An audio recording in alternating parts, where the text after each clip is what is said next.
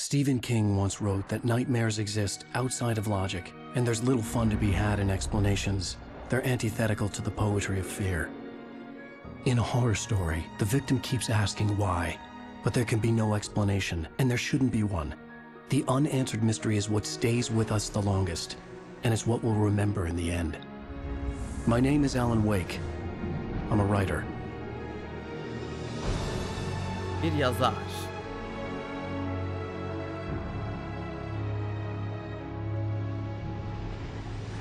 I've always had a vivid imagination, but this dream unsettled me. It was wild and dark and weird, even by my standards. So yes, it began with a dream. Her şey bir rüyayla başladı.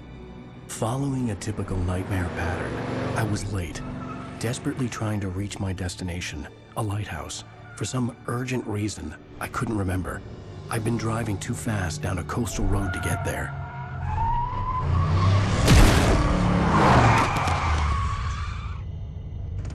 I'd seen the hitchhiker too late.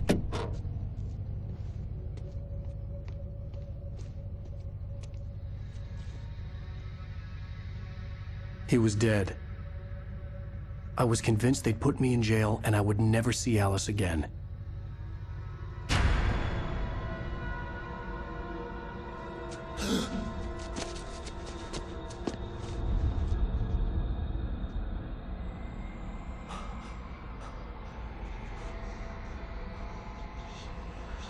Suddenly, his body was gone.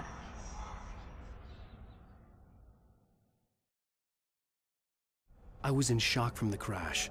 I could hardly stay on my feet.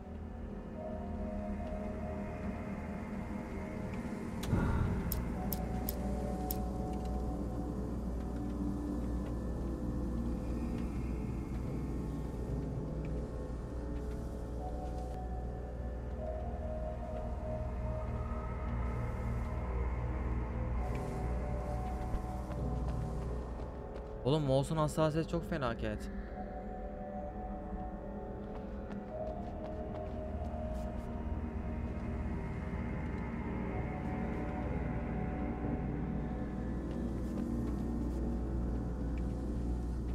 Görüntüde sıkıntı yok değil mi? I had to go to the lighthouse. I knew there was something important waiting for me there. Hadi niye deniz feneri?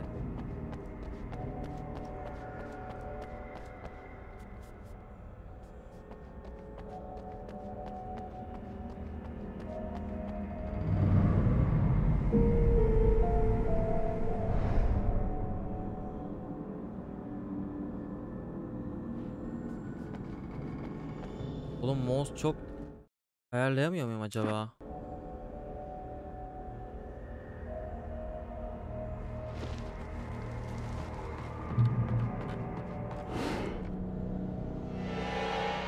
O ne lan? Hönk? You don't even recognize me, do you, Ryder? You think you're God? You think you could just make up stuff? Play with people's lives and kill them when you think it adds to the drama? You're in this story.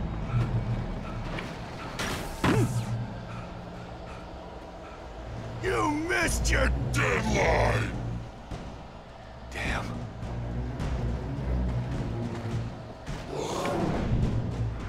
You can't stop me!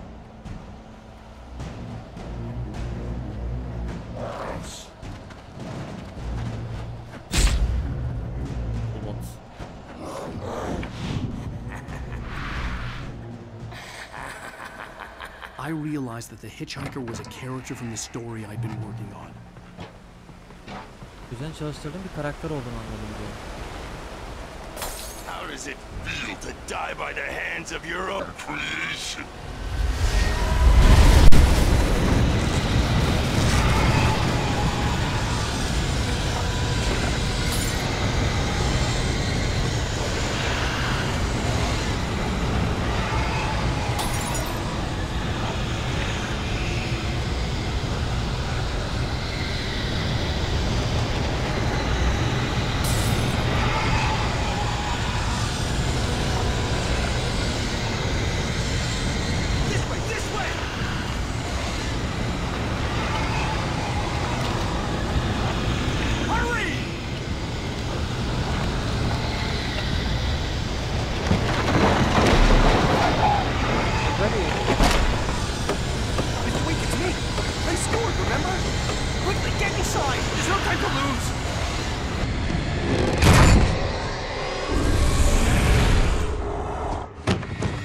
Oh no! Yiyecek. No! No! Damn it, die! No! No! No! Ama nasıl ya?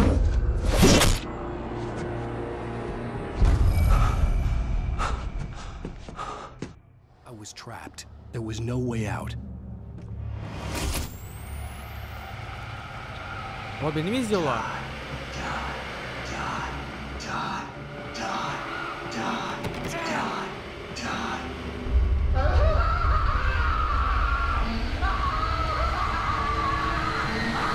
Oğlum bu kızın çok korkunç oluyor. Hiçbir şey yok. The cabin was a death trap.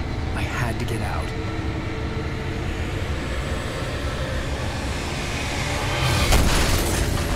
Hacı abi.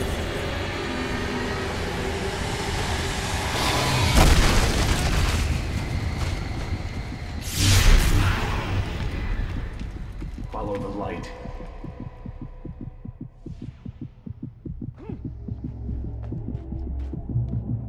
Valla dönemine göre çok iyi oynuyor. You are hurt. You should go into the light. You are only safe there.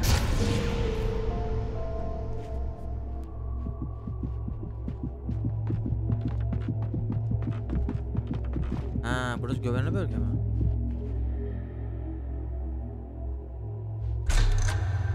Well done.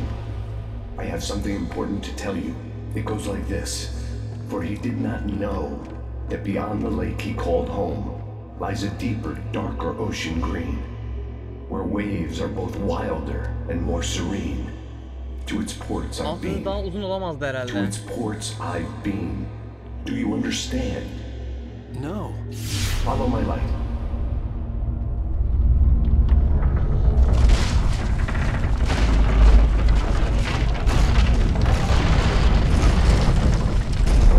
I entered your dream to teach you.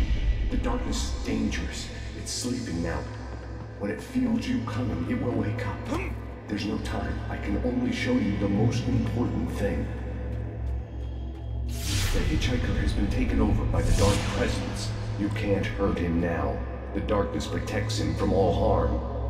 Only light can drive the darkness away and make him vulnerable again. Here, take the light.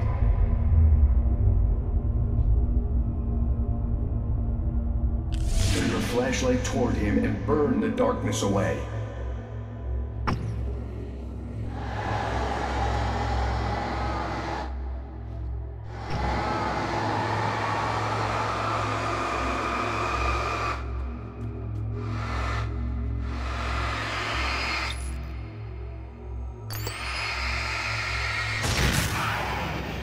You did it. Now the darkness no longer protects him, but it's still inside, controlling him. He can't be saved. He's still a threat. He is still your enemy. Here, take the gun. Pick up the revolver. Now you'll die.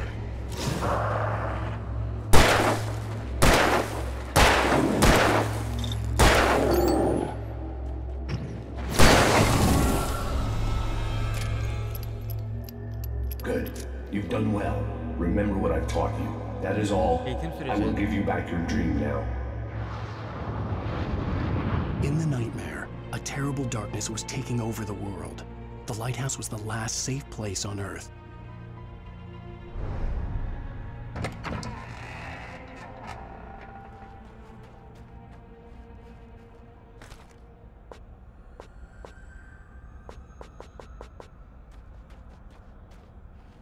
Pil nasıl bulacağım? Pil yok.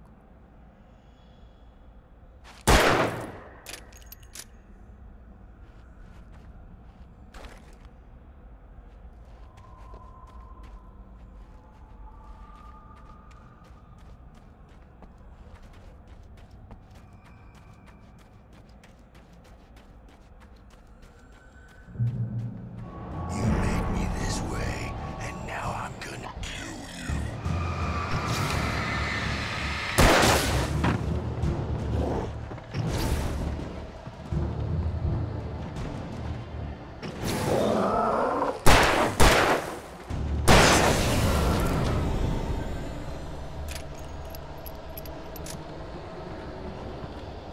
Ben takıntılı adamım oğlum. Giderim de cephane geri alırım onu. Herhalde oğlum. Sonra... Oğlum çok mermi gidiyor ama ya. Öldürmeden geçemiyorsun herhalde.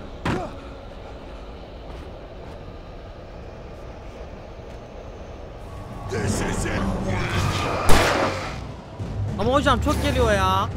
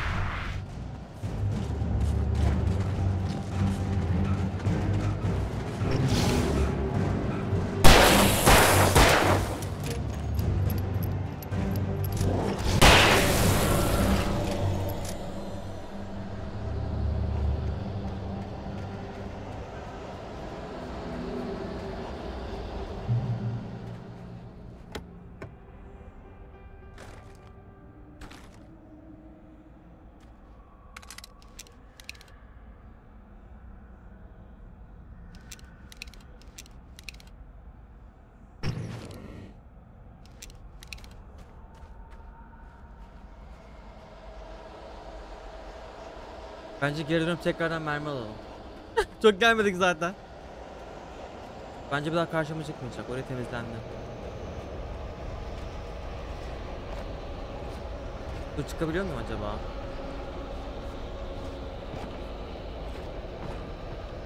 Vallahi çıksam alacağım ha.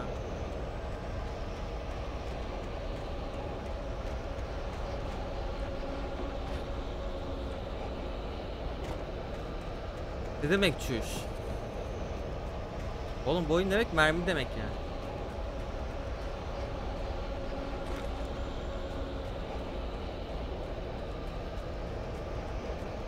Biz Resident Evil'da hatırlamıyor musun? Bir kullanmıyordum. Korku oyunlarında ekstra mermiye önem verirdim.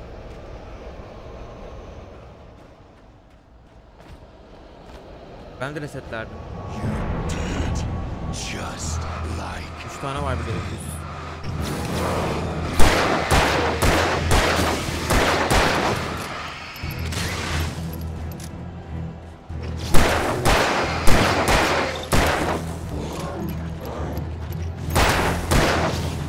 Öyle artık ama ya.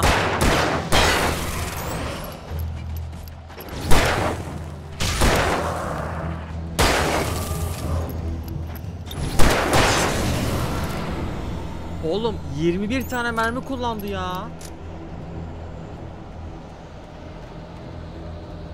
Şu an çok ilerledik, daha dönemeyiz. Zıplıp geçemiyorum herhalde. O ne lan? Oğlum direkt hikaye girdi ya. İnsan konuyu hemen. Allah. Oraya bak. Alan Wake yazıyor. Hocam dur.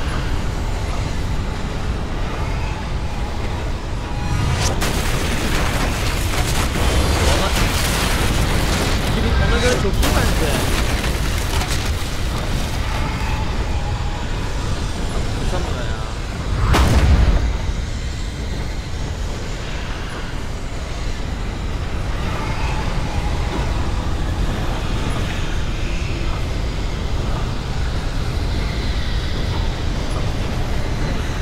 Tam girerken bir şey oldu.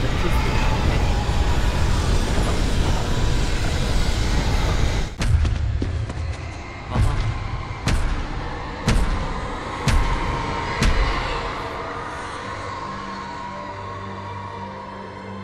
Ha, içeri giremedi. Neymiş bu deniz feneri ya?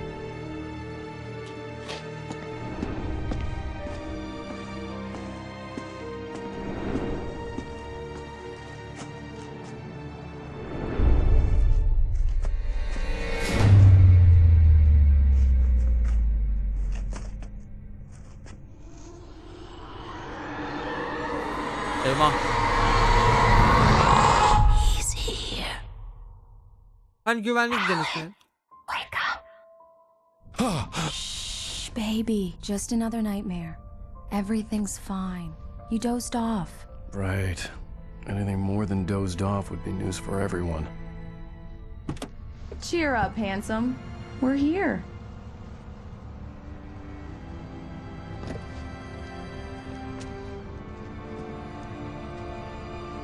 Bu uygun zaman abi yedi. Bu her oyunda böyleyse.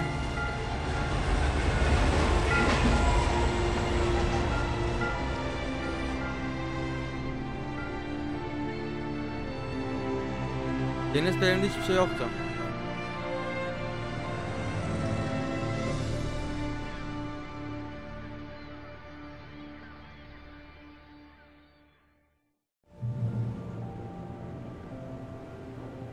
Gerçek dünya.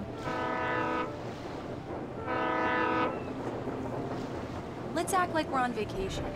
Go stand next to that old gentleman there. I want a shot of you with the town in the background. Sure. I'll even give you a title for the shot. A city boy, moments before he got eaten by a bear. Hi. Hello there. You picked a good time to visit our town. Deerfest is just 2 weeks away. Deerfest, huh? Did you hear that, honey? You have a lovely wife, if you don't mind me saying. I'm Pat Maine, by the way. Nice to meet you. Yeah, I'm Alan Wake. I won't pretend I don't recognize a famous writer such as yourself, Mr. Vay, Wake. ünlü yazarmış. A pleasure. I'm an avid reader myself. I hope this isn't too presumptuous of me, but I'm the night host at the local radio station. Any chance I could get an interview? Look, Mr. Maine, I'm on vacation. In fact, I'd appreciate it if we could keep my being here just between the two of us. I'm sure you understand. Fair enough. You can trust me to be discreet. Not a hard man to track down if you change your mind, though. I hope you two have a lovely holiday.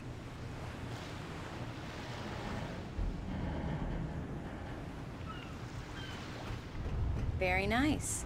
I got a couple of really good ones. And I see you made a friend. That's cute. Right. Yeah? Hey, bestseller. How's my favorite writer? Are you there yet? Barry. Yeah, we just got here. Are the locals giving you trouble? Just say the word and I'll hop on a plane and come make sure that you're left alone, Al. No, Barry, we're fine. Great, great. Just want to make sure you can relax and recharge. So, how is the place? Has it gotten your creative juices flowing? Barry, we're just settling in. Okay, Al. I'll call back later to make sure you're doing okay. And you call me if there's a problem, okay? Okay. Just looking out for you, buddy. Talk to you later. I love you too, Barry. You know he's going to be calling you every 5 minutes. Barry is Barry. I can always turn off the phone. What did I tell you? Text message from Barry. He says hi to you too. Alan, we're here. Come on, let's get back to the car.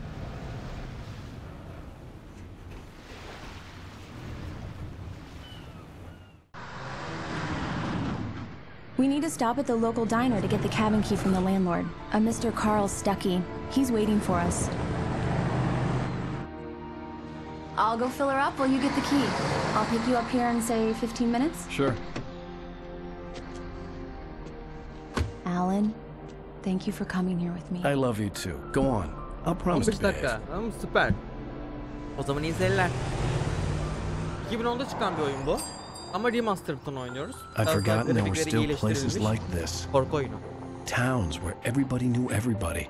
Welcome to the Oh Dear Diner. Hi, I was wondering if you could help me. Ünlü bir I'm looking yazar. for... Stephen King gibi. Alan Wake. Oh, God! I am your biggest fan. I know people say that all the time, but I really am. I'm glad to hear that. Rose. Rose, I'm looking for Mr. Stuckey. Carl Stuckey? Carl? Oh, of course, Mr. Wake. He must have gone to visit the restroom. He'll be back in a moment. I can't believe it. I've got all your books. I got the cutout from the bookstore when they took it out of the window. And you keep it here. Well, okay. Good for you.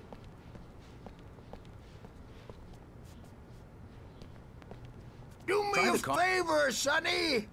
I could really use a tune right now. Coconut, number 6 in the jukebox. I'd do it myself, but Both of my legs have gone to sleep. Bad circulation. Yeah. Koltuktan kalkıp kendisi yapamıyor. Coconut again? You disgust me. Call yourself a rocker. Kabuslarına sıkışıp takılıyor. It does Uyanamıyor that. falan. Get stuck. Yeah. You need to give it a good solid whack. Ben sonra ne yapacağım ki ya? Tuvalete mi gideceğim? Yok artık. Drink them both up. Just because we're brothers, don't think I won't murder. Don't go in there, young man. You can hurt yourself in the dark. I think I can handle it, ma'am. I didn't want to wait. I wanted to find Stucky, to get the key and get out as soon as possible. The waitress was giving me a headache. Overeager fans always did. Oğlum ne güzel hayranı. Bir şey söyleyeyim mi? Niye tuvalet karanlıkta gerçekten? Bak beni korkutuyor şu an. Hocam. Oğlum niye ışık yok ya? Korktum.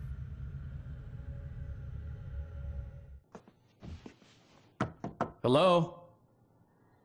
Anybody here? Mr. Stucky? Arkadan gel. Carl couldn't make it. Unfortunately, he was taken ill. But I have the key for you and instructions on how to get to the lake. Okay. I wish you a good stay in my cabin. I'll come by later to check how you've settled in. Ne kadar korkutucu. And to meet your wife. I insist. Thanks.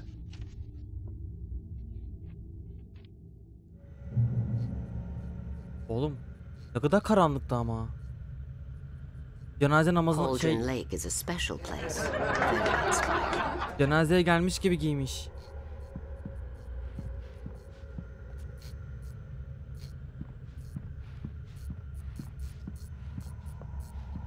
You got lucky this time, young man. You can hurt yourself in the dark. This really ought to be fixed, and then I must remind Sarah to change the lights at the station. It's been too long already. Hadi.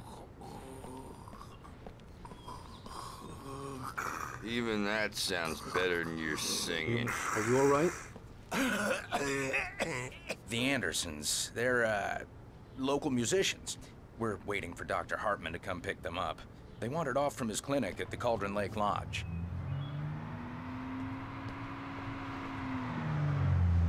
Bye, Mr. Wake. Mission accomplished. The key and the directions. My hero. I got some flashlights, just in case. Hey, wait! Mrs. Wake! Your keys! Anahtarın... Nasıl ya? Kafasına şey yapıyordu. Bence onu bayılttılar.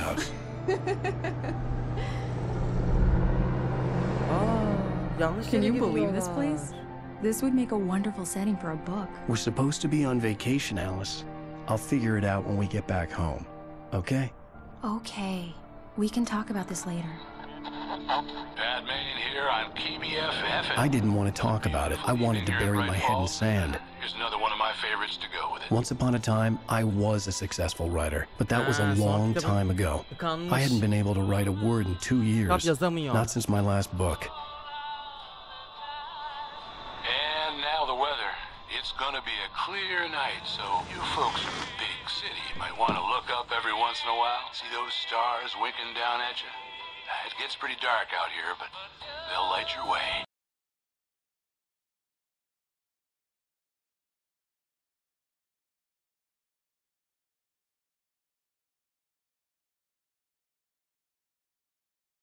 Burayı birinci bölümün sonu yapardım normalde.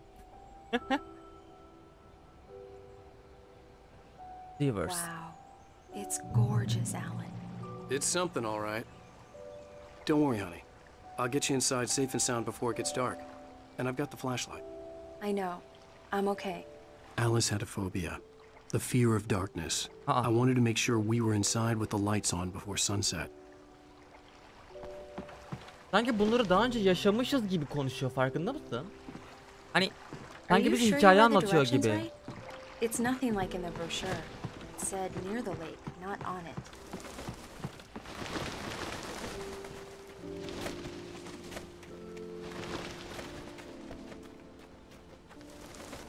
Dejavu değil. Biz yani oynayan kişi hikayeyi anlatıyor gibi düşün. Geçmişten bahsediyor. Past tense kullanıyor. Ama biz o anda oynuyoruz yani.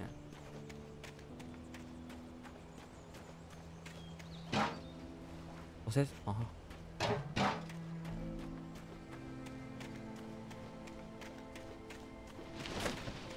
Etrafa bakayım da.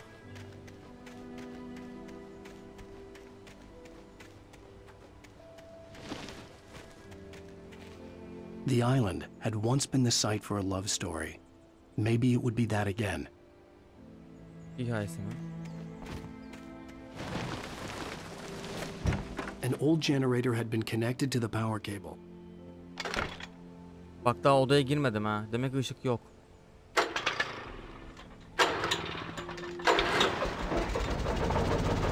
O ne lan, sallanıyor. Bu 2 dakikada kırılır gibi. Benzin bitti diyelim, ne olacak?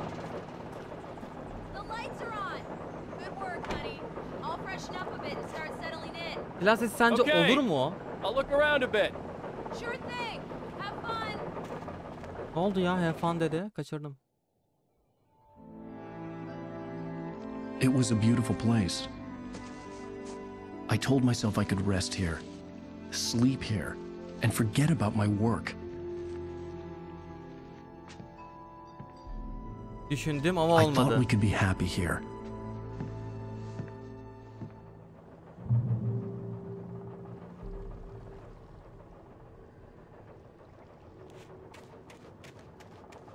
Tamam bak, söylüyorum senaryoyu.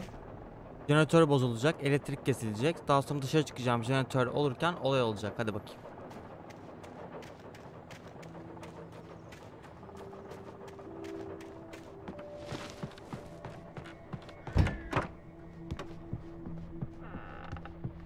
Alice? Honey?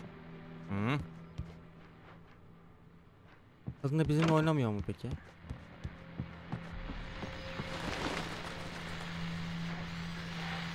The Deerfest guests have already started to arrive. Just ran into one on the ferry. A famous artist, no less, but we'll see if we can rope him into an interview later on. Now let's go to the phones. Caller, you're on KBF-FM. Üstü kapalı. Hi Pat, it's Rose. Well, hello, Rose. What's on your mind? I know who that famous artist was.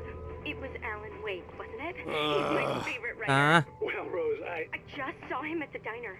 Oh, I am so excited he's here. I'm sure he's glad to be here too. Well, folks, I guess the secret's out. This is Pat Main on KBF-FM, and now some music. Söylemeyecekti ama. So much for keeping a low profile.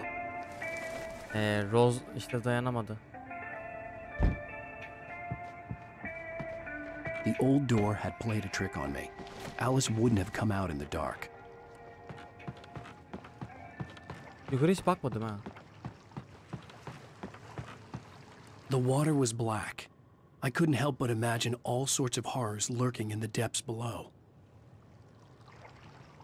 Korkunç şeyler derdi. Atlayınca ne oluyor acaba?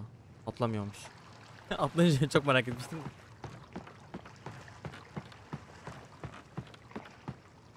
Bu tepede de bir şeyler var ha.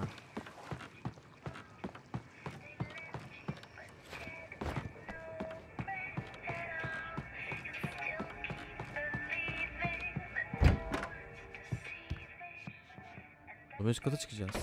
Alan, I'm upstairs. I have a surprise for you.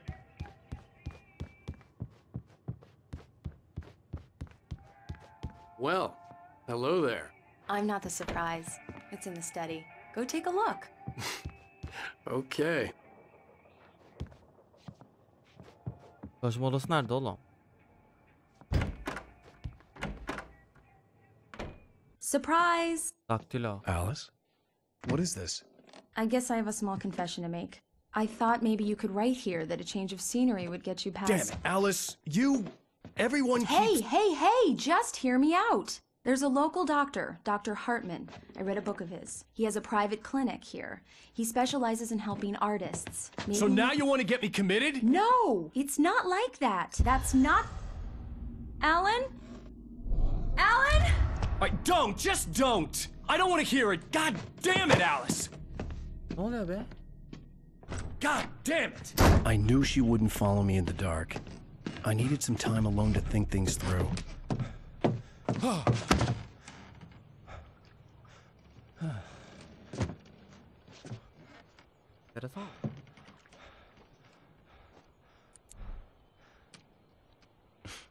Damn it.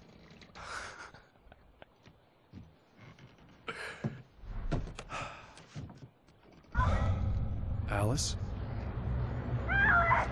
Alice? Ne oldu lan? Alice!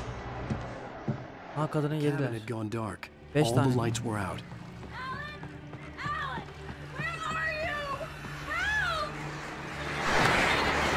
Nasıl ya? I'm coming! It's all right, I'm coming! What the hell? What?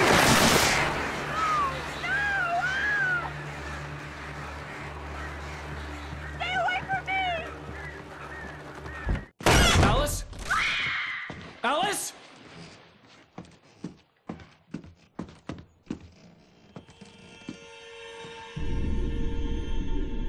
Oh no! Düşünmeden atladı ya, helal. Adamın dibe. Keep going, Alan. Wake up. Alice?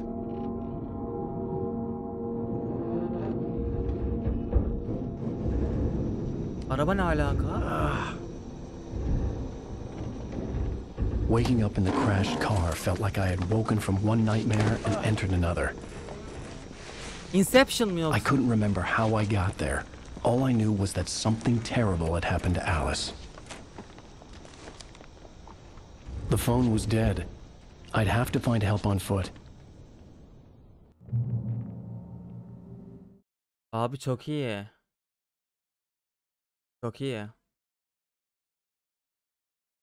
Ama kameram acaba şey mi yapsam ya? Küçük mü sizce kamera, yoksa hani yeşil perde falan yapsam mı? Ne diyorsunuz? Hani biraz daha odaklanmak amacı. Yoksa böyle iyi mi? Işık falan değiştiriyorsunuz çünkü böyle. Tamam.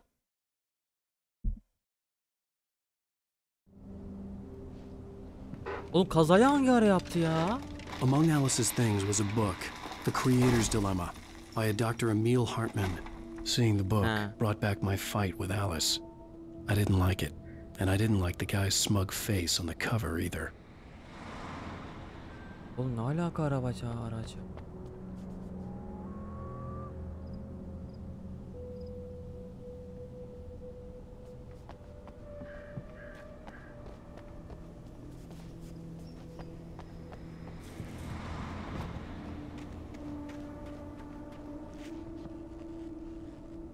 Ben de öyle düşündüm The ya. gas station was my best bet.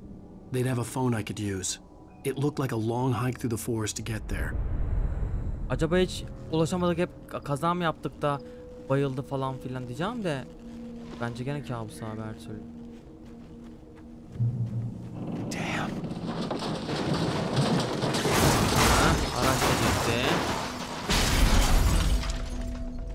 Teşekkürler. Elimde el feneri yok. Demek oluyor ki hiçbir şey çıkmayacak karşıma. Çıkarsa da kaçacağım. Keşke sistemine falan yazsaydı ya. Ona göre koşardım. Hello? Yine ışık geldi, hadi bakayım. Net bu rüyada şu an. Hello? Is someone there? Acaba bunun özel yetenekleri falan mı var ya?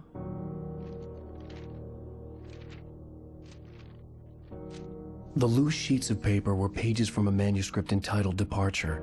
That was the name I planned to use for the next novel I had never gotten started. Allah Allah. I was named the author. I hadn't written it.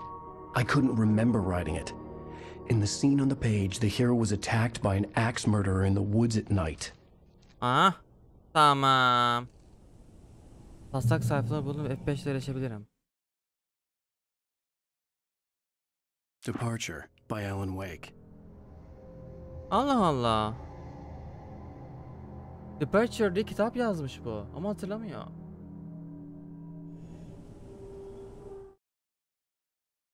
The man turned to face me.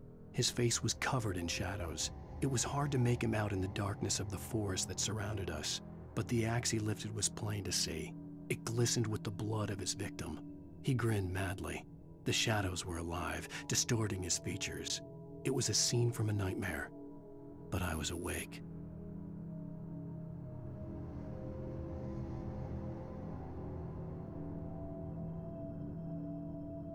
Şeymiş değil mi? Aslında Alan Wake kliniğe yatmış ve bizim oyunun klinikte yazdığı kitapmış. Vallahi çok ilgimi çekti ya. Biz bunu nasıl ama 2010'da ben yayıncılık yapmıyordum. Abi. Ha, bölüm 1 kabus. O zaman biz bu kağıtları bularak eksik hikayeyi tamamlıyoruz. Okey. Çok ilgimi, çok güzel bir şey. Bu arada tam kitap gibi yazılmış, çok güzel. Bayıldım. Kaza yapmış bir arabanın için direksiyon başında uyanan ve ne olduğunu hatırlamayan Wake telefon bulma umuduyla benzin istasyon yolunu tutar. He, burada özet geçiyor. Oğlum çok güzel yapmışlar ya, bayıldım şu an.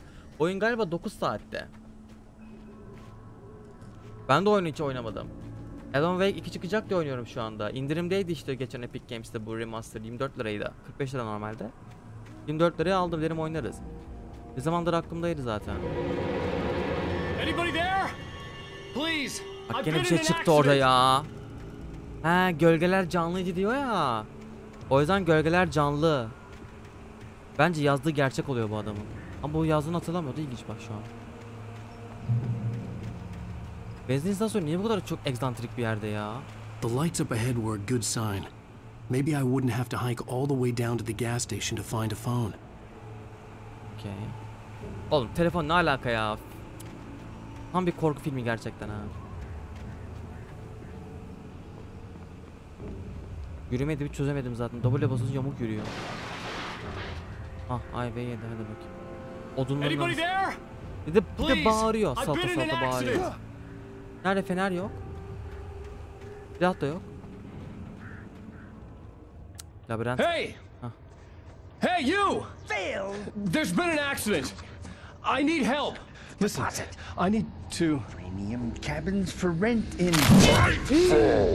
Oh, hell. Carl Stuckey. Pleased to meet you. Non-refundable reservation deposit required. Bizim şey adam bu. Fair and square. Araba. Anahtarı verecek olan kişi.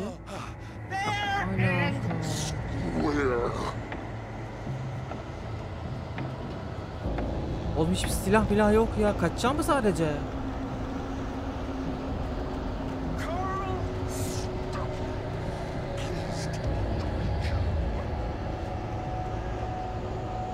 Kahve termosu ne alaka ya?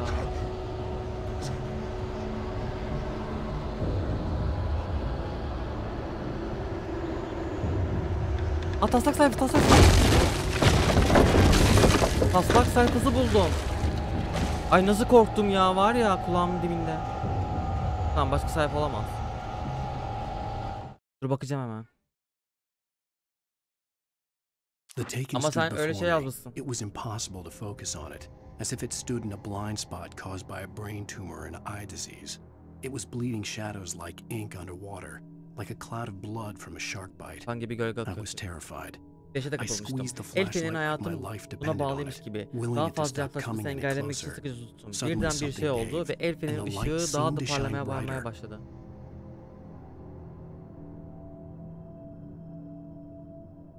Sana izlenme katmayacak oyunları oynuyorsun diyor. Ben keyfime düşkün bir insanım yani. İzlenmek için yayın yapmış olsaydım şu anda en ahlaksız yayıncıydım yani. O yüzden dedim. Yazdığı şeyler gerçek ama fener yok elimde ya. Kızıyorum şu an.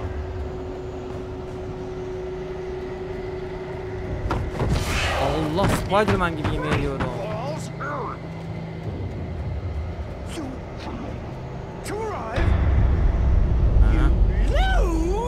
Depozite su diyor, depozite deyip duruyor. İçeri girecek şimdi.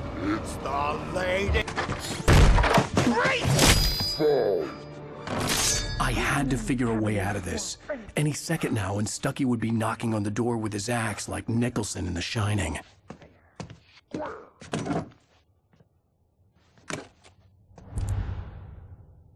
Her şey para değildir. Neleri bulduk? Bir tane var, yardım iste diyor. Ha, bulursun yardımı. Aa, pil. O nasıl pil lan öyle kocaman? Oo, 6 tane. Aa, demek ki çok pis bir...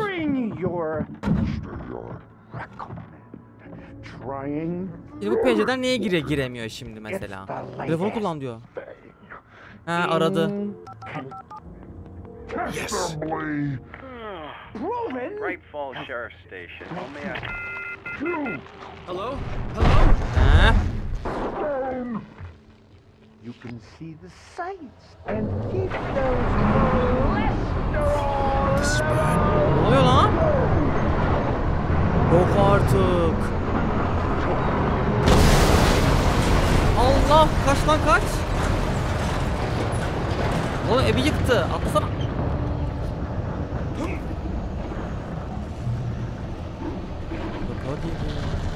Gideceğim yol nerede?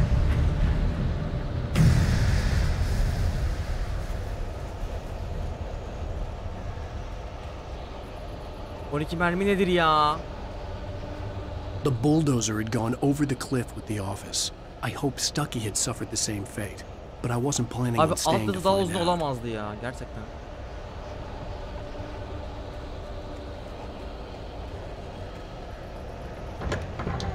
Bu da otomatik açılıyor. There were more of them.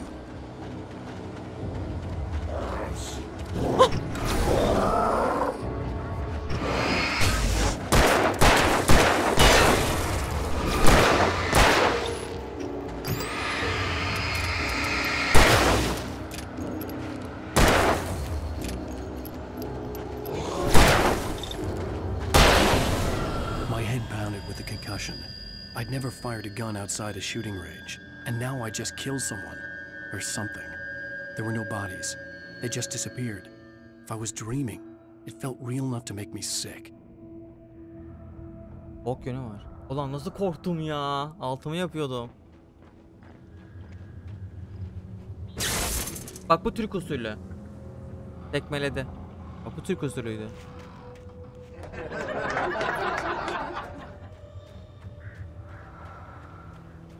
Bak bir ara sayfa var kesin.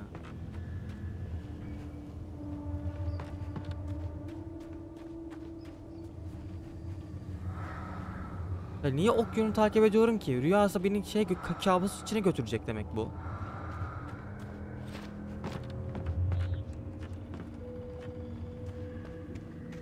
Eerie hand-painted graffiti was revealed by my flashlight. Someone had hidden a chest of supplies near it.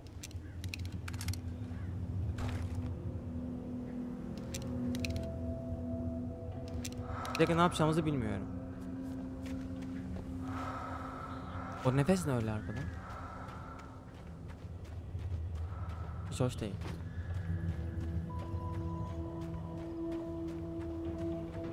The dark forest was the last place I wanted to go, but I had no choice. I had to get to the gas station. El testeresi mi o? Atıyor ona adam olursa, dum olursa. Bize bir şey olacak şimdi. Bir de öyle basamıyorum.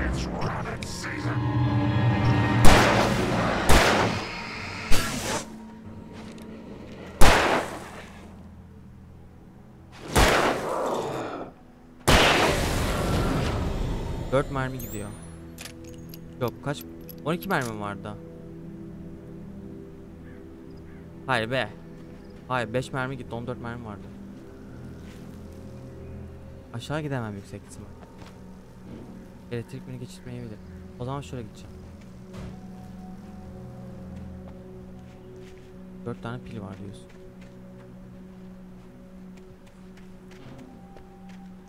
Her an bir şey olacakmış gibi. Kağıt arıyorum ya. Aha kağıt buldum, bak bak bak.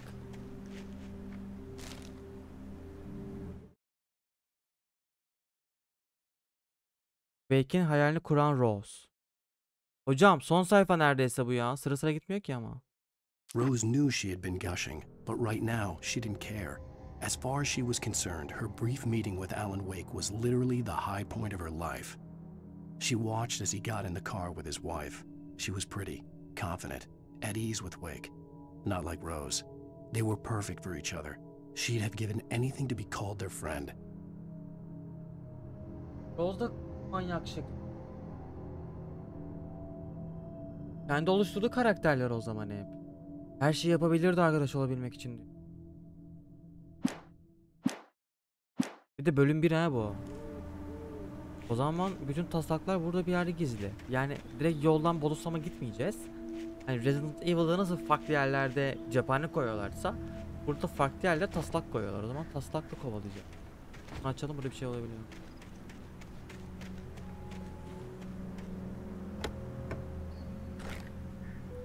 Güzel. Demek ki düşman gelecek. Depremde 3 tane uçak teknesine var, hepsi ya arkadaş.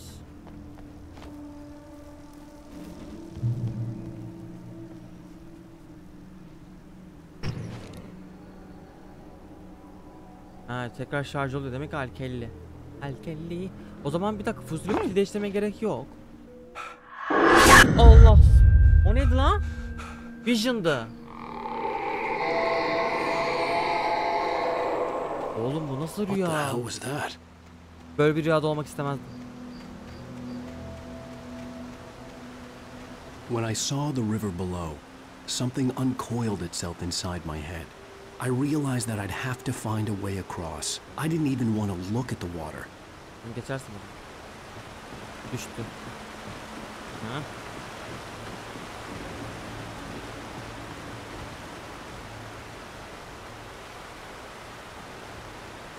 Acaba taslak var mı gene? Dur.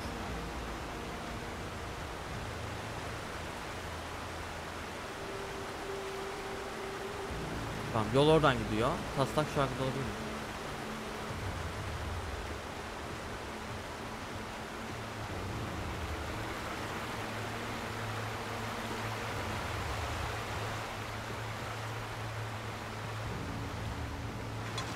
Termos ne işe yarıyor acaba? Termos koymuşlar oraya.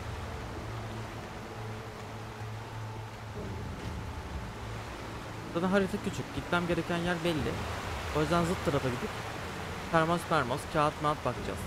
Buraya da termos koymuşlar. Benim kağıt alır diye herhalde.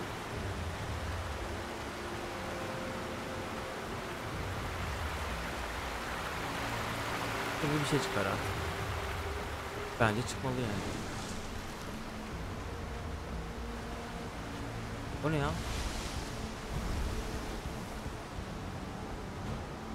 Taslak sayfası mı? Barry'nin gelişi. Ne alaka ya? Barry Wheeler was bouncing off the walls.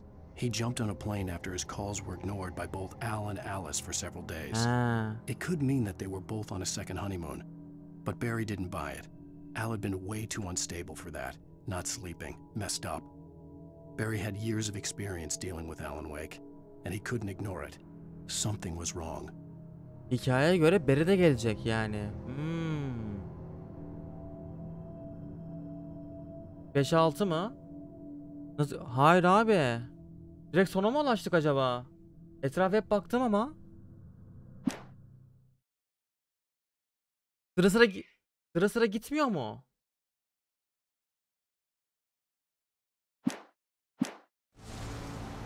Ben bunu internetten bakarım tamamını ya. Net bir şekilde bulamazsam. Acayip ilgimi çekti. Oğlum biz bu oyunu... Ha, atla intihar et hadi. Yol nereye gidiyor şimdi? Buraya değil o zaman. Evet, sırayla gidiyorsa kaçırdım şu anda. Farkındaysan bulduğum sıraya göre gidiyor şu anda. Oha. Öncesinde bir sürü taslak mı kaybettik yoksa? En baştan oynayalım hadi.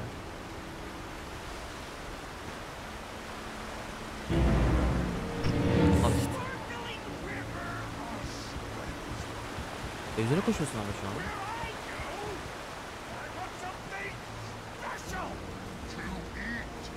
Stucky was still out there, in the dark, stalking me. Aynen, seni izliyor kanka.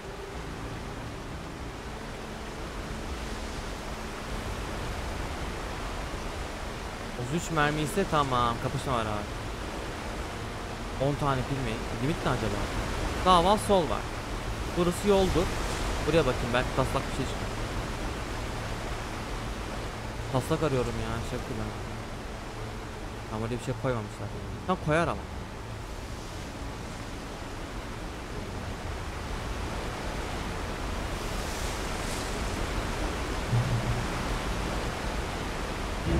Allah!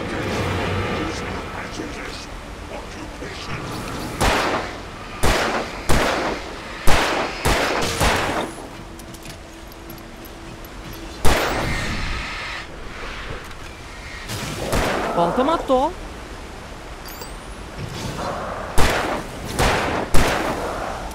Oğlum kaç mermi gidiyor, ölmüyor bunlar.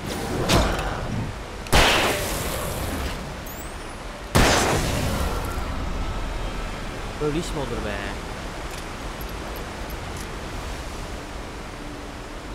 ...22 mermi gitti. Evet, şaka gibi ya. Ölmüyor da. Maslak arıyorum ha, var dedi.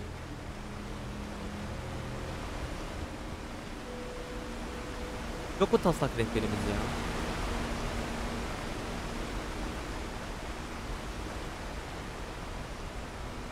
Uyarı veriyor, hadi bakayım. Geri mi geldim aynı yere?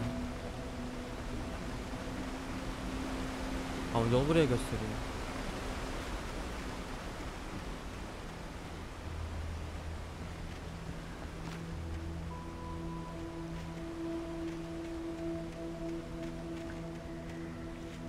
Bir şey olabilir. Ok var ha.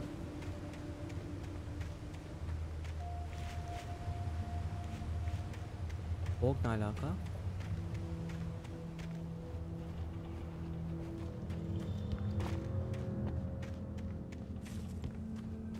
Yukarı çıkar mı acaba?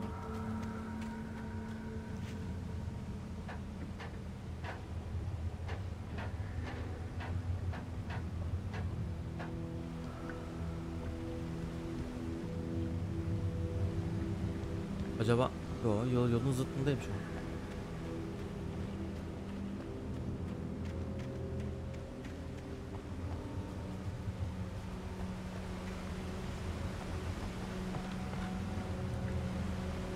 Buldum galiba. Oo.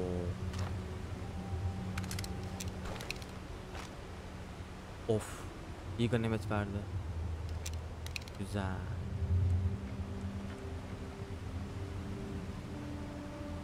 Alper'e nefes sesi tutarsan bil ki yakınlarda ihtiyacın olan malzemeler var. Ha, o anlamda mı? Çok teşekkürler. Daha önce oynadın o zaman Orhancığım. Hoş geldin bu arada.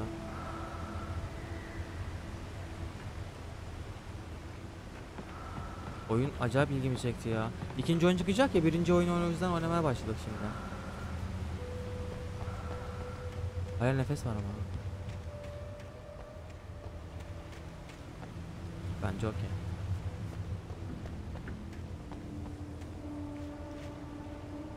Ha, American Nightmare, evet seviyorsun sen, doğru. Bu fişekler de o zaman gene onları öldürmek için. Ama gerçekten çok güzel yapmışlar ya. 2010'a göre 2010 yılında çıkmış, yani şu an Remastered'ını oynuyoruz da. Çok iyi gerçekten. O zaman yola geri döneceğiz şimdi.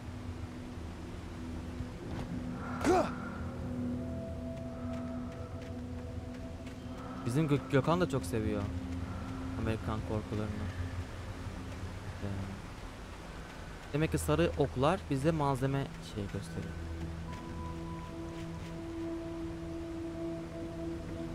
Aynen.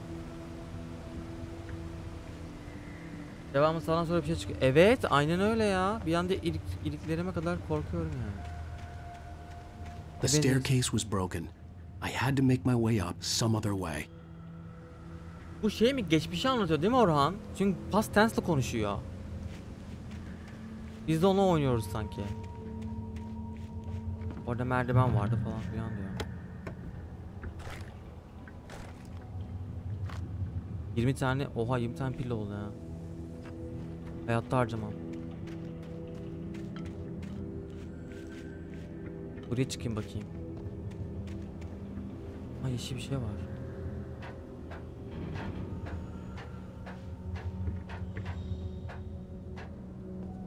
Nasıl ya? Spoiler mı sormuş oldum ben şu an?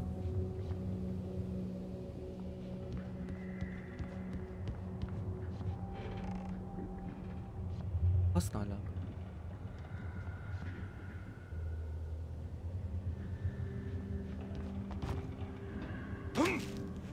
Bak bug'lı iniş nasıl? Bir şey çıkacak. Kes net bak net. Şu an çıkıyor bak. Bak With all çıktı. this forestry equipment around, there had to be something I could use to reach the top. Oha bak.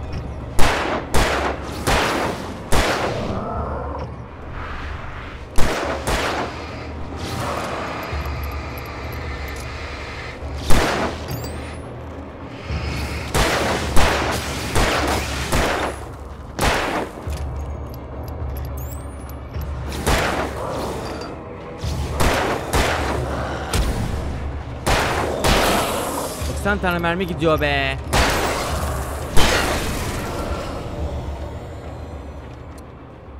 Mermi var diye seviniyorsun.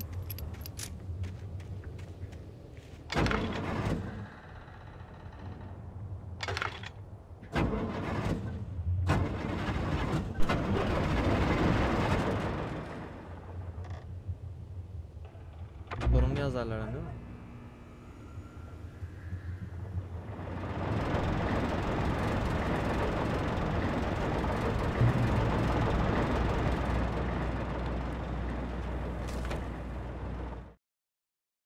Tamam.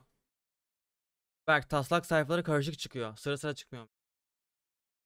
I heard them before I saw them, swooping down from the sky and screeching as they came. I spun around just as the cloud was upon me. For an instant, I stared into 100 dead eyes, black pearls glittering in the darkness. I raised the flashlight and the swarm exploded like fireworks. Feathers burned, turned into ash. I couldn't hear my scream above theirs. Bu yazıları gerçek oluyor diyorsun.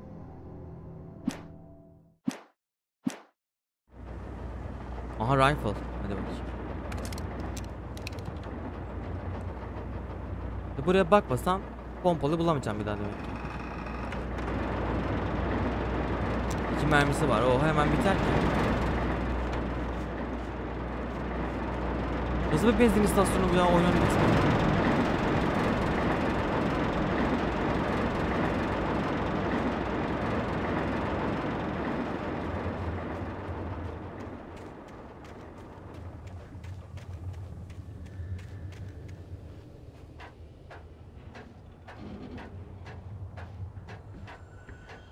Nedense bir şey yukarı çıktığın zaman kendini güvende hissediyorsun. Yukarıdaki yola çık. Hangi yol ya? Bir dakika şimdi yol burası. Merdiven kırık demiştik girişte.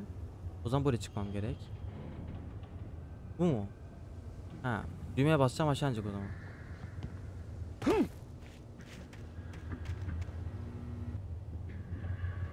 Nasıl ya? Ha.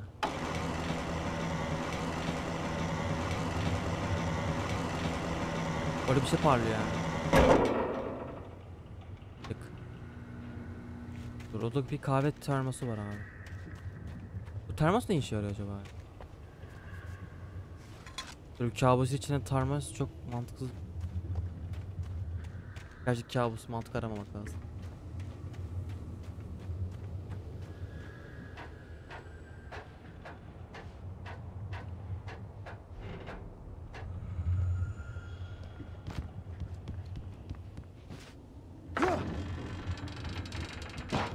Kim çıkarlar?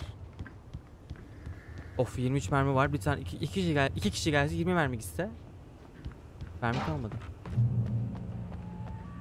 Korku oyunlarında şu mermi şeyine uyuz oluyorum ya. Zıt tarafa gidiyorum belirten bir şey vardır diye belki. Aras da bizde var ya, gelirse yandık ha. Acayip korkar bunu. İzletmemek lazım. Dur, yol buraya gösteriyor. O yüzden gitmem.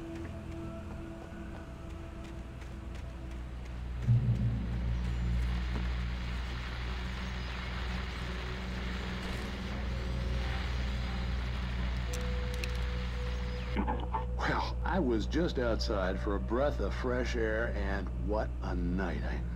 I know most of you are probably in your beds by now, but if you're still up and around, take a moment. Step outside for a spell and breathe in deep. The weather is absolutely still. The sky is crystal clear. It's like the forest is quietly breathing along with you. As you listeners know, I'm a night owl, and it's on nights like this I wish I wasn't cooped up in the studio. Makes an old man like me wish I could just roam wild. But here I am, and it would keep you company all night long if I weren't. It looks like I'm not the only one staying up late. Caller, you're on the air. Hey, Pat, it's Maurice Horton. Hello, Maurice. What are you up to? Well, I was just taking Toby on his walkies. Oh, isn't it beautiful out there? Sure, but Pat, the reason I called is that Toby heard something rustling in the undergrowth and took off after it, and I couldn't find it. Probably a rabbit. Sure. Toby loves rabbits. Well, sure. Anyway, I figured that, you know, if anyone runs into Toby, they could grab it. My number's on his collar. And Toby's a friendly dog? Toby loves it. Geceler daydı ya. Usually he comes back, but we were pretty far from home, and it Kaçarsın. sounds like he went Kaçırdım yazıları ha. Great dog, but he's just too dumb for his own good. Well, Maurice, it's out there now. Hope Toby comes home soon. Yeah, thanks. Ha, köpek Have a kaybolmuş. good night now. Onun sırada program sanki bir mesajlaşma şeyini okulmuş gibi.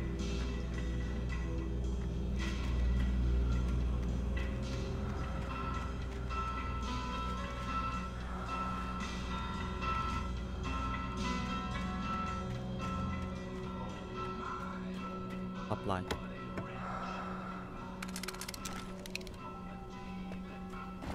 Bir taslak sayfası koymamız.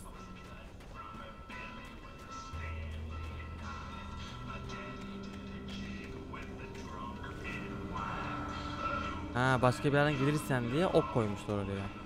Ben direkt noktaya atış yaptım yalnız ha. Bağlıysa. Aha. At first, I kept finding the pages as if by accident.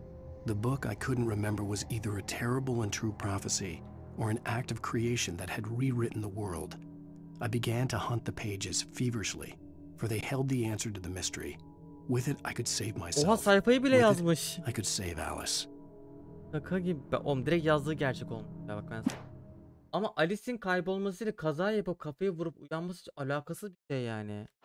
Oraya mantığım almadı yani şu an. Allah Allah. Böyle koşuyordu. Bir anda arabada kaza yaptığını gördü yani. Enteresan. Hermos. The gas station was closer now, its light welcoming in the darkness. Paul makes the best dogs in the state. Belly Burster is the best with no coat. Monster dog is second best. Eyvah, ele geçirilmiş ha.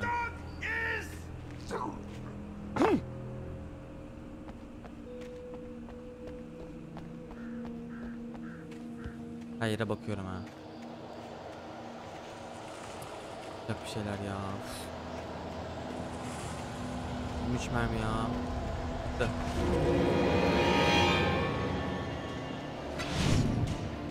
Hocam ama çok adam. Oha. Woo! Oha.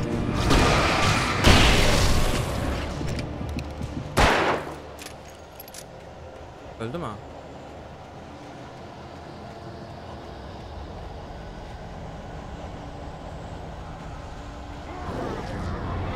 Ama hocam ya. Lan dur. Çık.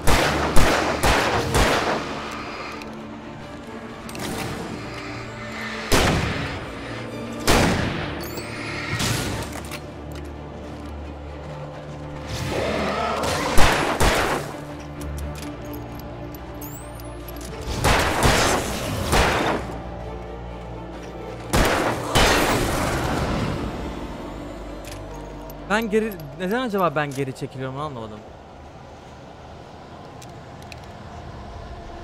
Jumpscare oldu bir kere ama şeydi. Animasyon gibi bir şeydi.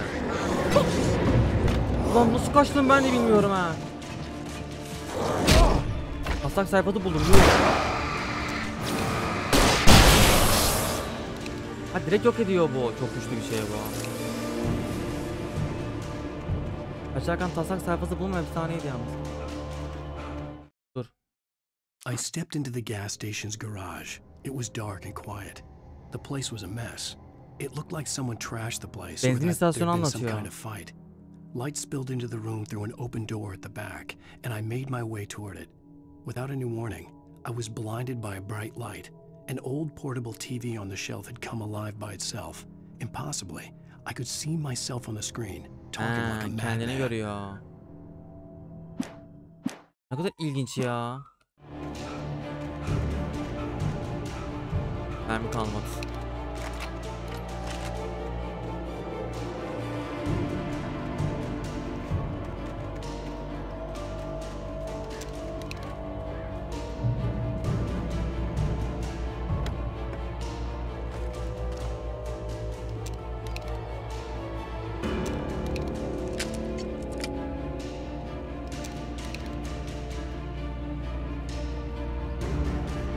Jumpscare oldu ya animasyon şeyinde. Yol nerede? Işığın altında iyileşebiliyorum.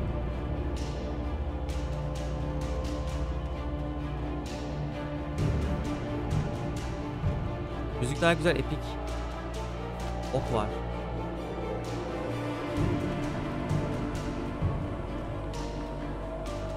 Yok bu deminki yol ya. Deminki yola benzemiyor mu?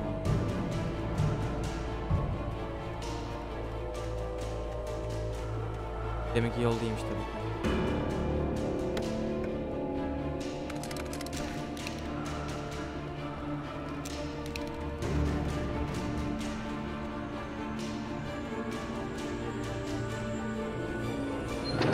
Allah!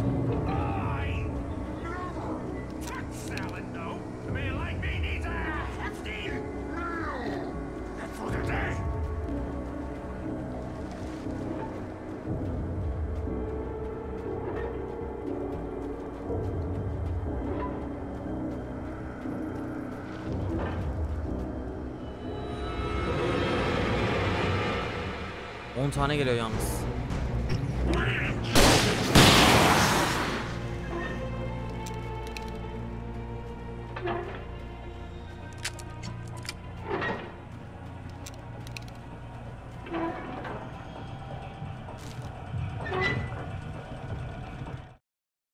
Abi iyi bayağı şey topladım. 4 tane sayfa eksik ha. Wake şerife yalan söyler. The cabin on Cauldron Lake? She asked. The sheriff looked at me suspiciously. The early morning light flooded through the office windows. I would probably never have gotten out of the woods alive without her help. But I couldn't tell her the truth of what I'd faced the previous night. She'd think I was lying or crazy. She'd lock me up, and she wouldn't help me find Alice. O zaman benzin şimdi olayları yaşıyorum değil mi ben önceden? Şimdi okuyaraktan öğrenmiş oluyoruz aslında.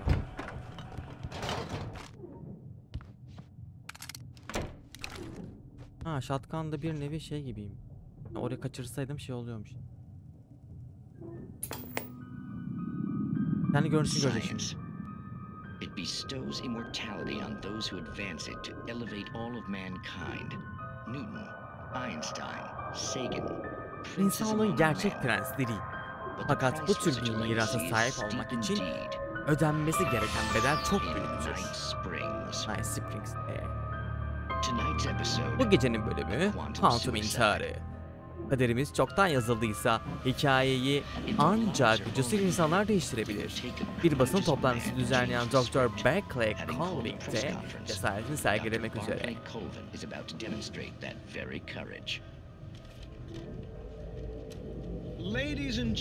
Değerli basın mensupları, ben Dr. Berkeley Colvin ve Markup Endüstrisi'nde bu toplantıyı gösterdiğiniz yoğun ilgi beni çok mutlu etti. Bu akşam sizlere çoklu dünyalar yorumlama ile ilgili sunum yapacağım. Çoklu dünya ne alaka ya? Gördüğünüz gibi elime 9 milimetrelik dolu bir tabanca bulunuyor.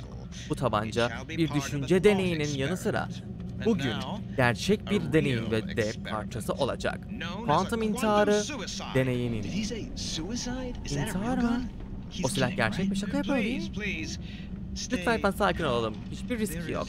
Silahı kendi kafama dayadığımda neler olduğunu gözlemleyin. Öldü. Silahın içinde merminin patlamamış olduğunu düşünebilirsiniz ama öyle değil. Aksaya bakın. Yine de benim bu silahda zarar görmem mümkün değil. Tetiği her çektiğimde iki yeni gerçeklik oluşuyor. Birinde silah ateş almazken diğerinde alıyor. Makinem sayesinde her zaman ilk gerçekçiliğin geçerli olmasını sağladım. Kendime kuantum ölümsüzlüğünü bahşettim. Bu silah beni hiçbir koşulda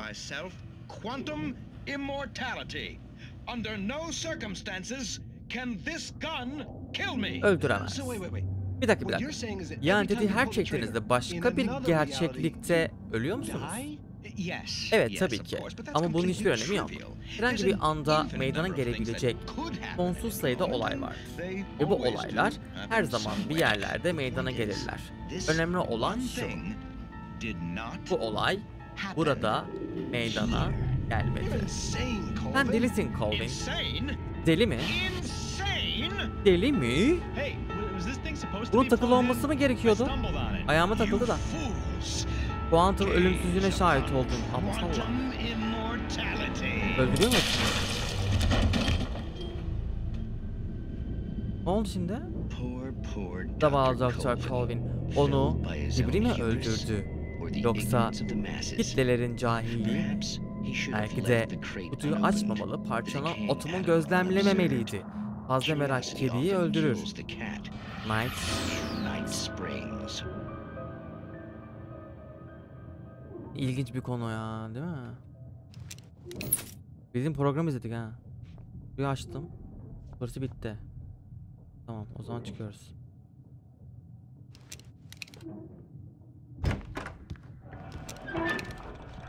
Masak ilerleyemeyiz. Evet, çıkacak burada bir şeyler var.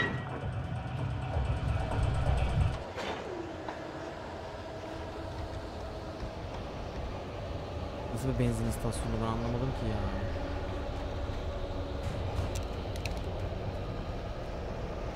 Cephanelik veriyor.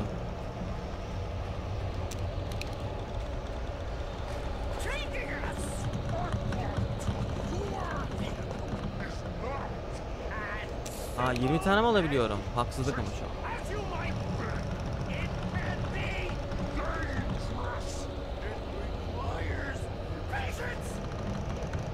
Burada kesin taslak var ha.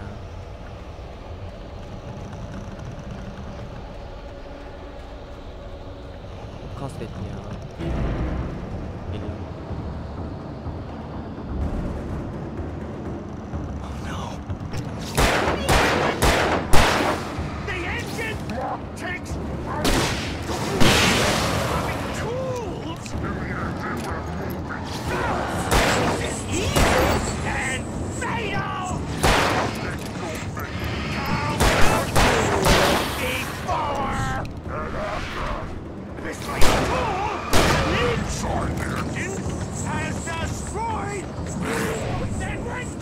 Ulan var ya, nasıl arkamdan geliyor bir anda ya.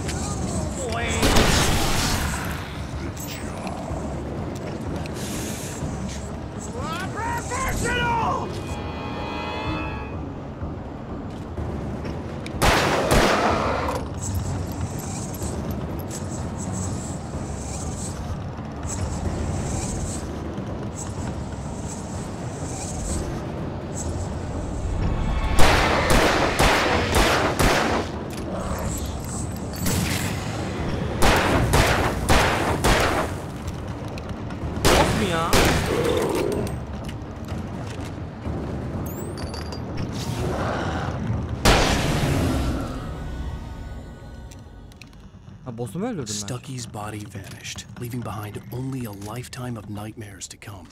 Assuming I'd reach the lights at the gas station alive.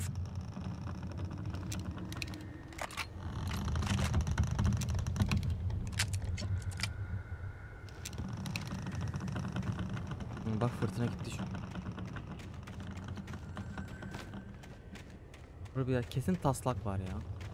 Tamam, şu an rahatım çünkü temizledik oyunu.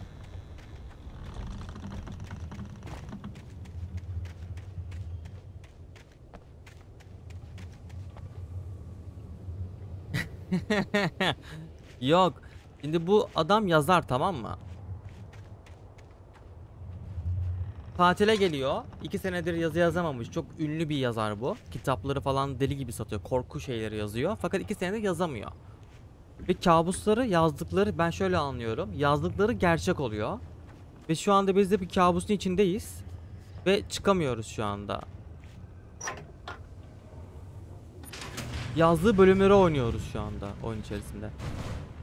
Ama karısı tatil planı yapıyor. Hani eşim benim yazsın diye tekrardan, ama bir göle doğru gidiyor, kavga ediyorlar, sonra bir gürültü, patırtı oluyor. Geri gittiğimizde karısı yoktu. Daha sonra bir anda kafamızı arabayla çarpmış bir şekilde uyanıyoruz. Ve oyun orada başladı, yani çok ilginçti. Ama bu taslak burada yok ya. Ama taslak olması gerekiyor mantıken. Çünkü burası çok büyük bir yer.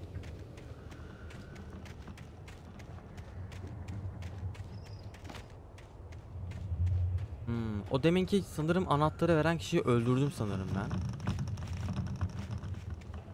Ondan kaynaklı direkt olarak bitti bak. Şimdi yapacak bir şey yok abi.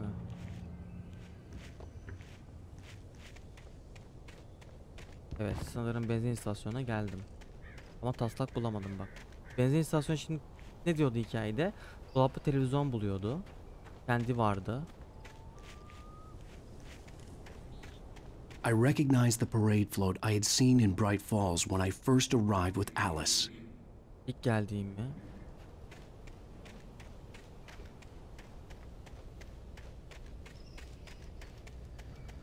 After the insanity I had just experienced in the darkness, the lights of the gas station felt comforting. At least for a moment, the sane world reasserted itself. Mantıklı dünya mı? Mantıklı dünya mı gerçekten burası? Emin misin? Aa, taslak.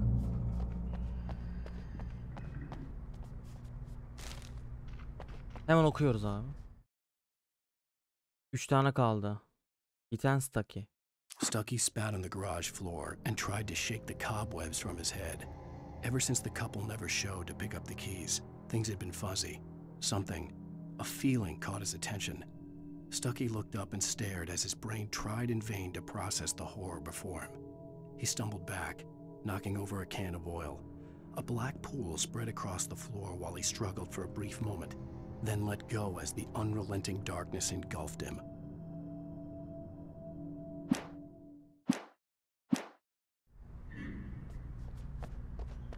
The Deer Fest had been 2 weeks away when we arrived. If the day count on the banner was right, I was missing a whole week between the night we got here and now. 7 gün geçmiş. O zaman 7 gün sonrasında oynuyorlar şu anda. Aynen. 14 gün vardı diyor, 7 gün kalmış diyor. Demek ki 7 gün geçmiş. Oha, zamanda adama mı oldu? The garage was a mess. It looked like someone had trashed the place. Or that Tamam there'd bak, been some rüya kind of işte fight. okuduğu yazı gibi işte. Bak burası.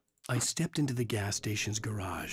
It was Karanlık dark ve and sessizdi. quiet. Her yer The darmadağın place olmuş. was a mess. Sanki biri burayı It looked like dağıtmıştı. someone trashed the place or that there'd been some kind of fight. Light spilled into the room through an open door at Parlak the bir back, ışık birden and I made gözlerimi my kör way etti. toward it. Rafı duran Without any eski bir warning, taşınabilir I televizyon was kendi blinded kendine by a bright açılmıştı. light. Gözlerime An old inanamadım. portable TV on the shelf had come alive by Ekranda ben itself. vardım ve aklımı kaçırmışım Impossibly, gibi I konuşuyordum. could see myself on the screen, talking. Sonraki ne? Bak sonra beni Şerif uyandıracak abi. The cabin on Cauldron Lake? She asked. The sheriff looked at me suspiciously. The early morning light flooded through the office windows. I would probably never have gotten out of the woods Ormandan sağ alive without her çıkamazdım. help. Ha, Şerif But I gelecek bizi couldn't tell her kurtaracak o the zaman. truth of what I'd faced the previous night. She'd think I was lying. Şimdi bak yardım etmez diyor, yoksa Alice'i kurtaracağım şey yapmaz. Onları anlatırsam deli olduğumu söyler, düşünür diyor. Daha sonra Yiten Stucky. Bak hala Stucky ile şey olmamış. Buralara daha gelmedik. Beri gelecek. 2 tane daha. Şunu bulamadık ama ya. Neyse. Şimdi olayı yaşayacağız. Tamam, televizyon muhabbeti. Öğrendik bak şimdi ne olacağını. Şu an rahatım. All right. I'll keep writing. Outside, there's only darkness. Outside the cabin, outside the story, there's only darkness. I can feel her presence in the dark. Just now, I could smell her perfume in the room. I'll reach her, I'll fix it up. I'll bring her back. The story will come true. If I stop, she's lost. I don't believe this. It'd been me on the TV, talking crazy. Was I losing my mind?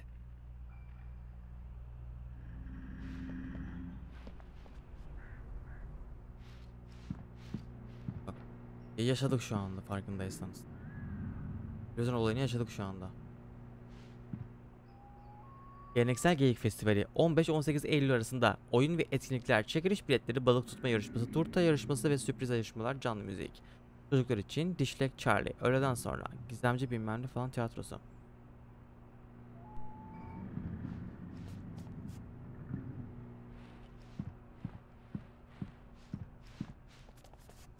Pozisyon.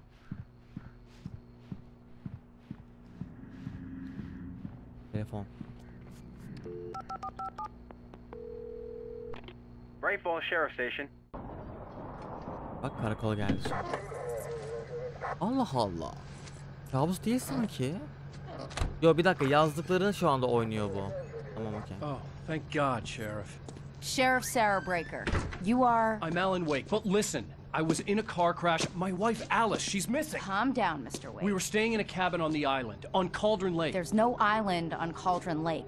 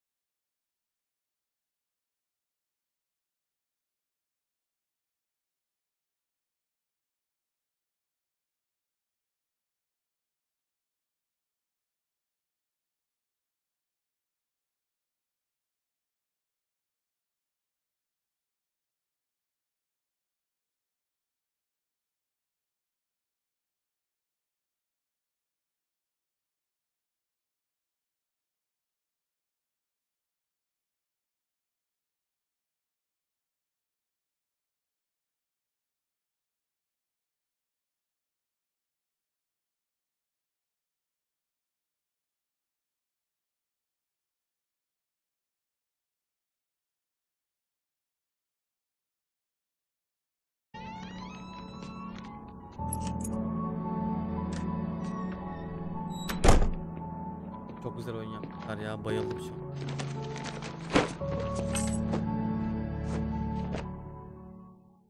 Honey, I'm home. Back here, sweetie. How was it? Worst weather I've ever seen. You should put some coffee on. It'll warm you up. Hey, handsome. This is gonna be a long night, but these shots are turning out great. I guess you're gonna need that coffee then. I'll go put it on.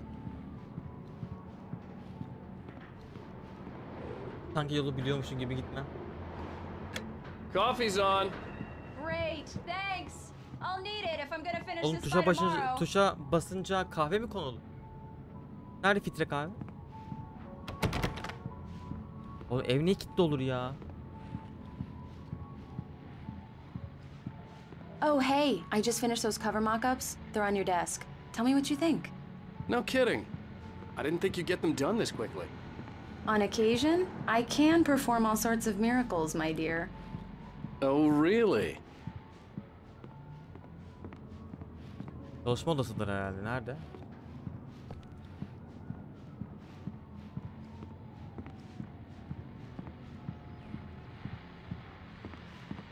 Haritaya bakınca çözüyorsun.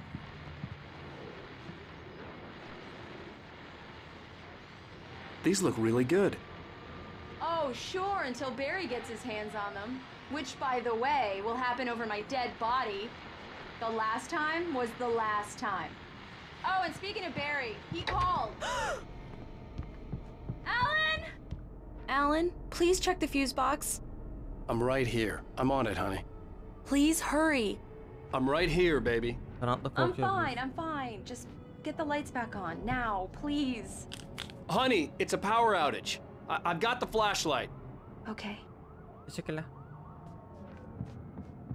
Hi. You okay? I'm sorry.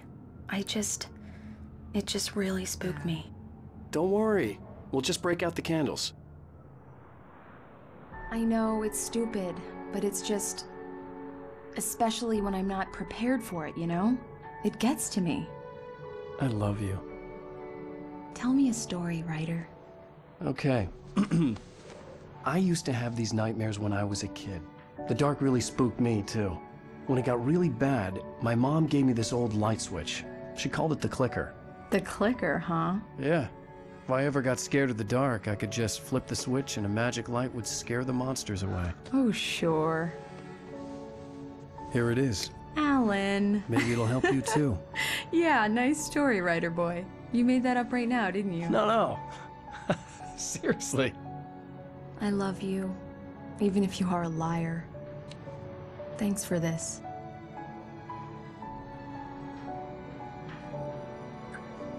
Yalnız var ya, Alan Wake 2 çok güzel olacak. Çünkü son teknoloji oyun motoruyla olacağı için. Günümüz. How do you feel, Mr. Wake? Any nausea, disorientation, anything like that? Mr. Wake, how are you feeling? I'm okay. My head's fine. I had to lie about my headache and memory loss. He'd send me to a hospital for tests. I couldn't leave without Alice. Very well. I don't think you have a concussion, but you've obviously been through quite a shock. You should take it easy for a couple of days. Thanks. Well then, Mr. Wake, we're done here. If the pain gets any worse or you experience any other symptoms, you should come see me. I'll let you get on with it then. Sarah, Sheriff Breaker, is waiting for you. She's very good at her job. I'm sure she can locate your wife in no time. Doc Nelson was the image of a small-town doctor. Sheriff Breaker had called him to the station to take a look at the cut in my head. Yani acaba yazdıkları gerçek mi oluyor? Yoksa yazdıkları hani kabus gördüğü için orada mı yaşıyor? I'm sorry you had to cut your morning fishing short for this, Doc. Oh, she's a beauty, ain't she? Not the biggest I ever caught, if you can believe that coming from an old fisherman like me, but she's right up there. Now, she's a largemouth bass, which is what you're after if you prefer a lure. Now, if you want either trout or salmon, on the other hand, then it's fly fishing for you. You a fishing man, Mr. Wake? Oh, doesn't really matter, I suppose. But it can be very relaxing out there. You can't get me off the water this time of year. Closest thing to heaven. I'll take your word for it, Doc. Şu an rüya mı ya? Yok işte. Hava kararınca sıkıntı oluyor ya.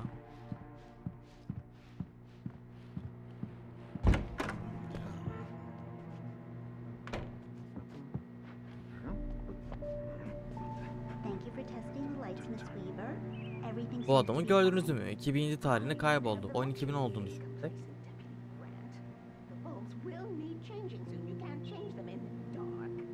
I'll be sure to take care of it, Miss Weaver. Have a nice day now. Very good. I'll come back later on to remind you, just in case. Mr. Wake, the sheriff is waiting for you in her office down the corridor. That was Cynthia Weaver. I guess you can call her the town eccentric. She used to be the editor of the local newspaper, but she's focused on, other things these days.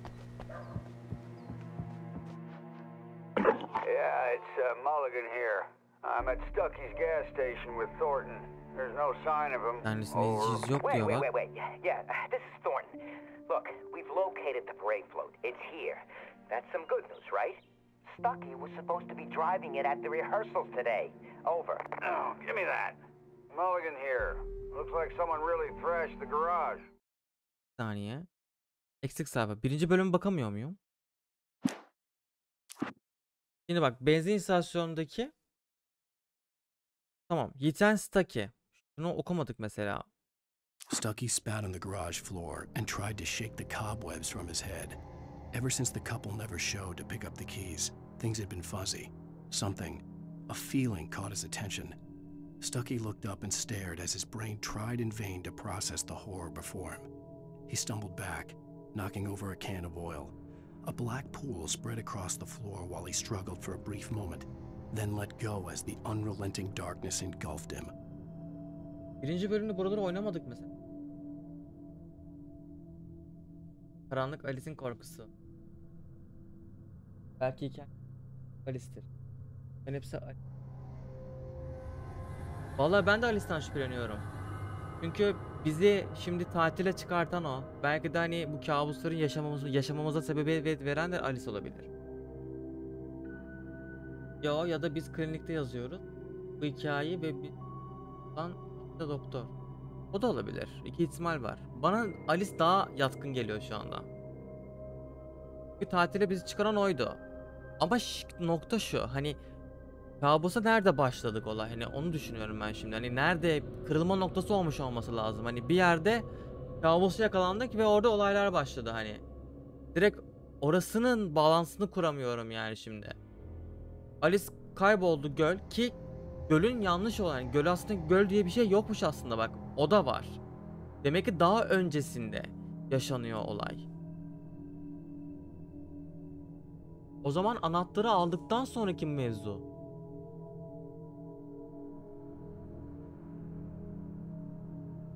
Paranormal. Kanka bence paranormal giderler. Oyun direkt olarak hani şey, psikoloji üzerine çünkü. Yani bence paranormal bir olay var. Dediğim gibi bence hiç göle gitmedik. Kaza yaptık ve gölü gördük rüyamızda. Ama gölü gördük rüyasında. Okey. O zaman ama o kaza evreni bize hiç göstermediler o zaman. Böyle oyunlarda mutlaka bir pozisyon gösterirler. O pozisyondan sonra hani bağlantıyı kurarlar. Bunda şöyle bir şey olmadı. Şu anda bence biz hala kabusun içindeyiz bu arada. Ben hala ona inanıyorum.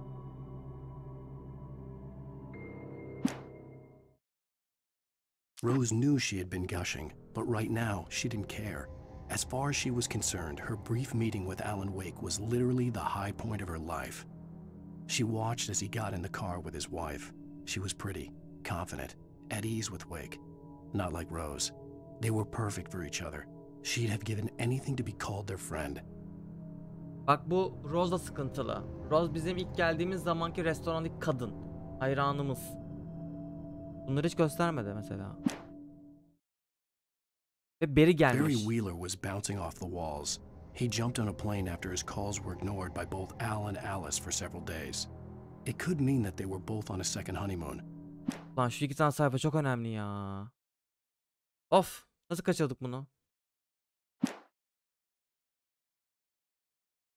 İşte belki de elektrik kesince köprüde. Karakter kafasını ya.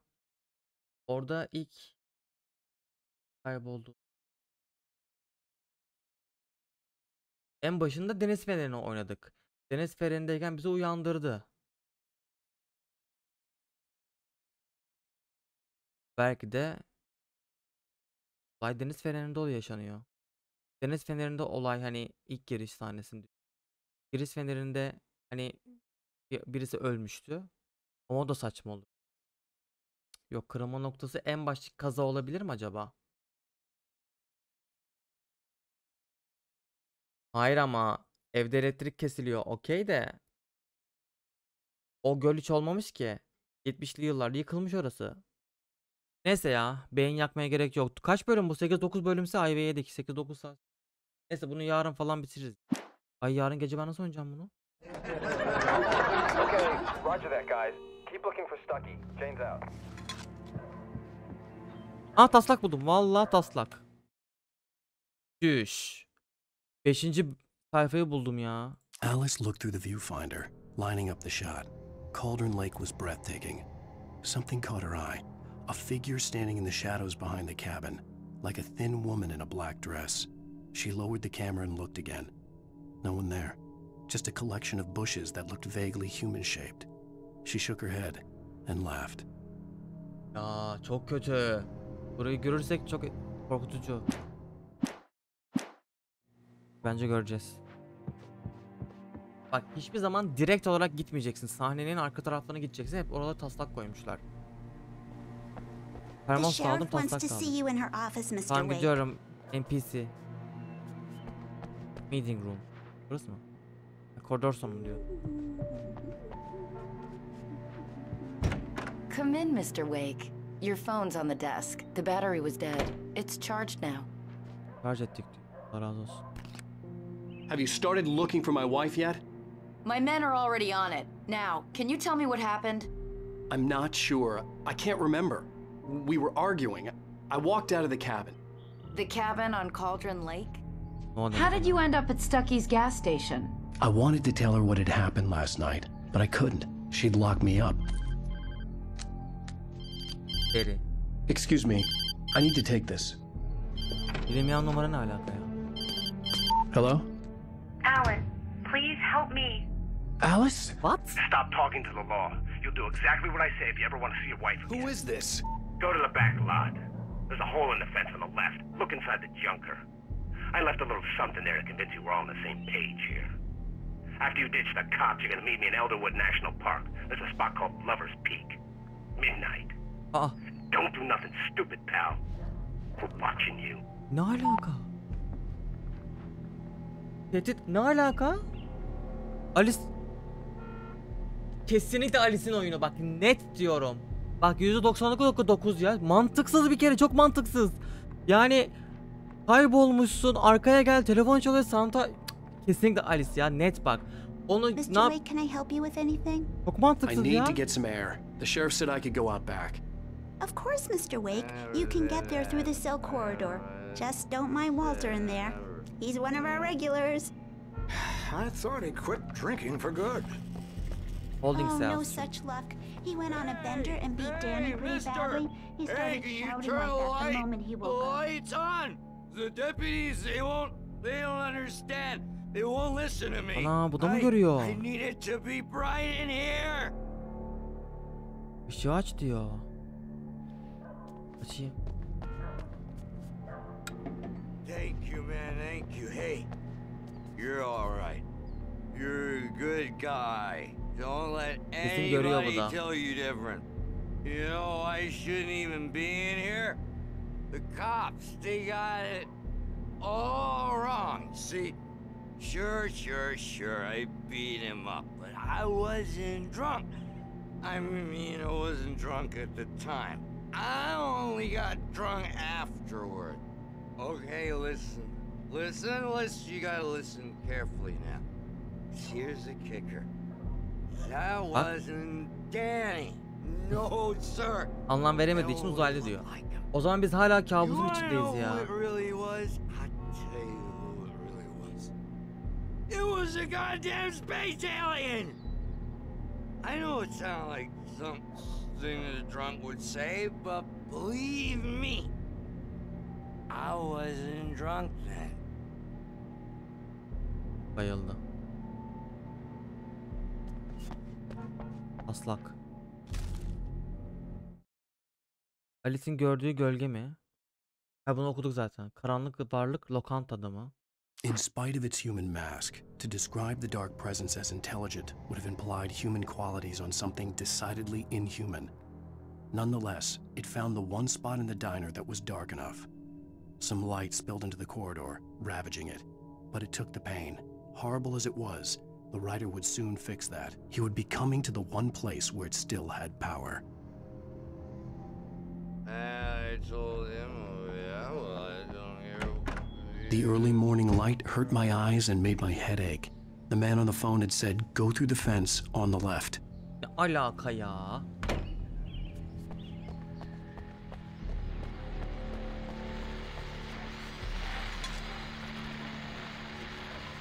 Well, folks, it's been another long night, and it's about time for me to sign off for a while. God knows I need my beauty sleep.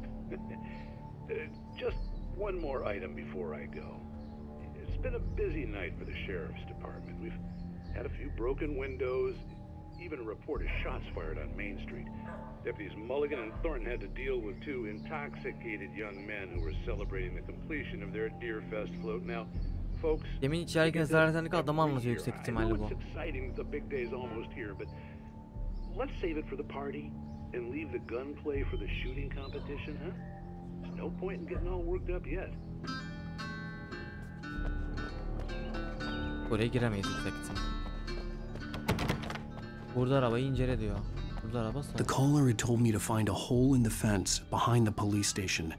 There was something for me in an abandoned car. Okay. Taslak var sağda. Gördüm.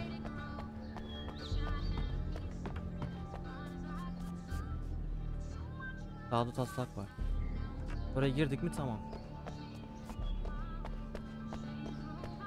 Oğlum burası Şerif'in odası. Baksa görecek beni.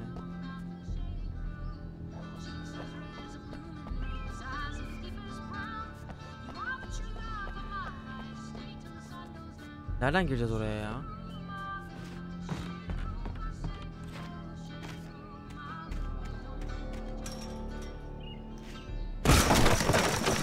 Yo.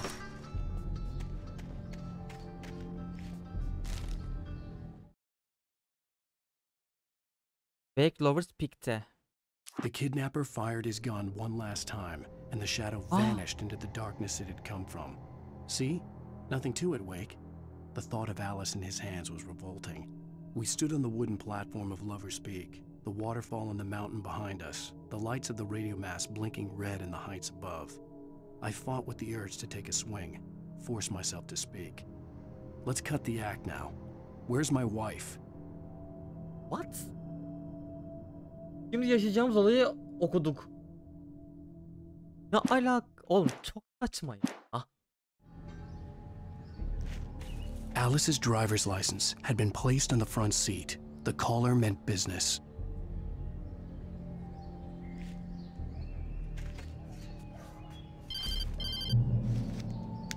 Barry? Ow! Ow! Thank God! Where the hell have you been? I've been trying to Şimdi reach you arıyor for a bak. week. You and Alice. I've been worried sick. I flew out. Birinci bölümde okuduğumuz taslak şu anda gerçekleşiyor. Bak Barry aradı, neredesiniz diyor, geliyorum falan muhabbeti. Evet, oyun spoiler kendisi veriyor. Çok güzel. I'm here in Bright Falls. Barry, çatladım, listen to geldim me. diyor. I'm at the sheriff's station. Come and get me. I can't talk now. Al, what the hell is going on? I had to get the sheriff to let me go. I needed to get to Elderwood National Park to meet Alice's kidnappers. Karakoldan nasıl çıkabilirim ya? Hayır, şöyle bir şey var. Herifi ekiyor muyum?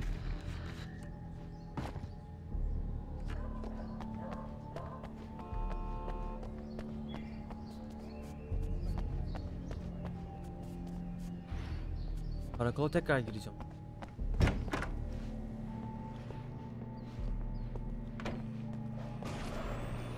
writer is a light that reveals the world of his story from darkness, shapes it from nothingness.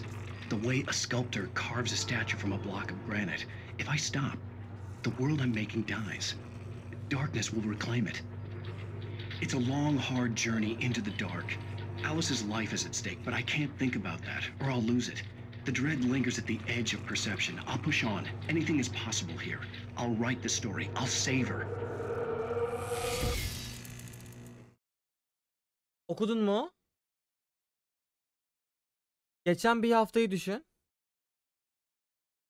Hikaye yazacağım ve onu kurtaracağım diyor. O zaman Alan güçlerinin farkında mı? Yazdıklarının gerçek olacağını bildiği için. Şu anda o zaman bu hikayeyi yazıyor. Yazdığını hatırlamıyor çünkü. Bir hafta geçiyor. Bir haftada yazı yazdı. Alice'i kurtarabilmek için. Gerçek olacağını, gerçekleşeceğini bildiği için. Şu an onları yazdı. Ve biz de onları oynuyoruz. Ve oradaki görüntülerde daha ama bir dakika. Mantıksızlık var. Çünkü dağ evi aslında yok. Yani aslında o daktilo orayı hiç bırakmadı. Yine olayın başına geçmemiz gerekiyor şimdi. Böyle bir anlamsızlık var. Ama şu anda baktığımız zaman burada yapılanların yani bence Alice'in tasarlaması bence. Hani yazı yazsın diye. Bence öyle. Çok saçma bir şey oldu yani. Şantaj ama bak gene sortlama durumu. Böyle bir cümle kuracaktım normalde. Hani göl evinde ses duydu kaçtık falan ya. Hani Alice orada kaçırıldı gibiydi. Ama zaten orada öyle bir göl yok. Yani tamam. Eğer yazdığı hikaye oynuyorsak yazdığı hikayeye göre Alice'i bir adam kaçırıyor. Çünkü Alan Wake ünlü bir yazar. Ünlü bir yazar olup karısını kaçırıyor. Ve şantaj yapıyor. Yani hikayede böyle bir şey olabilir. Ama Alan'ın yazdığı bir hikaye bu. Roman bu. Bu arada bir gelmek istiyor bir dakika. Bir başka yazar ruhu ile mi kapışıyor?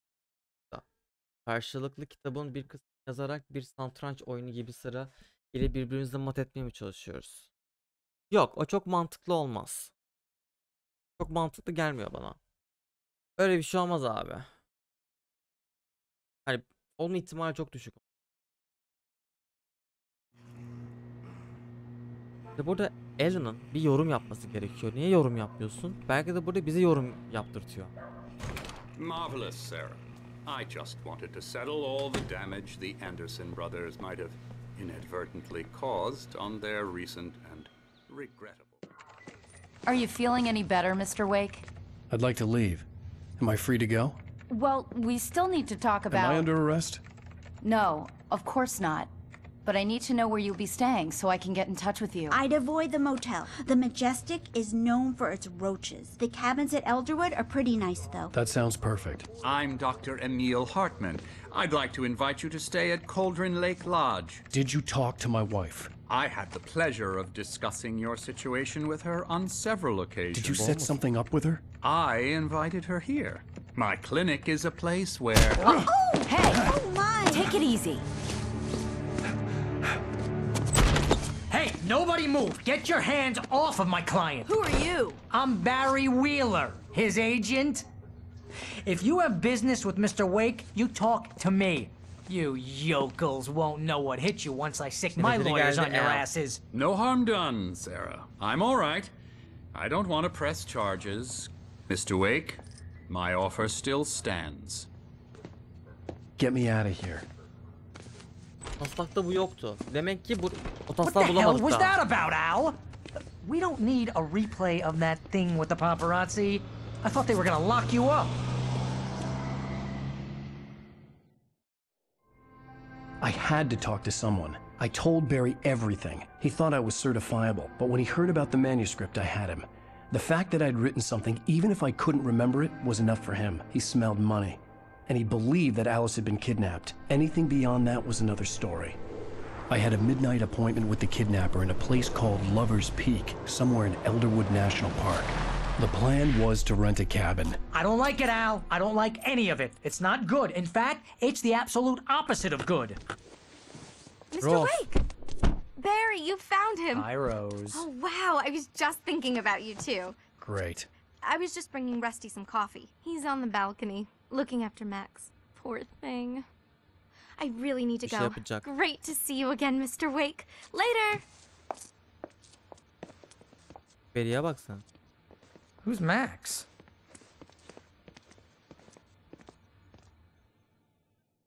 What an airhead. Jeez, Mr. Takes a swing at everybody. This is not her fault. She's a very nice girl and, more importantly, a fan.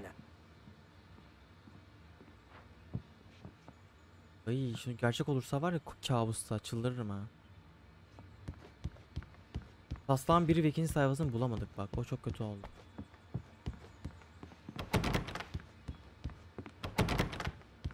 Etrafı önce incelemeliyim.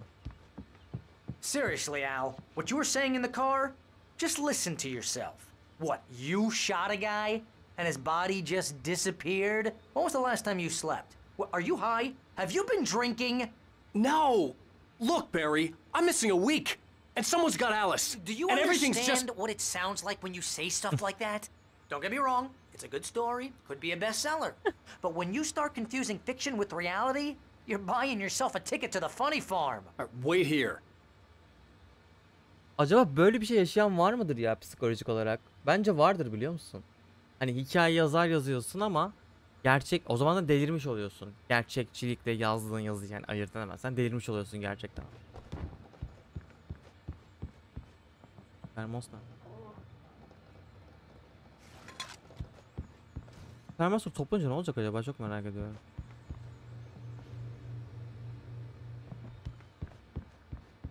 Balkona çıkacağız.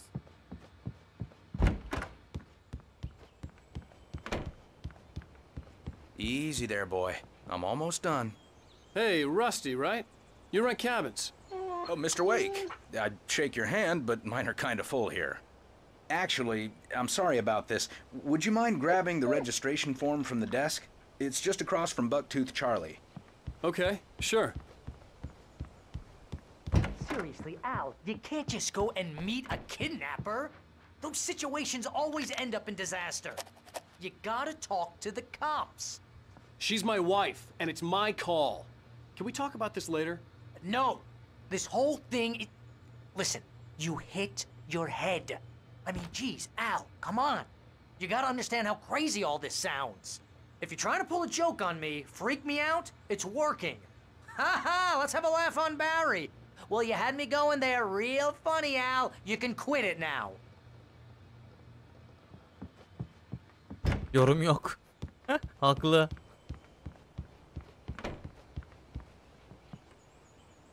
I think this is the form you wanted.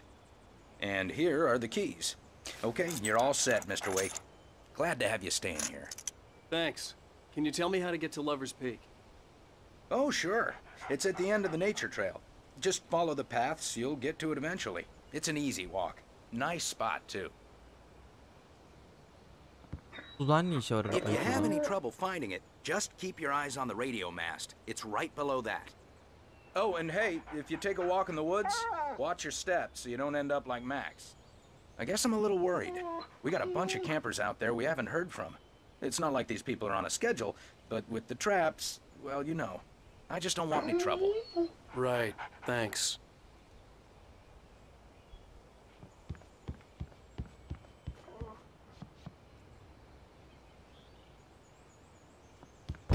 Look, Al, you're asking me to believe that you shot a dude who went poof into thin air, a guy who was bulletproof until you pointed a flashlight at him. You hear that from people who end up spending time in padded rooms, strapped to their beds, wearing white shirts with too long tangled up sleeves, and eating a healthy diet of pills. Al, you make cruel jokes about people who believe that kind of stuff. You're the skeptic. You gave me an hour-long lecture on homeopathy last month. What was it? If there's no proof, it's pure bullshit. Period. Guess the laugh's on me then. Al, come on!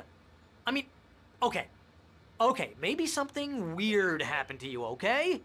Well, thanks for the heartfelt vote of confidence.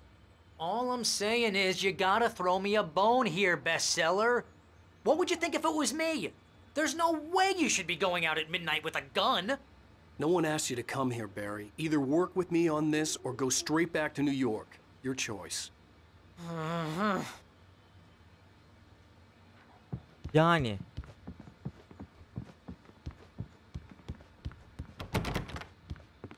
Oğlum evin kapısı nereye açıyor? Ha, daha evine gideceğiz.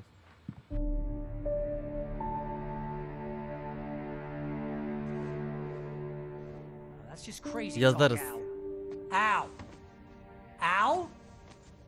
We should go to the sheriff or call the FBI. Damn it, Barry, they'll kill her! This is not a goddamn debate, Barry. I'm going to Lover's Peak. He said to come alone. Okay then. I understand. You're my best friend and I'm worried that you're not right in the head. Tell me what to do to help and I'll do it. You stay here, and if I'm not back by morning, call the cavalry. Hasta olacak. Just be careful with the natives, Al. These yokels are dangerous. Everybody hates a tourist, or it'll be deliverance all over again. Bless you. Oh, this place is trying to kill me. I'll bet there's mold in here, spores, poison ivy, God knows what. This is so not worth a 15% commission.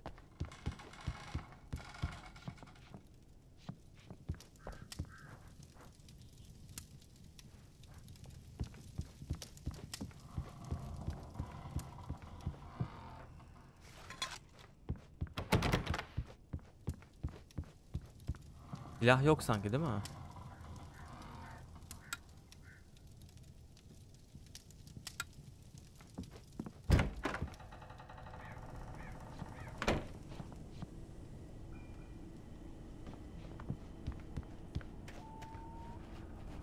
Abi niye gece yarısı gidiyorum ya? Şimdi şu an kabusta değiliz. Ama aslında komple kabus oyunun. Ya ben kırılma noktasını hala anlamadım ya. Bak bu şu an biz resmen yazdıklarını oynuyoruz bak direkt. Bunlara bakacağım.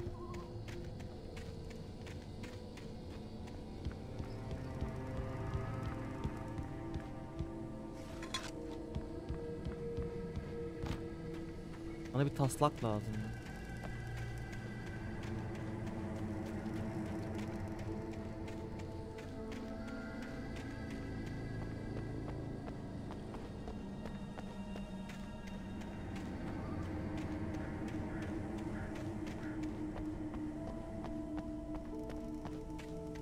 I knew I should have gone to the cops.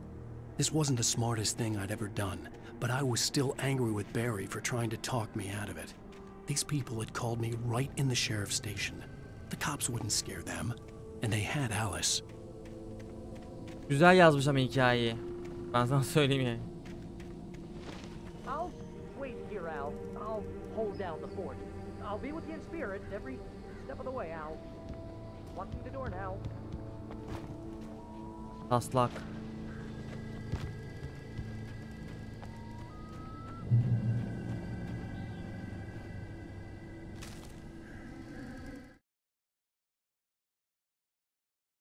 Burayı yaşadık. Barry had never gotten along with Alice, but he knew Alan loved her with an almost frightening intensity. And now something had happened to Alice. And here was Al armed with a gun and saying things people got put in padded cells for. It was as if his friend had experienced a massive psychotic episode and was now totally disconnected from reality. It scared the shit out of Barry. Endişelendiği bölüm. Oğlum ilerideki bölümü bulmam lazım. Spoiler veriyor. Barry had the keys to the car he rented. Wasn't a long walk to the visitor center, and it wouldn't be any use to me in the forest. Yani koşacağız. Teşekkürler. Evet artık silah var. Fişek yok. O kadar fişek topladım oyunda ya. Niye kaldığı yerden devam etmiyor? 9 tane fişek vardı. Her bölümde kendini sıfırlayacak. Hepsini harcadım gitsin o zaman.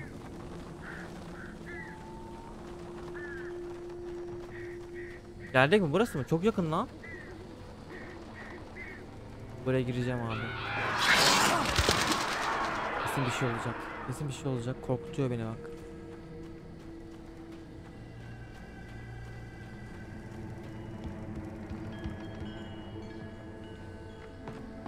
Kapı kilitlidir ya. Açıkmış. Allah seni. Niye açık oğlum burası?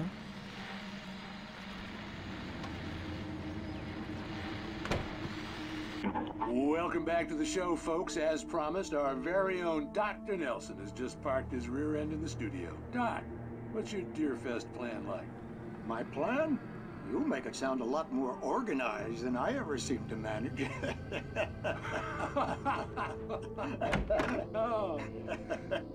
No plan, really. Just taking the atmosphere. I'm getting a little too rickety to do much more than that, you know. Oh, tell me about it. No sack race for us older gentlemen, huh? Yes, exactly, Pat. But I'm going to check out the parade, of course. And I'll be one of the pie contest judges, too. Well, that takes a different kind of constitution.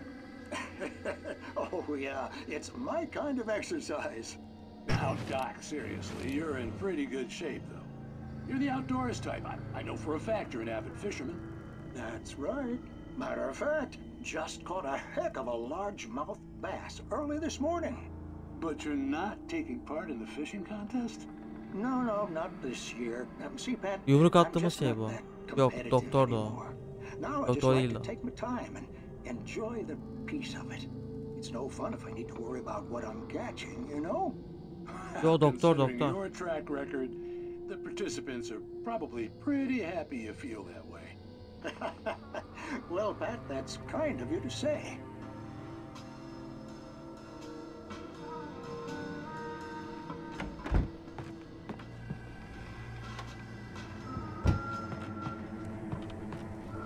Işığı kapatayım da kimse geldiğimizi anlamasın.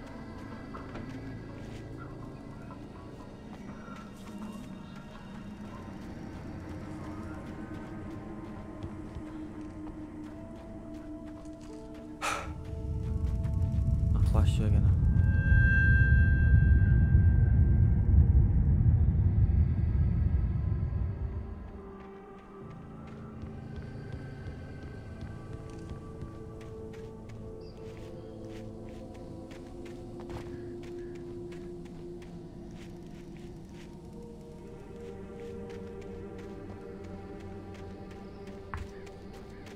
Ben bu yolu niye görmedim? Taslak gibi belki yukarıda kaldı.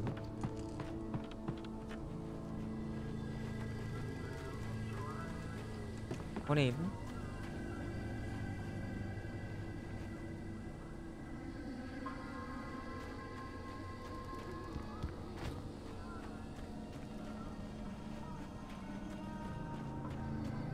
Ama orası geldiğimiz yol.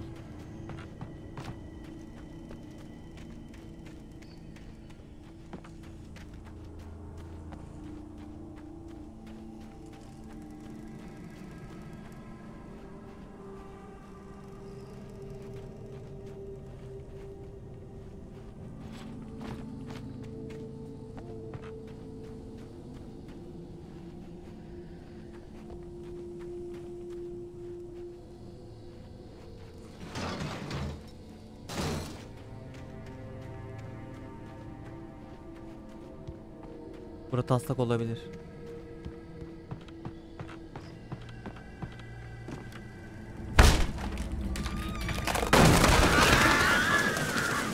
Kendimi hazırlamıştım, korkmadım o yüzden.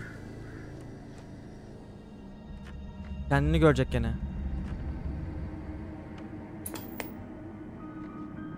Program. Bak bunlar hep bir şey veriyor ama. Suç ve ceza. Medeniyetin hastalığı ve tedavisi. Fakat bazı suçları cezalandırmak imkansızdır.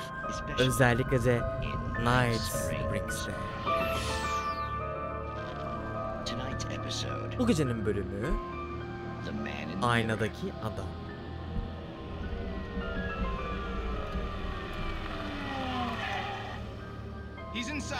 Adam içeride efendim. Garip bir tip. Evet. O adamı öldürdüğünü itiraf ediyorsun demek. Neden? Hak ediyordu. Tamam da neden böyle bir şey yapasın? Yani sen iyi bir adamsın. Normalsin. Çocuğunu futbol maçına götürdün. Peki neden bu adamı gözüne kestirip seni tutuklayan memurun raporundan aynen alıntılıyorum? Maktulün kaçırdım. Olan çıprak yumruklarıyla tekrar saldırdın. Vay be, ne cümle kurdum. Edebiyat seven biri değilsin sanırım. Tamam, adamı darmadağın etmişsin. Ama neden? Kimdi bu adam? Kimliğini belirleyemedik. Senin gibi biri neden böyle bir şey yapsın? Tipine gıcık oldum desem. Tipinden bayağı nefret etmiş olmalısın çünkü adamı baştan yaratmışsın resmen. Öncesinde nasıl göründüğünü anlamanın imkanı yok. Zor olmalı. Ama sonra adamın parmak izini inceledik. Bir eşleşme bulduk. Senin parmak izlerinde. Tamam. Oğlun onu maça götürürken beyaz bir tişört giydiğini söyledi ama beyaz tişört ölü adamın üzerindeydi. Artık kırmızı. Bu işten kurtulamayacaksın. Sence bu cidden benim umurumda mı? Polisler gelmeden önce oğlumla konuşmak için epey zamanım oldu. Çığlık atıp duruyordu şimdi, değil mi? Sence bunu atlatabilir mi? Ben izimi bıraktım. Ama. Ulan var ya, karşıdan biri yürüyor sandım. Aklım gitti, yemin ediyorum. Beni vuracak mısın? Bu neye yarayacak? Ben zaten hapse giriyorum. Beni yapıyorlar.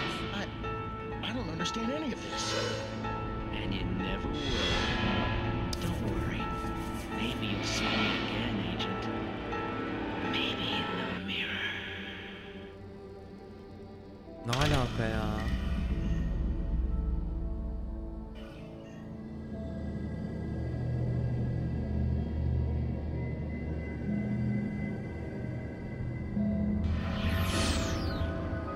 Böyle programlar niye gidecek hani var ya?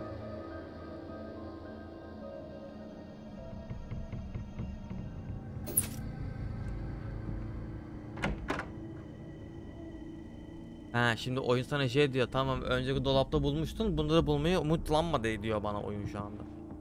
Tamam, bence uğrayacağımız son noktaydı. Şimdi olay başlıyor.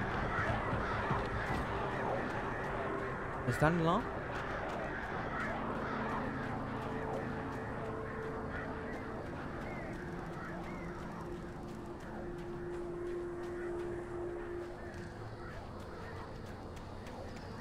Taslak bulacağım, inanıyorum.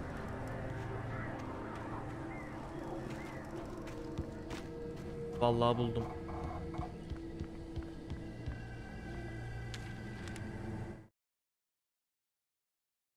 Oha, son bölüm buldum. Aa, son bölüm değilmiş bu arada. Kaç tane sayfa var?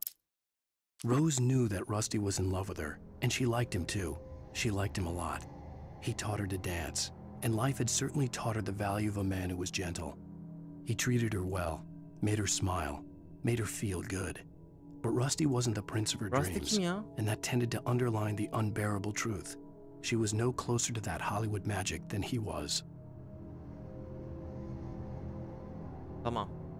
O zaman platonik aşk Rose. Okey. Normalde sevgilisi varmış.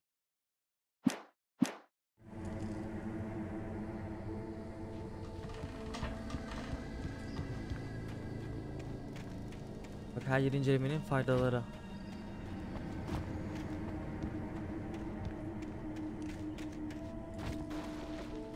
Abi taslak daha.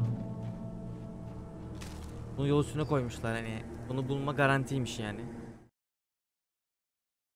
Rusty'nin ölümü mü? Aa, burada Rusty. Bak, orada Rusty'nin sevgilisi olduğunu falan filan muhabbeti varken önceki sayfada Rusty'nin ölümünü anlatıyor. The air in the visitor center was heavy with an awful smell, as if some rotten drowned thing had crawled up from its grave. Rusty kept coughing blood. My eyes were drawn to the twisted shape of his broken leg. The attack had been vicious. Max whined in his cage. Rusty's eyes were wild with fear and terror. He gasped. Mr. Wake, it happened just the way it was on that page. Rusty tam da sayfada yazdığı gibi oldu. Oğlum ne kadar enteresan bir olay ya. Peki bizim sayfayı nereden? Rusty kim abi? Rusty'yi hiç gördük mü? Rose'un sevgilisi Rusty. Rusty. Rusty şey evi kiraladığımız adam Rusty'ydi. Evi kiraladığımız adam Rose'un sevgilisi. Ama Rusty de ölüyormuş. Max deyince oradan şey oldu. Tanıştık. Nasıl tanışmadık oğlum? Evi kiraladık işte Rusty ile. Max'i şey yapıyordu. Veteriner değil miydi o? Max'i iyileştiriyordu. Rusty o. Rose'un sevgilisiymiş, ölüyor. Şimdi onu göreceğiz o zaman. Bak bir sonraki bölüm o. Hadi bakayım. Spoiler verdi. O Rusty oydu diye hatırlıyorum. İlk olduğuna göre aksiyon başlıyor. Hadi bakalım.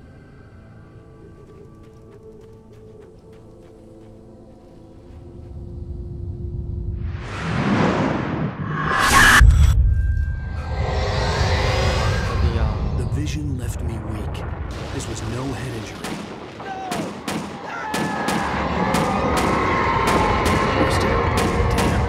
Rusty, hang on! I'm coming! Please, help me!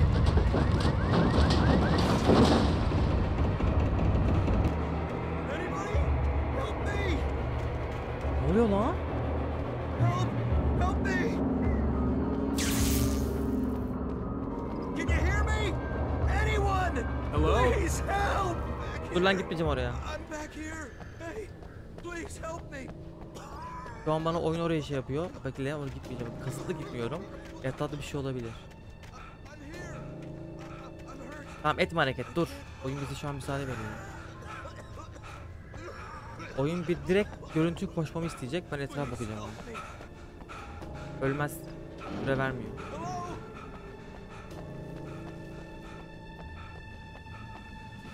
Etrafta bir şey yok. Aa! Normal oyunlara dönmüşsün. Ne zamandır oynuyoruz zaten?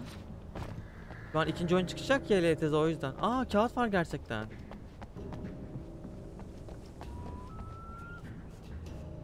Bunu mu demiştim Berk? Aha, bir sonraki. Rusty'nin ölümü. Rusty karanlık varlık saldırısına uğruyor. Dur. Biri çıkmak istiyor.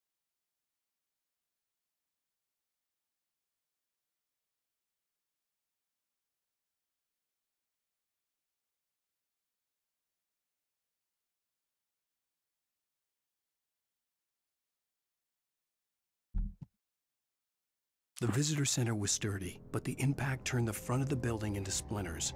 Rusty was thrown across the lobby like a rag doll and hit the far wall hard.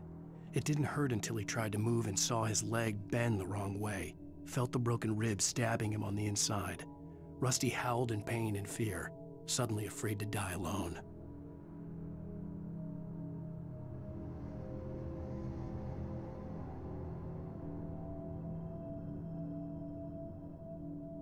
Şu anki olay.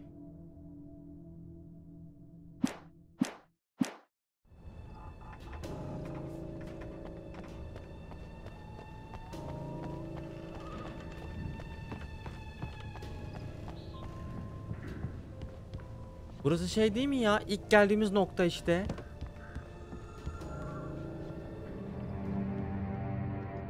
Bak Rusty bu işte. Mr. Wake? Oh, hell. It happened just the way it was on that page. What? I found. Came true. It knew. So dark. It'll come back for me. Kafesinde ağlıyor diyordu ya. The lights. In the office. I have the key. Okay, Rusty. Hang on. I'll be right back. Whatever did this couldn't be far. Rusty had found a page from the manuscript. It would help me understand what had happened. Oğlum acayip ilgimi çekiyor ya. Bir dakika, şu Rusty'yi bir de okumamız lazım. Nasıl? The air in the visitor center was heavy with an awful smell, as if some rotten drowned thing had crawled up from its grave. Rusty kept coughing blood. My eyes were drawn to the twisted shape of his broken leg. The attack had been Tam da sayfada yazdığı gibi. Max Az önce aynı cümleyi kurdu. Rusty's eyes were wild with fear and terror. Şimdi ben gideceğim, saldırıya uğrayacak. Al işte. Neyse, kendim hazırlıyorum şu anda. Oyunun var, spoiler vermesi çok güzel bir şey ya. Köpeğe bir şey olmaz inşallah. Good boy.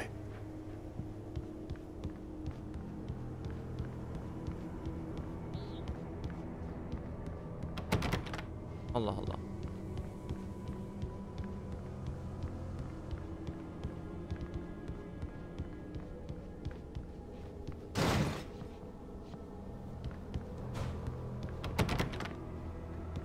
Ne alaka ya? Işıkları aç diyormuş. Ben hiç bakıyorum ki solda çıkmaya çalışıyorum. Işıklar nerede burada?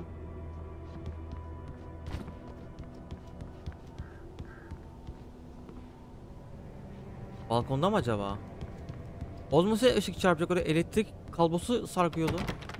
Allah. Hocam ışık.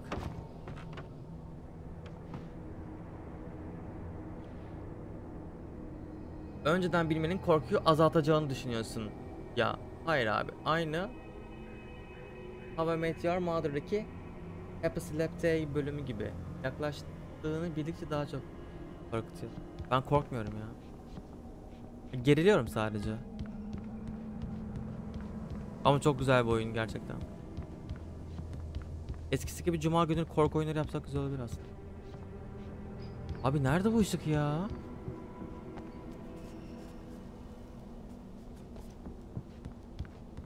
Ha bir dakika dur. Radarı kullan. The only way to make sure that Rusty was safe was to get the power running and the lights back on. Olan olacak işte.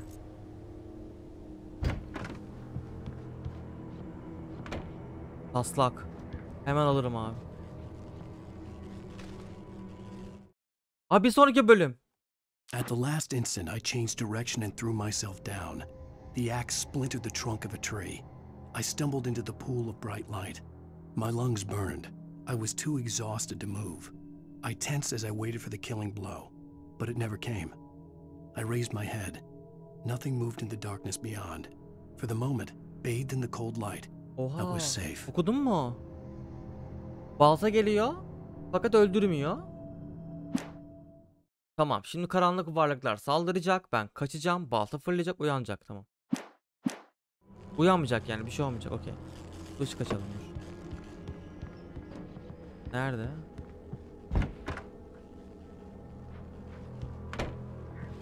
Her tarafı tarıyorum abi, bir şey vardır diye.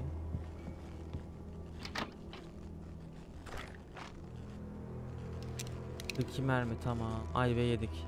Zaten bir tane karanlığa 9 tane mermi gidiyor.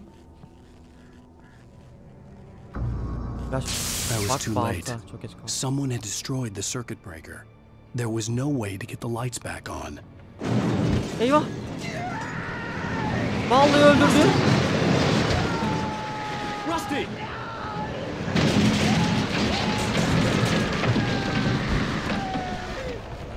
The ground was covered with oily patches that looked like liquid darkness. I just need to take my senses.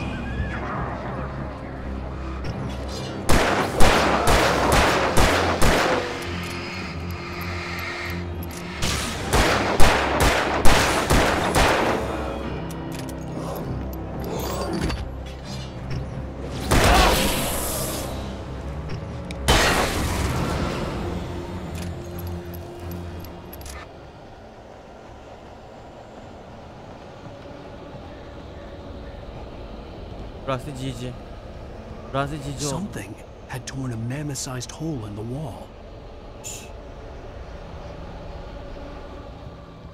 Please don't feed the animals. Alaka ya.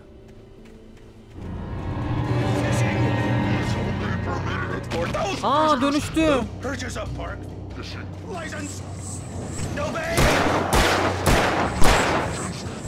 At all times. Rusty, no! Never. Do bears and wolves never approach any other wildlife closer than 25 yards. Pets must be leashed. At all times. Never leave your pet unattended. It is against the law to remove any structures or historical artifacts from the park.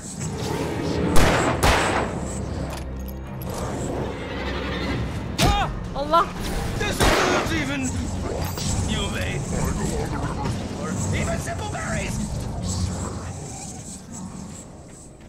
Lan flash gibi koşuyor.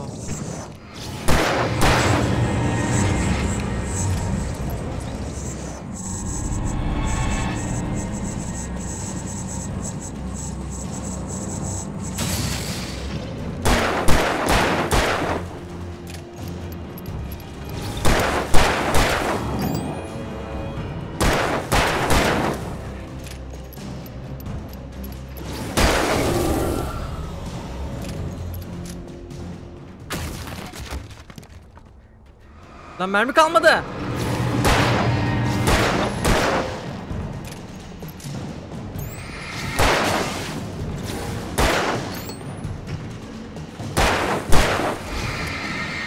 GG.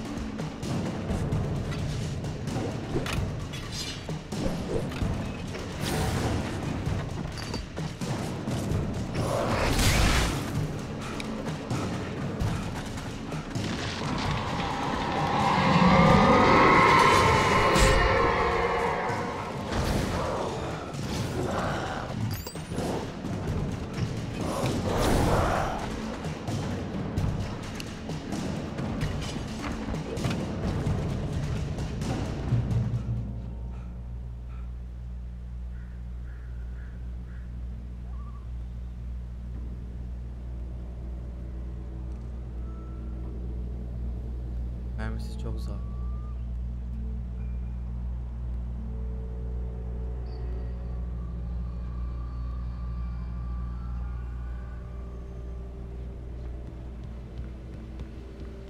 Ulan telefon ne alaka ya telefon? What the hell was that? I saw from the window. I saw something. Forget about it, Barry. It's just me going crazy. Oh jeez. Oh jeez. You're not crazy. I wish you were crazy, but you're not crazy. Bak yememişim diyor. Be careful. Stay in the cabin. Don't open the door for anyone. I mean it. Oğlum karanlık varlık ne karanlık varlık kapıyı mı kırıyor Allah'ını seversen zın diye giriyor içeri ışık olacak sadece. Taslak var. Emo lazım bana ya. Ah. Rusty'nin son düşüncelerini buldum. In that last instant of consciousness, Rusty thought about Rose. He was older than she was. Rose was barely out of her teens, but she made him feel young and forget what a train wreck his long-dead marriage had been. He still wore the ring. He'd been waiting for her to tell him to take it off. Now she never would. Üzüldüm.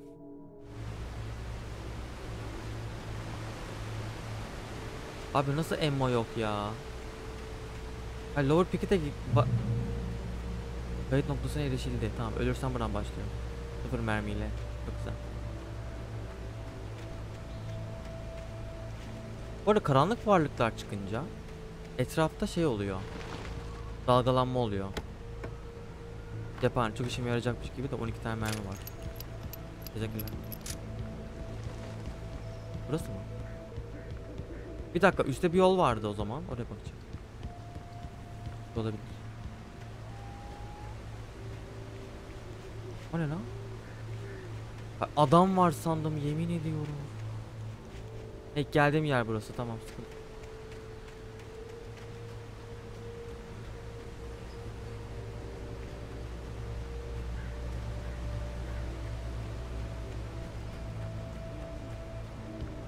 Tamam doğru gidiyormuş.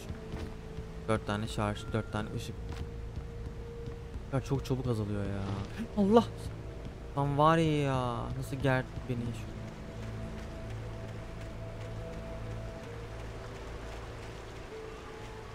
For your safety stay. Tamam okey. Kayıt noktasına erişildi. Geldik mi? Sağa düz sola gideceğim abi. Lover's Peak was at the far end of the nature trail. Mağara diyor. Gideceğim abi. Bak ya materyal var gördün mü? Ben biliyorum abi. Lan korkusuzca mağaraya girdim inanılmaz.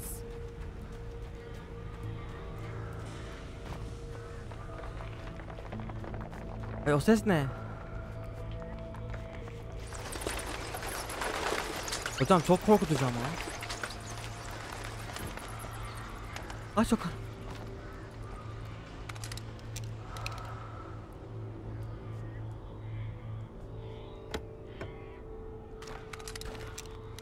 O fener buldum, güzel oldu. Bu oraya kadar geldi mi taslak da ver be.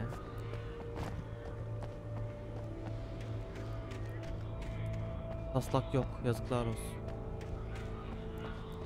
Yazıklar olsun. Tamam, kalabalık gelince el feneri. 2 tane pompalı. Ha, çok yeterli mermi.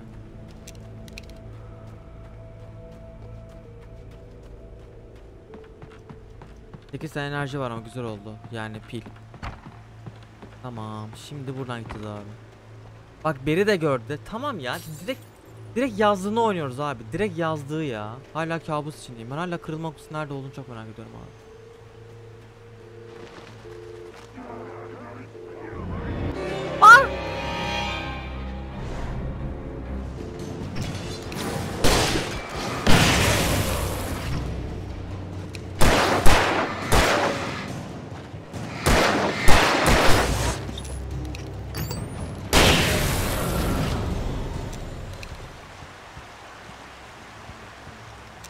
Alışamadım bir türlü.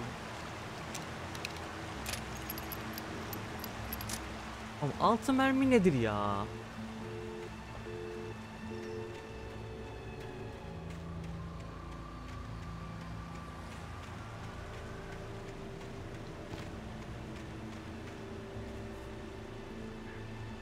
Tamam, böyle gideceğim. Taslak arıyorum vallahi vardır diye. Taslaklar uzaktan parlıyor. Buradan çıkmaz daha. Çünkü 3 tane öldürdüm. 3 tane öldürdüm. Tabii daha çıkmaz buradan. Ama taslak yok.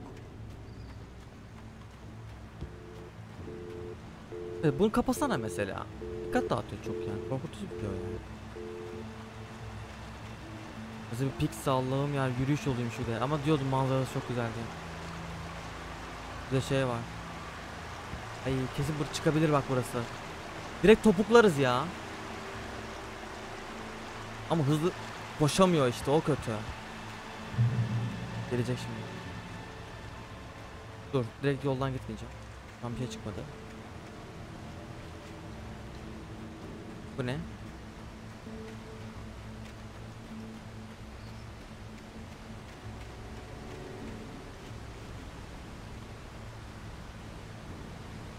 Taslak. Birazdan okuyacağım onu.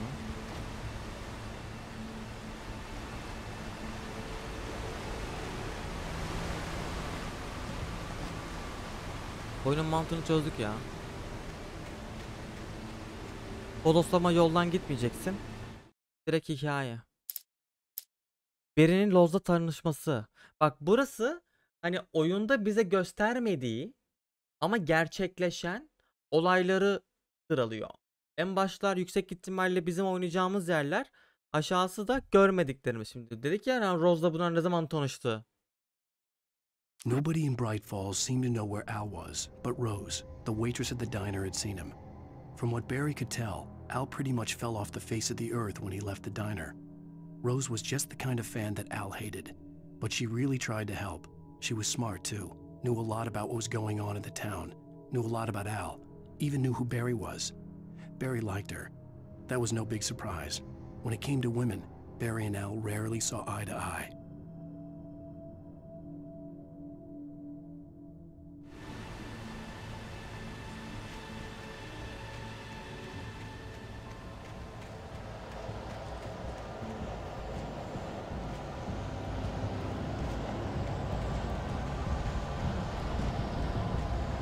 Ya var bak gene karanlık oluyor işte. Hava buğulu oldu, gelecekler gene. 6 mermi var ya, şaka gibi gerçekten. Müzik de geldi, hadi bakayım. Işık yok, çok güzel.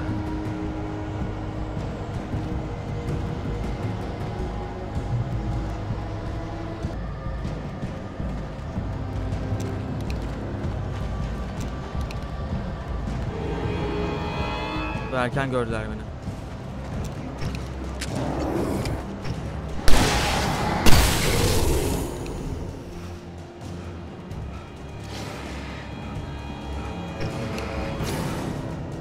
Koşamıyor gerizekalı. Vallahi koşup çıldıracağım. Koşmuyor.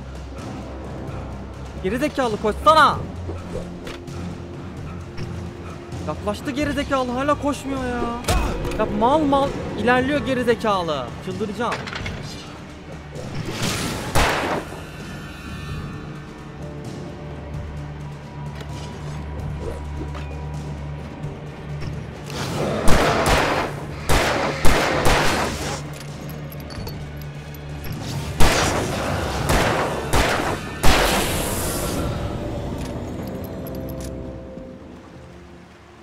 Abi koşmuyor ya, çıldıracağım. Hayır ya, normalde koşan adam koşamıyor.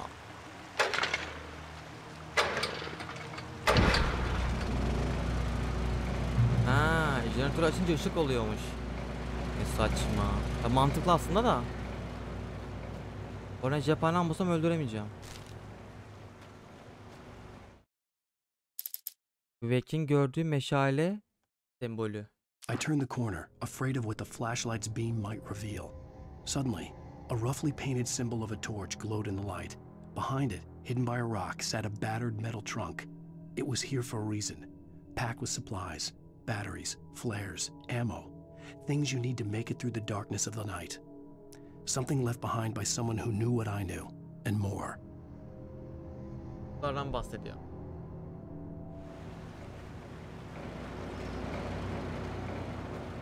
Yine balta. Uyanacağımız nokta tam balta fırlatırken bir şey olmadı diyordu. O sahne şu.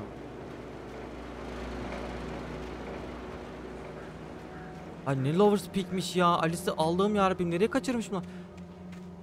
Bak direkt ya, bak direkt diyorum sana. Ben hala Alice'in bu işin arkasında olduğunu düşünüyorum hikayeye göre. Ama nasıl kabusu görüp de bu olayın içine sızdığımızı ben hala anlayamadım ya. Hani kırılma noktası neresiydi, hala orayı anlamadım. Ya yine mi ya? Oha, bir de 2 tane var. Hocam dur. Hocam çok karanlık hocam.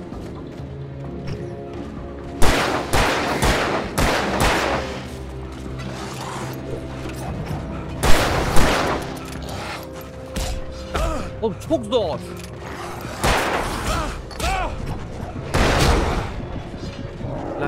Flash yok. Oğlum yuh ya. 5 kişi var oğlum. Nasıl kaçacağım ben? Sana koşamıyor. Gerizekalı yürüyor zaten. 8 hours later. Arkalardan bir şey bakacağız. Hem de ammo aldım zaten ya. Daha ne olabilir ki?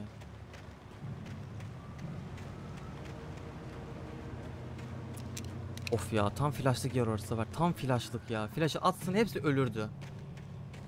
Şu an flash olmaması çok kötü oldu. Buradan yine çıkıyorlar. Kötü bir şey.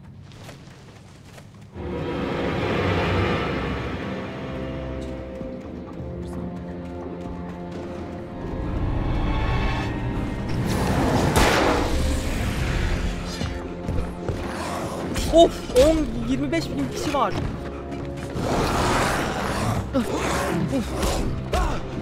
Hadi.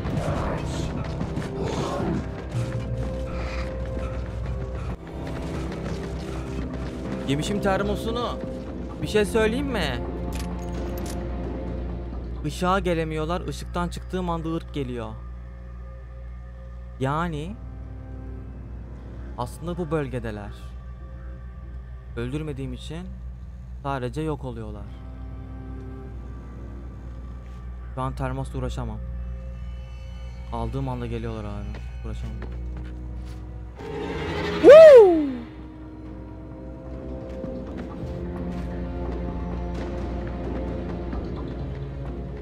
Bu çok kötü bir şey. Çıktığım anda geliyorlar.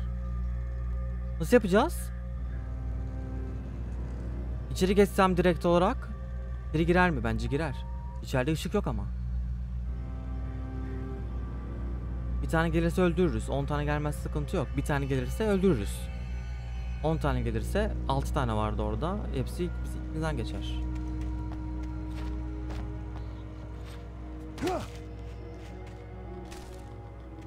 Asla aldım. Herhalde çıkmaz karşıma. Of. Agent Nightingale didn't want to be in Bright Falls. Ajan Nightingale. These little communities revolted him, and he didn't like the trees or the coffee. He now knew that impossible horrors lurked behind the storefronts and smiles. He desperately wanted to turn the car around and just drive until he passed out or ran out of road and booze. But he had a job to do. He had a rider to catch at any cost. Yakalanması gereken bir yazar vardı. Ha, suçlu mu oldu şimdi yazar?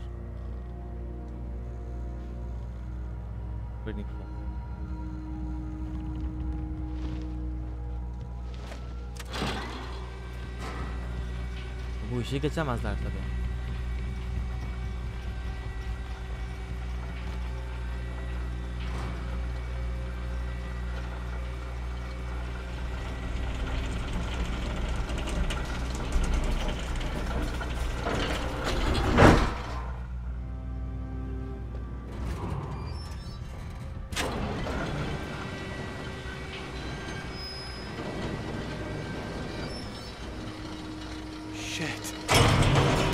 Ne oluyor ya? Şaka mısın?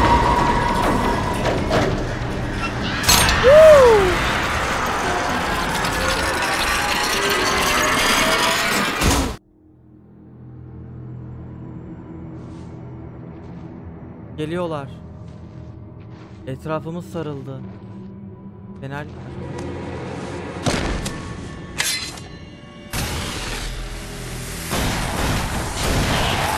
Flash. Come on, we gotta get moving. More of them coming. Ne alaka ya? Kurtardı bizi. That flashlight's kid stuff. The flares will keep the bastards away.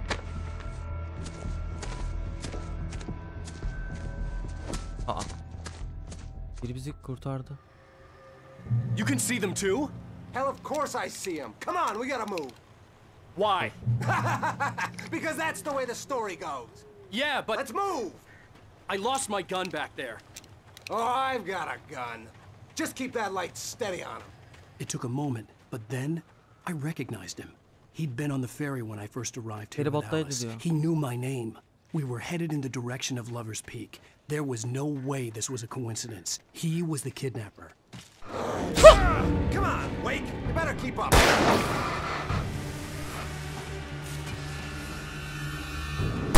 Benim taslak vardır dedi. What I got for you?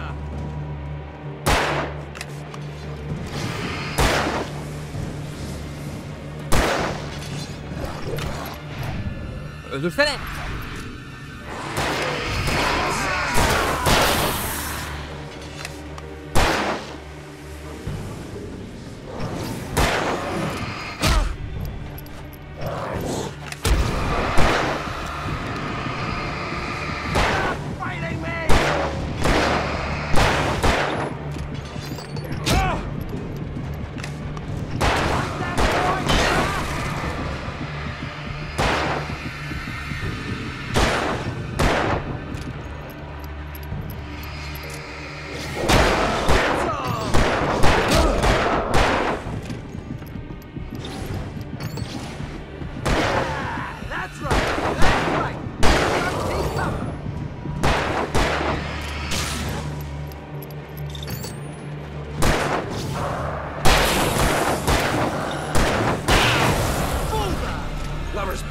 Right up these stairs, Wake.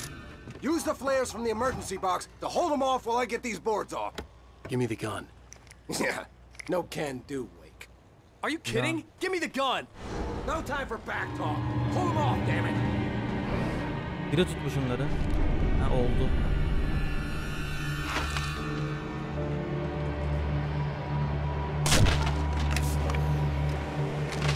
No longer! Scare them off! Get some light on those bastards. That'll keep them off us. Yanmıyor ki. Just a little longer. I almost got it. It's open. Move it or lose it.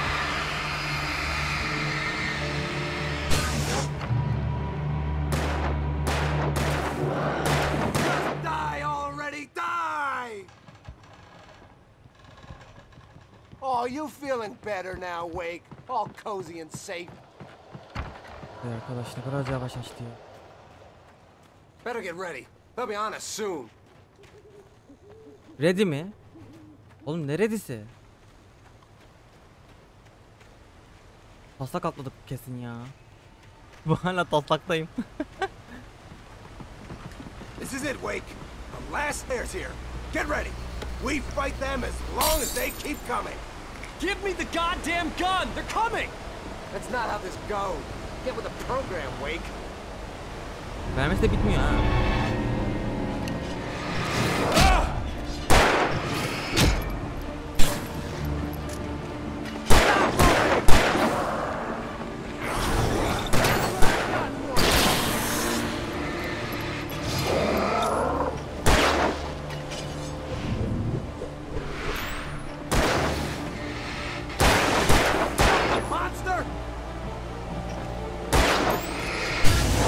Hadi öldür artık. Mermi doldur öldürürken ya.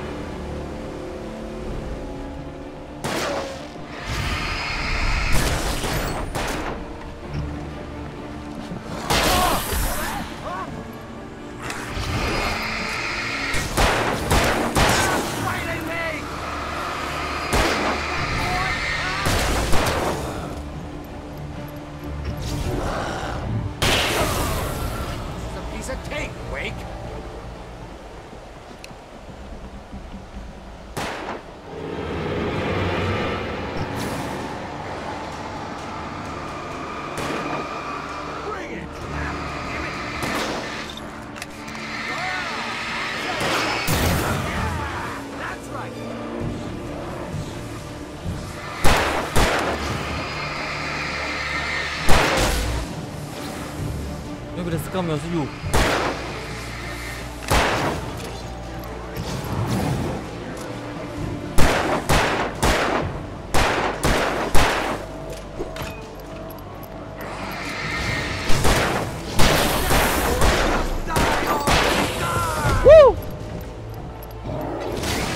Ayı ya. O da öldü ya.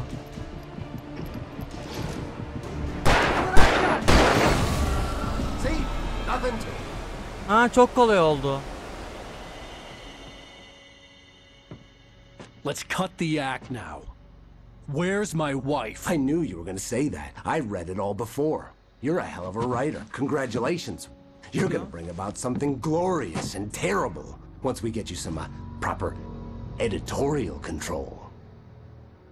What the hell are you talking about?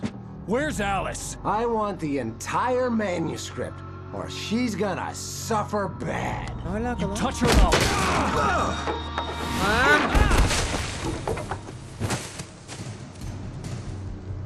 Bu kaçırmış. Dur şimdi hikayenin ortasındayız Mehmet abi. Çok heyecanlı. Şu anda kabusun içindeyiz.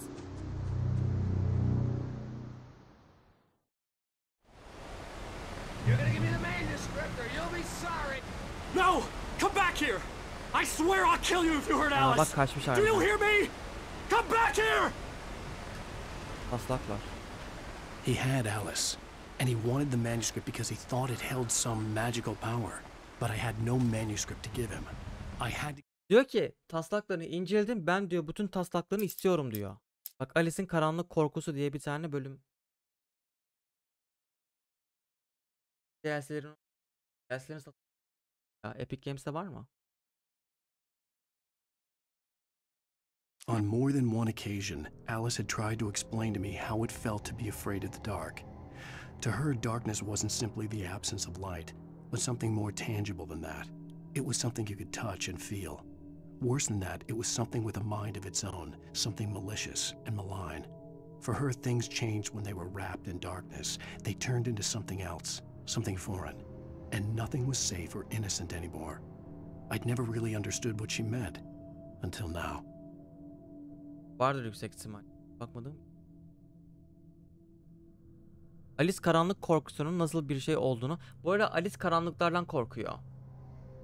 Bu da vardır. Ben Epic Games'te indirimdeyken aldım. 24 liraydı oyun indirimde. Alice karanlık korkusunun nasıl bir şey olduğunu bana birçok kez anlatmaya çalıştı. Ona göre karanlık aydınlığın olmadığı yerden ibaret değil. Bundan daha somut bir şeydi. Dokunabildiğin, hissedebildiğin bir şeydi. Daha kötüsü karanlık, kendi aklı olan kötücül bir şeydi. Alice'e göre karanlığa gömülen her şey değişir, farklı ve yabancı bir şeye dönüşür. Masumiyet ve güven sırra kadem basardı. Ne demek istediğini şimdiye dek hiç anlamamıştı. Karanlık var.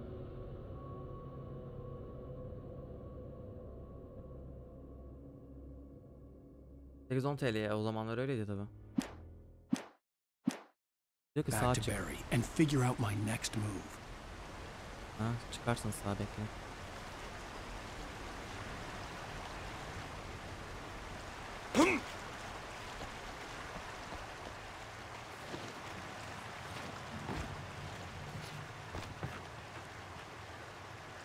Karanlık varlık var.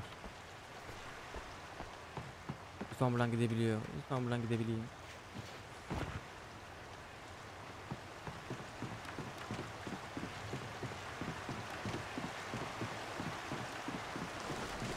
Ha, aynı yere gidiyor. Ben ona kestirmeliymiş oldum. Ay karanlık varlık var. Nasıl savaşacağım? 30 mermi varmış. Tamam. Dur. O 30 mermi dedim. Bir mermi 9 tane gidiyor zaten. Öldük. Tamam. Bekliyor. Taslak var yani. Kapan mı o?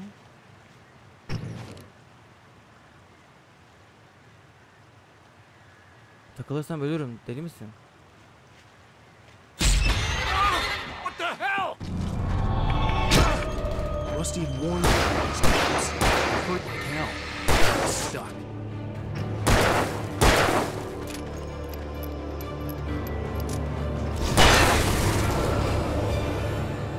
Bile bile bastım harbiden ha. 9-7 mermi gitti.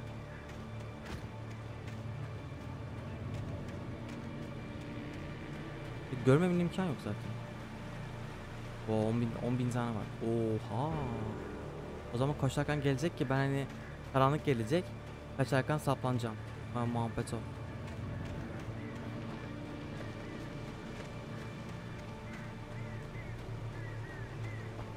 Allah karşıma çok ilginç.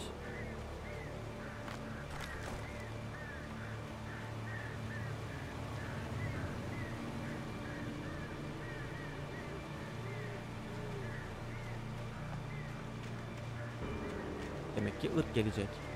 Birine yemin edecek ya. Taslak lazım bana. Ormandan sağa çık. He oldu. Bir dakika. Biz burayı okumuştuk sanki ya. Birinci bölümde. Ormanlı bir şey vardı. Dur. Neredeydi o ya? Ormandan sağa çıkıyor falan filan muhabbeti. Karanlık, fake, Rusty'nin son düşünceleri. Rusty de öldü bu arada. İkinci kez bu yukarı çıkarken şey oldu. Bir daha evi kiraladık.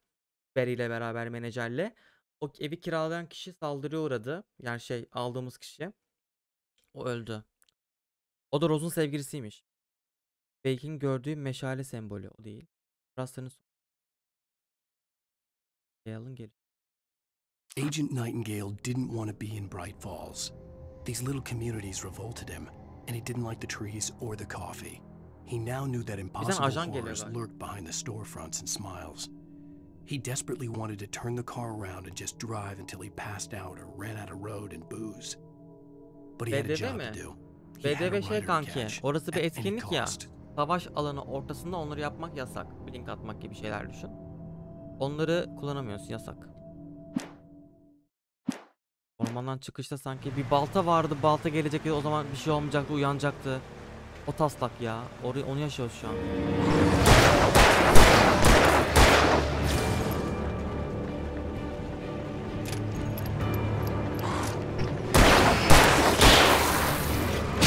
Oh! Allah belanı vermesin. Balta hatta uçtum bildiğin.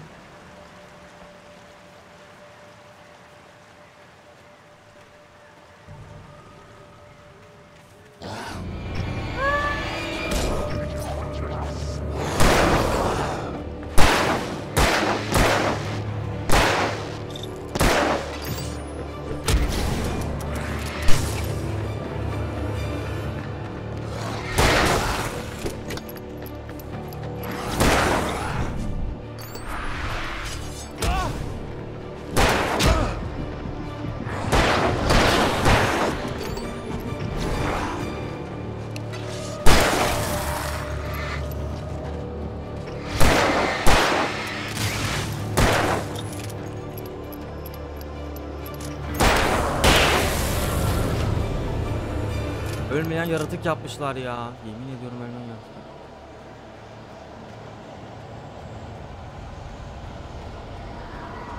Ne fırtına var.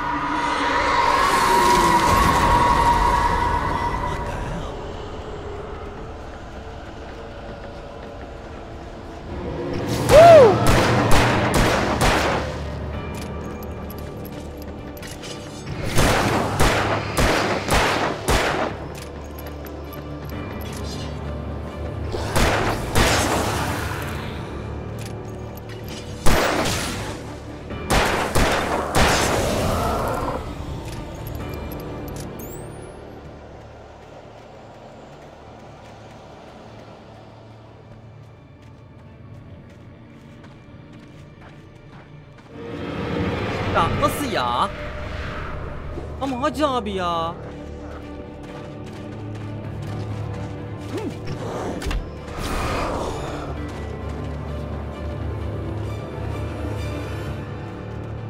I had heard the plane fall. It made no sense. It was clear that it had just fallen here. And it was very old. Koşamıyor, gene koşamıyor. Çıldıracağım ya. Decades.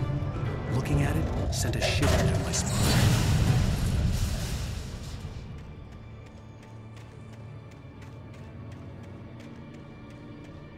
Yok ha. Bak düş.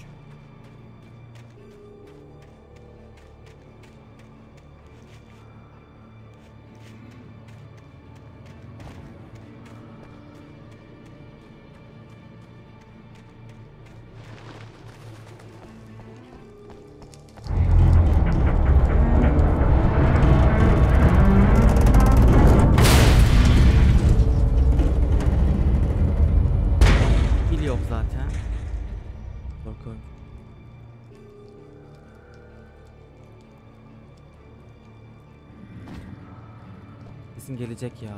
Nasıl gideceğim ki bilmiyorum. Ölürsem bir daha başlarım. Yapacak bir şey.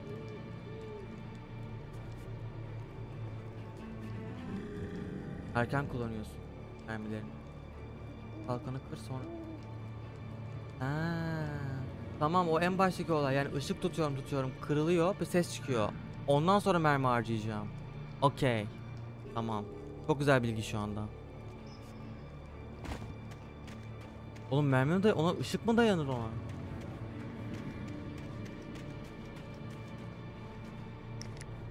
Bir tane işaret fişeği neyine yarayacak Allah'ını seversen. Geliyor.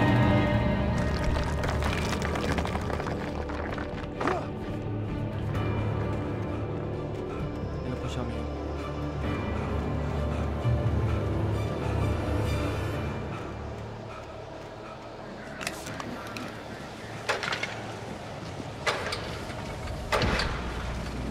El freni kullandım korkudan.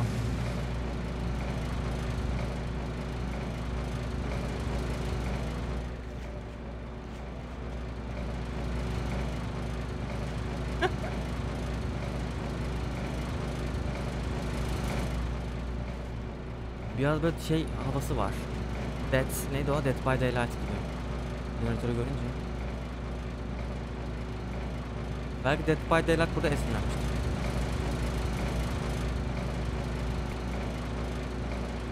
Oyunun devamını bekliyordun değil mi? Az önce 20 vermişim, 24 tane verdim. Av tüfeğim ya. Tüfeğim yok ki. Şimdi kaçarken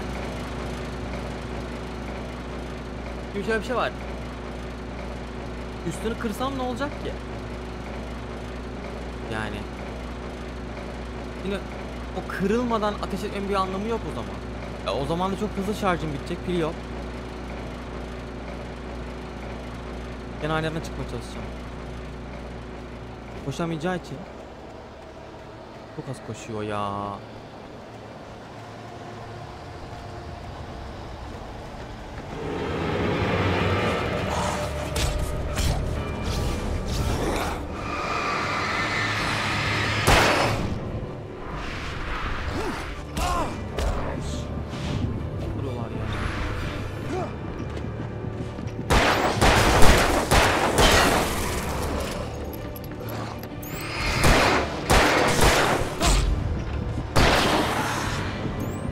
daha mı var? Yok artık, daha neler ya.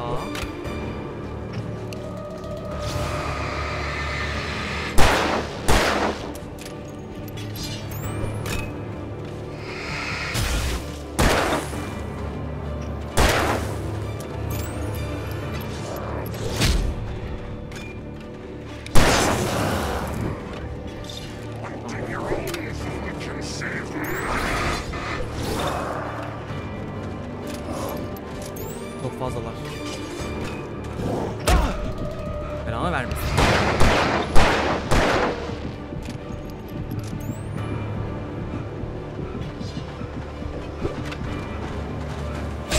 Lan geldim, dur ölme. Battım. Oh. Son bir can.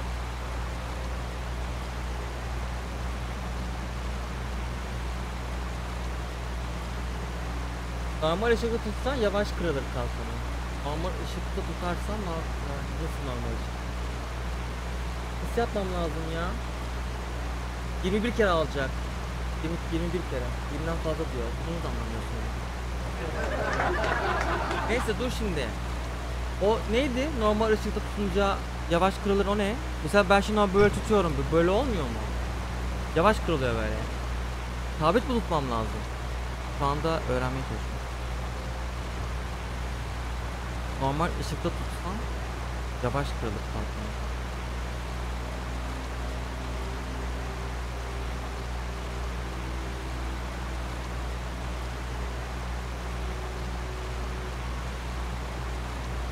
Dur, yazıyor şimdi. Ben böyle bir şey öğrendim. Normaldeki ışık kalkanı kırar. Tamam, bu ışıktan bahsediyorsun. Bu ışık zaten direkt olarak bana yardım ediyor.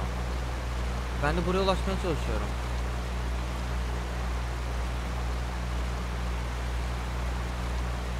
Ha tamam, şunu diyorsun. Tutma olayı, evet onu ben de fark ettim. Üzerine böyle tutarsam da kırılıyor. Elimdeki fener. Böyle tutarsam okey. Odaklanırsam yavaş oluyor. Ama böyle de kırıyor, doğru.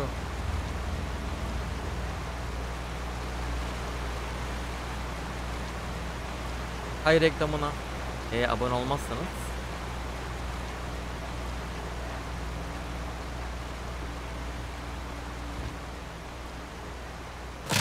Allah!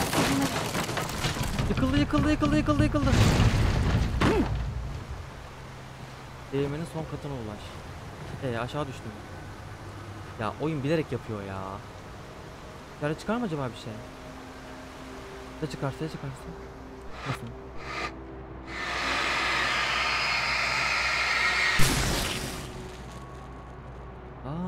Normalde yağıyor.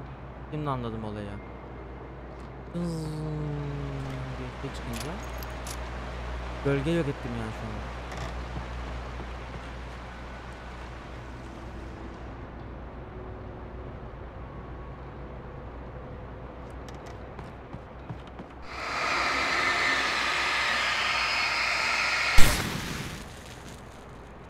Ne ilginç ya.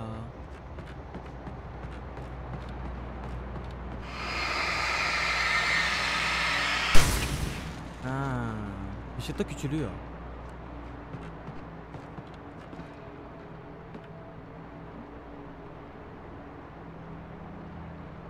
İleride de olacaksın, ne olacak? Küçülünce patlamış oluyor. Okey. Bunlar normalde yerden gene canlanıyor değil mi? Taslak serbest. The logging site was a mess. The modular office had been pushed off the cliff. Deputy Thornton climbed up from the wreckage excited, breathing hard from the exertion. Nobody there. It's weird. Don't you think that's weird? Bored, Mulligan let out a mighty snort. Hell, it's always weird, Thornton. Just a question of sorting out what kind of weird it is this time around. Allah Allah. Buraya daha yaşamadık.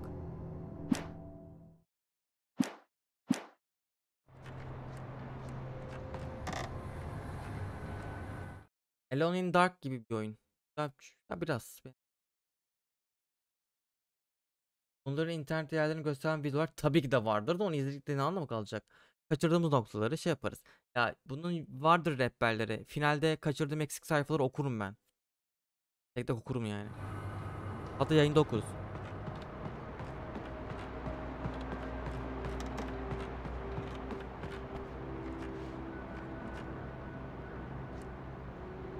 Aa, taslaklısı geçeceğim karşıya.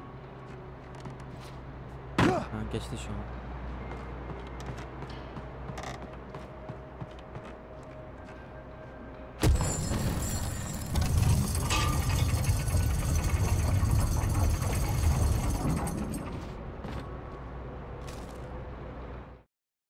Aman baksana ne kadar takıntılıyım ha. Bak hepsini topluyorum sıra sıra.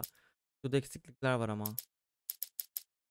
Barry Elderwood'da. When Barry saw the darkness attack the visitor center, it made him a believer. The men Al said he'd shot, they hadn't been just locals on crank. Somehow the world had changed, like the channel had been switched without warning. You think you're watching a sitcom, and you're really watching a horror show. When the birds started attacking the cabin, Barry wasn't surprised, just terrified. Aha, kargalar mı saldırıyor?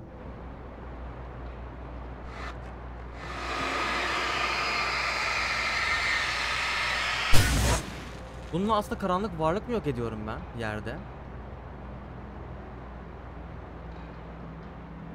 Eksik sayfalar için bir daha bölümde geri dönüp oynayabiliyorsam olur. Toplarız. Aa, 2 tane fişek, tamam. Karanlık varlık geliyor, 2 tane fişek verdi. Emmo yok mu Emmo?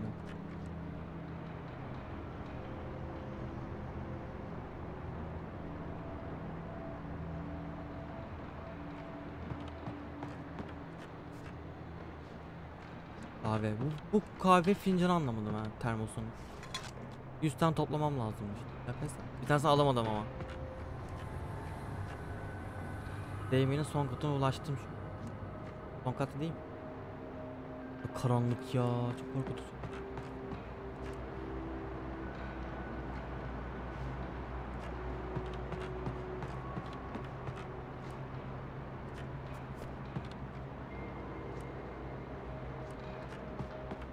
Buradan gidecek.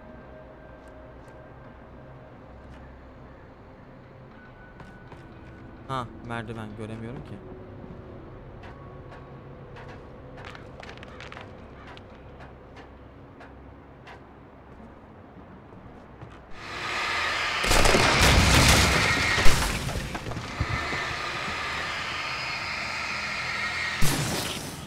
Korkutuyor beni ya orada sesler mesler. Patırtı patırtı. Ya söyleyeyim mi, biz bunu böyle Alan Wake 2 var ya, direkt altımıza yapmalık oyun olacak, ben sana söylüyorum. Geldik şu an. Ormandan sağa çık, nereye çıkarsın bekle. The darkness wears her face. Nasıl ya? Onun yüzünde. Alice'den mi bahsediyor acaba her derken? Kesin çıkacak ama al lütfen bir şey çıkmasın, bak vallahi pilim yok bir şey. Hatta ölmedi ya.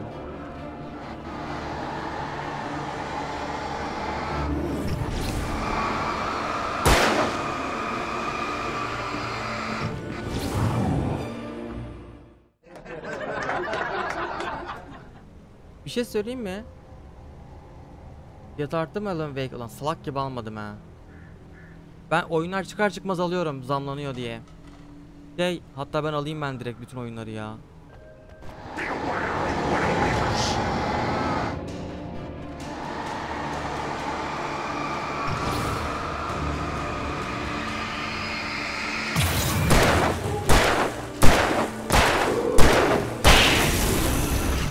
Beş mermi de öldü. Tamam, profesyonelleşiyorum artık.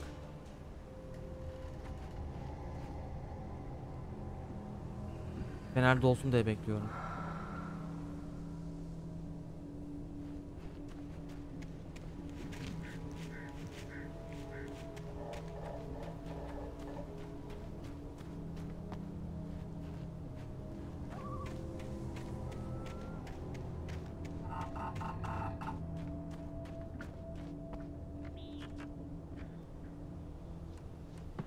Ya basıp mı çıkacak? Ormandan sağa çık. Peki.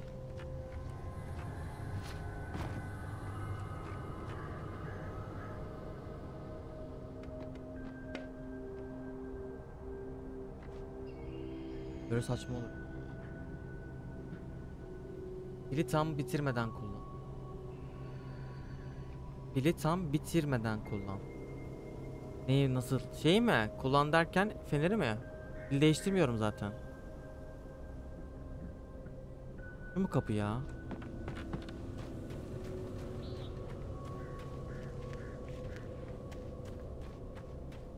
Şuradan geçeceğim. Allah'ım yarabbim.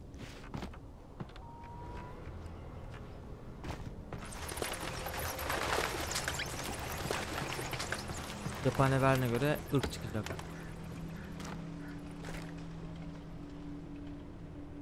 Bu parlayan fener de bayağı işe yarıyor. Orta tuşa basıyorsun ya. Sağdan bakacağım. Bayağı da taslak alamadım ha. Korkudan var ya. Buraya gitse bak, burada kesin taslak var. Ama bana buraya git diyor oyun. Ama buraya gidersen bir şey çıkabilir. Ama yaratık çıkıp mermi de harcayabilirim.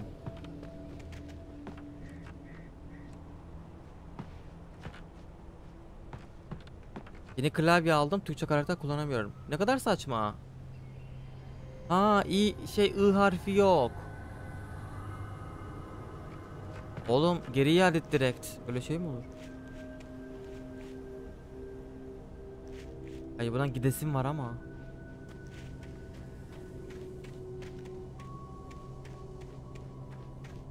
Bu var mı o? Hocam çıkma, bir şey çıkma. Taslak var mı diye bakıyorum bak. Taslak olabilir. Taslak boşmuş lan.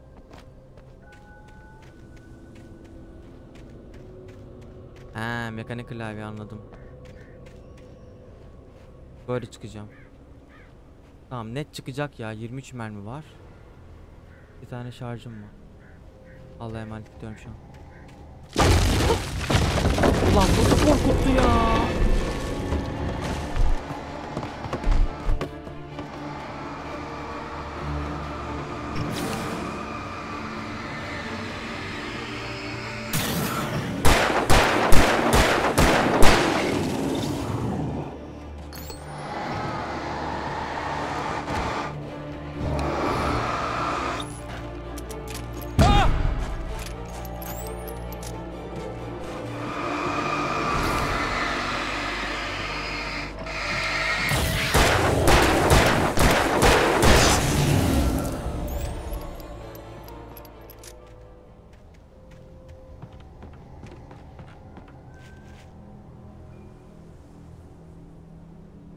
Bini var değil mi?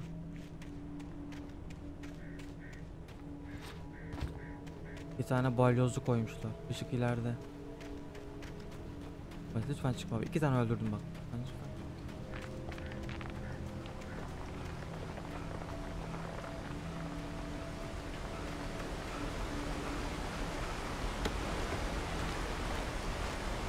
Ne zamandır taslak çıkmıyor ya.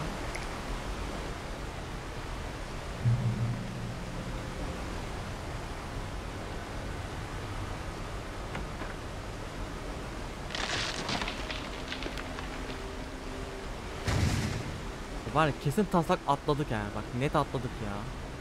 Ama daha geri gidemeyiz. Yapacak bir şey yok. Anladım. Bölüm 2 şu an.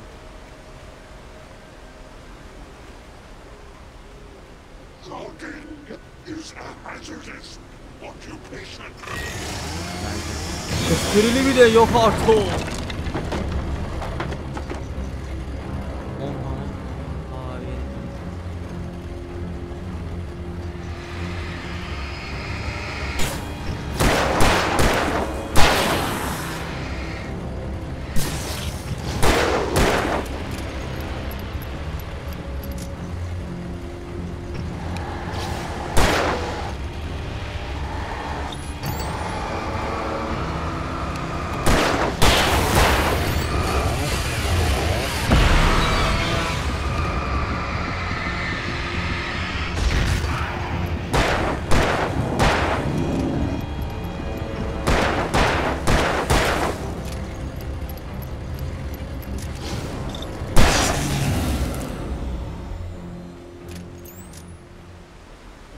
Çözdüm galiba ya. Artık korkmuyorum ha. Çünkü normal insan gibiler yani. Bir ses mes çıkardı, orada efekt veriyor yani, başka bir şey. Yani korkma derken gerilmekten bahsediyorum bu arada. Kocaman yaratık öldürüyorum, daha çıkmaz herhalde. Durduran takip et. Kesin taslak var burada bir yerde. Bu tarafa gitmem lazım. Ama korkuyorum. Korkmaktan kastım gene çıkabilir diye. Ya var, kesin taslak var burada bir yerde ya. Çok büyük bir yere benziyor. Ama gidiyorum ya, ölürüm. En baştan oynarım ya. Taslak yok mu?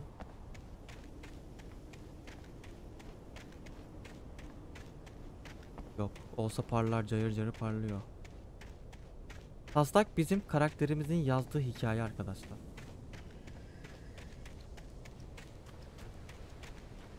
Biz yazmışız bu hikayeyi. Fakat hatırlamıyoruz. Bir hafta geçmiş. Ben Alan Wake oynarken öncesini bırakmışsın. Bak dur. Daha gidiyoruz. Kafayı yemiştim oynadığımda. Tabi doğal olarak. Evet, ışığı gördüm abi. Hani Barry çalıyor. Barry arada kesin. Barry? Ow! The porch is covered with birds. They've got all Hitchcock on me. Stay out of sight. I'm on my way. Don't open the door. What am I, crazy? Stay hidden. I'll be there soon. Just make sure you keep the lights on.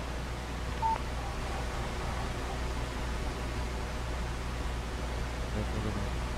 Sallanıyor ekranı, ben sana söyleyeyim.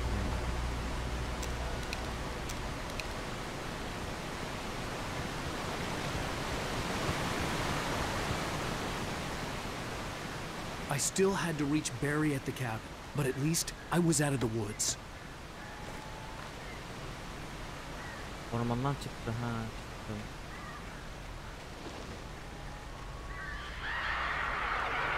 Bir şey olacak. Net bir şey oluyor şu an. Arabanın işi ne alaka şimdi? I'd have to get the car from the locked garage. It would get me back to Barry faster. And the headlights were a welcome bonus. Okay. Yalnız var ya, 2010'a göre çok güzel hikayesi var ya. Acayip yani, çok iyi gerçekten ya. Hani bir çekici. Bu iyi ya. Aslak. O kadar aradık ya, sıradakini bulduk ha. Bayağı topladım ha, vallahi var ya. The FBI agent's command froze me in place. I considered surrender. It was all falling apart FBI ajanı anyway. gelecek. I could give in, let someone else deal with it. But it felt all wrong. Call it instinct, his posture, the way he held the gun. He was no friend. Shots ringing in my ears, I leaped for the hole in the fence and stumbled into the darkness beyond. Ha, 2012'de PC'ye geldi. O zamanlar böyle Microsoft anlaşması da yok. Bilgisayarda oynayamıyoruz.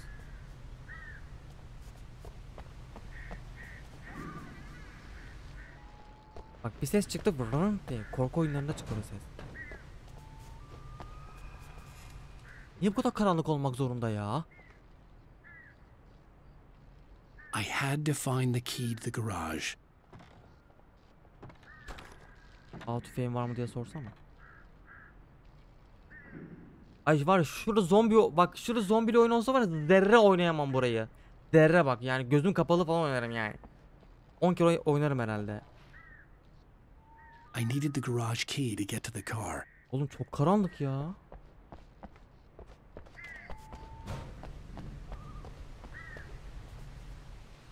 Burada ne zaman ışık var ya. Bir dakika huzur. Ay, o ses ne?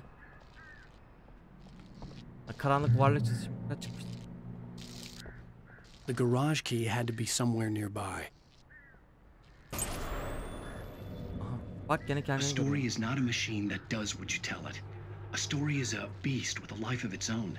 You can create it, shape it, but as the story grows, it starts wanting things of its own. Change one thing and you set off a chain reaction of events that spreads through the whole thing. The characters have to be true to themselves. The events need to follow a logic that fits the story. A single flaw and the magic is gone. The story dies. Alice dies. Alice ölür diyor, ne alaka?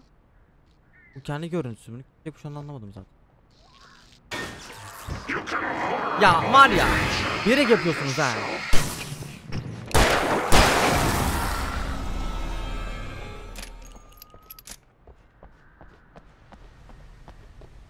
Ses çıkartıyorlar bilerekten, korkayım diye.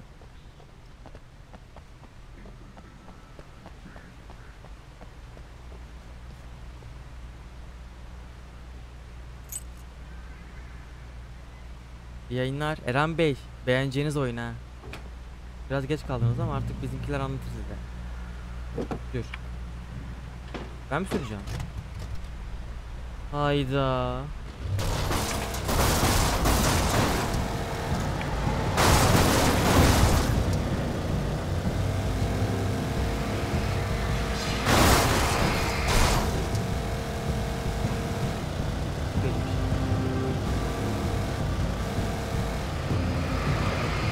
Vırpar. Ay.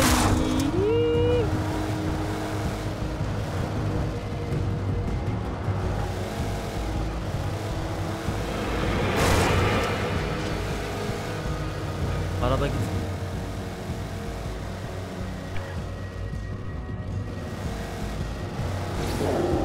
Ha, Allah, panik yapma, Arabanın hasarı yok zaten.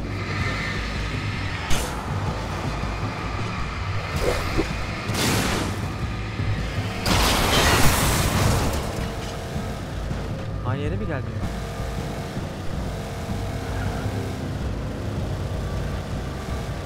Ne kadar benziyor.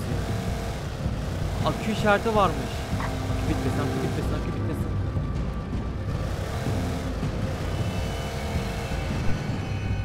Geldi mi? Oğlum her taraf yıkılmış, ne alaka? Bu Rust'in öldüğü yer. Aha, takıldı araba.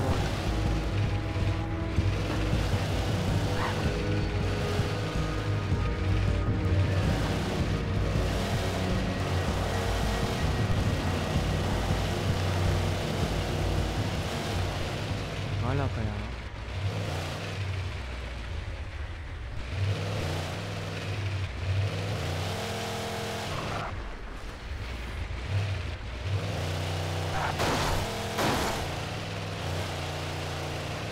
Buradan gidemiyorum.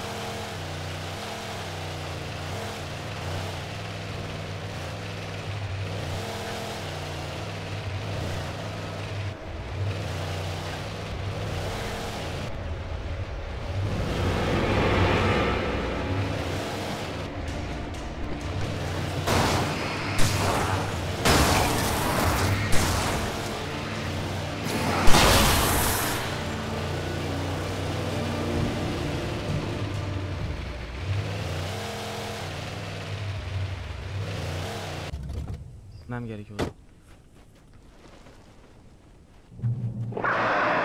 Allah belanı vermesin. O ne lan?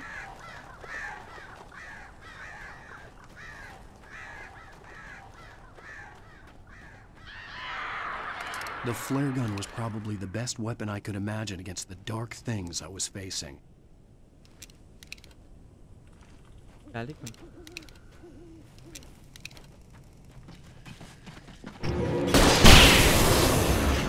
Nasıl attım bilmiyorum ha.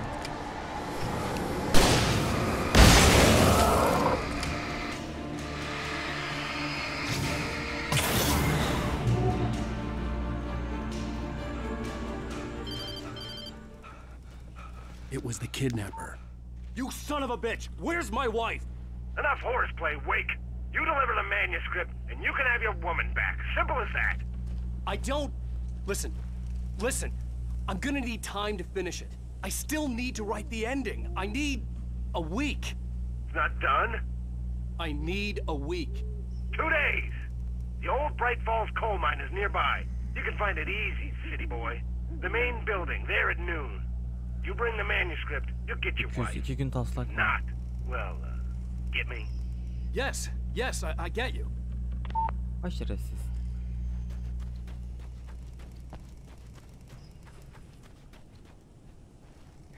Geldik bu arada.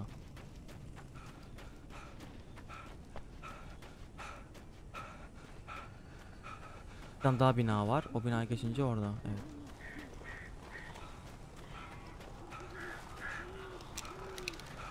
Beriye bir şey olmasın. Gerçi taslaklarda bir şey çıkmadı. Bir sürü taslak atladı şu an. İlginç oyun değil mi ya? Beğeneceğinizi biliyorum. Yazdığı hikayeler gerçek oluyor.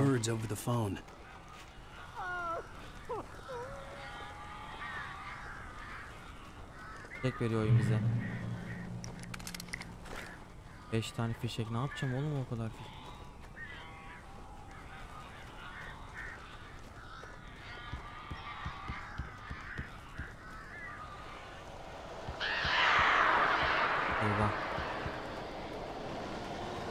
Al!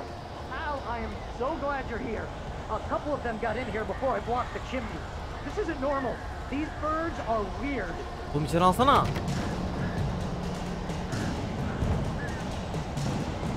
Müzik geldi. Nerede?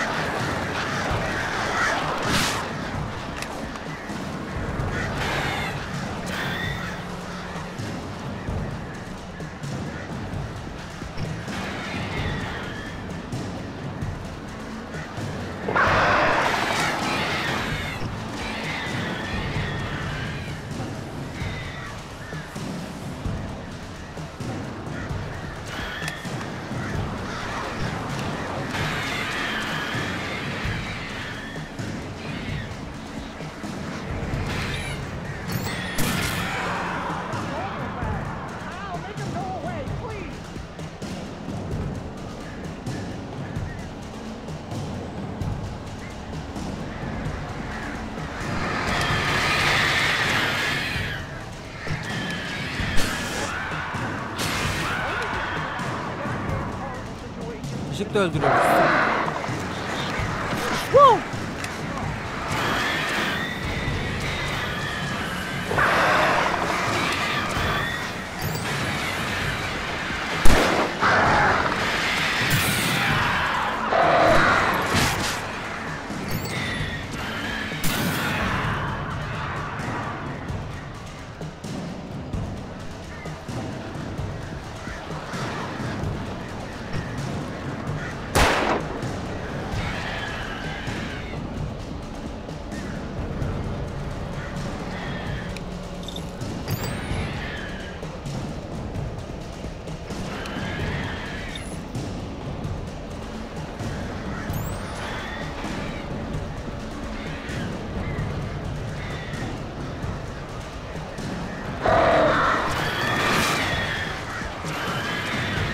Kalmadı ya. Nasıl ölecek bunlar? Ölmez ki. Üzül artık.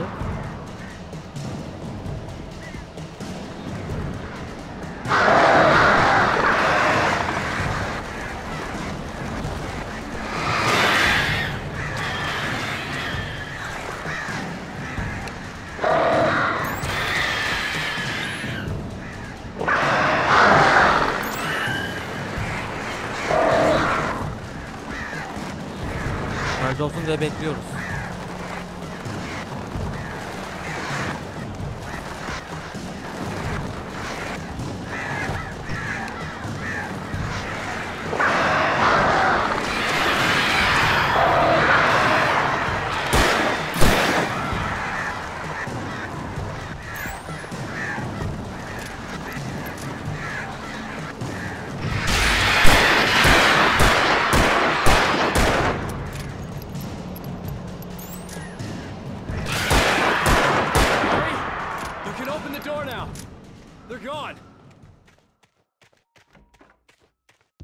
Hey, Al. I'm sorry for thinking you were having a psychotic episode, man. Oh. Sabah oldu. I sent Barry to the town to ask around about a man fitting the kidnapper's description. He'd go through the archives of the local paper. Perhaps he could learn something. anything about the island and the cabin that had disappeared. The man wanted a manuscript. I had to try to write him one to get Alice back.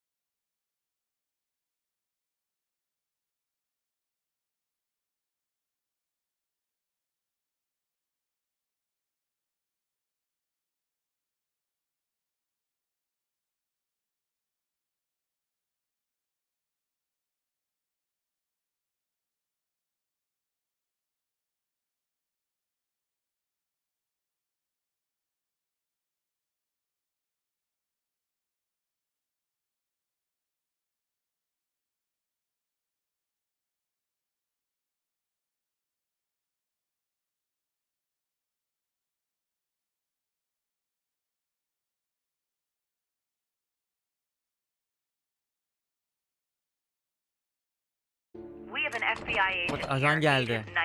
FBI? He's anxious to see you. You'd better come to the station. Okay, I'll be right over, Sheriff. Let's make this quick, huh? Gündüz vakti ne olabilir ki? Help you folks? Name's Randolph. I'm the manager. We're looking for Rose. Works as a waitress down at the diner. Rose, sure. Nice girl. Who wants to know? I'm Alan Wake. The writer, huh? I heard on the radio you were visiting. Well, I'll show you her trailer. That Rose, she's a nice girl. Always pays her rent on time. As I was saying, Al, I found all sorts of weird stuff from the local newspaper's archives. This place is crazy. Disappearances, mysterious deaths, urban legends come true, and get this, most of the stuff takes place around Cauldron Lake. Well, you ain't wrong, mister. The Indians thought the lake was a doorway to the underworld. Hazır gezebiliyorken I'm the gezeyim. God-fearing type myself. I don't hold with that sort of thing. Yeah, okay. Anyway, there was an island there owned by a guy called Thomas Zane. Now, some of the articles I found about him make him out to be a famous writer, but I ran a bunch of searches, couldn't find a single thing he wrote. Zane was heavily into diving, so much so that the place came to be called Divers O gölde şey Island. 1970'te patlamıştı değil mi sana göl? Onu anlatıyor. In 1970, and Zane went down with the island.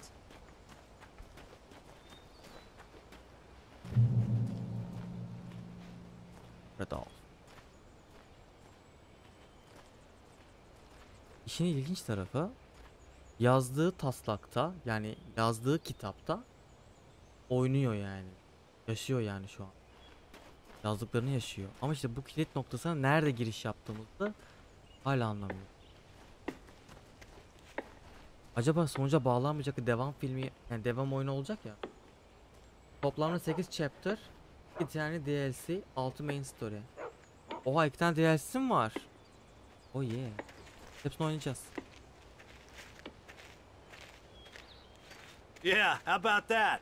It was there in the morning, as if it had fallen from the sky. But it would take a tornado to lift something like that.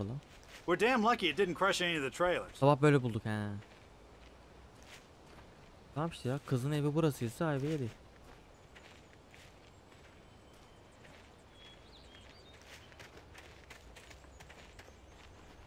Keşke böyle gündüz boyu çıksa. Ben hala Alice'den şüpheleniyorum abi. Alice bence bize oyun oynuyor. Ne kadar hikaye de olsa, hani bu hikaye yazarken, Alan bunu yazarken net Alice bunu planladı. Ben hala onun arkasındayım. Çünkü çok mantıklı şeyler oldu yani. Sure, Jagger's a local spook story. Bence Alice kendini kaçırttırdı. Bizimki hikaye yazsın diye. Başka bir açıklaması olamaz ya. I'm just getting to the best part. En makul o yani. All of the articles about this stuff were written by Cynthia Weaver. I asked around, and she's that crazy bag lady you met. What, the lamp lady? She can be a little loopy, but she's not homeless or anything. Yeah, anyway, she knew both Jagger and Zane before they both died, and she had some kind of a breakdown. Gazi galiba. Bu bölüm gece olacak mı? Olmasın ya. Hep gündüz olsun. Gündüz çünkü bir şey çıkmıyor. Ha, bug var. Bak şurada görüntü bug'ı var. Well, mister, this here's Rose's trailer. You mind me asking what you want with her? We're just here to talk to her, pal.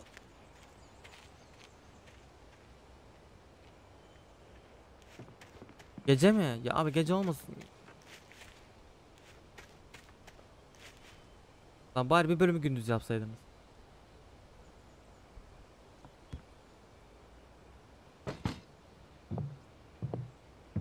Robot gibi geliyor şimdi. Welcome to oh dear, Mr. Wake. I'm so glad you're here. Böyle konuşmaz ki. Rose, you have my manuscript? Oh yes. Yes. Please come in. Oğlum hiç mi şüphelenmiyorsun ya? Konuşması bile garip. İlaç kaçacaklar şimdi. Hey, this is really good. Rose. Yes. My manuscript. I really need it. I understand. I know what you need. A muse to inspire you. Oh, for Barry? She doesn't have anything. Yeah, hey Al. What's... Hah, işte ilaçları. Ha? Ben bile anlıyorum ya. Barry. Ben bile anlıyorum yani. What? Hah, what dersin? Hı? Ha?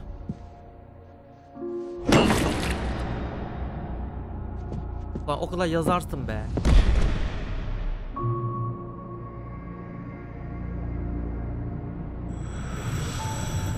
It's coming for you, hiding in my barber's skin. I'm too weak to stop it. You must turn the lights on.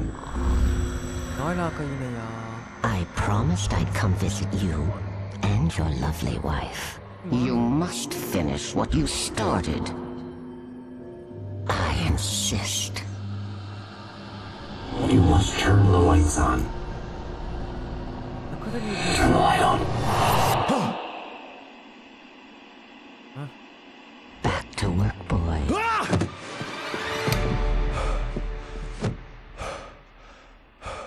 Elektrik kesilmiş olsaydı. Ay gene akşam olmuş.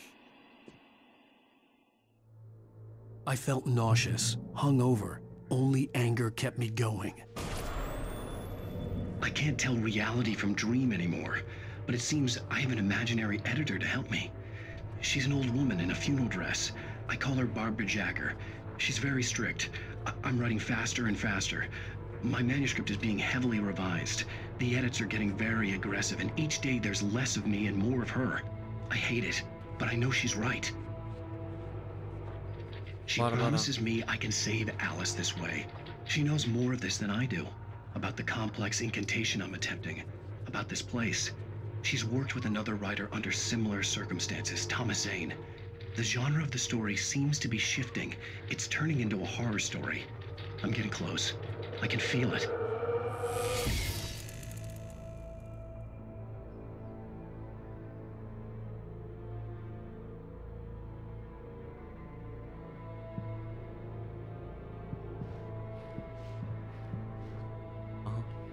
Rose took a day from me. I had less than 12 hours left to meet the kidnapper. All I could do was get Barry into the car, work something out once I got on the road. Barry was out of it. He was way too heavy to carry. You're right. I deserve more money. Ben hani saldırının çok ilginç bir şey oldu ya. Kapatmış yatakta. Welcome to the Oh Dear Diner. What can I get you today? Coffee? I couldn't work up much hate for Rose. Something had used her to get to me and left its mark. First refill is free. Milk and sugar on the counter there. Would you like to hear today's specials? Thank you. A nice day. Come back soon.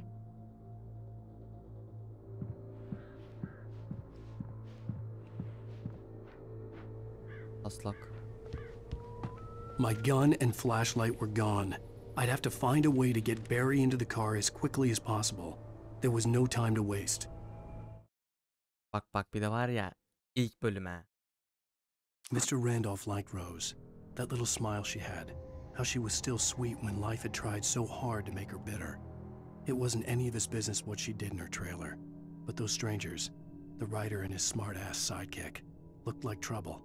And they'd been in there for hours, way past her normal bedtime. He reached for the phone and called the sheriff's station. Bak bu bölüm yaşamadık da. Polisin aradığını biliyoruz o zaman. Allah, o neydi lan? Ekran bug'ı mı oldu? Ha, ağacın şey, Allah'ım bir şey geçiyor sandım, ödüm koptu ya. Arabaya git. Oğlum araba aşağıda. Fener de yok. Bir çıkarsa. Gerçi ışık var ama yok ki. Nasıl geldik biz ya? Dur şöyle geldik.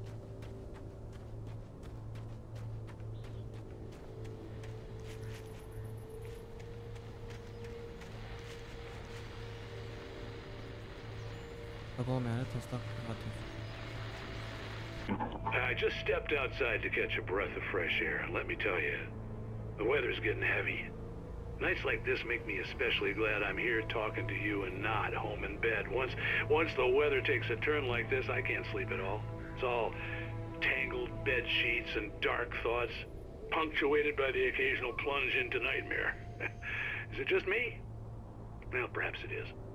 But I hope I can make the night a little bit easier to get through. Caller, you're on KBF FM. Hey, Pat, it's Walt Snyder. What's on your mind, Walt? Well, I am the way you are, but, well, I can't sleep either, you know? I just been staring out the window here, trying to make sense of it all, but, I ain't been drinking either, you know, I just... Well, you sound like a man with a problem, Walt. I had a, argument with Danny, Danny, and, then I got in trouble with the law, and, I'm just, well... I heard something like that, Walt. Yeah, well, he's, Danny's my best friend, and, they let me out on bail today. Hapishanedeki adam. Nezarethanede vardı ya.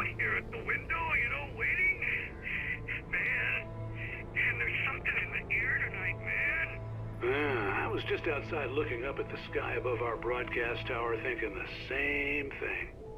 What are you waiting for, Walt? I don't know. Something's gonna happen. I think I better go.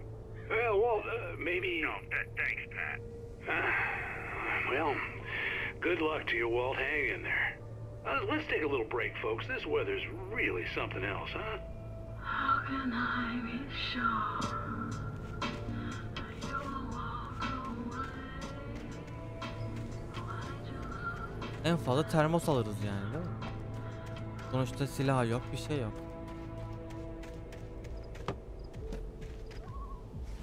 Her bölümde fişektir, mermidir, hepsi sıfırlanıyor. Başta biri var lan.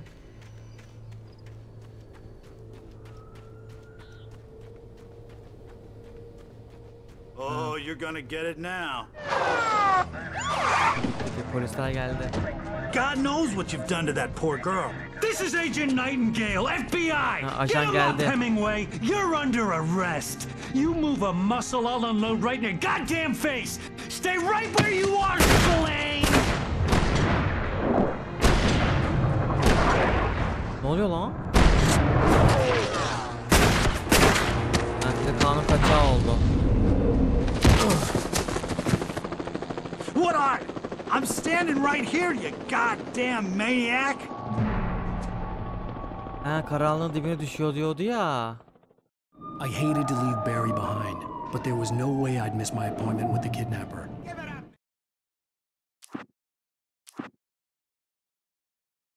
Agent Nightingale didn't want to be in Bright Falls. These little communities revolted him, and he didn't like the trees or the coffee. He now knew that impossible horrors lurked behind the storefronts and smiles.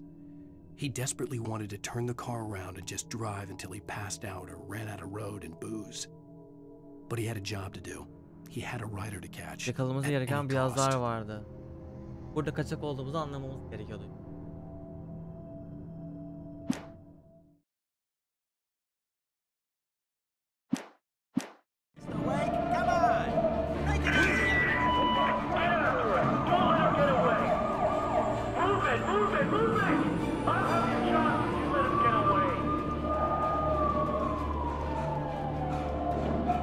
Kaç bölümümüz?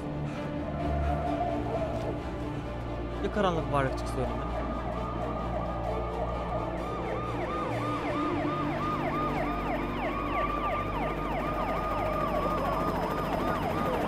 O helikopterle arıyorlar, yok artık daha neler.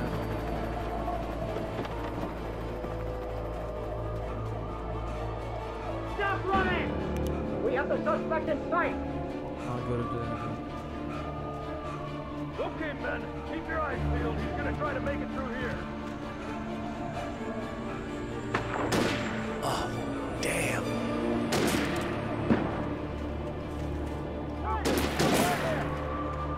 Where did he go? Man out! God damn it, where did he go? Slipped away. Keep an eye out.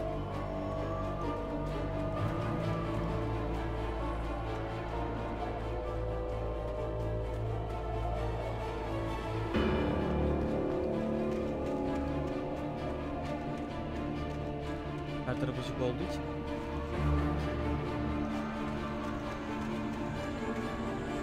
Taslak. He's gone. Come on, guys. We need to head him off.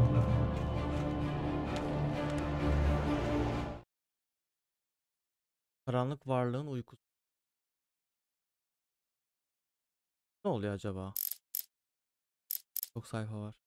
For decades, the darkness that wore Barbara Jagger's skin slept fitfully in the dark place that was its home and prison. It was hungry and in pain. It dreamed of its nights of glory when the poet's writing had called it from the depths and given it a brief, terrible taste of power and freedom. The rock stars had stirred it from the deep sleep the poet had sunk it back to in the end. When it sensed the rider on the ferry, it opened its eyes.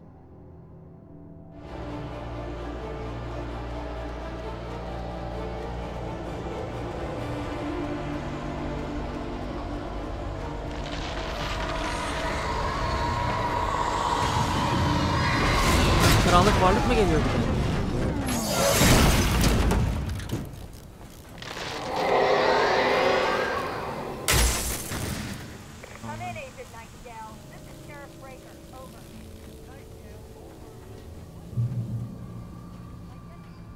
Yok bu silah ya.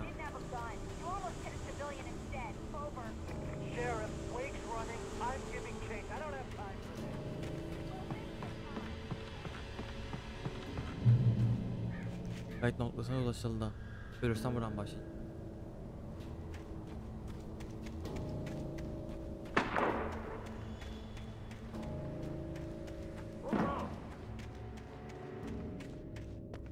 Search the area.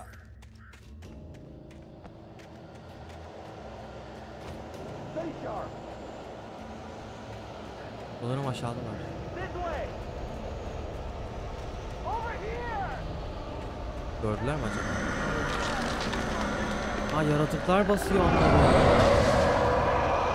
Bak, vur şunu diyor, bilmiyorlar tabii.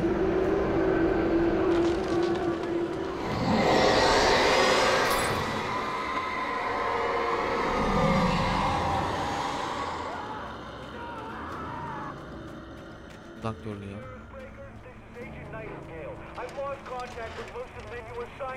This horror was everywhere I went, circling me. The cops didn't stand a chance.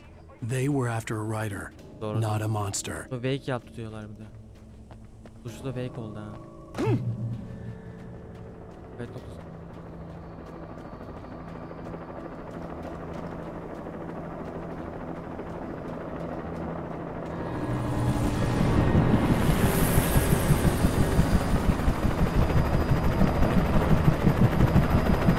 You on the ground. Hold it right there. There's nowhere to run. Freeze!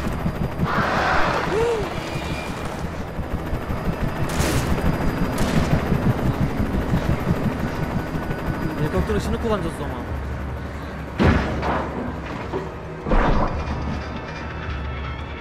Allah, çok korkutucu. Koşsa Allah'ım ya.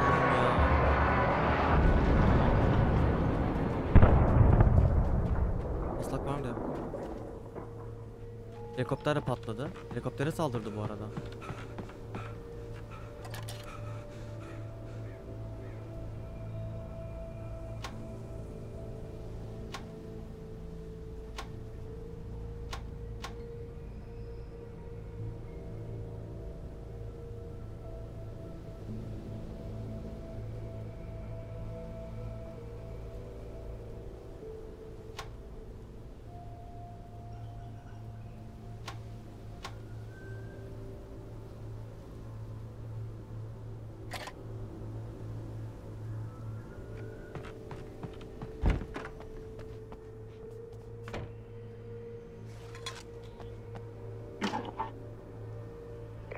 This is James. Mulligan Thornton, come in. Over.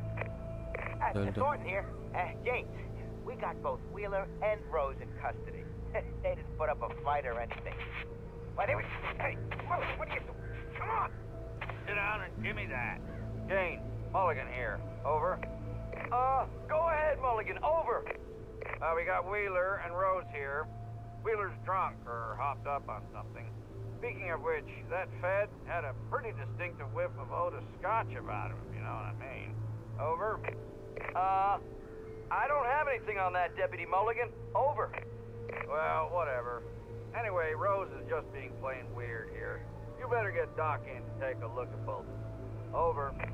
Gotcha. You better get them here quickly. The, Fed's gonna want to interview Wheeler. Over. Oh, yeah, I'll bet he does. Looks like they have a lot in common. Mulligan out.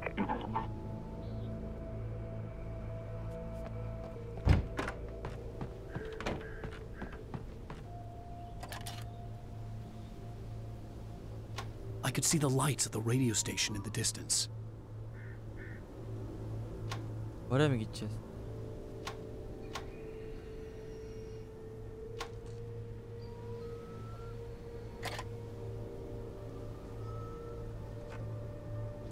Hala polisten kaç diyor.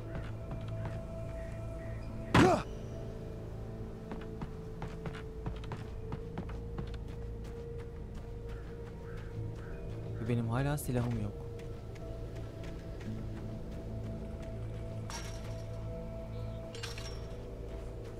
I imagined that the broadcast tower in the distance was part of the local radio station. Maine seemed like a decent guy. Perhaps he could give me directions to the coal mine.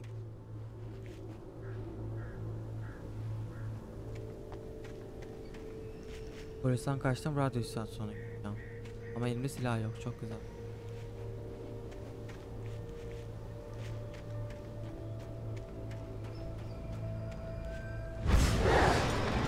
Nasıl geçeceğim şimdi? Silah yok. Unnatural shadows clung to the gate. The darkness that was after me was trying to stop me. I wouldn't get through without light. Işık bakacağız. Ne alaka ya karanlık gerçekten.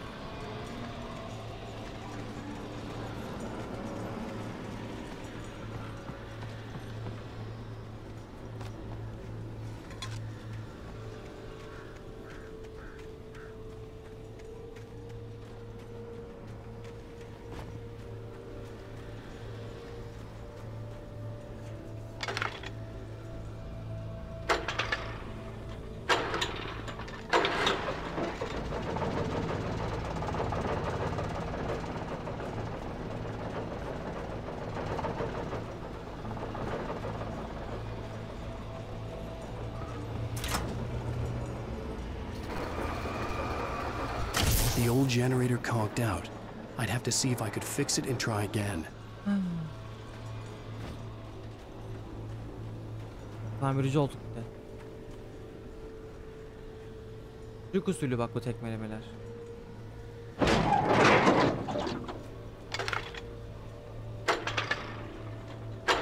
Tekmeleyerek arızayı çözebiliyoruz ya. Mükemmel bir şey bence.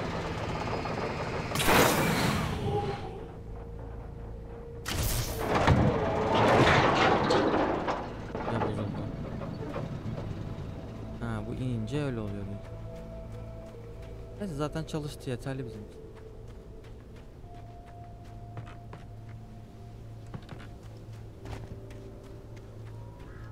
Ama inatla bu oyun bize galiba bu bölümde final falan vermeyecek galiba. Ama vermesin daha iyi.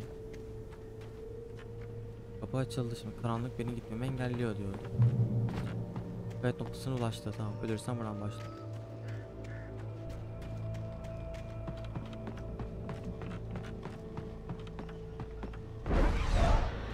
Gene mi ya?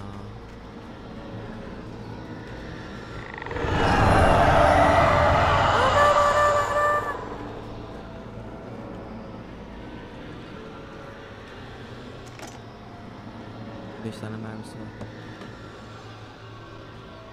Silah almadıktan sonra onun anlamı ne?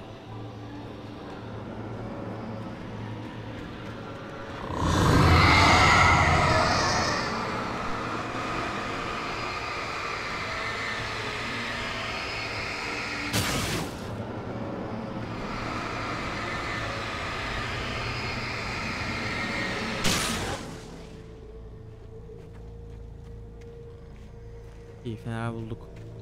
Demek ki saldıracağız artık. Tamam. Karanlık varlıklar gelebilir. It took me a moment to recognize the flashbang grenades. They were an ideal weapon for my situation. Team 1, come in. Over. Flash bombası mı? Team 1, this is Sheriff Breaker. Report. Over. Team 2, come in. I need a report. Over. Cevap versene. Come on guys, talk to me. Come in please. Over.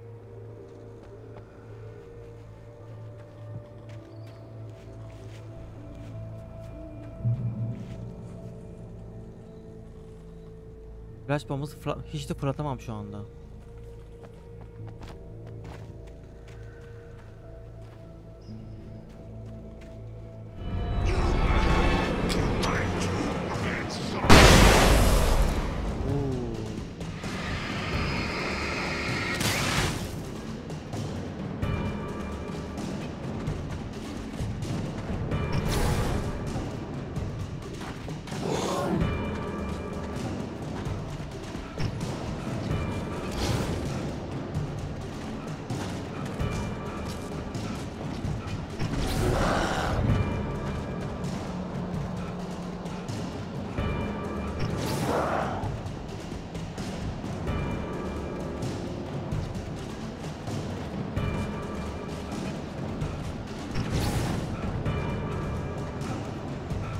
kovalıyor ya.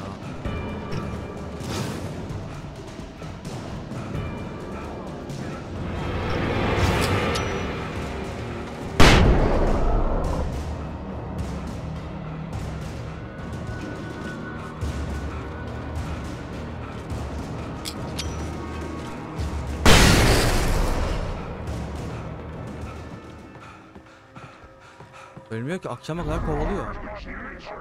Yine geldiler.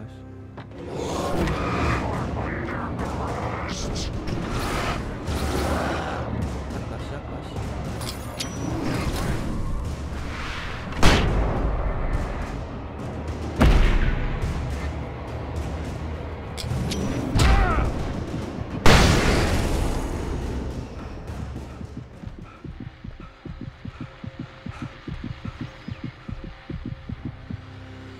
Lan cephane almadan ikinci bölüme girmişim ha.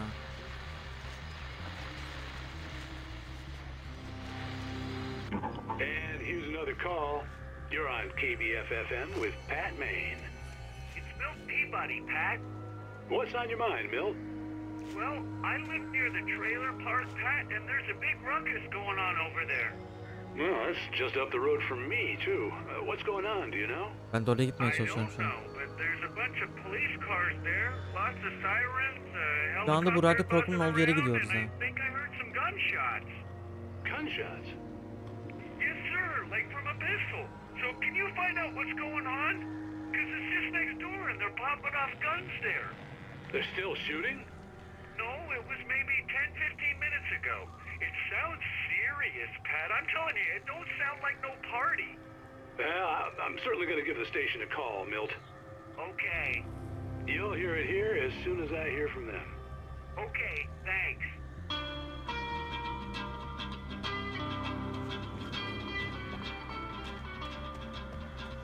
Taslağı görünce ben taslağa gideyim dedim, ikinci bölüme girmişim.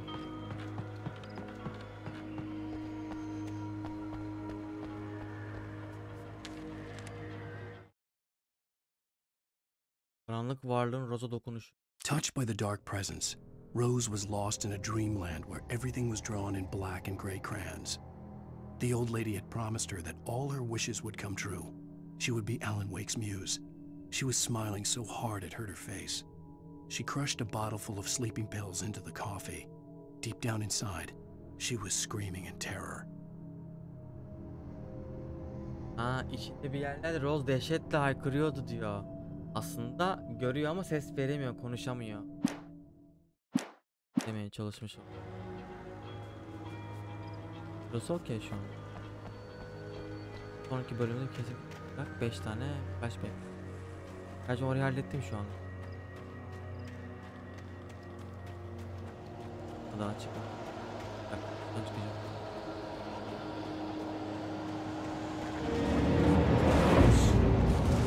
Kaç kişi var? Altı atıyor şey.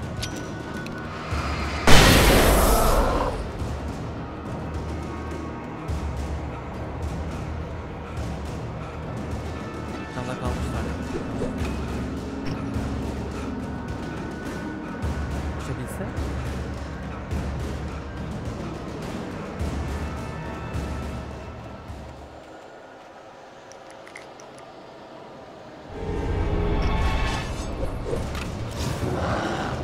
Görebilsem nerede? Görebilsem.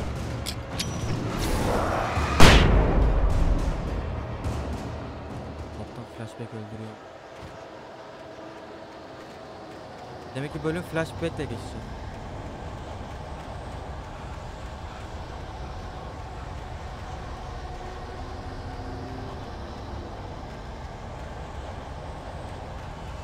Çıkacak şimdi.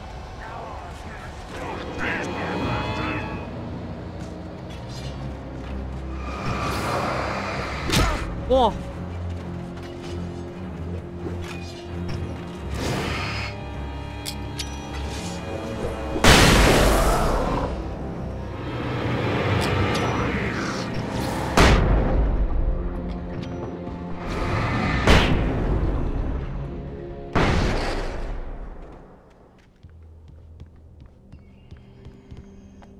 Sanırım kurtulduk.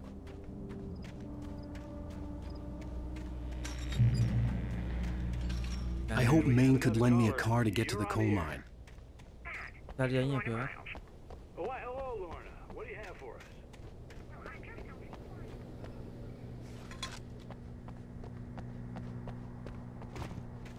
Evet. Oyunun en başındaki yaşlı adam radyo programı, biz de katıl röportaj yapalım demişti. yerini biliyorsun demişti. Bak oyun bizi buraya sürükledi şu an.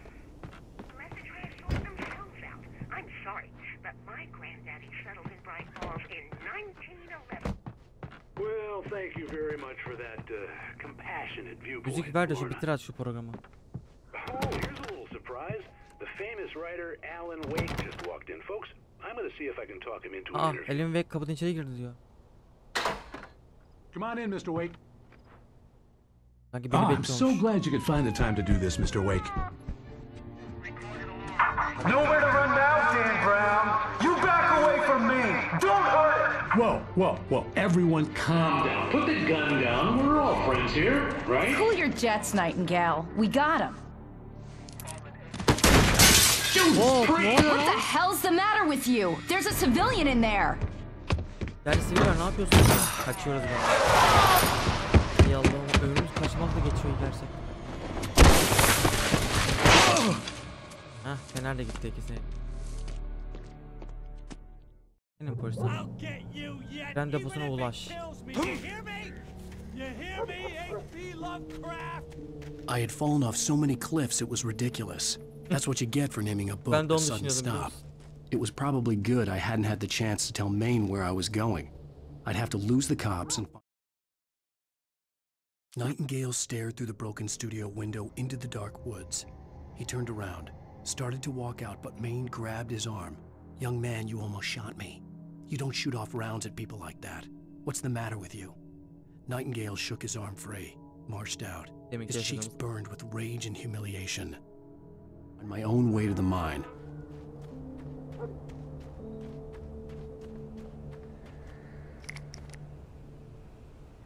İşler fişeği ne işe yarayacak ki bana ya? Flashback yok ediyor, okey, ama her fişeği geliyor, silah yok hala.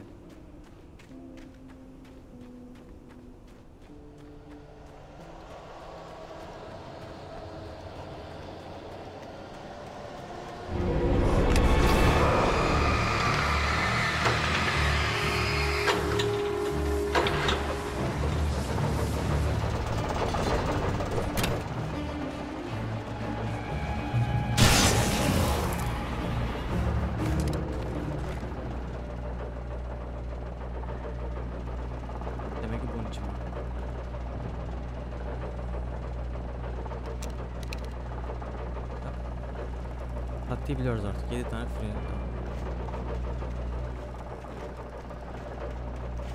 Gelecekler. Biliyorum Allah'a ne verdiyse. Bu yolu bulayım.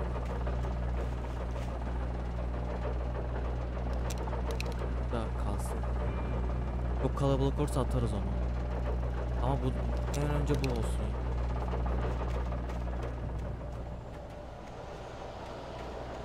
Direkt geliyorlar yalnız.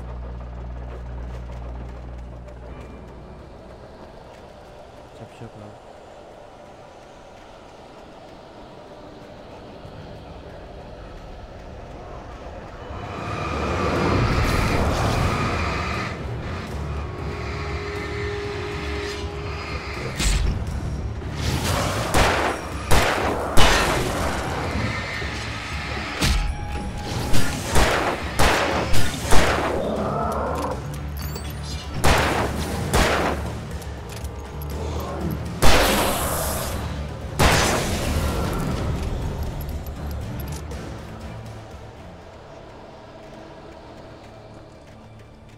There was no sensible reason for the power company work lights to be here. It was almost as if they'd been left for someone like me to use. Neyi kullanabilirdim okuyamadım ha.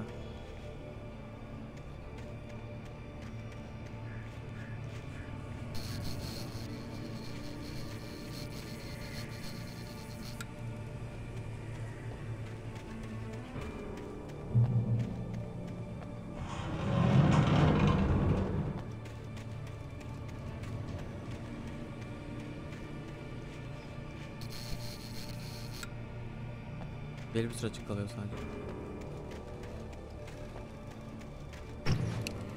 Ve vardı orada ağlamıyor. Ödüm kop.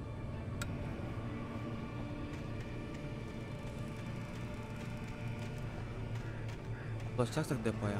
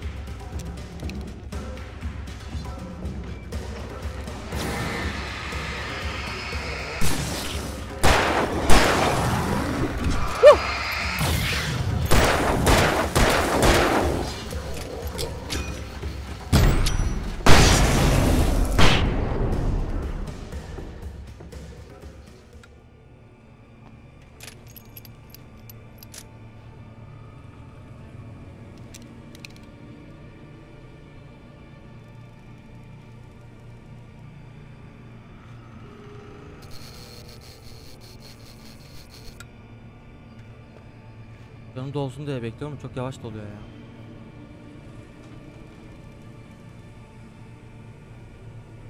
Acaba şu yukarılarda bir bak var mı?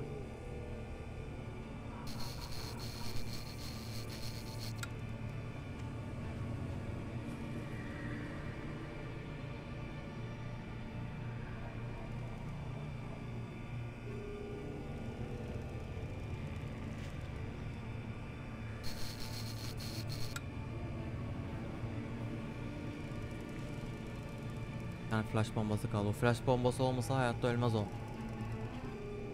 10.000 tane şey atsa. Yani çok tane falan, kaç 10 mermi falan ölmüştü. O zaman bilmiyorduk da bir şey. Öğrendik. Diyorum abi can fullen.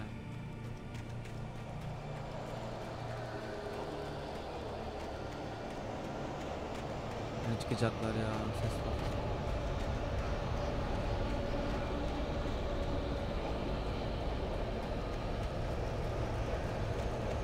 Buraya taslak okunur ya.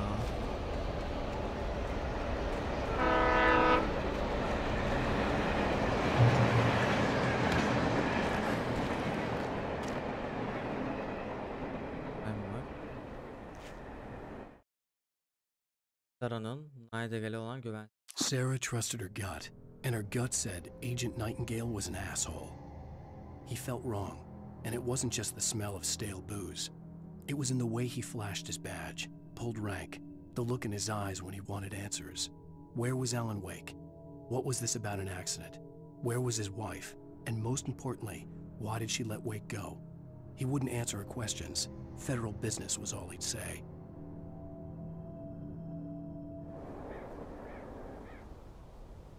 Vermez yine. Tren deposuna ulaşacağız bakalım. Aradığına göre bir şey gelmiyor. Hello? The most stubborn man I've ever met. Alice? Alice? Alan. I'm so afraid. Keeps me in the dark.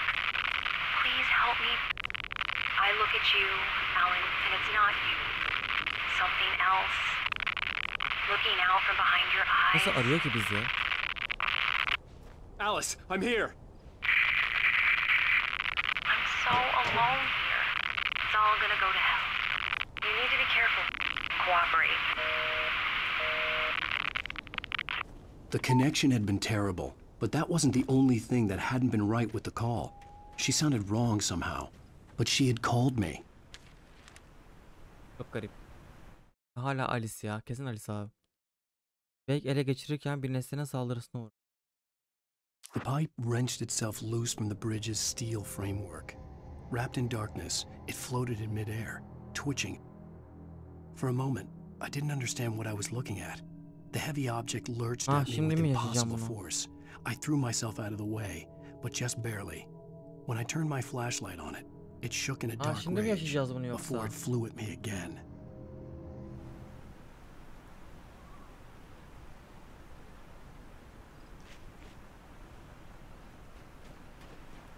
I could see a railway bridge up ahead, and a warehouse of some sort on the opposite shore. I hoped I could find a car from there.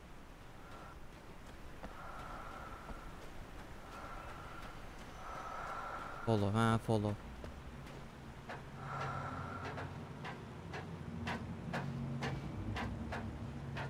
Uzaklaşsam... Flash mı atsam acaba ya? Flash'ımı da harcamak istemem. Çok önemli bir şey ya.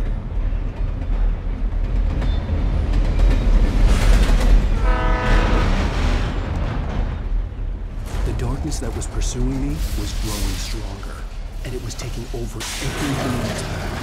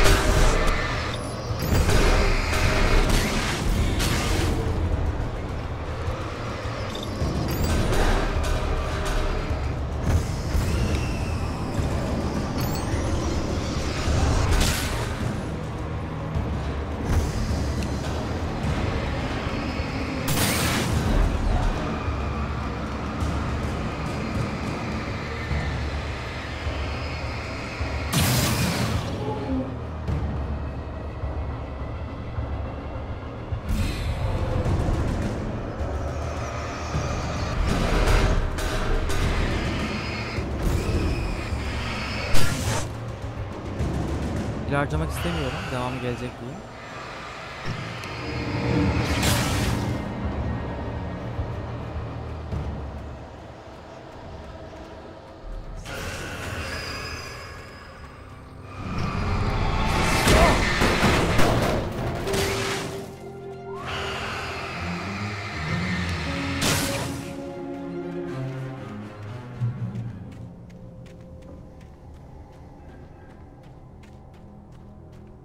Aslak.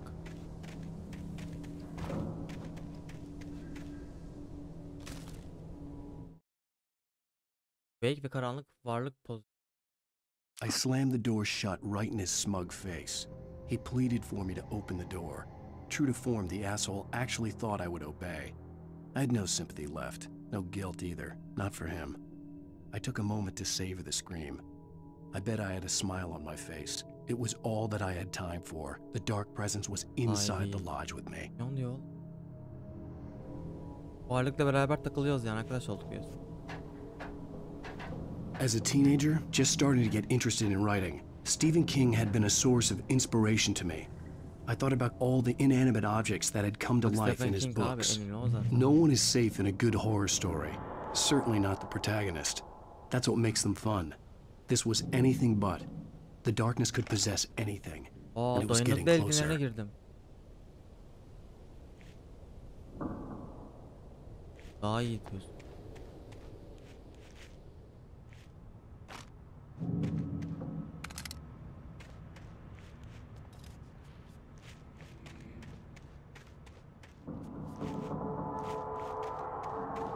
Bunlar patlıyor mu acaba? Var şurada. Burası yeni mekan belli.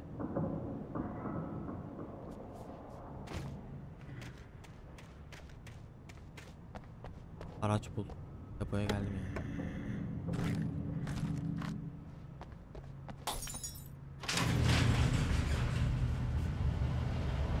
Böyle geldiler yani. Korktum.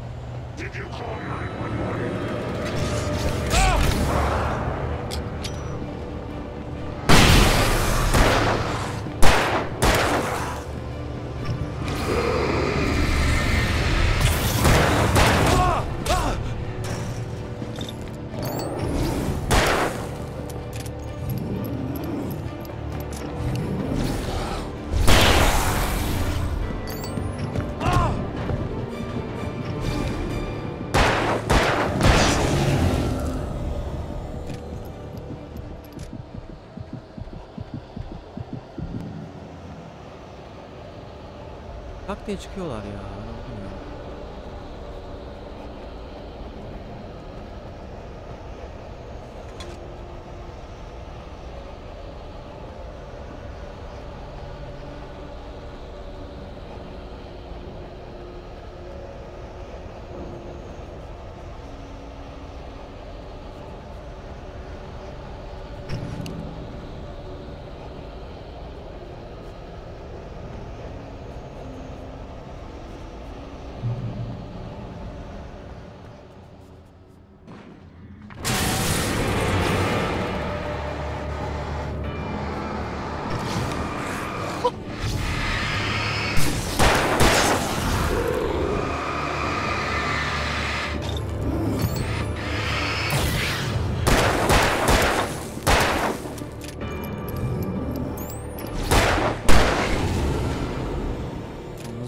Bir tane geliyor diye düşünüyorum, 2 tane geliyor. Bir tane gelmiyor ki.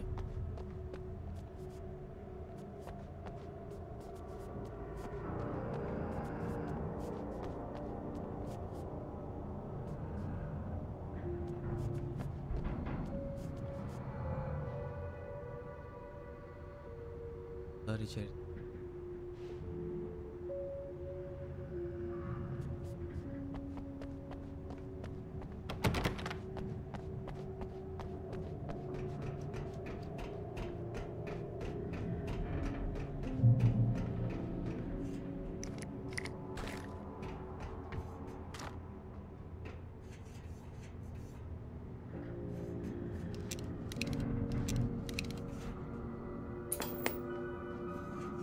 Take the facts of our existence for granted. Varoluşumuz gerçekten yeterince eğilmiyoruz. Bu gerçeklerin delilik ve dehşetle dolu engin bir kozmosun üstüne örten zayıf bir kandırmacı olduğunu farkında değiliz. Yıldızlar çoğu zaman... Programa geldik. Bu gecenin bölümü aile arasında Nice Applics'te dışarıda kapalı halde yaşayan bir topluluğun geleneklerini araştıran gazeteci Alan Wake Remastered'ın bu işte pek başarılı olduğu söylenemezdi. Ta ki bu geceye kadar.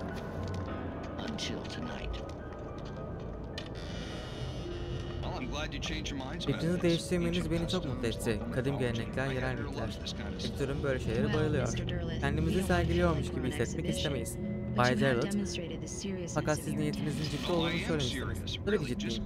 Siz sadece bildiğiniz şeyleri yapın. Ben ayak altından çekilirim. Aslında bize yardımcı olabilirsiniz diye düşünmüştüm. Maalesef şu anda bir erkek eksiyiz. Bu sayede bize yapamadım. Elbette bay. Ne yapmam gerekecek? Gel sana bir öpücükle göstereyim.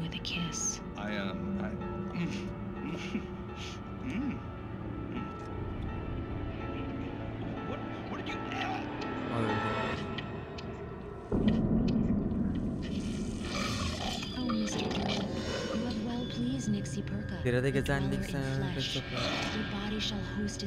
o binlerce yavrusu olacak.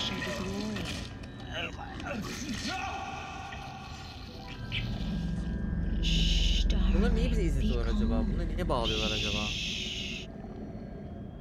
Alvin Derlet learned a harsh lesson. If you go looking for mythology, it may come looking for you. And such quests always bear fruit. In Night Springs.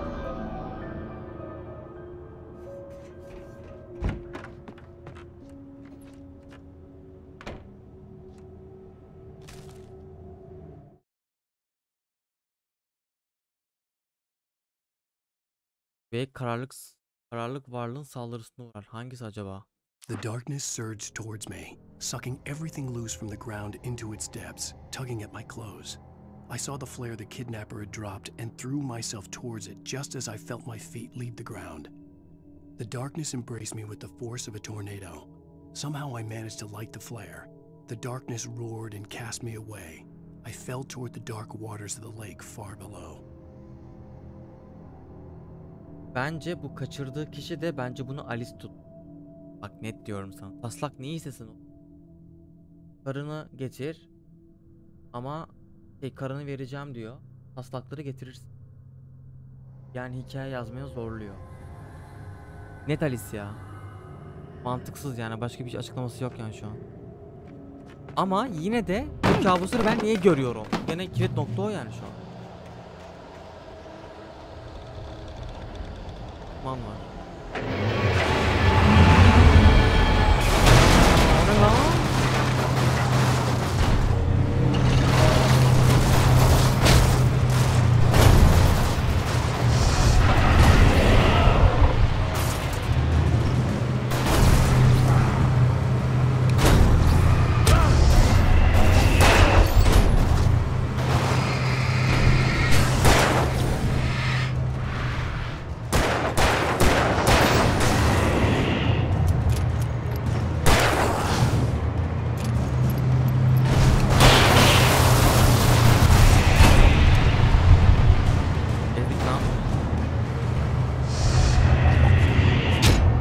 Ölmedin mi sen?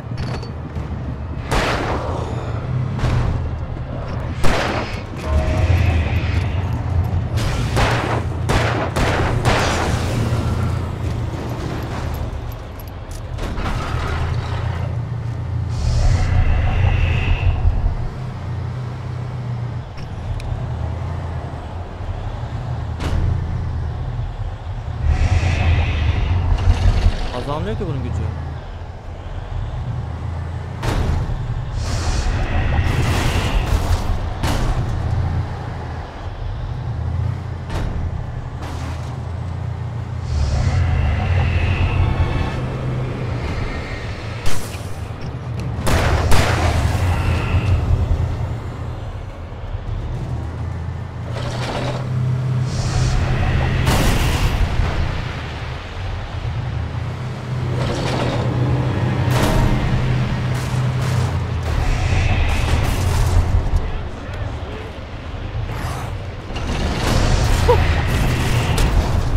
Nasıl ya? Bölüm diye bıraktım biliyor musun?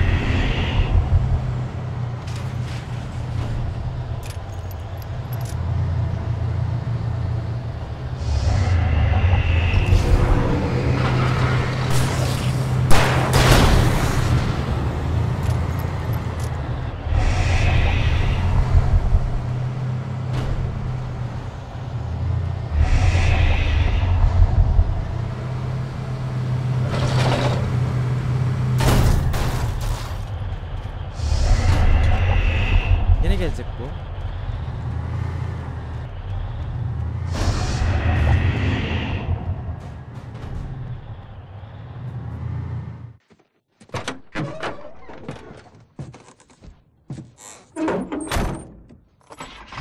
Ne kadar rahat atladı sanki hiç hareket etmiyor. I had never been this glad to see the sunrise.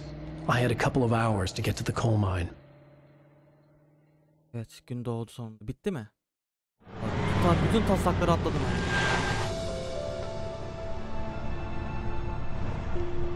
The coal mine wasn't far now.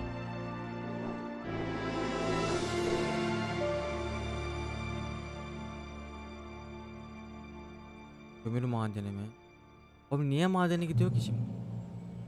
Today, I would meet the kidnapper, and he would give me Alice. I wouldn't give him any other choice. A drowning man will clutch at a straw. O 2 günü çabuk geçti be. Böyle gündüz oldu. Yeni sabah olduğu için akşam olmaz.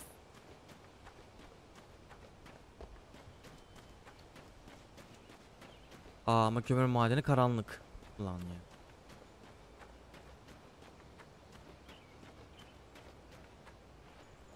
Arabayla gitmiyor muyum?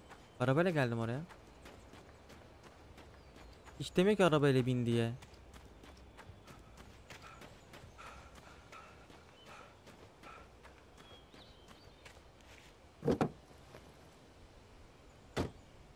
Baktım o kadar yol koşulmaz. Görüşürüz. Little by little, without realizing it, I'd come to believe that the story in the manuscript was coming true. The current of its narrative had taken me deeper and deeper into dark waters. Alice had been taken from me. Barry was probably in jail. I was a fugitive from the FBI. The whole world taken over by the dark presence was trying to destroy me. It all felt real. But it matched the textbook case of insanity. Zaten gündüz vakti taslak bulmadım. Hep gece çıkıyor.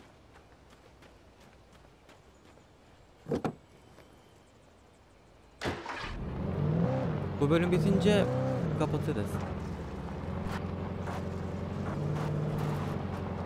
Gaza basmadan gidiyor yok şimdi.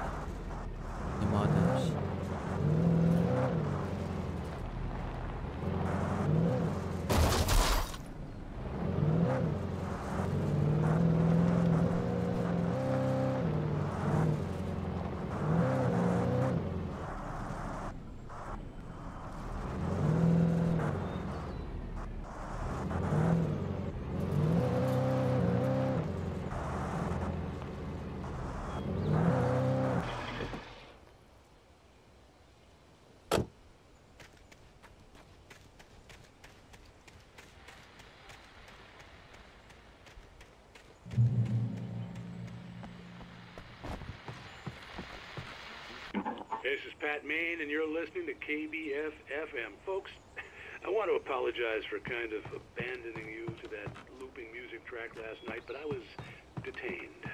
You see, I encountered a big shot G-man with an itchy trigger finger who could use a lesson in manners and a boot in the ass. Not necessarily in that order either. Now, folks, I know I'm not being very informative here, and I apologize for that. I really should just keep quiet, but I'm just so peeved right now, because some people just shouldn't be carrying badges. I'm just glad that our Sheriff Breaker was there to straighten things out. And if someone I met last night is listening, let me just say, I'm sorry if my mouth got you in trouble. I'm pretty sure you're not the bad guy here. Godspeed, son. I hope you know what you're doing. Now, on a lighter note, I'll be talking to Dr. Nelson all morning. But first, a little music.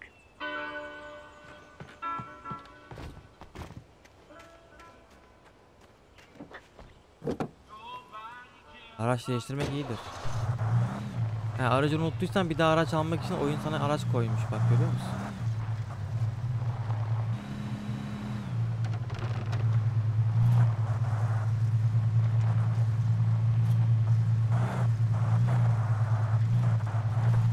Arabanın plakası yok ha.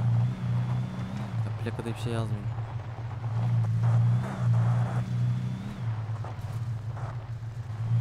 Ne güzel, gündüz vakti bir şey gelmiyor. Nasıl araba lan bu, gitmiyor.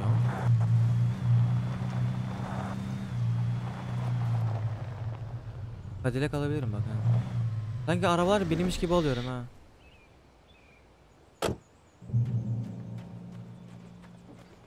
Bak biniyor buna da.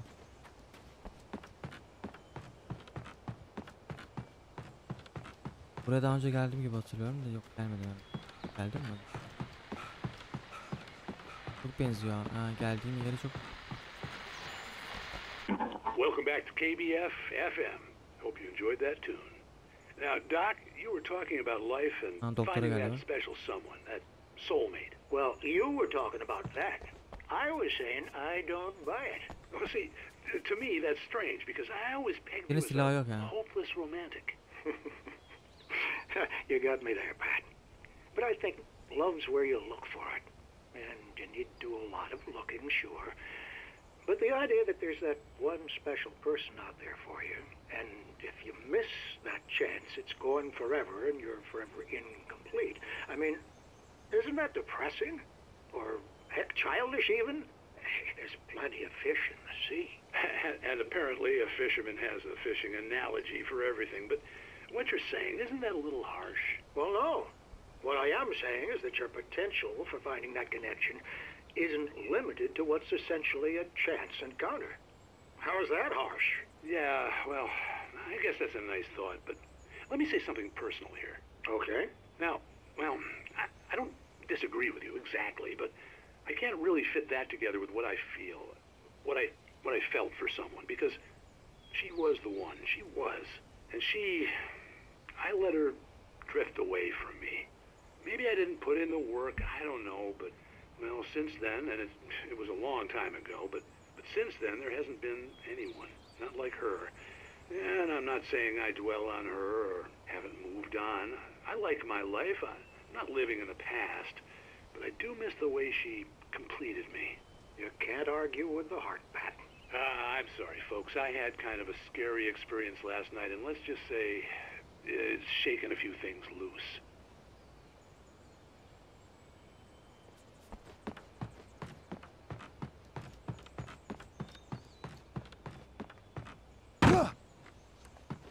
Zaten kuleler birbirine benzer. Tekrardan bahsediyor. Ben aynı yere geldim sandım. Polisler de beni bıraktı ha. Ne kadar rahat hareket ediyorum.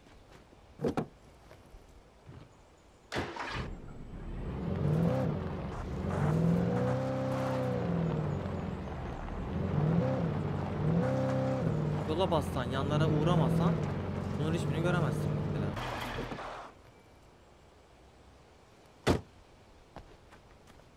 Hakkında bilgi alabiliyorsun. Gündüz artık.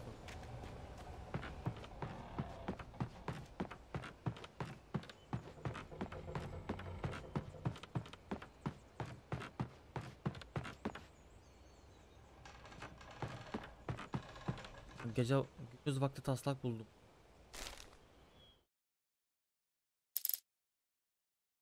For Mott, spying on the writer on the ferry had been a disappointment. His boss had made Wake out to be something special, but Mott hadn't been impressed. He'd gotten a good long look at the wife, though, and he liked what he saw. Mott had fantasized about goading Wake into a fight, but it hadn't happened. Still, he'd get his chance to see if the writer had anything in him. He'd been promised as much. Oh.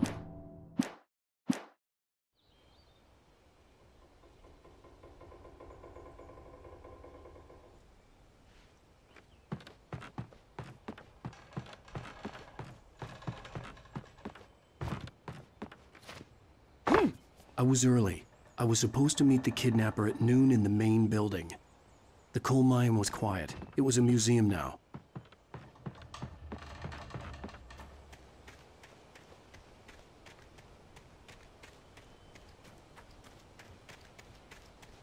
Akşam bekleyeceğim. Akşam beklersin sen ya.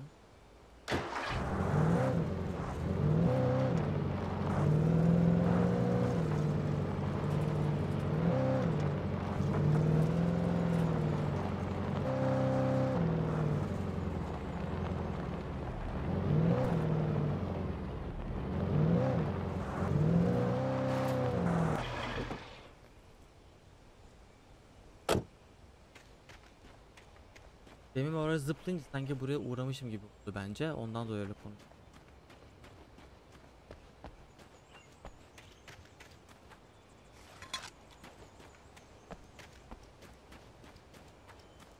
Bence üçüncü bölüm burada bir olayından sonra.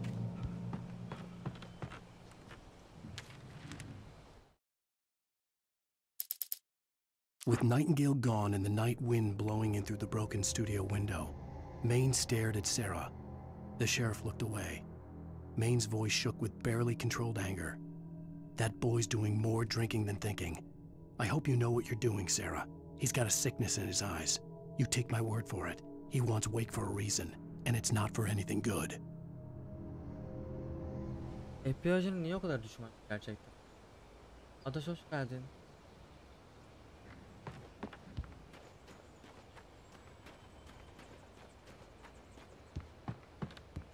İki.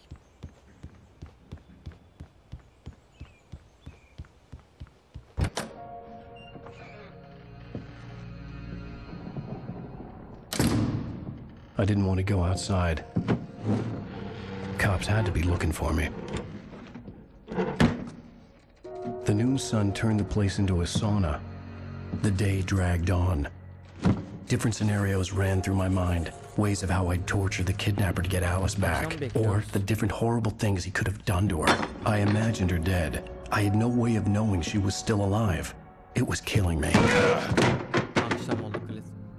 I was running on blind hope. It was all a waste of time. The bastard never showed up. Gelmedi ha. Burası Alice'i beklediği noktaydı. Alice'i getirecekti güyü. Wake! Where the hell are you? Change of plans.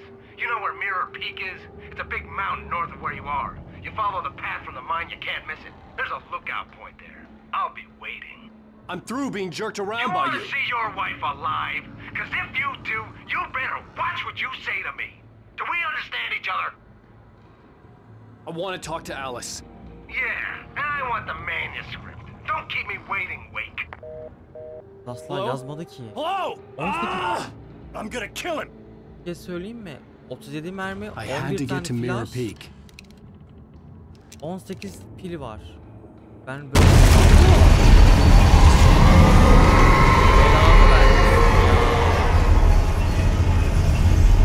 Tam W'ye bastım sadece. Maybe closer than ever before.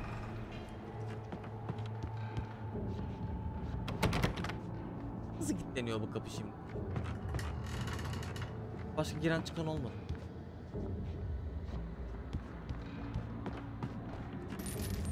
Ay yapıyordum ya.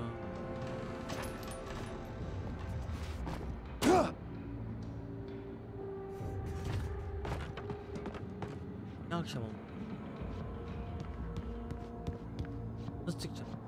Hayır, kömür madeninden çıkacağım. Ha çık. Evet, ha çıktım şu an.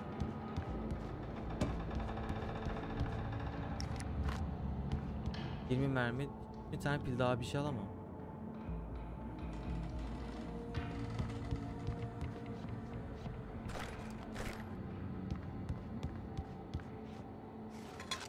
Pompalı tüfek diyorsun da pompalı tüfek mi var o?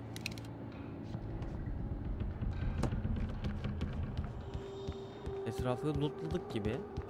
Bir tane flash var. Pardon. Nerede bir şey? Bir iki mermini.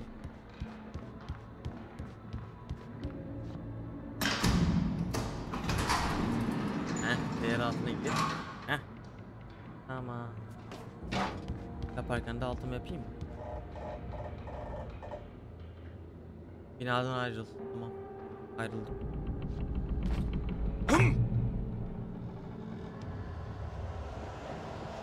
Abi direkt kötü ya. Hava bozuk yani.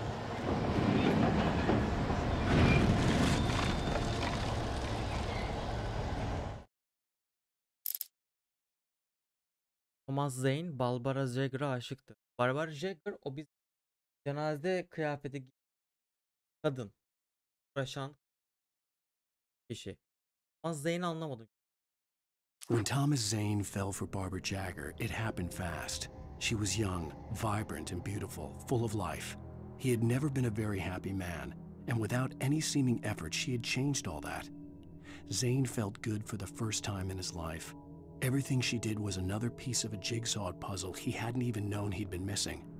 And best of all, she made the words flow, strong and sharp. She was his muse.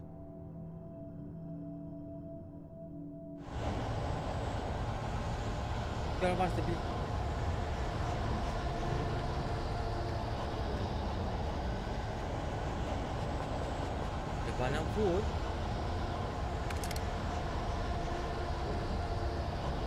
Demek ki dünya şey gelecek. Cephanelerden göre.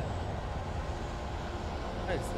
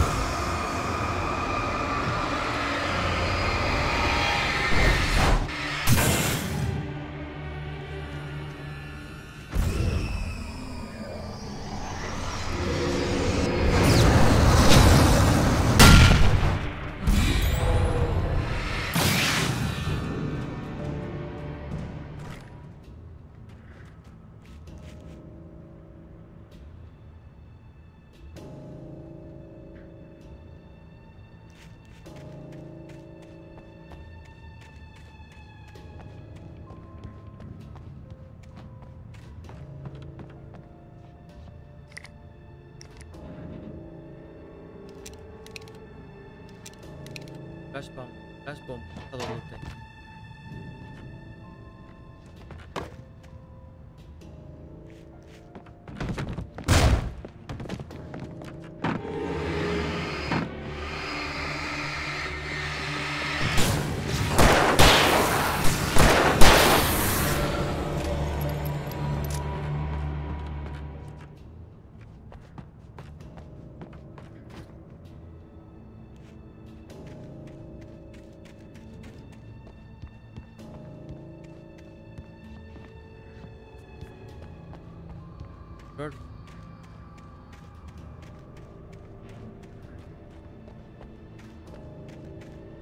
Sen ben.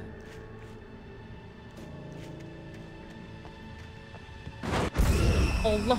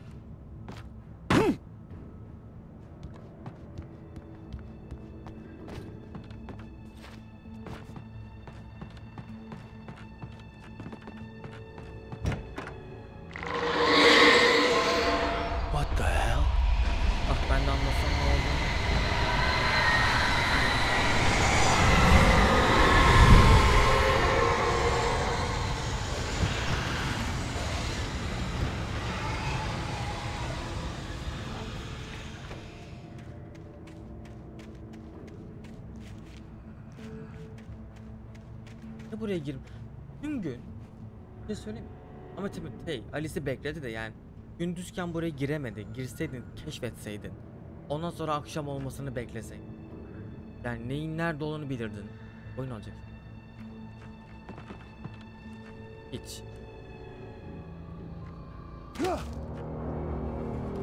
The only way to reach the hillside ahead was to go through the building. I had to find a way to avoid electrocution. Ben bulur.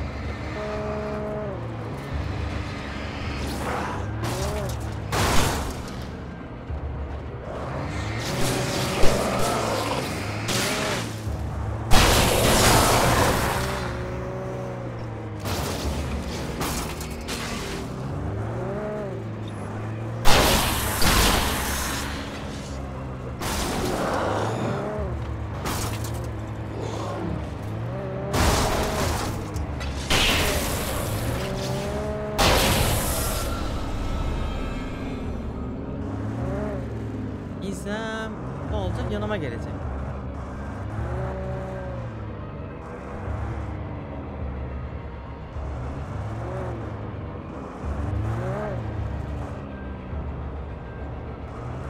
Fark edeyim mi şöyle yanıma gelmesin?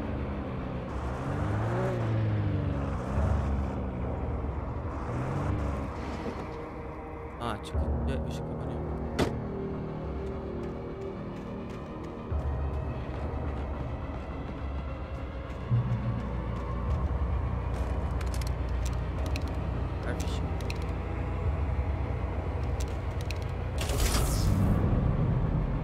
Her taraf karanlık olacak.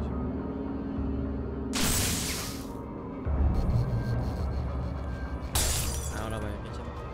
Gelecekler.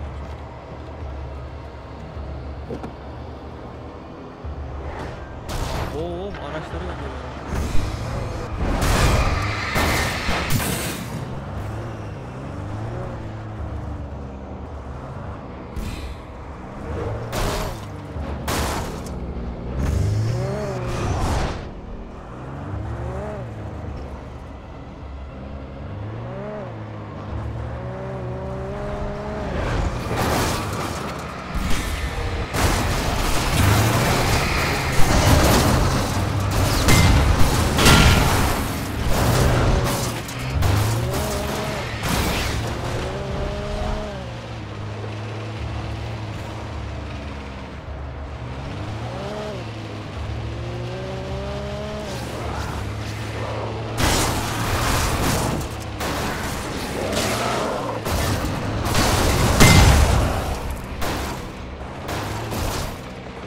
Araca bir şey olmuyor ya. Akısı bitiyor sadece ışık kullanınca.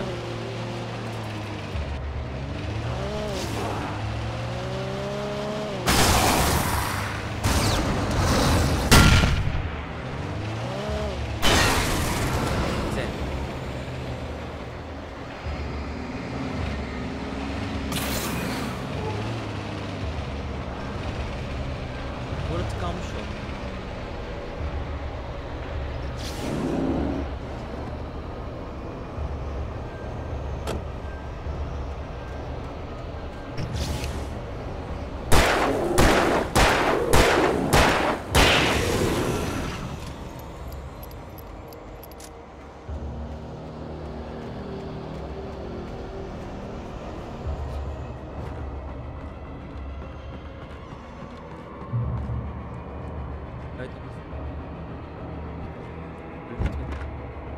Oha çok karanlık. Ya.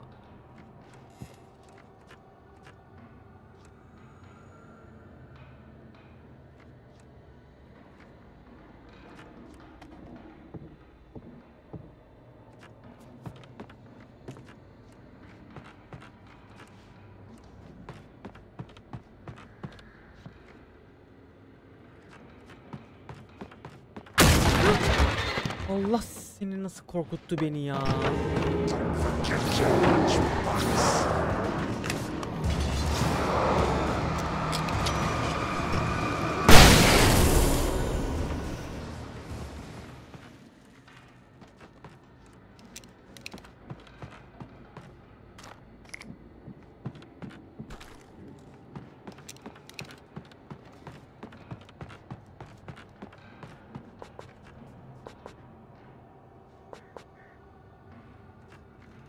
Molar geride kalacak.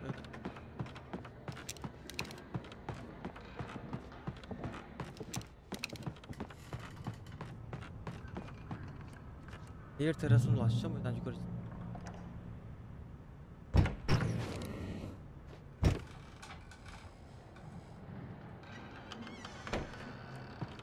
Güzel.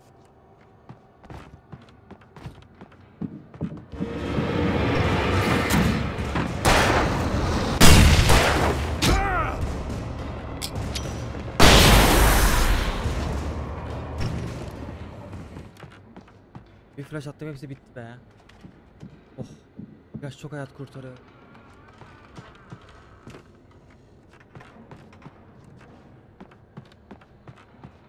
Maslak çıkmadı.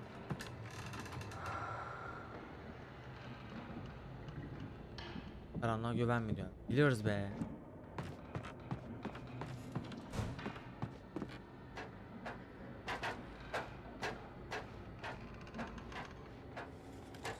...20 tane mermi diyorsun. Bu da beni al diyor resmen. Daha koymuş.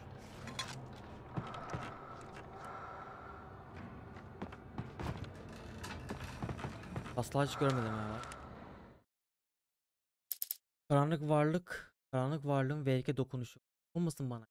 Some of the Taken retained echoes of their former selves, but these were just the nerve twitches of a dead thing.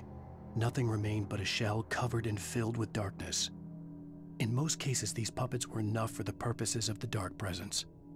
But for anything more elaborate, as with the writer, it was different. It needed his mind. And so rather than taking him over completely, it merely touched him. Yazarın zihninin ihtiyacı var. O yüzden onu tamamen ele geçirmemiş. Sadece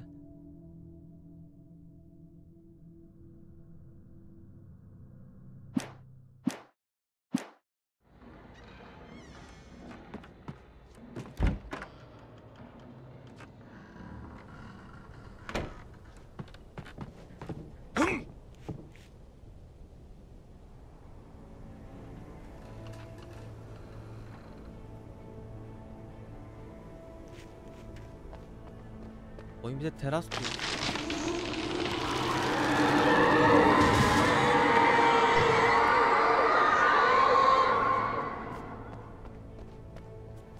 Kaç çok oldu. Bir de oyunu.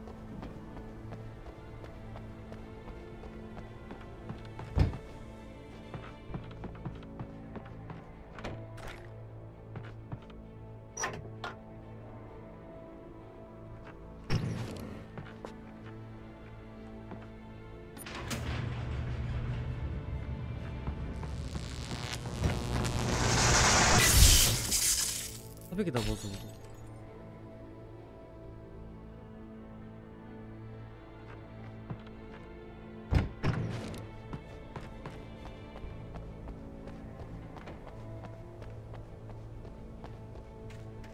There was no way the flashbang grenades were standard power company equipment.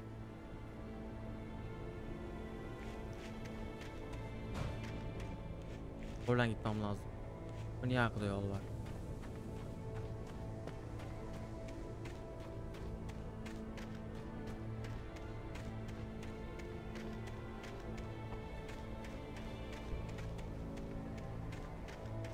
Taslak gizlememiştim.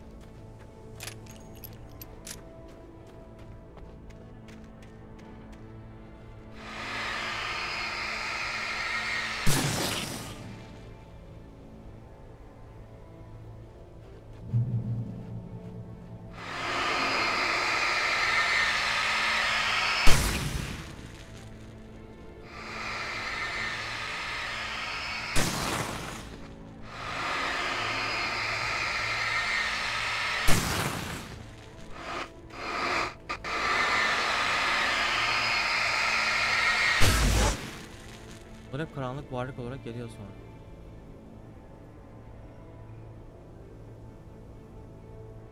Geldi fake.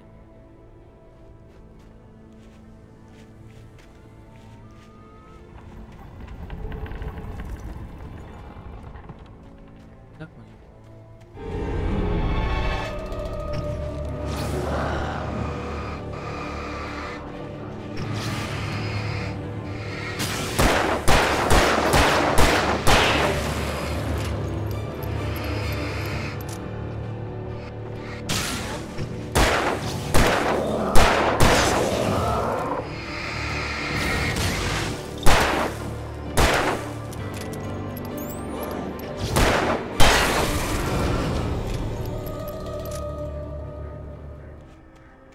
Tek şey mermim ya. Mermi bitmesin, sabahlara kadar oynarım.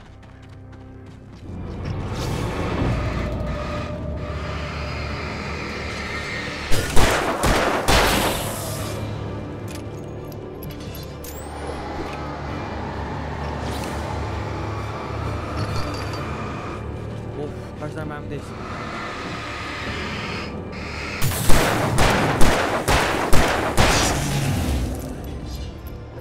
Ya bastığım anda mermi değiştiriyor. Oluyor karşında bu gürültü. Bitmediniz be.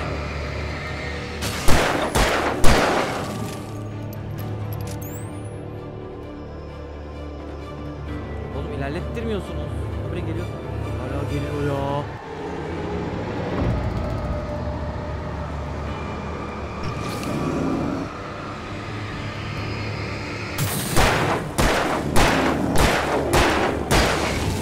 Beş mermi gitti, mermi kalmadı ya.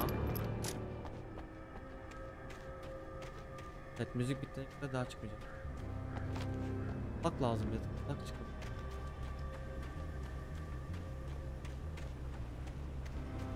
Karınca.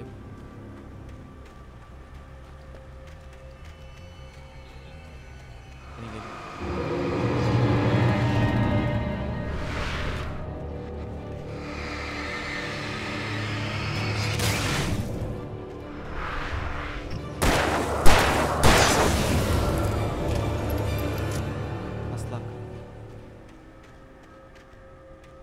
Bana mermi lazım ya. Wake ve Barry hücrede. Hastaneye gireceğiz. Testler kapalı. Korku oyununda açık bırakır mıyım sence? Berk 6000 puan harcadı. Silah sesi attı. Puanı geri veremiyoruz. I stared through the bars of the jail cell. Barry stood behind me, swaying on his feet, looking as ill as I felt. Agent Nightingale stood on the other side of the bars with Sheriff Breaker. Nightingale had a stack of manuscript pages in his hand. He seemed unhinged as he gloated. Well, I've got you now, Raymond Chandler. It's all here. All the evidence, including conspiracy to murder a federal agent. Yakalanacağız mı ulan? O kadar kaçıyorum. Yakalanıyor muyum? Yani bu bölüm, bu taslaklar spoiler veriyor bana. Haksızlık ama ya. 7 mermi var. Nereye mi yarayacak 7 mermi? Gerçi flash.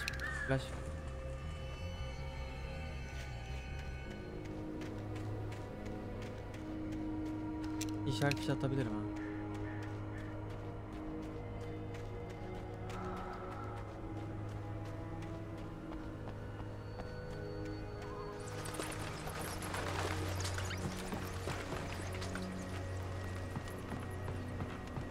Hoca, hoş geldin Uğurcu.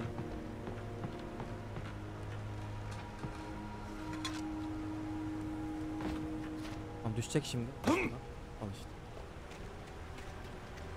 Neyse, bu ışıkta canımız yükseliyor.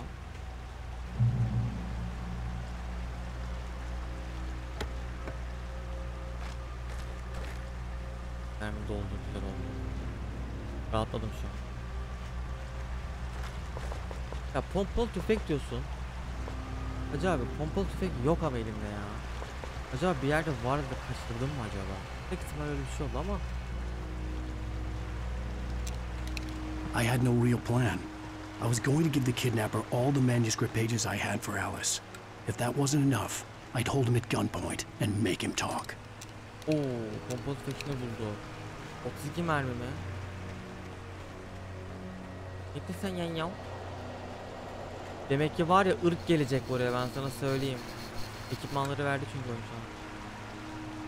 Nasıl bir terasmış bu ya. Sağdan mı gideceğim, soldan mı? Sağ da var, sol da var.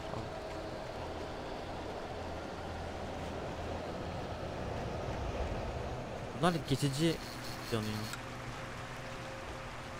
Program acele faydası yok Alper.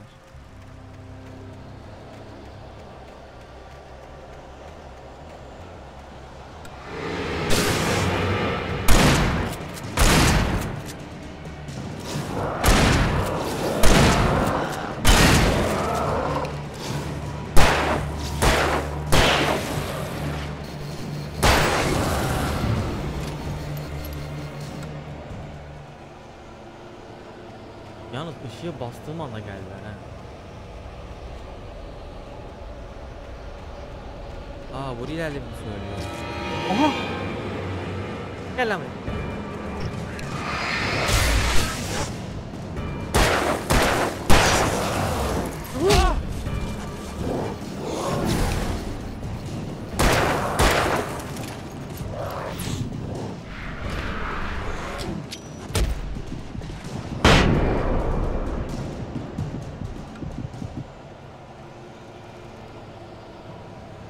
Yaşatmak zorunda kaldım.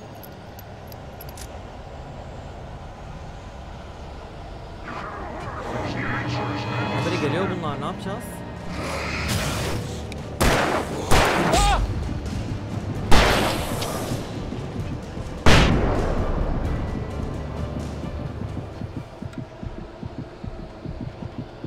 Can yok.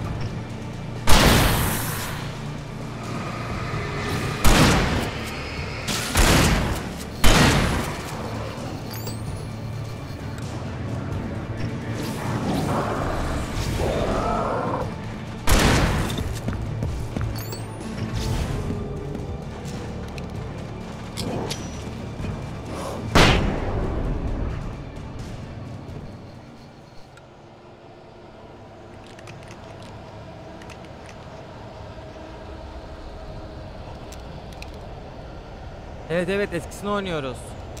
Biriniz çıkmadan hikaye hakim alalım diye.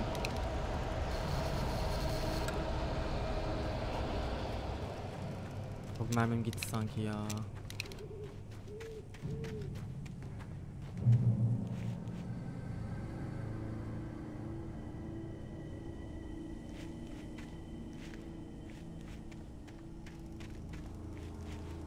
Remastered'ı oynuyoruz zaten. Abi nasıl bir teras bu?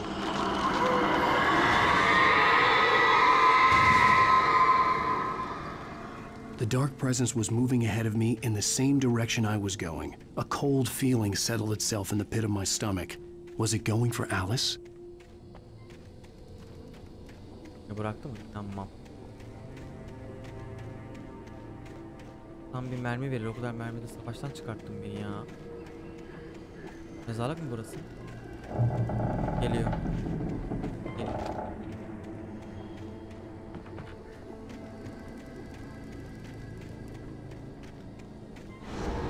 The graveyard shift may cause cancer.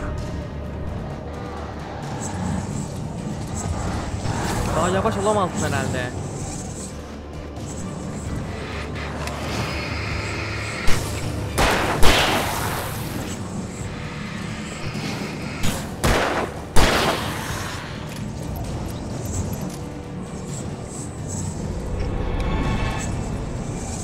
O ne oğlum ya?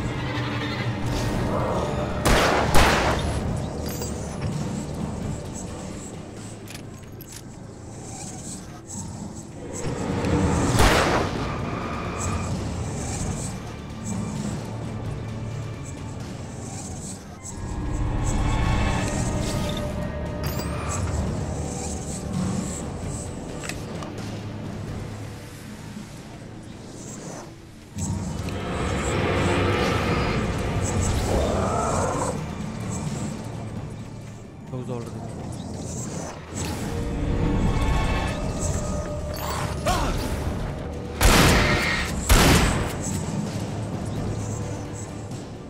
Boss gibi.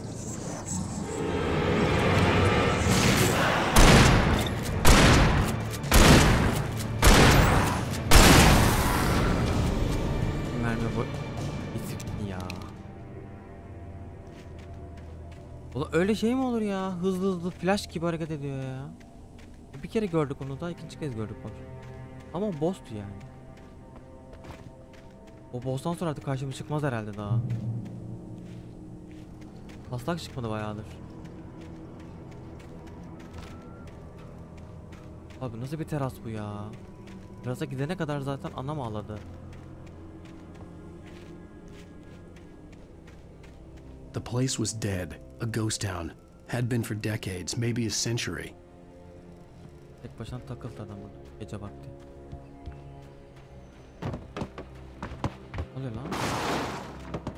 Ha?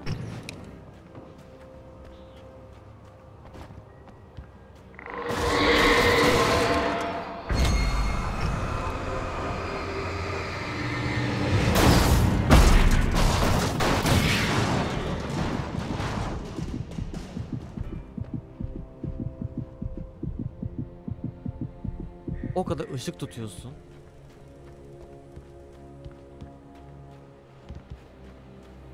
Ya bölüm bitse kapatacağım oyunu. Daha devam etmeyeceğim. Çok uzun sürüyor oğlum bölümler. 5 saat olmuş. 6 saate geliyor. 1,5 saat. Aha taslak.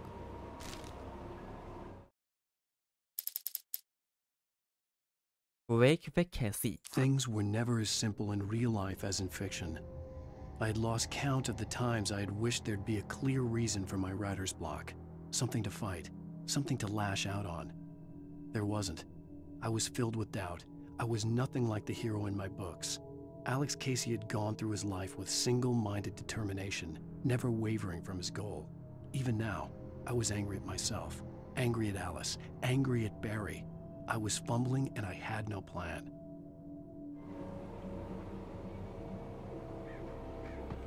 Geldik mi? Gelmedi tabii. Her an şey patlayacakmış gibi. Tabii karanlık varlık niye bizimle uğraşıyor mesela? Hani niye öyle bir şey var?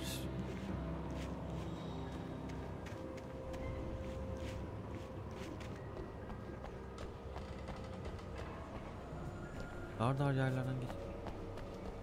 Hayalet kasabadan geç. Terasa geldi mi hayalet kasaba mı? Oğlum niye hayalet kasaba diye koyuyorsunuz bölümün ismi, insanları korkutuyorsunuz ya? Boş mekandı. Vallahi pil güzel oldu da bana mermi lazım. 4 mermi var. Emma yok abi. 4. Çıkma, sakın bir şey çıkmasın. Çıkma sakın.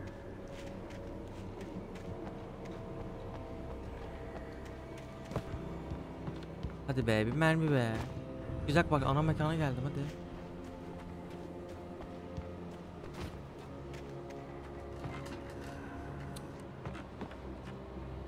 Bu termosla ne işe yarayacaksa. Yine pil çıktı. Hay Allah'ım.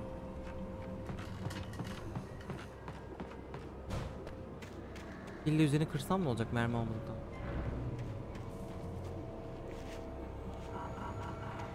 Bak şurada çıkacak ya net. Çok boş yürütüyor bana şu an. Kayıt noktası diyor bak, tamam. Oyun sevlendi, ölürsem burada başlıyorum. Buraya bastığım anda çıktı yalnız. Neden pil çıktı ortaya çıktı arkadaşlar.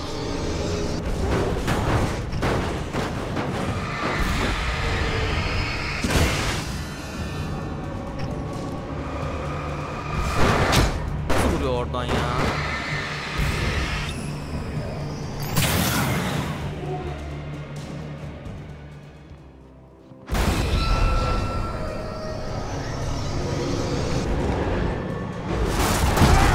Oh.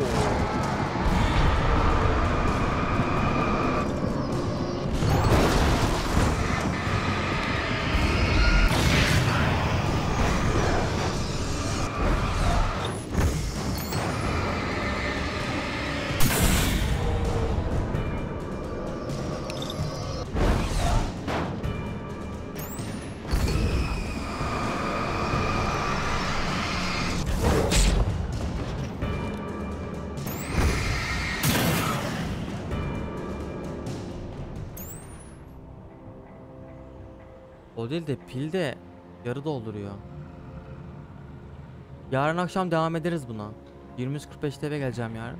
Devam ederiz. Herhalde oğlum bitireceğiz, deli misin? İyi oldu başladığımız.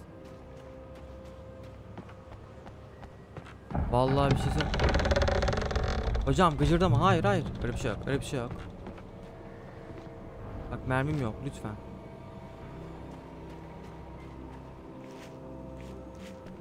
Çıkmasın bir şey, çıkmasın bir şey, çıkmasın bir şey. İyi, kesin bir şey olacak burada. Dur, bari canı da olsun, bekleyeyim bir.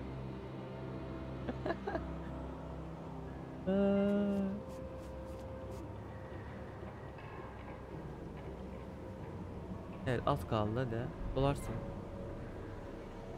Burada kesinlikle aksiyon olacak net. Burası yeni bölge çünkü. Tamam, doldu. Hadi bakalım, bismillahirrahmanirrahim.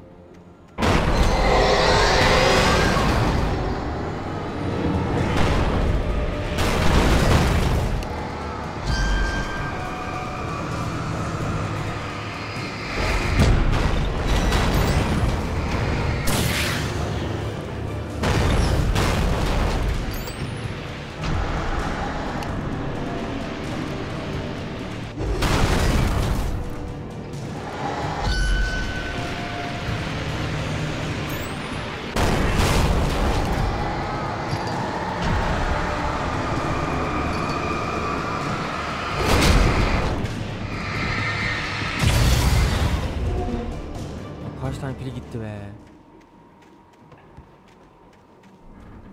Bak canımı doldurmasam ölmüştüm şu anda. Net ölmüştüm.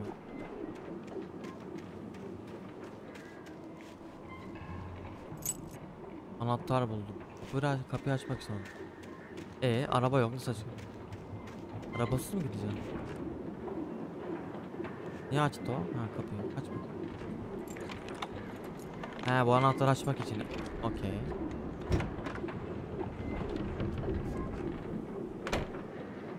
Normalde burası kilitliymiş. Anahtarı aldım direkt. Tek cephanesi. Oldu. Ha, bu 4. Pompalı lazım. Anything outside of writing is a struggle. I feel ill. I managed to make my way downstairs. There's a shoebox filled with books and papers by Thomas Zane. It's very hard to focus, but I managed to read some of it. He's a poet, and a good one. He writes of muses and creators summoning fabulous things from a magic lake, using his powers to shape the world of a realm of gods and dreams and demons, dark things that wait for a chance to slip through, wearing the flesh of men as disguise. Zane writes about himself, his girlfriend being taken over by a dark presence, about growing scared of the lake. Zane believes it's a mirror to the gaping void of darkness above, where some Lovecraftian presence lurks. I crawl back upstairs. I'll borrow these things for my story. They ring true. They fit. Kendini fark.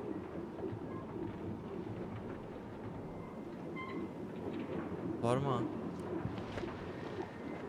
Ay falan.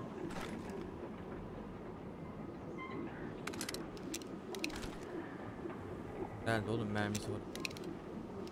11 mermi neyime yarayacak acaba?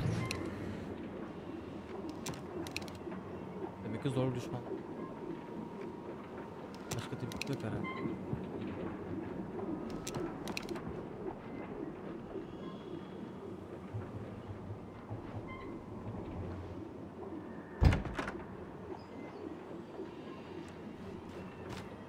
Yukarı çıkar.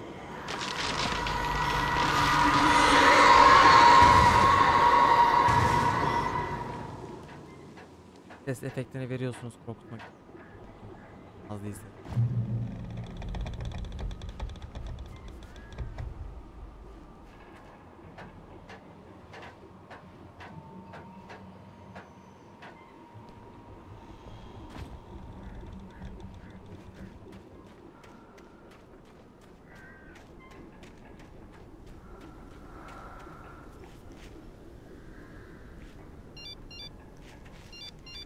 The kidnapper had sent me a text. The message was full of spelling errors and insults. It was telling me to hurry up. Etmiyorum acele.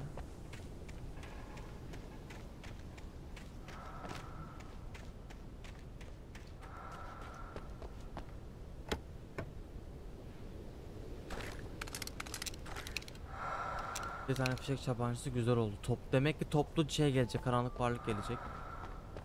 O kadar şey. Mermim yok abi ya. Her fişek tek atıyor. Arada büyüklere tek atmıyor. Rifle'ım var ya. Bir kırıp rifle atabilir. Birds. Şaşırdık.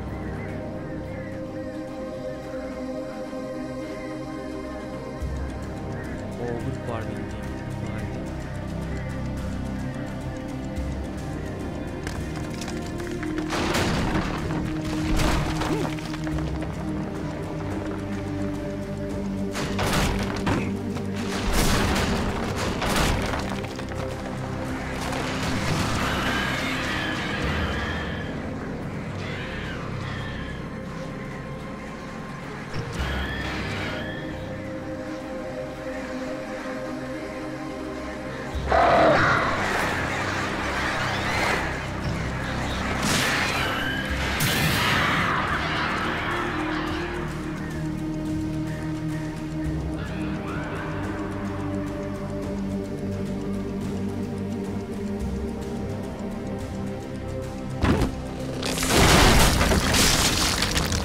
Atıyor vallahi. Kayıt noktasına ulaştı.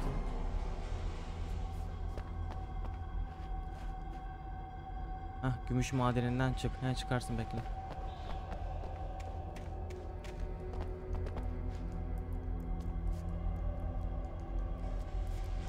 Bak, zombi oyunlarında net bir şekilde tünel, kanalizasyon.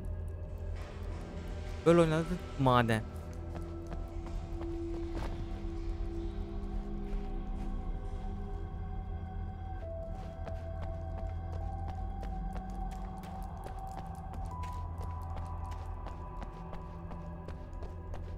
Maden de Allah.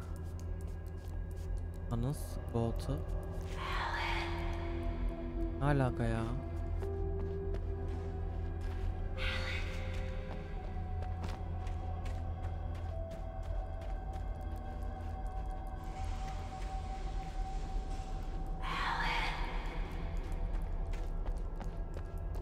Tamam abi. Oyunu yapmışsınız, anladık.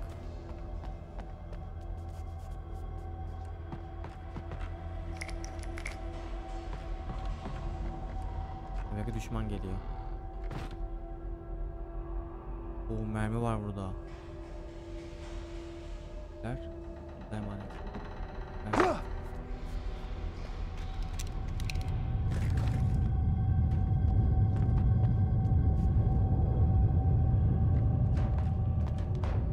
Lan sanki tünel çökecekmiş gibi. Ben koşacağım falan, bir şeyler olacakmış gibi. Taslak çıkmadı bak, taslak çıkar diye düşünmüştüm.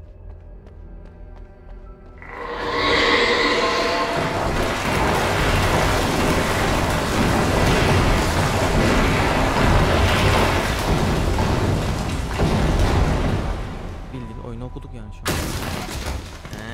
Tamam. Bu eksik. Başka var mı? Aman hocam.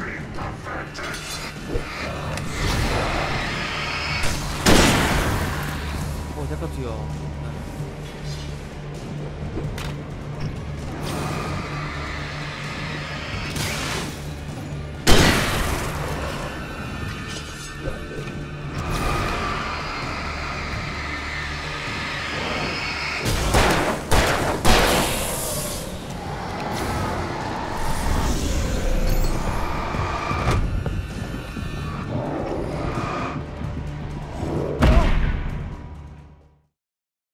Dedim ki ona bırakayım, onu olmadı. Almadığın o zamanı gitti. Tamam, buraya kadar bir şey çıkmayacağını biliyoruz abi.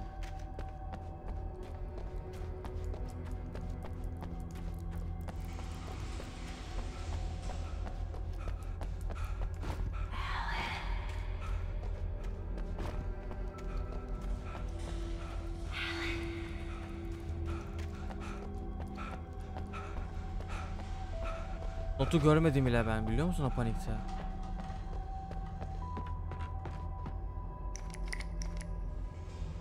Güzel bir şey atabilirim aslında.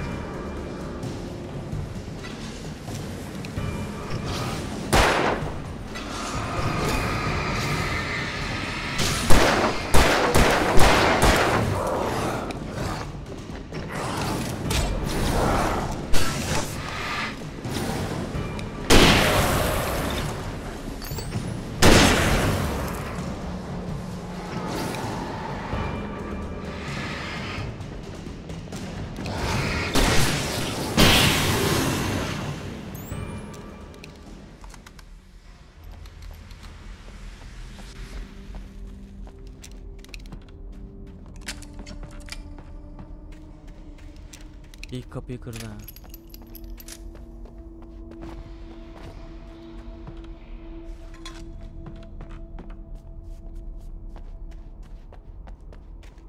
Dur, yol oradan götürüyor ama şöyle bir şey olabilir. Yokmuş, tamam. Çıkabiliyor bazen. Bölümler çok uzun ya.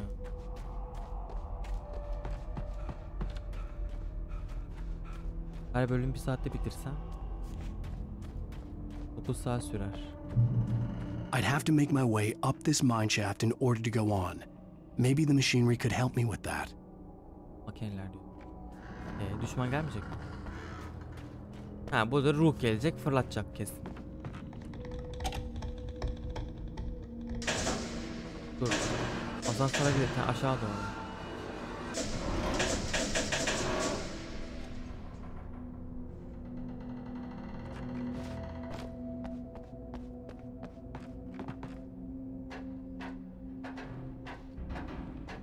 Gümüş madeni. Yukarı çekeceğim.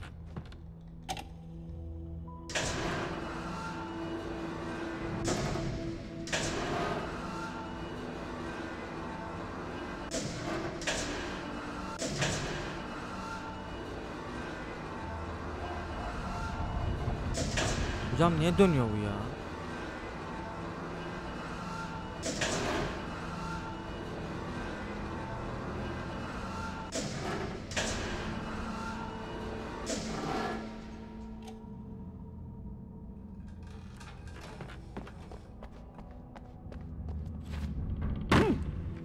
Dönmesi gerekiyormuş da.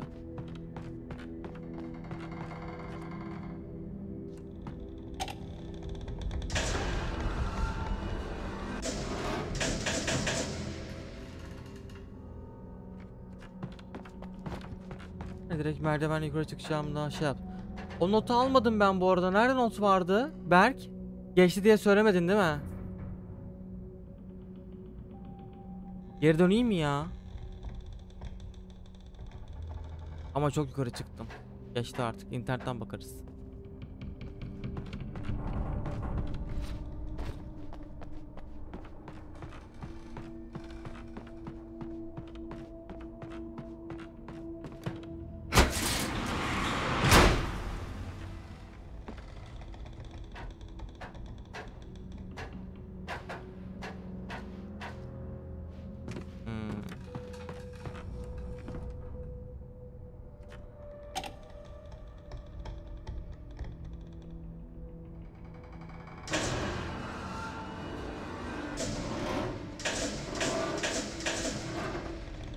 Tamam, merdivenden çıkacağım oradan, okey. 4 işlem varmış.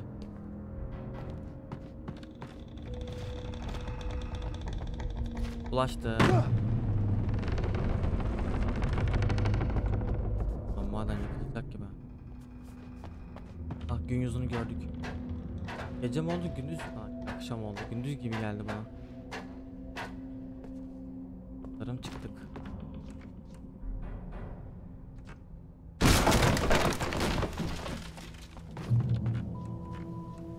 Biraz.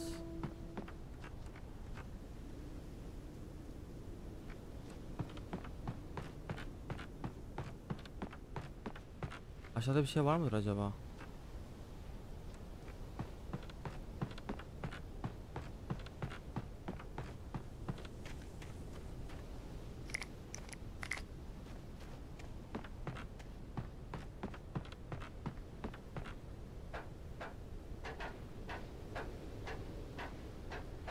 Not.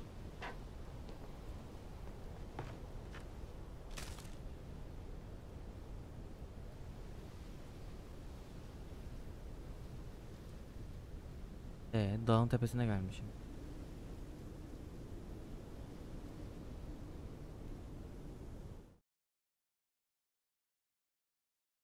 Lightning flashed behind the windows of Cauldron Lake Lodge.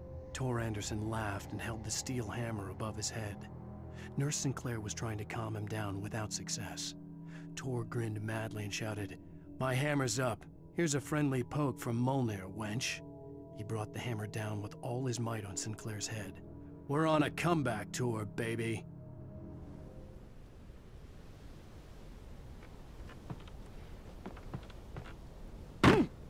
Aslında yol burası değildi. Buraya taslağı almak için geliyorsun. Normalde aşağıdan gitmem lazım.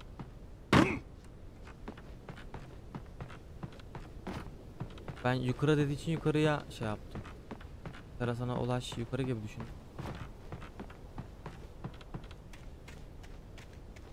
Böyle gideceğiz.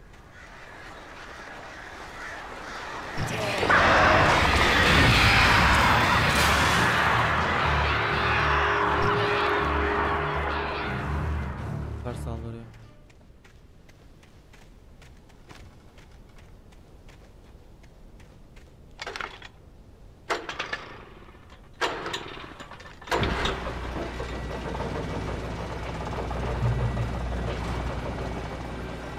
Oh great, another cable car. Just great. Kuşlar saldıracak ya. biliyorsun kuşlar saldırıyor. Net bir şekilde.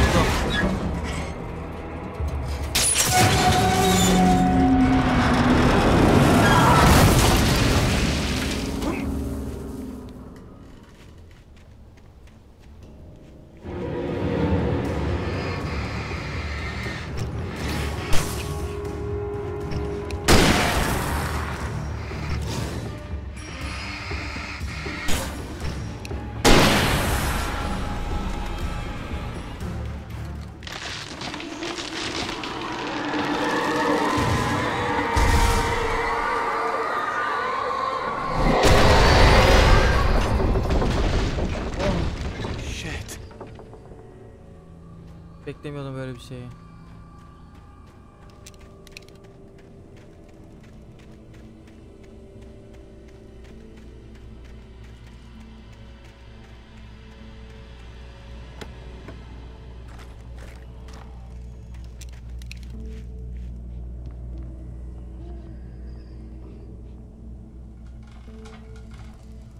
Evet, Street Fighter 6 yayını izleyince çıkıyor.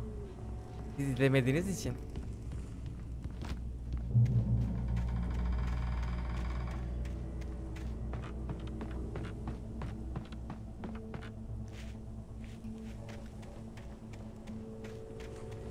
Tam izlemen lazım ya. Geliyor.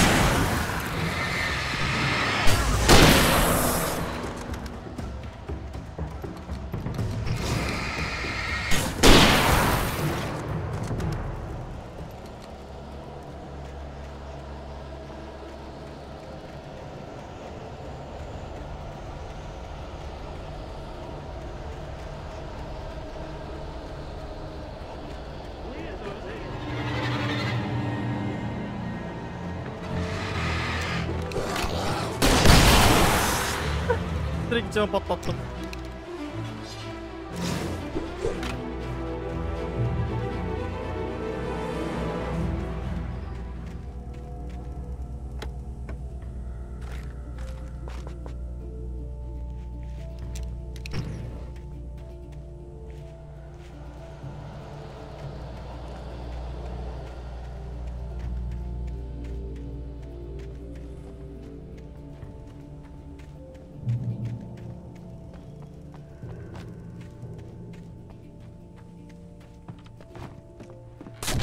Kopacak. Klasik ya.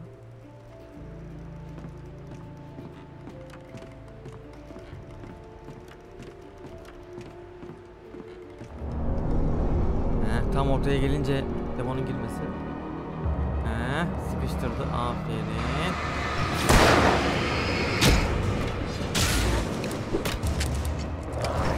Ya.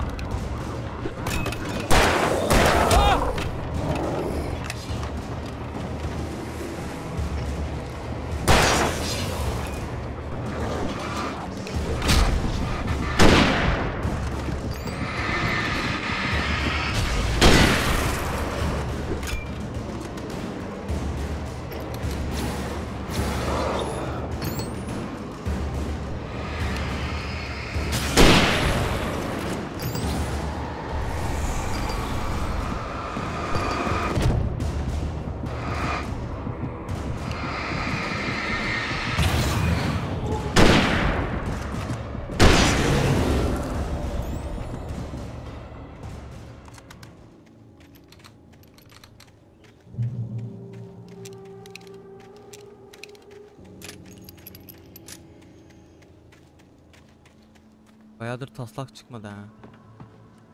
Aha.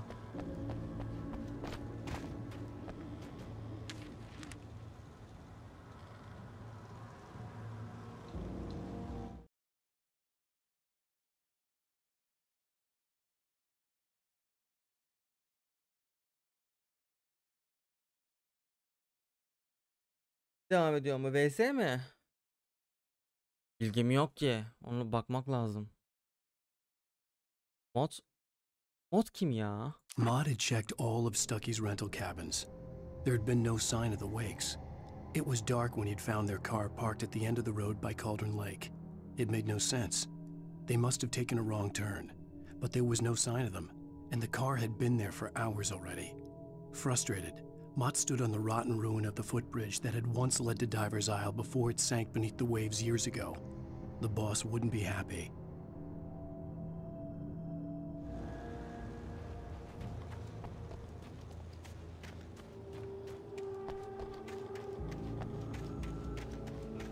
Dağ harabelerini aş. Az önce terastı. Terastan dağa mı geçtik?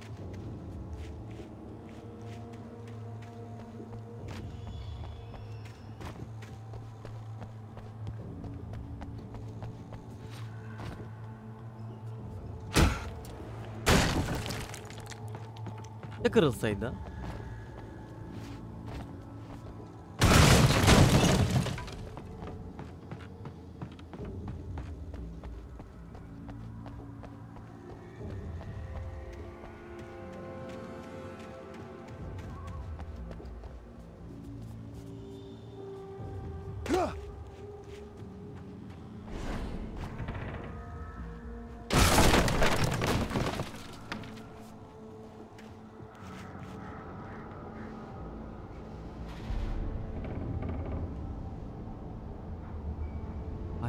Tom mu?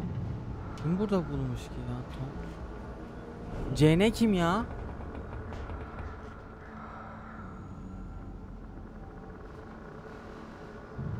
Bunu sen mi yazdın?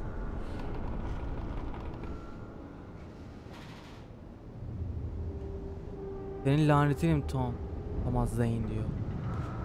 Barbara desen Barbara. CN.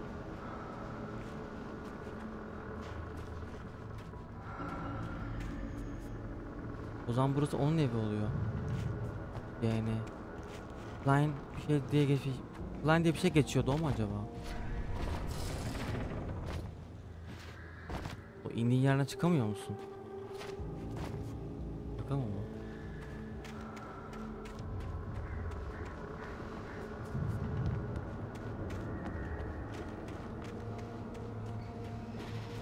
Oradan çıkılsaydı buradan bir daha denemezdim buraya.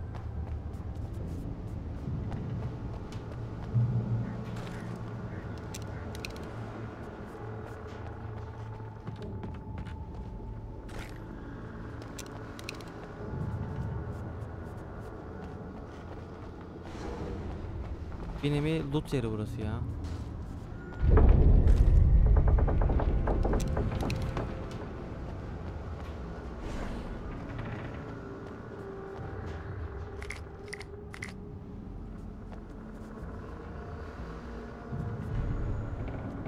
Parma.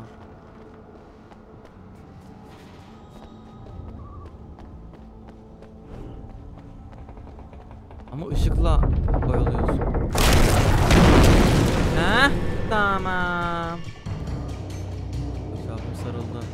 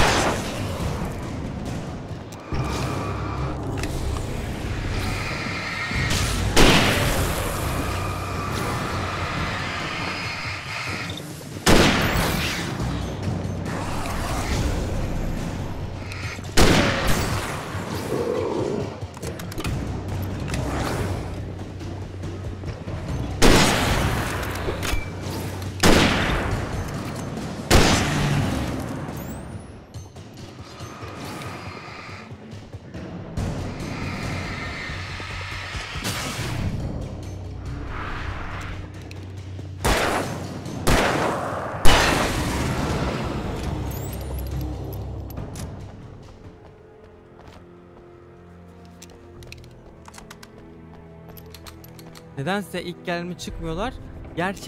Yer çökünce geliyorlar. Garip yani. Allah Allah.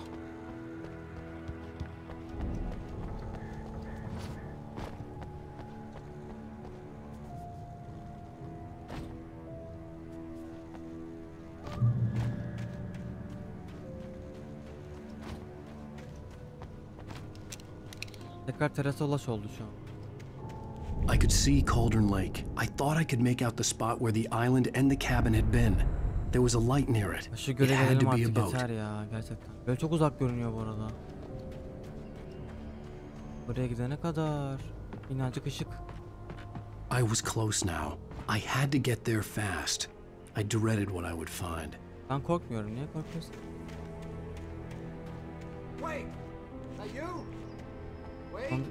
Hey, I'm here! I'm coming! Kim o ya? No, get away! Sorry, please, it's late.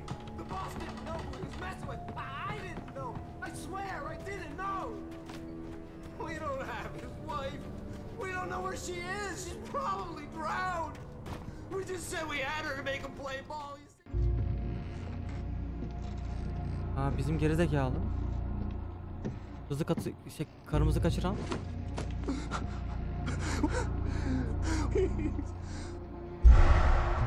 Bak.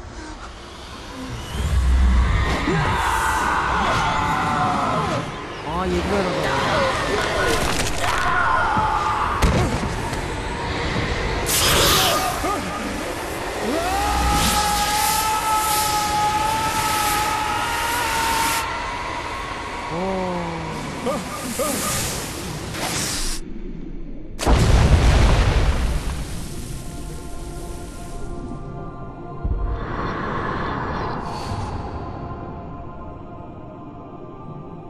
Kaderimiz bu.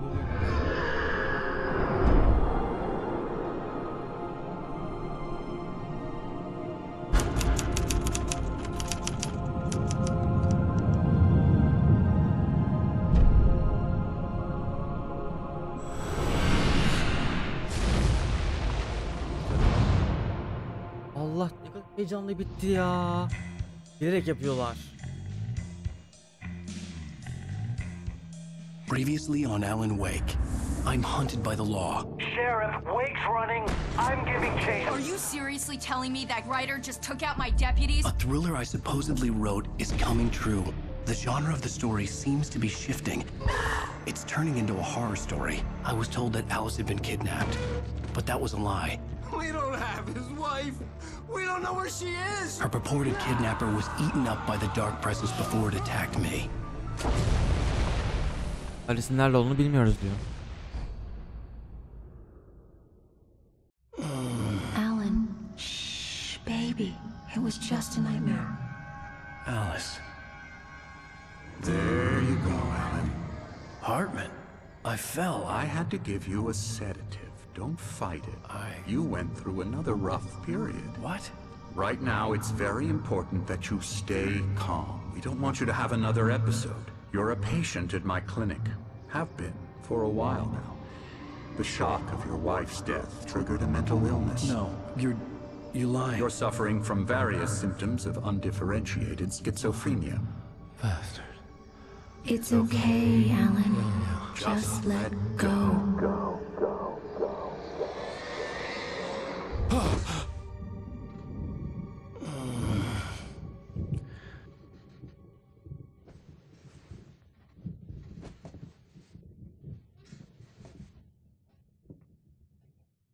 I felt groggy. Whatever Hartman had bumped in me was making me numb. I felt like this was happening to someone else. Someone I was watching on television. I couldn't think. Couldn't focus.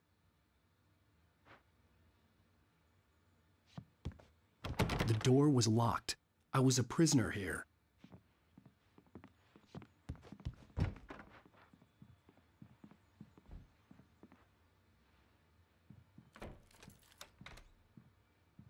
Good evening, Alan. Are we feeling better now? Feeling calm? Yeah. I see you brought your pet gorilla with you. So sure, I'm calm. I get the message. Loud and clear. Quite right. That's the spirit. You're being very brave, Alan. I understand you're confused. I would be more concerned if you weren't suspicious of me. I don't blame you for it. Big of you. Now, why don't you come with me? We'll reacquaint you with my clinic and go over everything you might have forgotten. Little walk and some fresh air? Yes, it will do you good.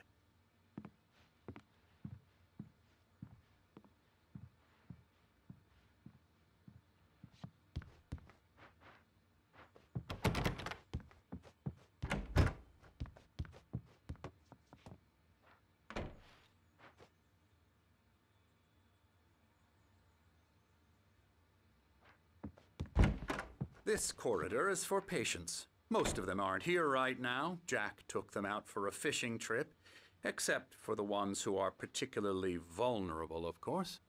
I encourage creativity as a part of the recovery process here at Cauldron Lake Lodge. I specialize in treating artists. I bet you do. Splendid, Alan. I honestly believe we can get this thing under control if we work together. This way, Alan. Rahatsız mı diyorsun yani?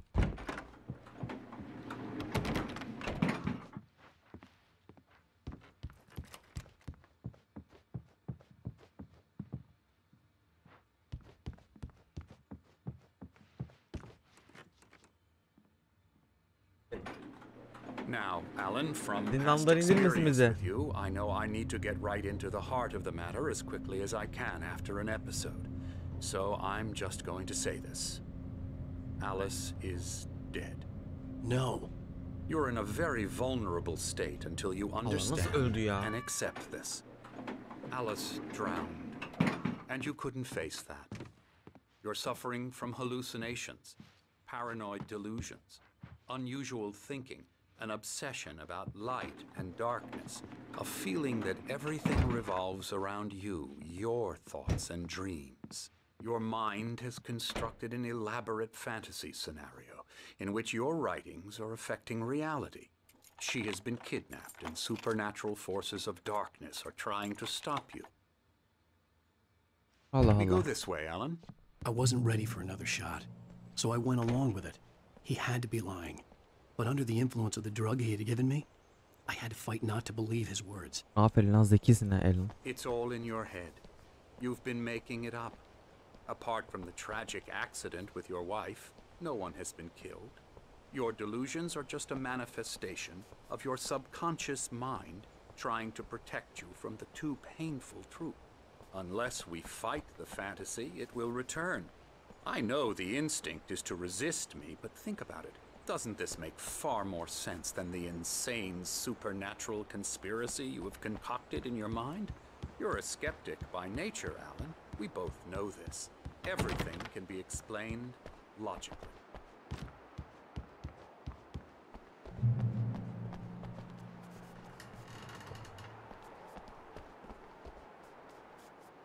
Her yer de kilitli.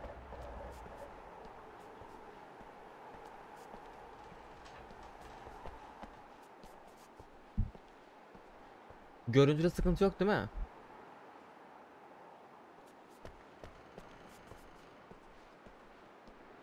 Evet, yok gibi.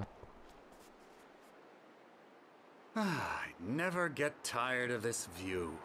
Very inspiring, isn't it? Cauldron Lake spread below us. I could see Mirror Peak on the other side of the lake. I thought I could make out the spot where Diver's Isle had been when I arrived with Alice. Now there was nothing but waves.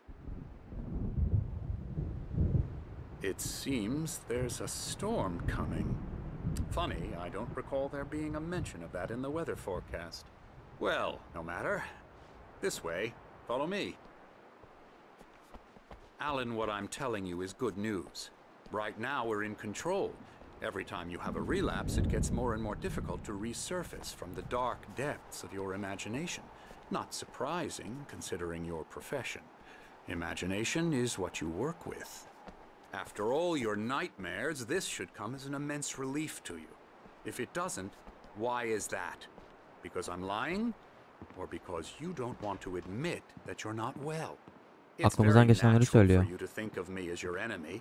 It's part of the I let him illness. talk. After all, Hartman I'm the obviously one loved trying his to own bring you voice. out of the His world words you've echoed constructed madly for inside yourself. my head. But I I can't dug my do nails it into by the palms of my myself. hands to stay You need focused. to work with me. Once you accept that, we can begin the journey towards your recovery. Come along. Let's go inside. Her yerde kitle ha.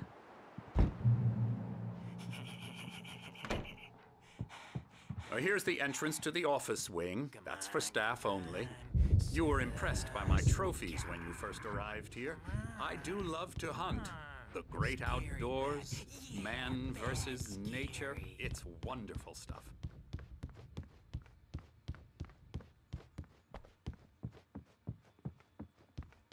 Scary, scary, scary.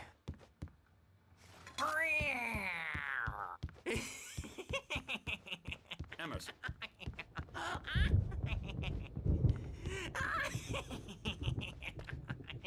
I'm a real Bu bad barkod ne dream, acaba, merak mister. ettim ha. You should Barkod be koymuşlar afraid of oyunun me. içine. Don't want to run into me in the night, that's for sure.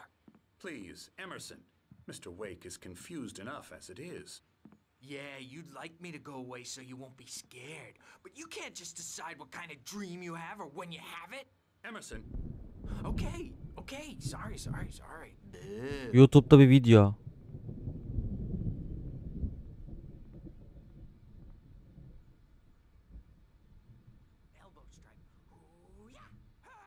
Video çıktı. Görüş 3 diyor. 110.000 kişi izlemiş. Yorumu kapalı. Alan, please, this way.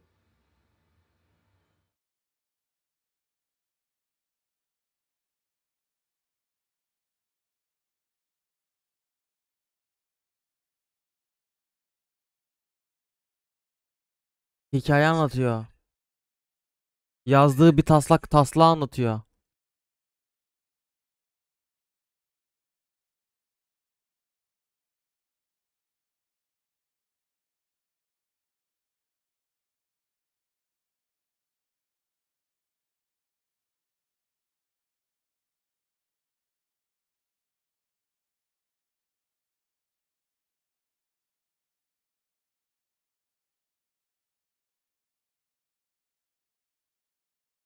Ölümle olan kaderi ormanda açığa çıkıyormuş. Öyle bir şey söyledi. Vay çok gizemli.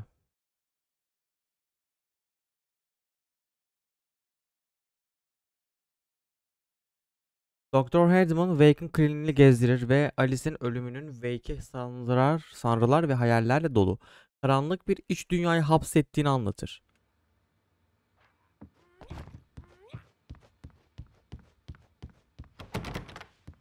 Ha, demek ki yerin arka tarafı. The power had been acting up. Maybe that was the reason for the generator and the work light on the balcony. The generator hadn't been activated, and there was no key. Ha. Bir oyun döndürüyor bunlar, bak ben sana söylüyorum sana.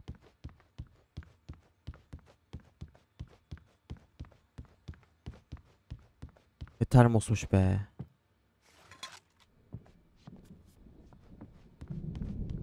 Now, you might have noticed the typewriter in your room. You've been writing as a part of the therapy. As soon as you feel up to it, you should continue. Onlar beni izliyorlardı işte. Taslakları oradan elde ettiniz bence. Kaldırım Lake Pansiyonu'na hoş geldiniz. İhtiyaç duyduğunuz özel yardımı size sunmak için buradayız. Lütfen siz de şu noktalara dikkat edin. Terapinizin veya yaratıcılık sürecinizin bölünmemesi için lütfen ailenizden ve arkadaşlarınızdan ziyaretlerini önceden planlamalarını rica edin. Öte yandan diğer hastaların gizlilik ve kişisel alan ihtiyacını, özellikle de yaratıcı sürece girdiklerinde lütfen saygı gösterin. Sabırlı olun. Hastalarımız genellikle uzun dönemli yaratıcılık sorunları yaşar ve bu sorunlar bir gecede çözülemez. Kendinize gerekli zamanı tanıyın. Unutmayın, size güzel geliştirilen yöntemlerle gönüllü olarak tedavi ediliyorsunuz. Bağlılık terapisi ve onun kardeşi akış en çok aktif olarak katılım gösterdiğiniz işe yarar. Aklınıza takılan bir nokta varsa lütfen bunu ifade etmekten çekinmeyiniz. Oğlum niye yer kabuk gitti ya? Aleykümselam Maxim, hoş geldin. Rheumatism's killing me. Ah, bu yaşlı adamın ne işi var? Restorandalardı bunlar. Bunlar buraya gelmişler. Hatırladınız mı bunları? Restorandaydı bunlar. Müzik çal demiştim. Müzik çalmıştım. Are the Anderson brothers, Odin and Thor. They had a, how should I put this? A heavy metal band in the 70s and 80s called Old Gods of Asgard. They even adopted new first names to complete the image of Viking gods. After the band broke up, they lived on a farm nearby. They are, well, in advanced stages of dementia. They're well cared for, TLC and all that. There's nothing more that can be done. I'm afraid that the rock and roll lifestyle has left its mark. Oh, that won't do. I'm so sorry to cut this short for now, Alan. The power has been acting up. I'd better go check on it. We'll continue this soon. Meanwhile, when you feel up to it, return to your room and try to write. It really is for the best. Don't you think? I'd like to bash his head in with a hammer. Oh, he'd love to fish out our secrets, but he has no clue. He's not crazy enough. Not crazy like us, Sonny. Yeah! Being crazy's a requirement, Sonny. Who else could understand the world when it's like this? It takes crazy to know crazy. That's the sanest thing I've heard in a while. Zane! You're all right, Tom. Hey, we like him, don't we, bro? He's got to go to the Tom mu farm. yoksa bir duvarlara kazılmış Tom vardı. Valhalla! We wrote it all down, lest we forget. A crash course. All you need to know to get your head right. You need to find the message. Here, Sonny, here's something for you. Gave me a rash, but I kept it safe from these bastards. O neymiş ya? Taslak mı o? Ha, çok merak ettim şu an.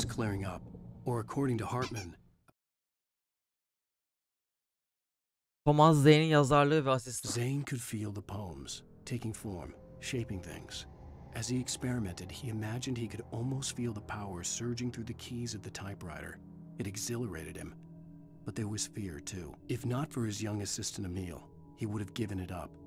But Emil convinced him otherwise. He too had a way with words. Evet, 4. bölümün ilk taslağı. Taslakların hepsini Alan Wake kendi karakterimiz yazdı. Bunları böyle okuyaraktan spoiler alıyorum. Bu yazılanların hepsi gerçekleşti. Dışarı bir resim yapıyor. Aa, bakarız onu, dur. Bir yazıyı okuyalım. I was sinking back into the fantasy. I was convinced he was lying to me about everything. Crazy or not, the Andersons made more sense.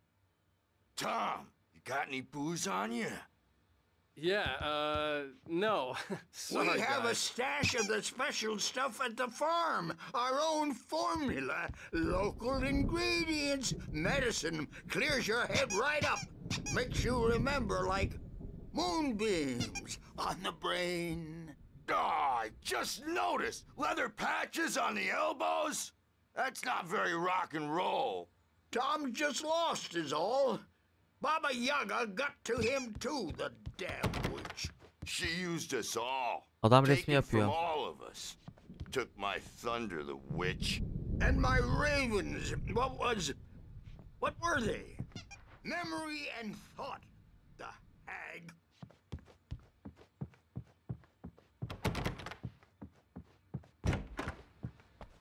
Konuşmaları bitmiyor ki. I'm a bad dream and you can't wake up.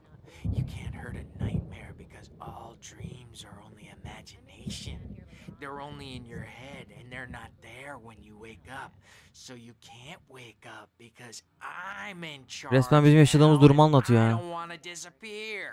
My nightmare is the publisher people who want to make a contribution so they can say they made a contribution. And then we end up with mullets in there because they think mullets are funny. But it wasn't supposed to be about mullets. And now it's about mullets. And when it's in slow motion, they call it mullet time because the numbers came back from marketing that mullet time is the hook we needed to go big in the target demographic.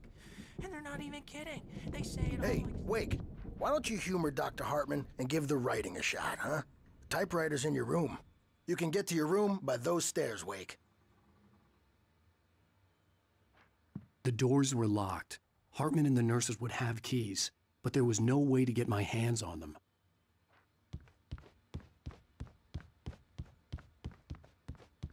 Niye yazı yazmamı istiyorlar ki bunda inatla? Something's wrong. I'm not myself. It's hard to think that there's a shadow inside my head. I can only focus on writing. Everything else is a blur. I'm trapped in this cabin. Have been for days, but it's always dark outside. My editor is real. I saw her again. She's not human. It's not human. A dark presence is wearing the old woman's face. She was covered in clinging shadows. There's a hole in her chest where her heart should be. I think I've made a horrible mistake. I don't think I'm any closer to saving Alice. It's been lying to me, using me to get the story it wants, and the story will come true. Bilerekten yazı yaz diyor. Belki de karanlık varlık.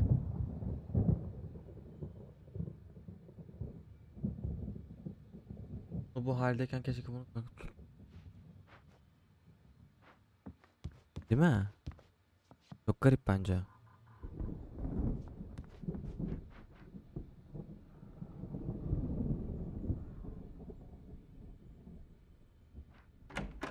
Hartman wanted me to write. I knew I couldn't, but I figured I should just play along for now. It was the only thing I could do with Nurse Birch watching me like a hawk. Evet. Bu odalara girdiğinde görüyorlardı ha.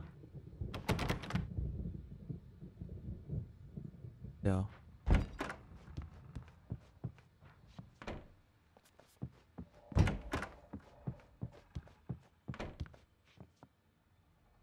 Yazıyormuş gibi yapsa. The white glare of the blank page in front of me hurt my eyes. My hands began to shake uncontrollably. Everybody calm down. Put that down. Bert, I need help. Hey, Wake, you stay here. I'm gonna go see what's up. You just keep doing what you're doing. Be cool, okay?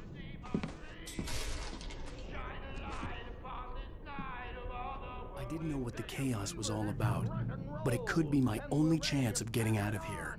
Where the hell did he get a damn hammer?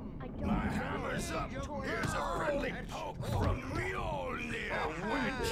Oh, afraid of the crazy brothers, are ya? Not so weak Bizim now, yaşlılar değil mi onlar ya? are we? Well, things are unraveling fast, aren't they?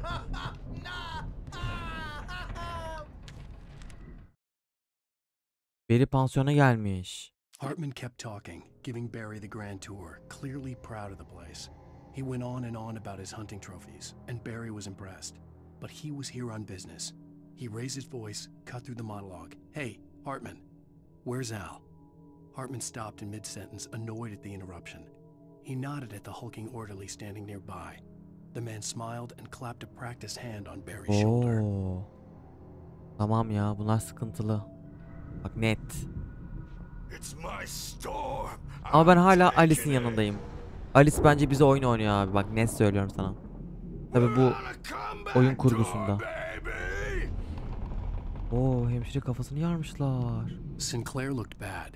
That wasn't a love tap. The crazy old fart hit her hard. If she was one of Hartman's goons, she had it coming. I could get the key to the office wing from Sinclair. The backstage is all yours, Tom. Seize your destiny.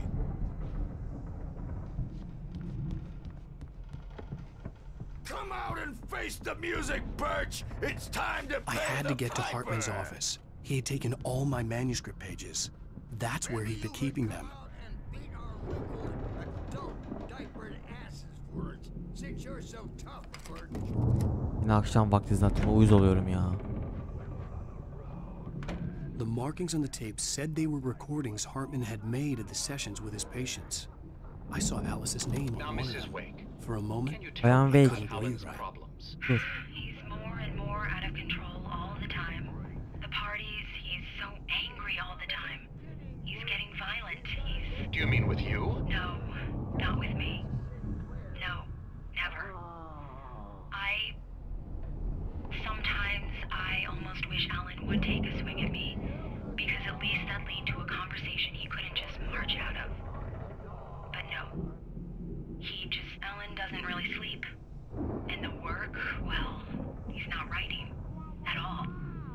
He sits there for hours and just gets more and more frustrated. And I can't talk to him. Yes. Tell me, Mrs. Wake. What would you say to him if he'd listen? I don't know. I want to say, I look at you, and it's not you. Just some stranger who resembles you. Looking out from behind your eyes. And I don't like that guy much. And now it's all gonna go to hell. But you don't ever say this. No. I've tried, but he's not listening. He's too deep in his own problems. Always going on about something else. I'm so afraid I'm gonna lose him. And we're not even talking anymore. He doesn't let me in anymore. He just keeps me in the dark. I'm so alone here, even when he's home. Please help me, Doctor, because I'm at my wit's end. Well, if you can just get him here, I'll absolutely do my very best. Yeah, but Doctor, you need to be careful with him. He's not just going to listen to you and cooperate. He's the most stubborn man I've ever met. Well, I'll be sure to bear that in mind. Hearing her voice, what she was saying made me happy and sick and guilty all at once. Worst of all, I recognized the words. The phone call from her. It had been a cut-up of this. Just a recording. Rudolph Lane's case is interesting. He was completely blocked, and frankly, I was about to discard him as useless. However, once Wake arrived and started writing, something changed in Rudolph. He's producing extraordinary work, increasingly dark pieces. Unfortunately, he doesn't respond to direction at all, and it's my belief that he's not so much a creator as an illustrator, perhaps, a recorder of sorts.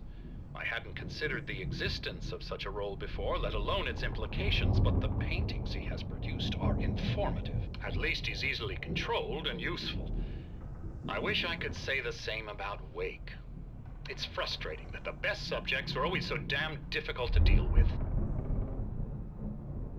Bitmedi mi ya? I'm buying that. I was tailing Wheeler, and this is the only place he could have gone. That means Wake is probably there too. Agent Nightingale, this is private ajan ne property, alaka and I ya? will not allow you to disturb my Ajan patients. basmış. Yeah, I can get a warrant. How are your fragile little patients like that? Oh, I'm thoroughly intimidated by your mighty authority now, Agent. Listen, you smug snob. How would you like it if I busted through this gate and knocked you around a little? Agent Nightingale, first of all, I'm recording this conversation, so you might want to watch what you say. Secondly, you're not dealing with a hick now. I know the law, and if you can get a judge to grant a warrant, I'll be glad to cooperate. But you won't get one. Be advised that any further communications with me are to be made through my lawyer. I don't believe this. Good day, Agent. Yeah.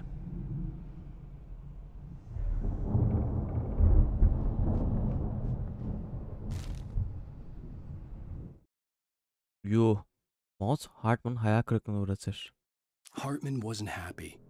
Mott could see it in his eyes. He quickly lowered his own. He had made a mess of it, and he knew it. The shame of failure was hard to bear. He hadn't expected Wake to say he needed more time, and he blurted out 2 days, less than Wake had asked for to show him who was in charge. But that wasn't part of Hartman's plan.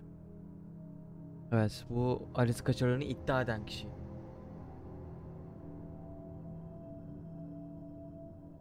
...20. ay. Teşekkür ederim. Kesinize bereket. Yaratık maratık çizmişler. Let me out of here! Hartman, do you hear me?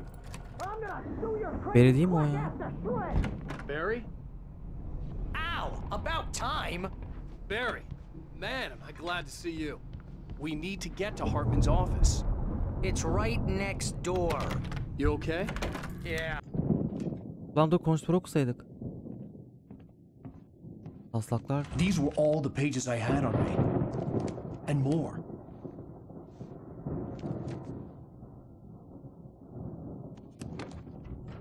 Beri ne alaka ya? Alan, please. You're sliding back into the... Tell me one more lie and I'll shoot you in the face. Ah, well, it was worth a shot. Really, Wake, come on. Let's work together on this. You have no idea... Hartman, shut up! Barry, get out of here. I'll catch up with you. Get a car. Oh, Al, let's just... Go! Wake, listen to me. This is a mistake. Don't you see? Together we can create something absolutely wonderful. With your ability and mine.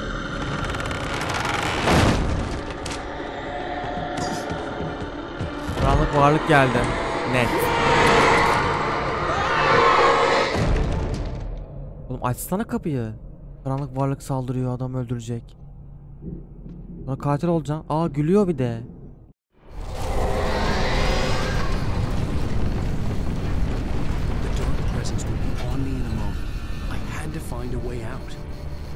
Ha bulursun çıkış.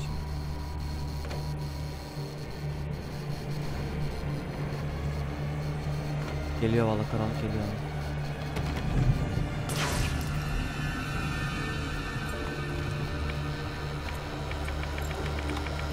İlk kez böyle bir şey var ha. İlla. Öldük abi.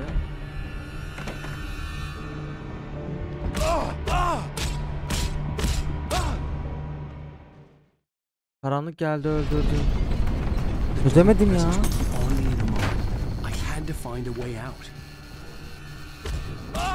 Oraya hiç giremiyorum.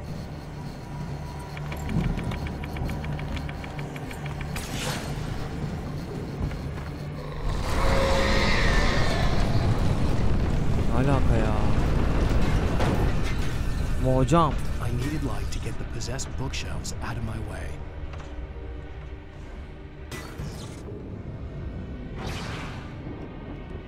Jeneratör vardı yukarıda.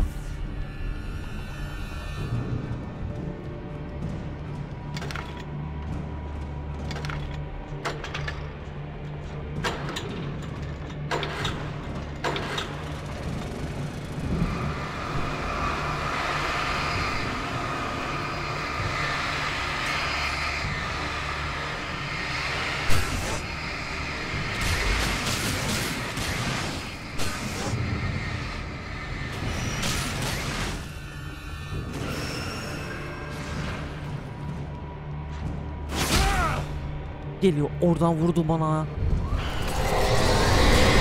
belanı vermesin, o ne?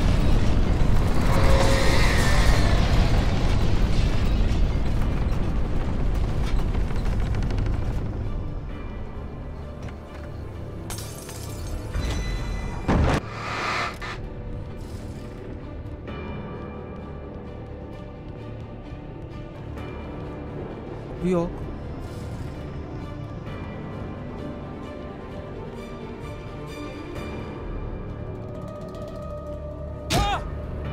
Aa, burada kullanacaktık onu.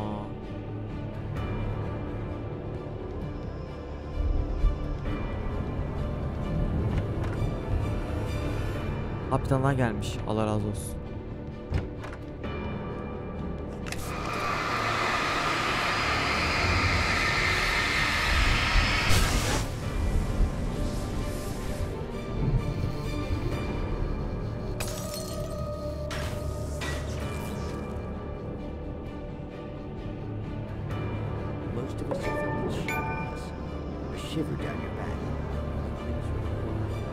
Bu panikte bir de bunu izleyeceğiz.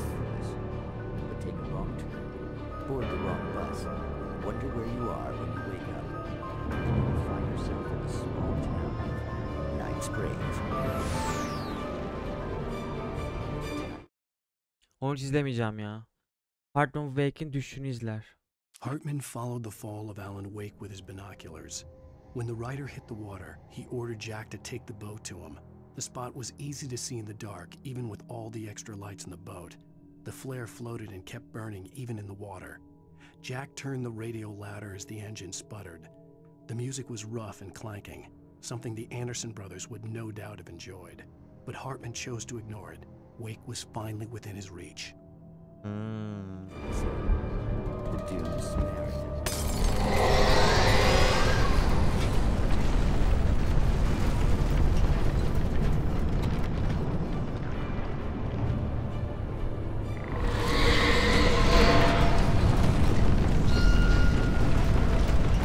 Hocam, kapıyı kırın.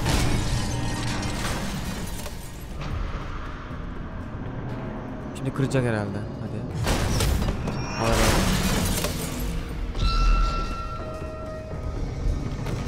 Açık olsun, şaşır. Allah.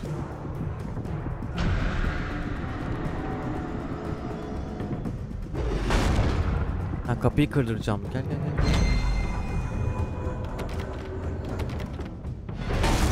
Allah lan, sağa kaçtım, sağa geçti ya, lan salak bir şeysin sen.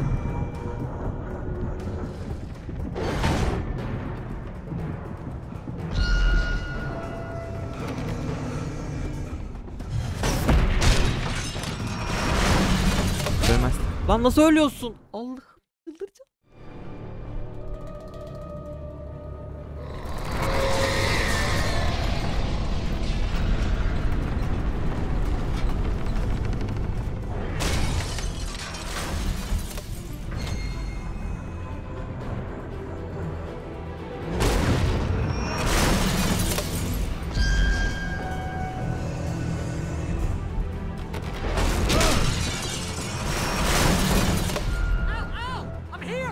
Ha, oradan çıkarım, bekle.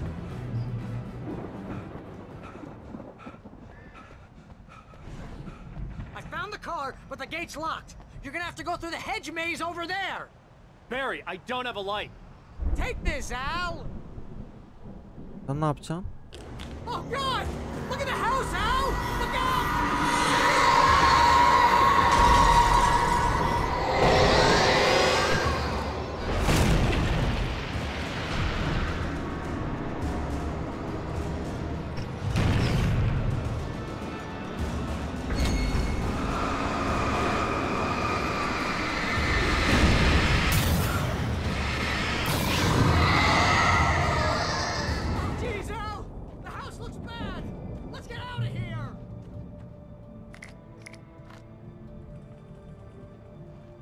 İki tane fener geldi, bir tane pil geldi. Başla o zaman, hadi bakalım. Labirent diyorsun ha.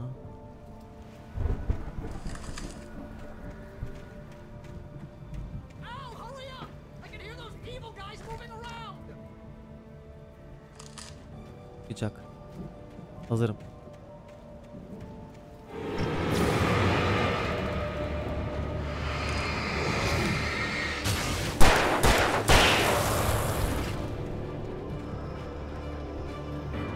Emile güvenme diyor. Allah!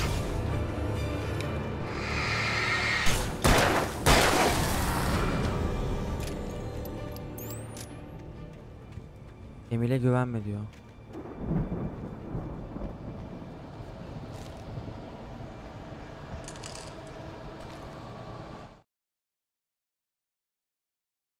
Aa, 2 tane mi geldi?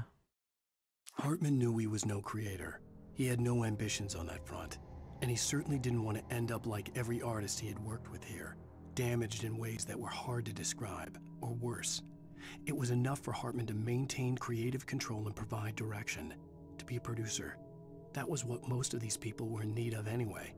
Of course, suitable subjects were few and far in between. I stared at the Viking paraphernalia that littered the area, surrounding an unlikely centerpiece.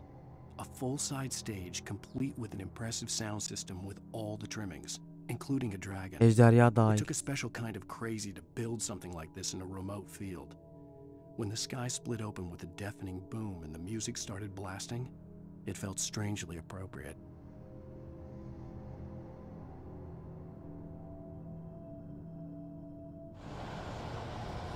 Teşekkürler. Hoş geldin arkadaş.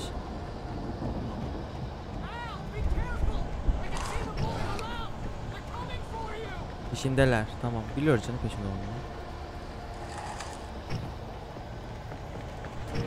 Korktuk mu?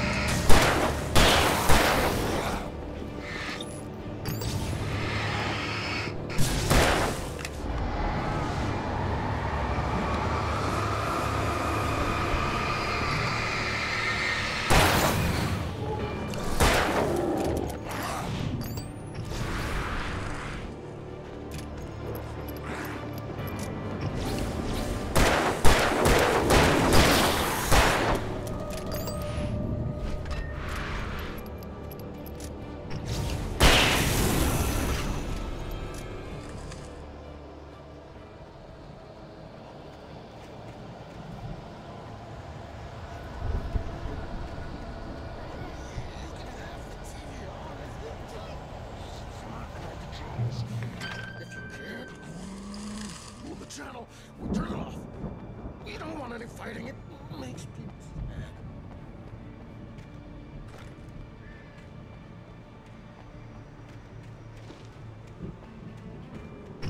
You get 2 pills in the morning, and then you'll be nice and calm all day long.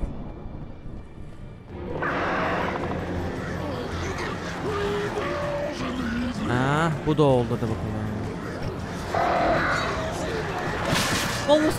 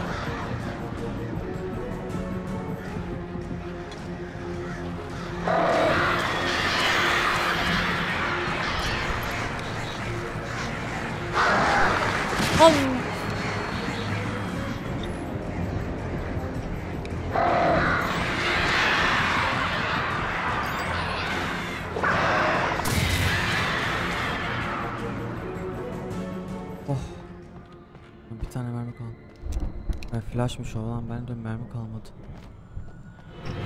Bit artık ya.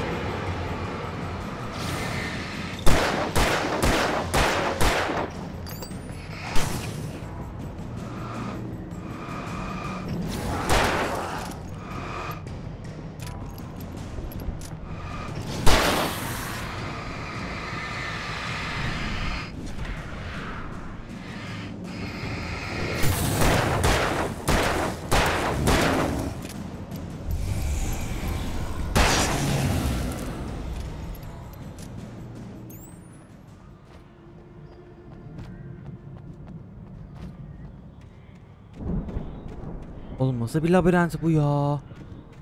Hemen sağ taraf gibi gözüküyordu.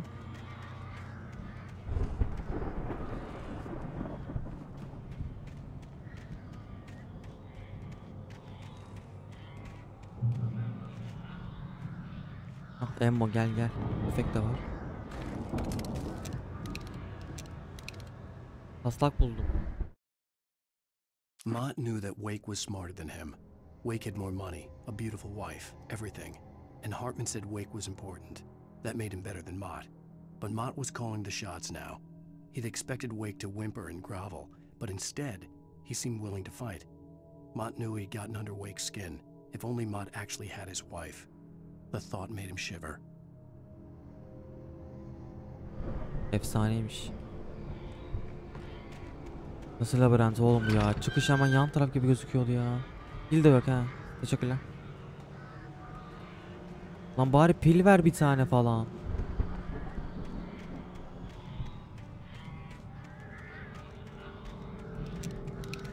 Bence buna gideyim ya.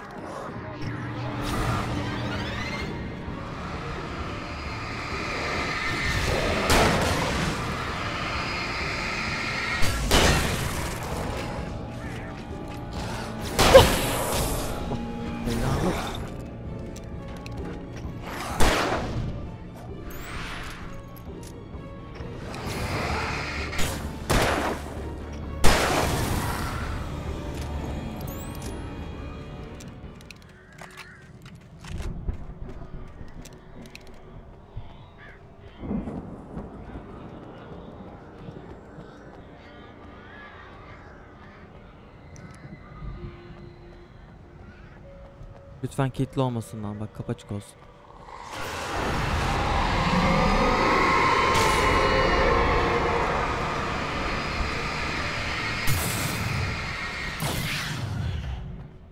Bu nasıl açtım ben de bilmiyorum. Bence fener bunun için vardı, biliyor musun? Ama harcamadık. Taslak sayfası. Barry bir yitenin saldırısına uğrar. Heh, tamam. Barry de saldırıya uğruyor, tamam. For the moment, Barry was just glad he had survived the fall. He had been separated from Al, and there was no easy way to climb back up. He told himself he'd be okay in the gloomy forest at night. He would just have to wait for a while for Al to find his way down. Barry turned when he heard the heavy footsteps and saw the movement. The man-shaped shadow lunged at him from the bushes, an axe held high. Barry screamed and threw up his hand. The world exploded. Öldüğüne dair bir şey yok Allah'tan.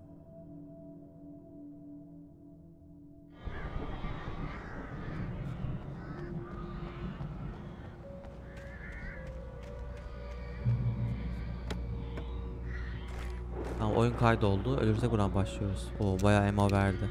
Demek ki çok düşman gelecek. Nasıl? Güzel çıkarım değil mi?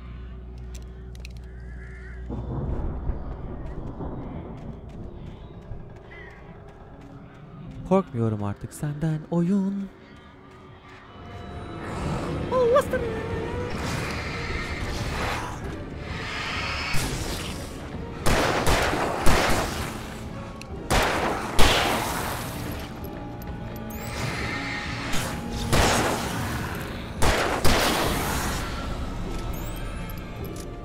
Yandan geliyorlar bir de. Sağa bakayım derken.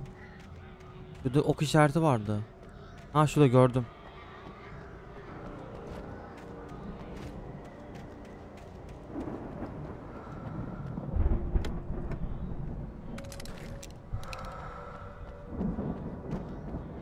Dur, şimdi kullanmam. Toplayarak kullanıyorum.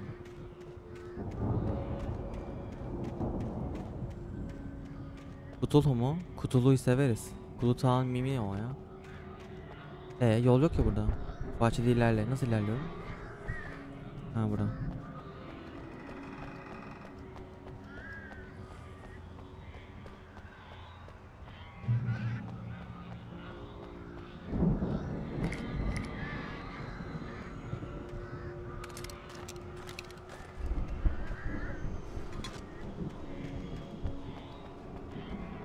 Taslak var.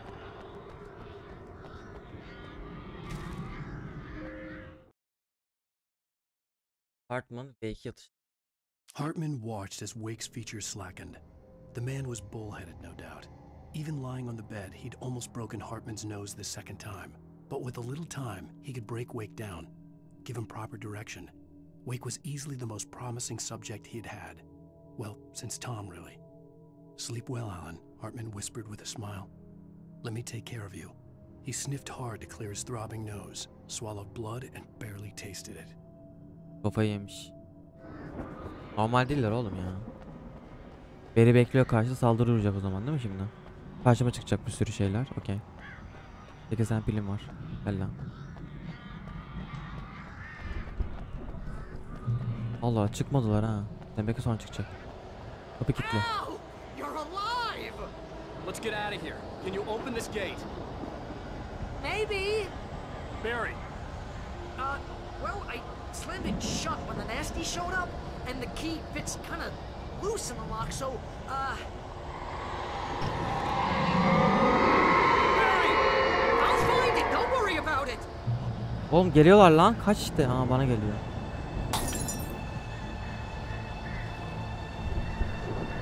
Abi niye ya? Neden ben ya?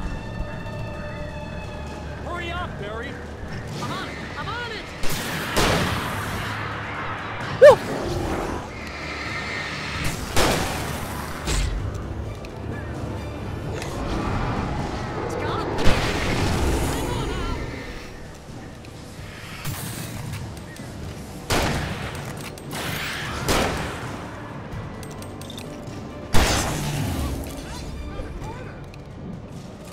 Açtı mı lan? Allah!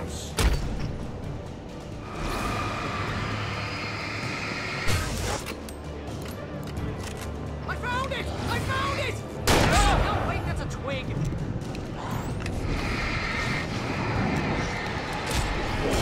Ya nasıl vuruyorsun ya?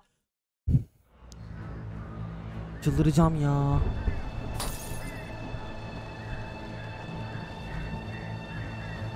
Soldan geliyorum, ben soldakini hiç görmedim. Hurry up, Barry. I'm on it. I'm on it.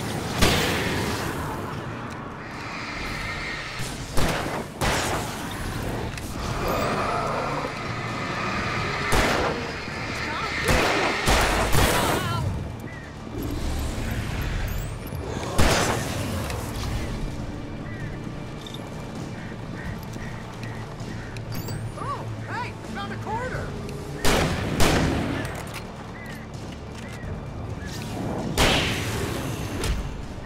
Kim o lan? I found it! I found it! Ah, no, wait, that's a twig.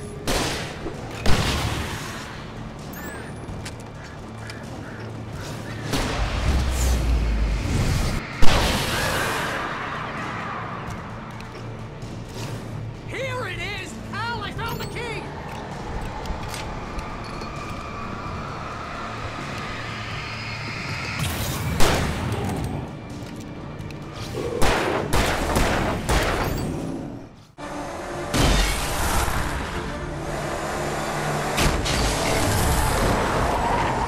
Arabanın para olmasa. Al, please tell me we're headed for the nearest "You're now leaving Bright Falls. Come back soon" sign. We're going to the Anderson farm. I knew you were gonna say something like that. You know what? You owe me big time for this. When this is through, if we make it, I don't care what anybody says, I'm done with darkness. You're gonna buy me a tanning bed as a gift, and I'm gonna live in it.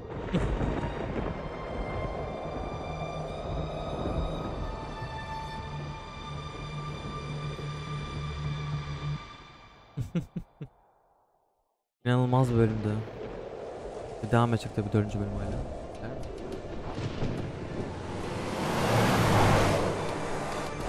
I'm crazy, but that's fine, Barry. Oh, you got that right, Al. You're barking mad. You are by far the craziest. But maybe that's inevitable when you deal with crazy stuff like this. It helps. This is happening, Barry. Alice, they never had Alice. She's trapped in the darkness at the bottom of the lake, but she's not dead. Al, how can you know that? I know, Bu kız Barry. yapıyorsun ha, kaza yapmayın ha. I know. Listen, I can bring her back. I can find her. There's something special about this place. The lake, it does something to the works of art created here. It makes them come true. But there's a catch. The dark presence, whatever that thing is, twists it to its own ends. That's why all of this is happening. It's using my manuscript to take over everything. Al, I believe you. It happened to Thomas Zane before, it happened to the Andersons. I believe you. Crazy or not, you're not delusional. Weird shit's going down. That's a fact. I'm on board, man. I'm with you. The Andersons knew about it, but they were too far gone to Aa, tell me what all the kovalıyor. drugs they were on. But they wrote it down. There's a message somewhere at their farm, Barry. We just need to find it. Look out! Bak bilerek yaptı.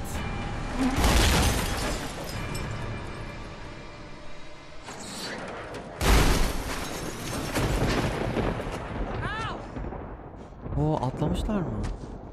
God damn it, Al, talk to me. Aşağıdayım tabii ben her zaman gibi. Çöküntüdeyim yani. I had lost my gun in the crash. Barry was nowhere to be seen. Ha, silah da yok.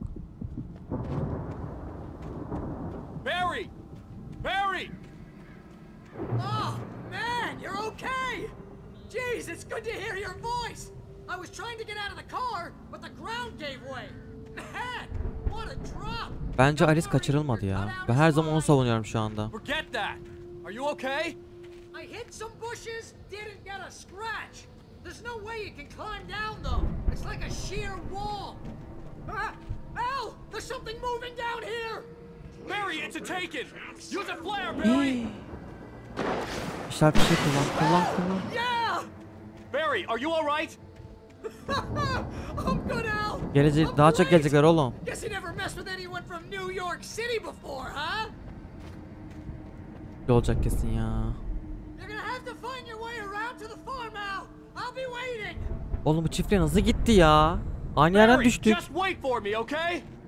Al, I'm not staying here. It's suicide. I'm going to the farm. I'm gonna go ahead and secure the area. Aşağıda. You can catch up. Don't worry about it. I'm on the case. Oğlum hemen aşağıdan beklesen olmuyor mu ya? This would turn into a disaster if I didn't catch up with Barry. Ha, tamam. Bari silah milah verin oğlum.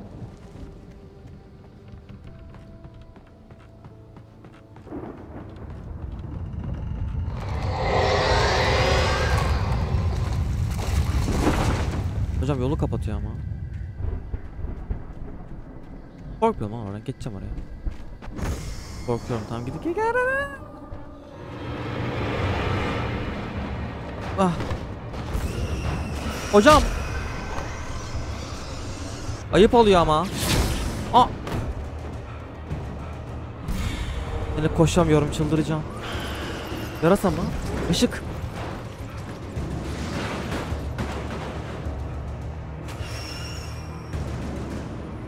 Eyvah.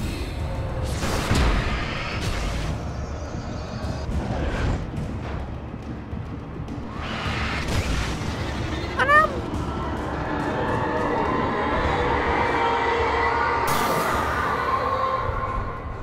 Taslak için mi koştun bu kadar yolu?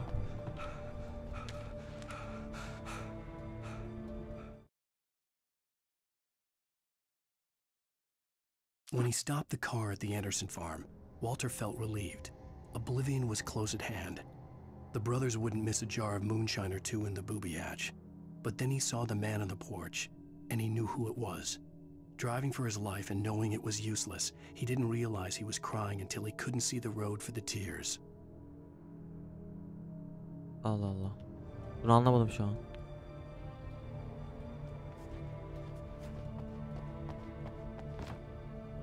Ha, ters yola gitmişim. Ters yola gittiğim için.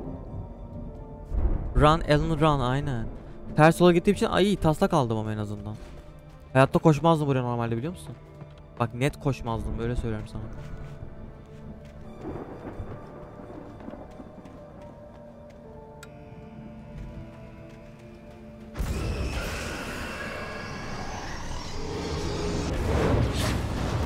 Allah'tan tam güzel sıçramıyor, yoksa ayrı yer. Ha şimdi silahım olmadığı için oyun bana şey yapıyor, kovalama yapıyor ya. Yani bunları bana fırlatıyor bana. Nasıl? Arkadaş ya, can kalmadı. Yine koşamıyor, shift'e basınca çıldıracağım.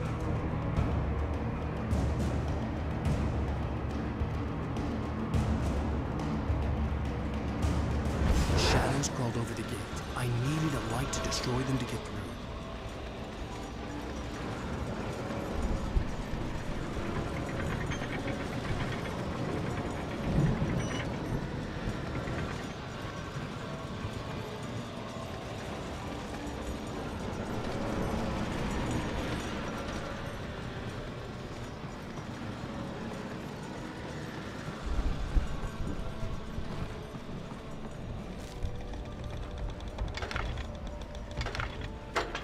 I hoped there'd still be a working generator somewhere around here to power up the old lights by the gate.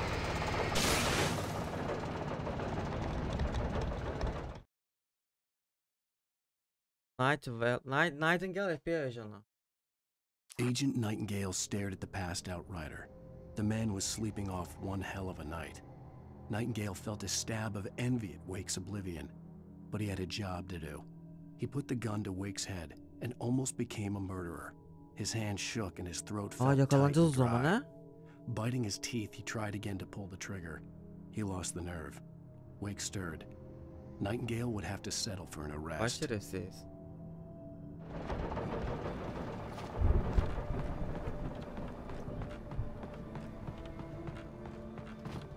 Fidye'ye git, gidebilirsen.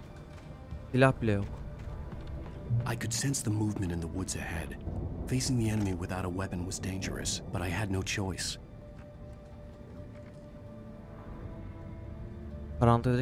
Karanlıkları asla güvenme diyor.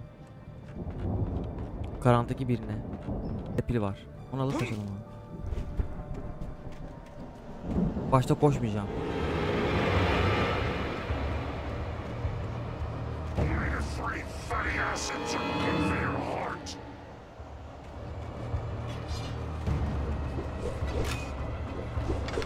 Ya bırak şunu.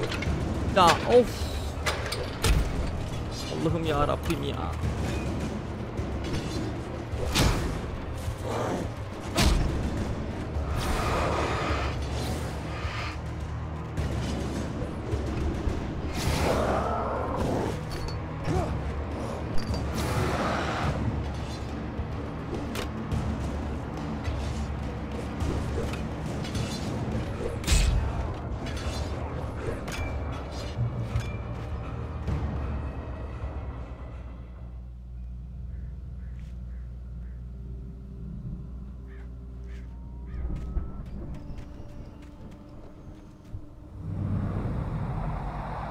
A car was driving away from the farm, headed in the same general direction as I was. For all I knew, it was Barry, caught in the consequences of leaping before looking.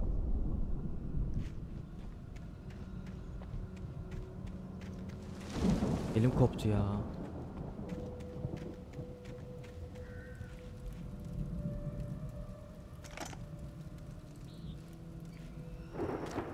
Hala pil veriyor. Acaba bilerek bir silah vermiyor oyun bize ya.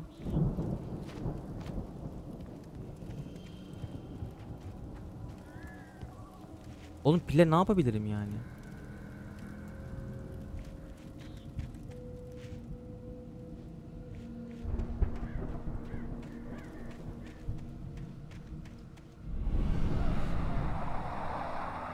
The car was heading for the cabin up ahead.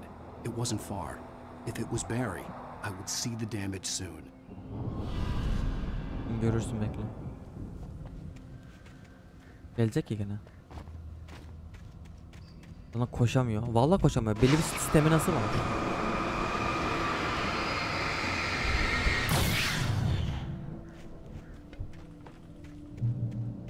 Kayıt noktası. İyi, tamam. Ölürsem buradan başlıyor.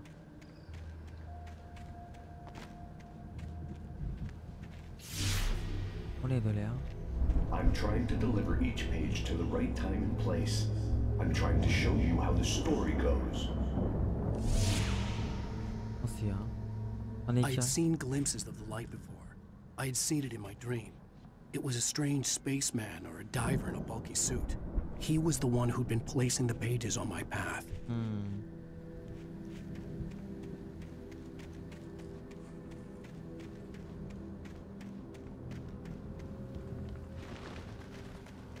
Oha, 10 tane taslak.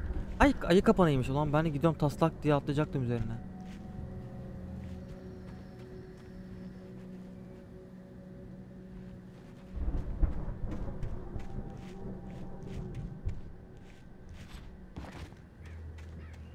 Ne bu kadar çok fazla var?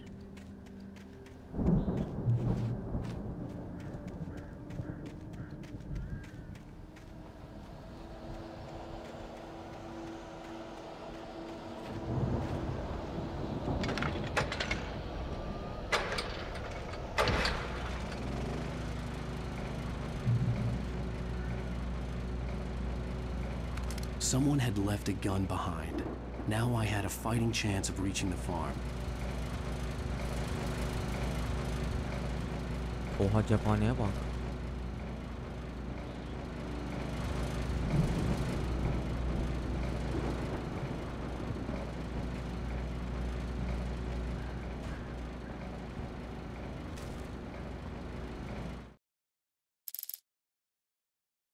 The storm raged on as the Anderson brothers walked unsteadily away from the clinic with the other patients in tow.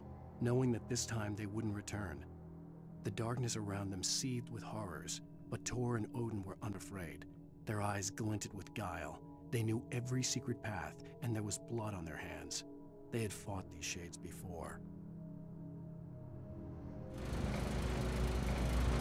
Termosu nasıl alacağız?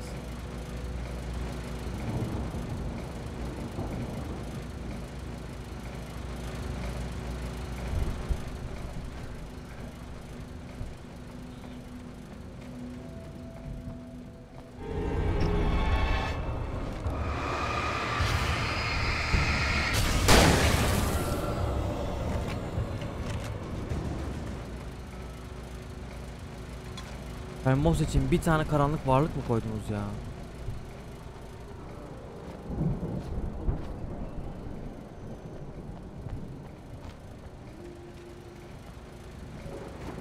Olan bir mermi oldu yalnız.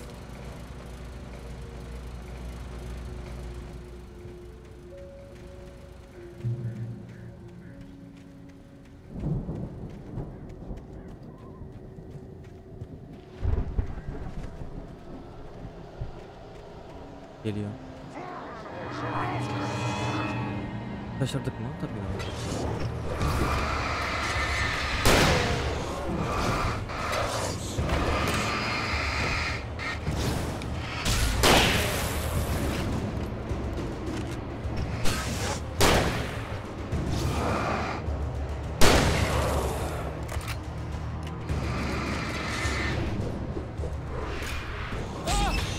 Allah seni be.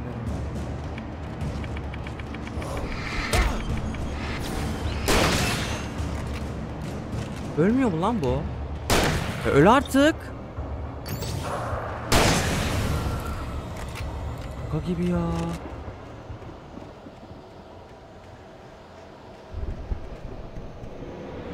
Bitmiyor oğlum bunlar. Habire geliyor ya.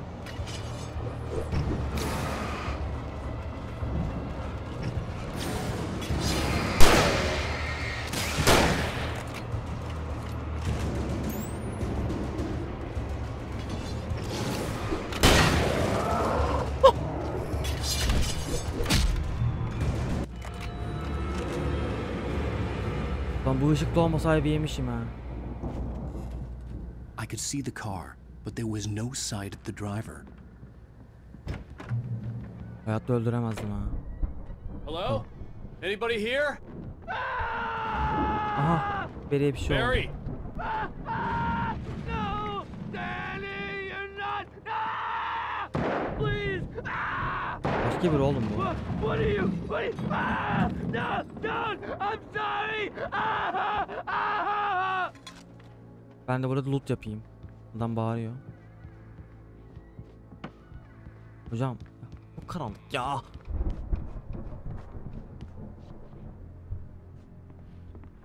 Korkmayın ha. Kırdım şimdi.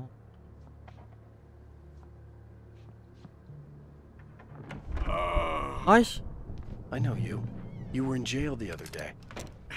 I went to the farm again for the moonshine, you know? It makes you see. They're not gonna miss it. They're in the loony bin. My buddy, Danny, I lost him. Something's gone wrong with him. It's not him. Like a real bad follow-up to a real good movie. The best friend's suddenly the bad guy. Who wrote this crap anyway? Bu hapishanedeki adam değil mi ya? Polis yayındaki. Aa, öldü mü? Allah yazıklar olsun ya. Ne olacak şimdi? Kulübeyi araştır. Peki. Burayı araştırdım. Kapıyı bulamıyorum. O kadar karanlık ki. Ay o ne? I've run through every possible course in my head. If I continue like the dark presence wants me to, the story I'm writing won't save Alice. It's a horror story, and it's going to kill her, and me, and everybody in this town. No one will survive. Darkness will consume everything. This is what it's wanted all along. It will be free, unstoppable. It used Alice to get to me, dangled her in front of me to keep me going. It was never going to release her. I'm going to change this. I'll escape. Yazarak. I've written myself into the story. I'm now the protagonist. This feels like a terrible risk, but it's the only way to save Alice. I'll be bound by the events of the story just as much as anyone else who's been woven into it. The story must stay true for this to work. There have to be victims along the way, near escapes, cliffhangers. In a horror story, it can't be certain that the hero will succeed or even survive. He almost has to die. I'll write my own escape into the story next. I need help. Zane's going to be the one who'll help me. I'll make it happen. Zane. Bu kayıtlar 7 günü biz hafıza kaybı yaşıyoruz ya, o 7 gündeki olayları burada bize gösteriyor. İşte normalde bu suç gerilim tarzı şeyler yazıyor fakat hani korku şey yazmışım diyor, artık değiştireceğim diyor. Hani kendimi koydum bu hikayeye diyor. O yüzden şimdi yazdıkları da gerçek olduğu için kendimi buradan kaçıracağım bir hikaye yazacağım dedi. Ve burada bana yardım eden Zane olacak diyor. Tamam, burada başka bir şey yok. İniyorum o zaman. Kesin bir şey olacak şu an. Net bir şey olacak ya. Mümkün değil. Olması lazım yani. Kapı var. Tam giderken bir şey olacak bak. İzle. Şu an oldu. Fren çarpı. Geldi mi? Gelmedi. Yok.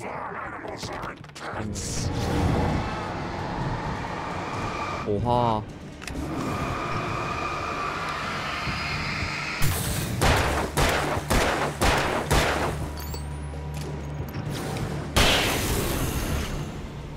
Let me guess. Danny, huh? Nasıl deneyim bir şey? Öyle deneyim olur. The front door was locked. Pencere açık. The farm was stints away. I'd need a car to get there fast.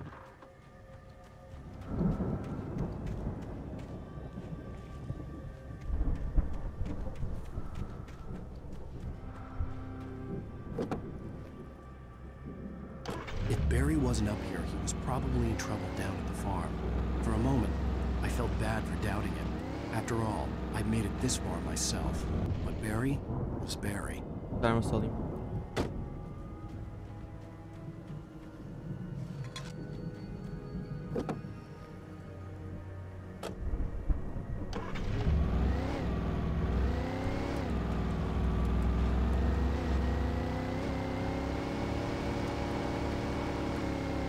Buraya bakacağım.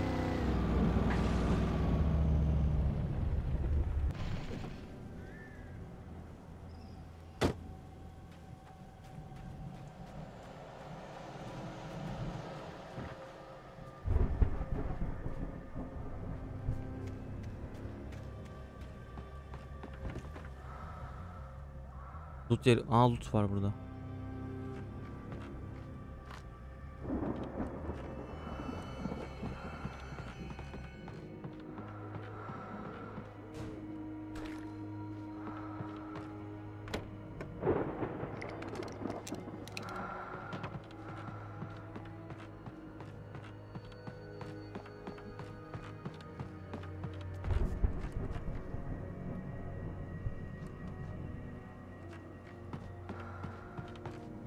Güzel. 2 tane flash bombası bulduk. Çok iyi oldu. Bunu alayım ya. Bu daha güvenli geliyor bana şu an.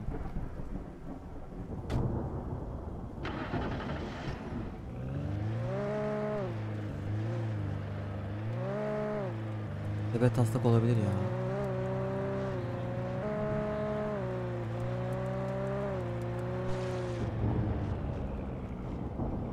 Yanında araç var. Nerede araç var? Anlamadım.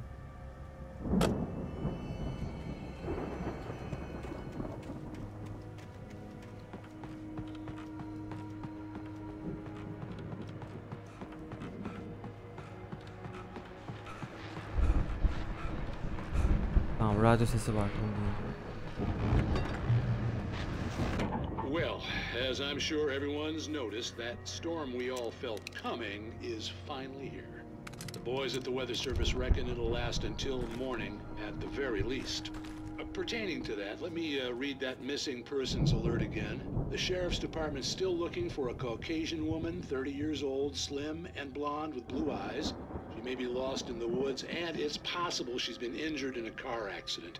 If you see her, please make sure you get her indoors and call the sheriff. It's bad weather to be caught out in, so if you see someone in the area who maybe looks a little confused, give him a hand, all right? This is Pat Main on KBF FM, hoping you're all safe and warm tonight.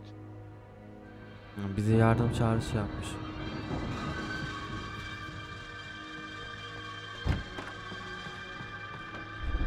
Ve bakayım taslak maslak vardı belki.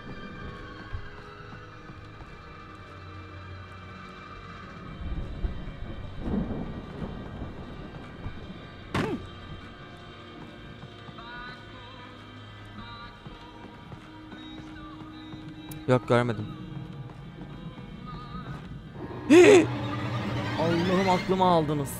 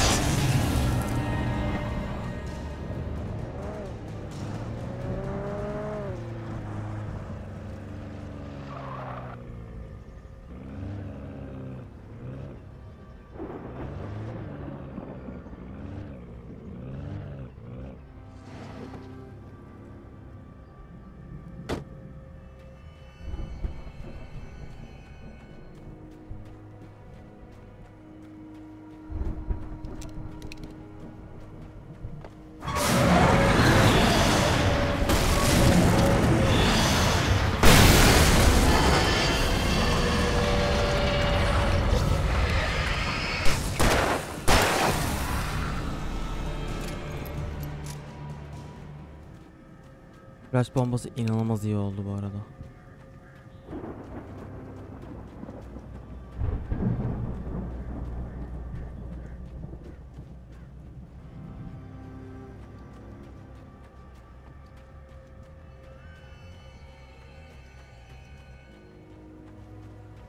Evet, burayı kesmişiz. Kayıt noktası. Okay. Ona ya fenomenler var orada.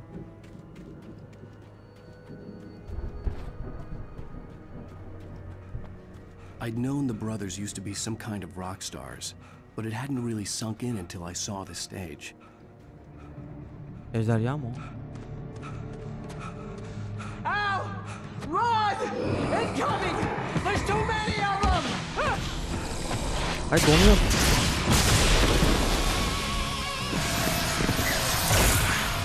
God damn! Oo, ışık gösterisi oldu. So glad you decided to go it alone, Mr. Johnson. Shut up and shoot!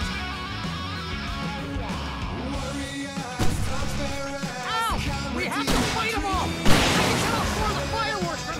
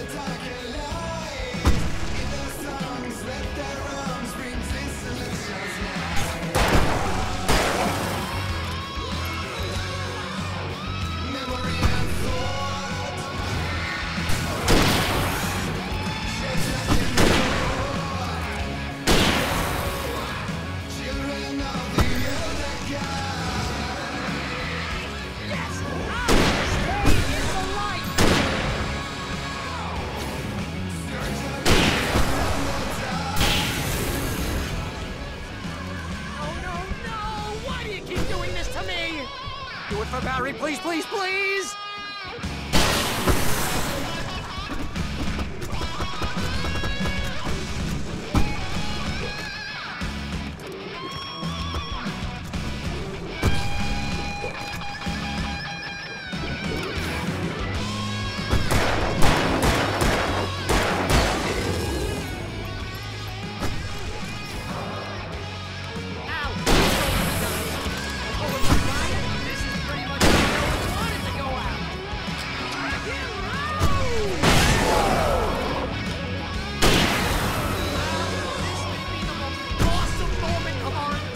Güzel flash oldu bu arada.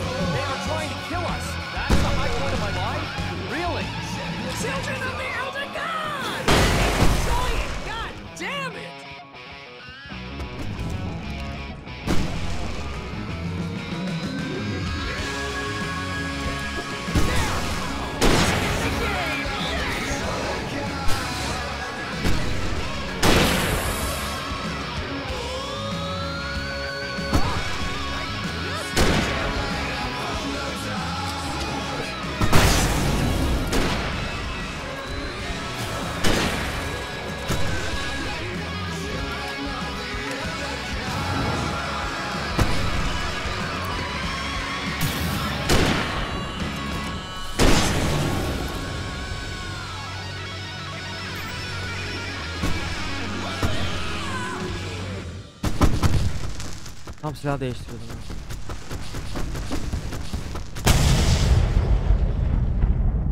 Üf, patladı be. Bitti o zaman.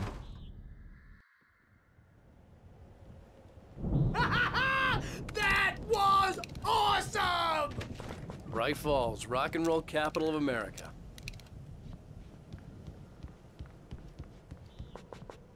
Yalnız fener, efsane büyüdü fenerimiz.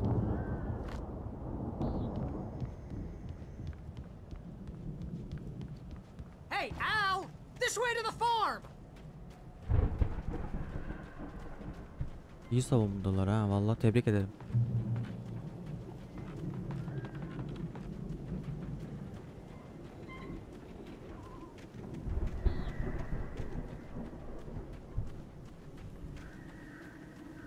Taslak yok mu yahu? See, bestseller, no reason to worry. Your cutout's good as new, right where I left it. I'll come back for it once we have the place secured. Yeah, that's been my biggest worry all this time.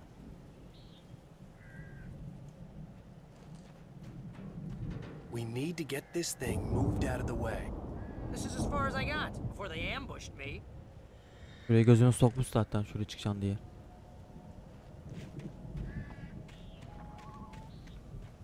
O kadar savaştan sonra bir daha bir şey çıkmaz diye düşünüyorum şu an. Ha, o Ali jeneratöre gidiyorum şu anda. Çıkartmak için.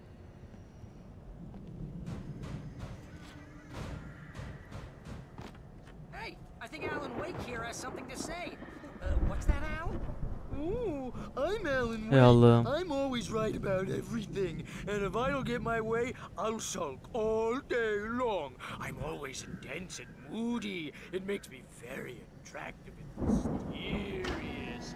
Right now, I'm just standing here because I need my best friend Barry to carry me. But that's okay. I can just take him for granted. I think I see what you did there. Yeah, it was pretty good. You want me to do my imitation of Barry Wheeler? No?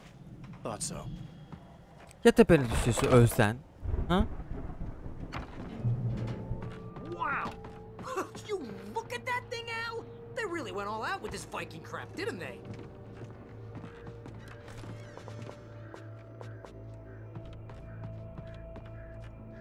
Oh, Night Springs! Man! Brings back memories. Hey, remember when I got you that gig? Your first real writing job, what got you started? Was this one of your episodes? Ha, ilk yazı şeyin onunla başlamış.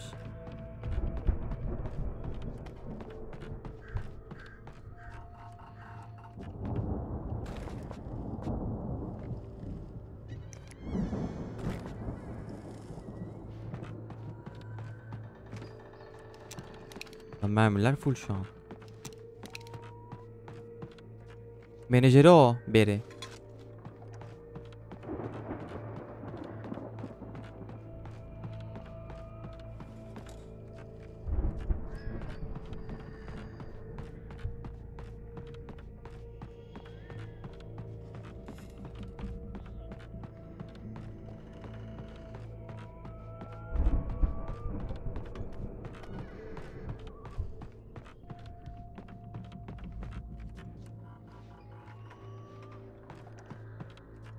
Ne yapabiliriz burada?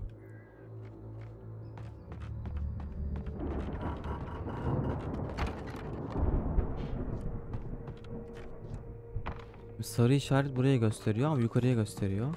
Yukarı çıkacak bir yer olmalı. Onu bulalım.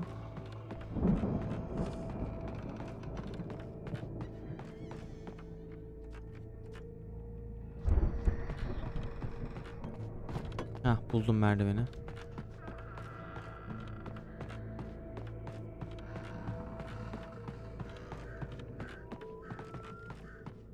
Paslak var, gözüme sokuyor.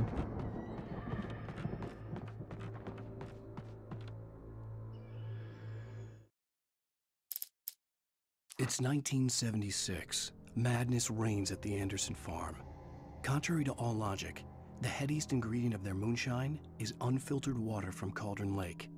The Andersons feel like gods. Anderson'la yaşlı adam vardı ya, o He contemplates cutting his eye out. onların yeri. Tor runs across the field, naked, shrieking, hammer in his hand, trying to catch lightning.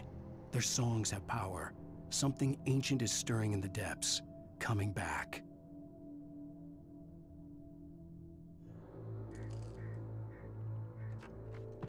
The Viking boat looked imposing, almost like a battering ram.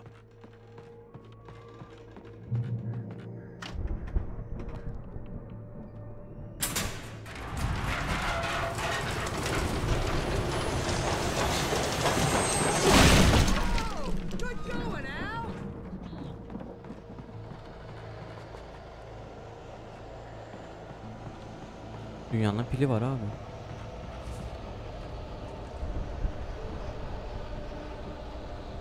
Turne. Onların şeyiymiş bu.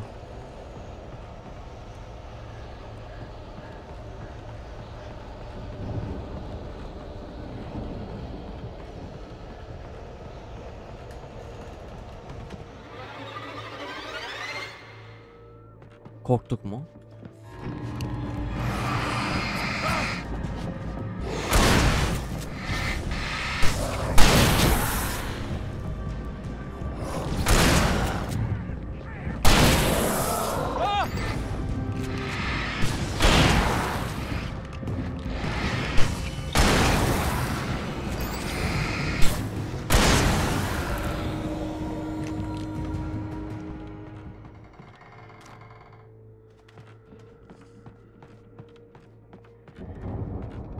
Ben bayağı yürümüşüm ha.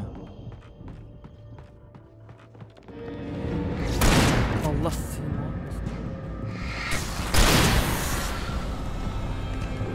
Bu alt tarafa aşağı ineceğiz ya. Evet de bana çıkıyor. Beriye gelen yok. Beri gitmiş bile. I think we can make it through here, Al.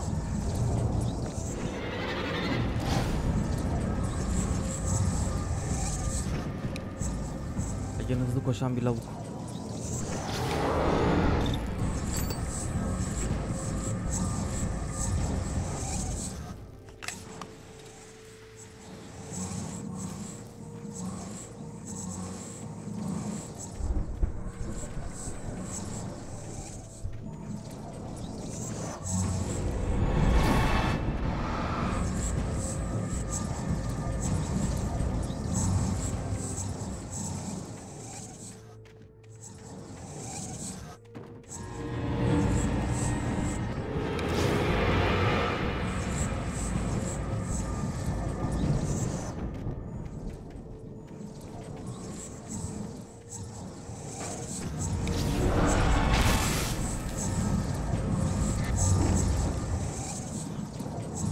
Öylesine koşuyor sadece, başka bir şey yok.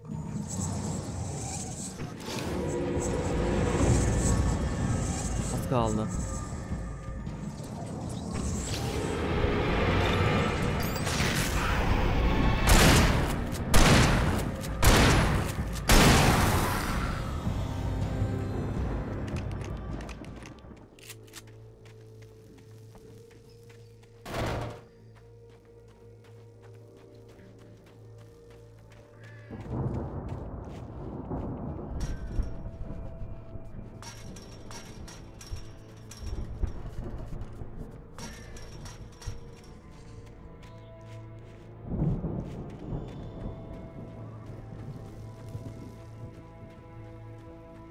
Yol şurasıdır herhalde.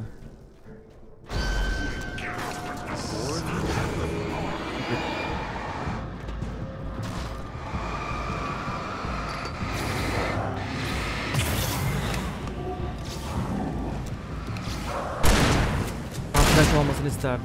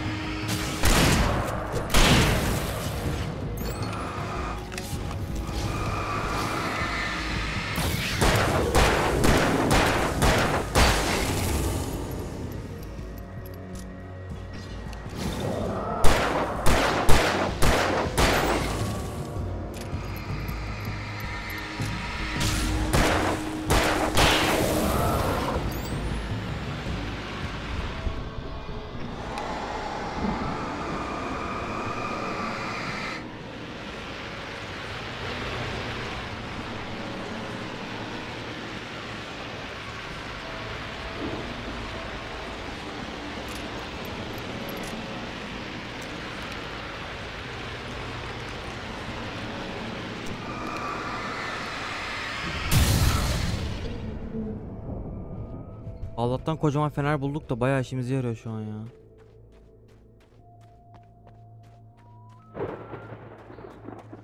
Anderson'ın evine mi geldik? Ya bu hangi ara gitti buraya anlamadım zaten.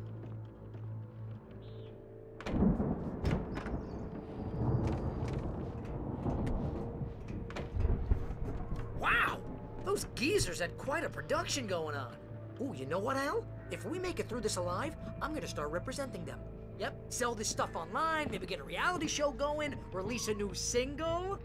Good luck with that, pal. Hey, you find us a way out here, okay? I'm gonna take a closer look at this stuff.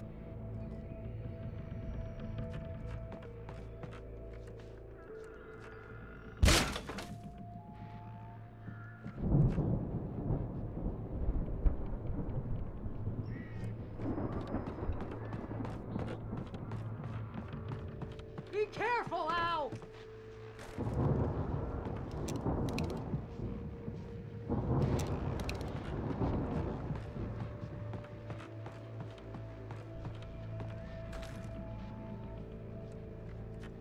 Hiç çıkmadı ya. 9 tane pil kullanmışım.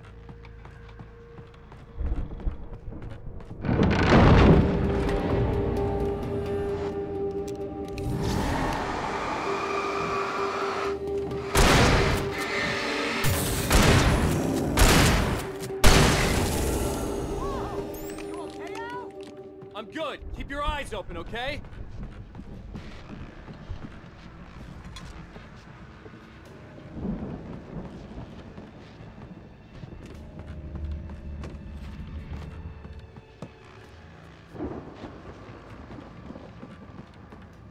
O en tepeye çıkıyorum, bir şey olacak ya.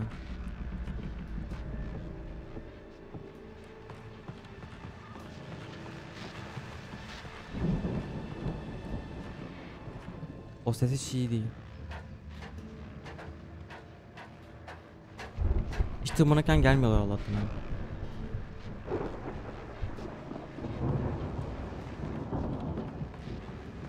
Radyo var. Bu dayanıklı pil mi buldu? Adamsın. As you regular listeners know, I tend to work through the night, but I'm not the only one. Deputies Mulligan and Thornton are taking a couple of moments off their busy schedule to join me here in the studio.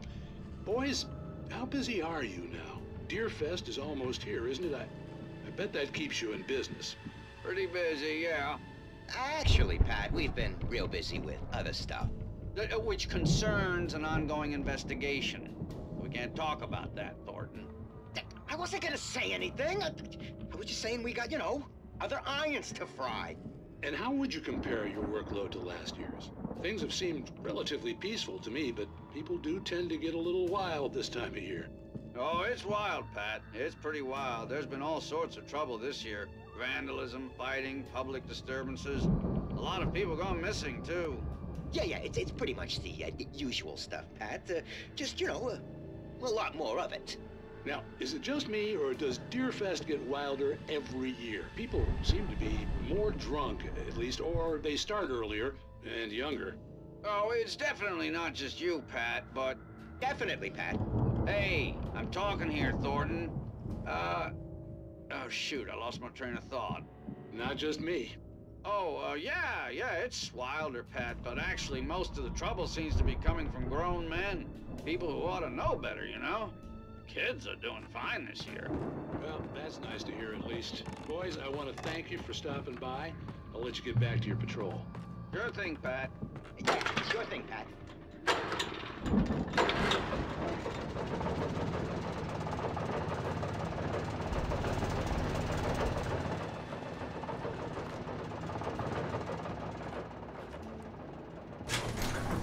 Okuldan çıktım asansörle I could see iniyorum. the building that had to be the Andersons' home on the other side of the field. It wasn't far now.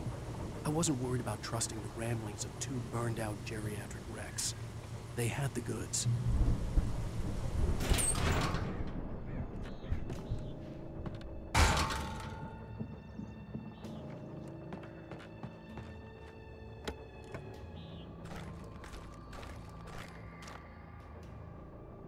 Bayağı ammo verdi yine oyun bize.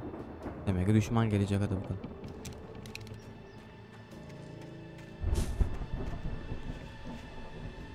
Barry ile silo kapısını aç. Açarsın, bekle. O ne lan?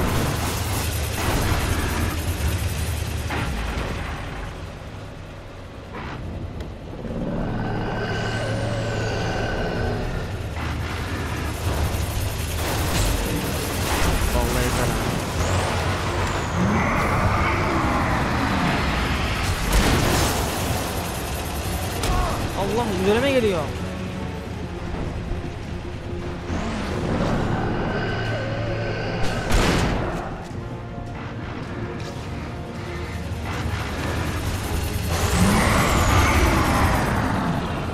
İçeride böyle alt etme.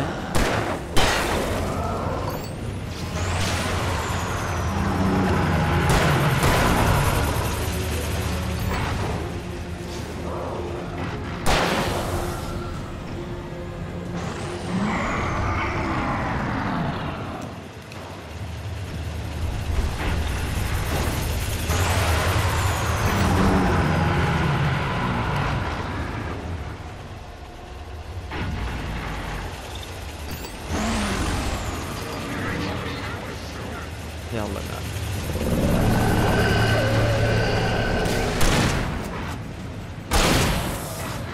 Allah.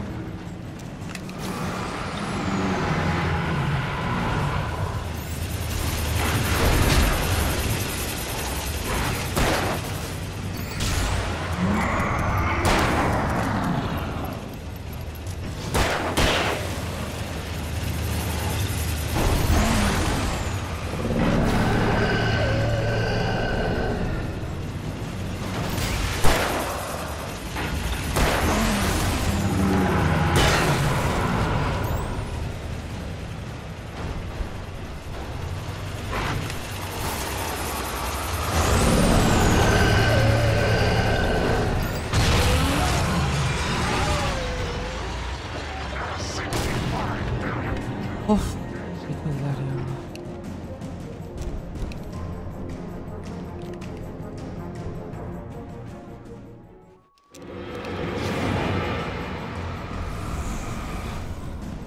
Geliyor mu başka? Allah!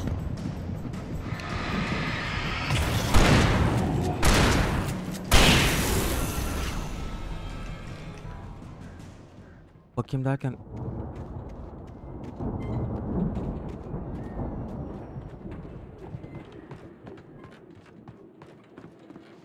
buradan çıkınca buradan giriş olur sonra. Geriye açalım o zaman kapıyı.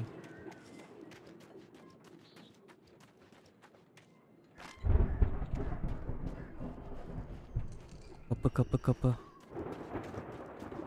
Buraya gösteriyor ama buradan girişi var o zaman. Bu merdiveni görmedim bile var ya.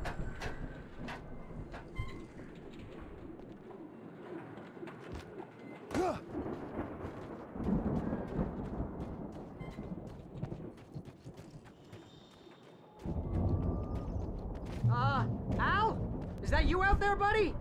Yeah, it's me. Hang on. I had to find a key to get Barry out. I'll try to find a key to get the door open.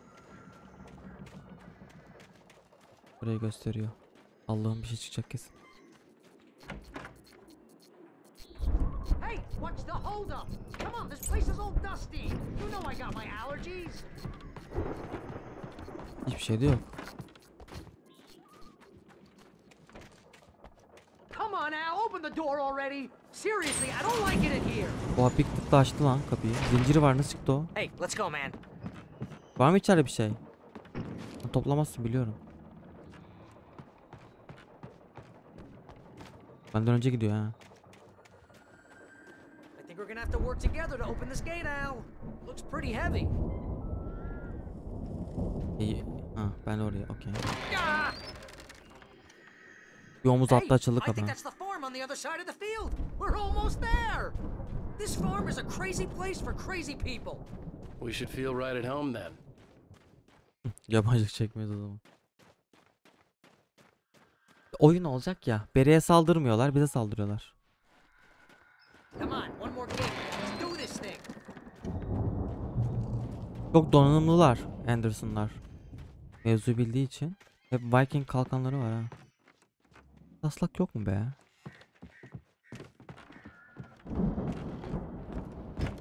Kapı da açık. I guess we better check the fuse box.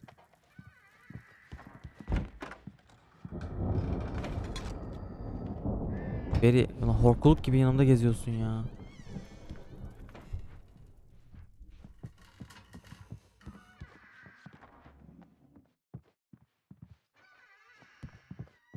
Sigorta kutusunu bul. Buraya gösteriyor.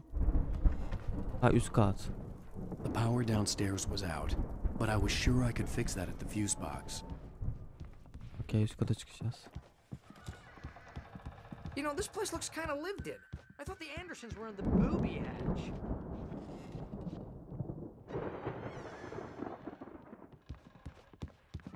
Dipteki koridorda ben gene en sona bakacağım. Sayfa diyordu. Ben mi yanlış gördüm? Taslak sayfasını al diyor. Yere bakmıyorum ki. Again, Alice's screams rang in the stillness of the night. I saw myself run toward the cabin, flashlight in my hand. I followed my past self. I was an out-of-body observer, a time traveler in a crazy drunken dream. This was the beginning. The night Alice had disappeared. The mystery of what had happened during the missing week was about to reveal itself. Geçmişe geri döneceğiz. Hatırlamadığı zamanları oynayacağız. Tamam. Çok süpersin şu an.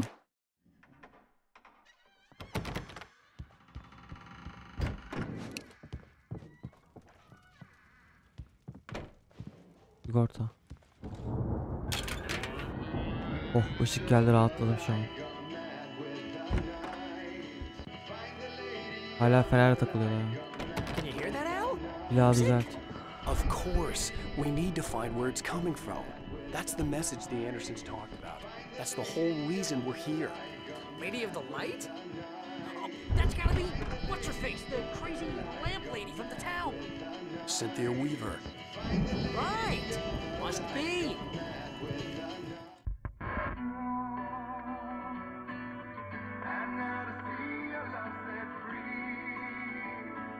Cadıdan daha evinin anahtarını.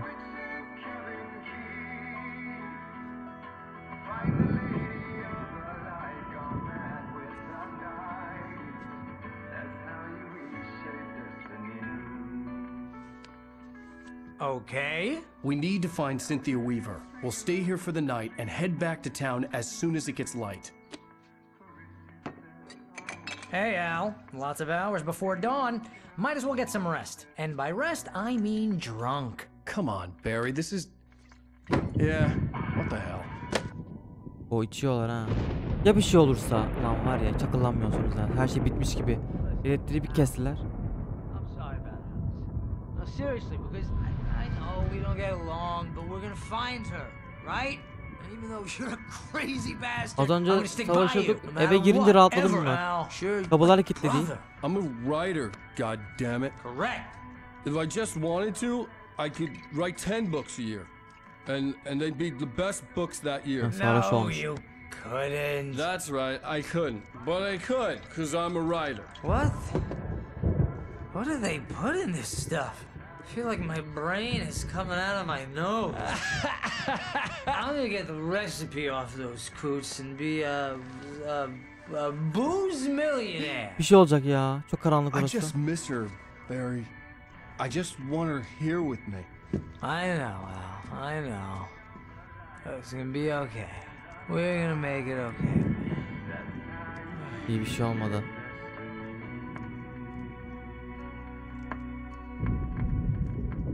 Dıdılar. Ama hala sabah olmadı. Ah ben de uyanıyorum, hadi bakalım. Ay kabus görecek mi? Uyandı.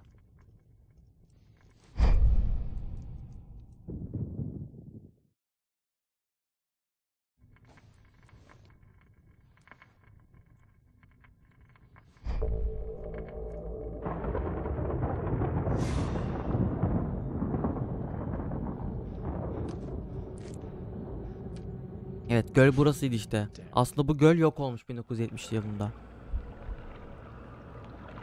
Ha, geçmişi mi oynuyoruz şimdi? Bak.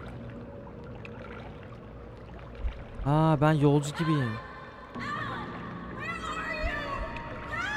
Alice, I'm coming. It's all right. I'm coming. Ha, aynen böyle olmuştu. And yet, it was more than that. It was the truth. A suppressed memory unearthed by the Andersons' moonshine. Ha, I was there, diyor. an out-of-body observer. This was the night Alice and I had arrived at Bright Falls. The night Alice Her şey açık açık görüyordum diyor. I had a chance to find out what had happened. I remembered being surprised to see the cabin dark. Alice would have never turned the lights off. Alice! Hı, hatırlıyor şu anda. İçkiden kaynaklı. I remembered thinking I caught a glimpse of her form underwater, sinking into the darkness. Evet, aynen böyle atlayıp bitmiştim. Diving after her was the last vague memory I had of that night. After that, the next thing I could remember was waking up behind the wheel of the crash car and finding the first pages of the manuscript.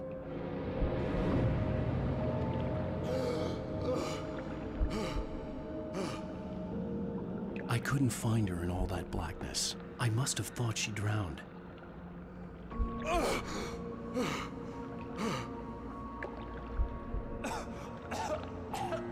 Alice!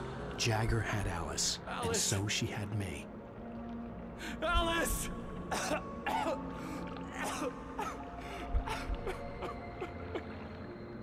I'd been easy prey. Look at the cabin. Is there someone in the window? Alice? Maybe she didn't drown after all. Maybe she's inside. Alice! Yes. Bizimle oynuyor bu da ha. Tamam, atladı. Atladı böyle, sonra eve koşarken oyun bir anda araba kazasına dönmüştü. The dark presence had touched me. She had dug her nails into my brain and used me, made me her puppet.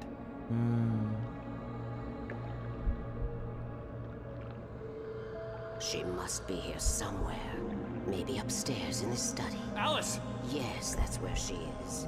You can apologize. Alice! You'll laugh at the whole thing together and put it Alice? behind you. She's not here. You were foolish to think so. No, she's dead. She drowned. Oldu mu? No! It's your fault your wife is dead. Bilerek yapıyor bence bunu, hikaye yazsın diye. All she wanted was to help you right. You killed her. Oh, hush. There's still hope. Cauldron Lake is a special place. Bak. Here, you have the power to change things. She wanted you to write. I will tell you O da gitti yazdı bu hikayeyi.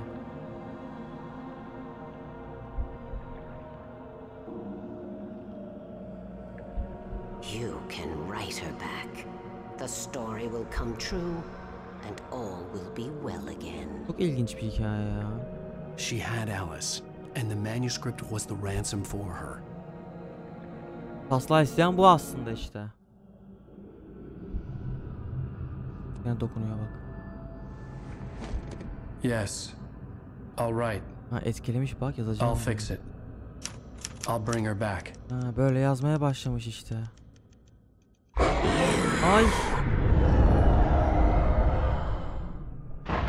No, I wrote it. I remembered it all now. In the dark, I'd written for days, a week, almost a complete manuscript of a novel entitled Departure.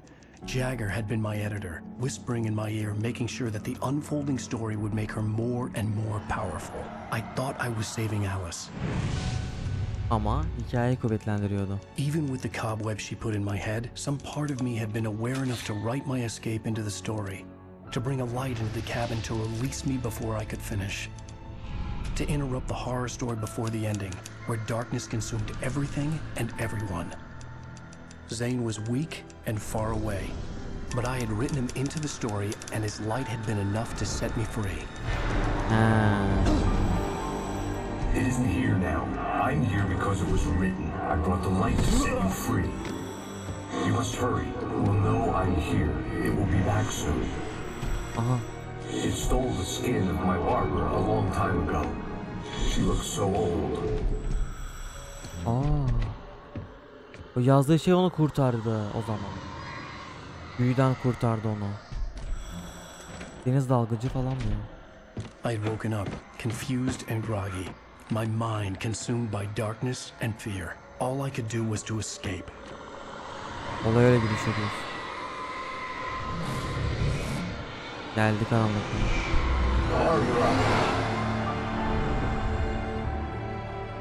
The week spent in the cabin had taken its toll.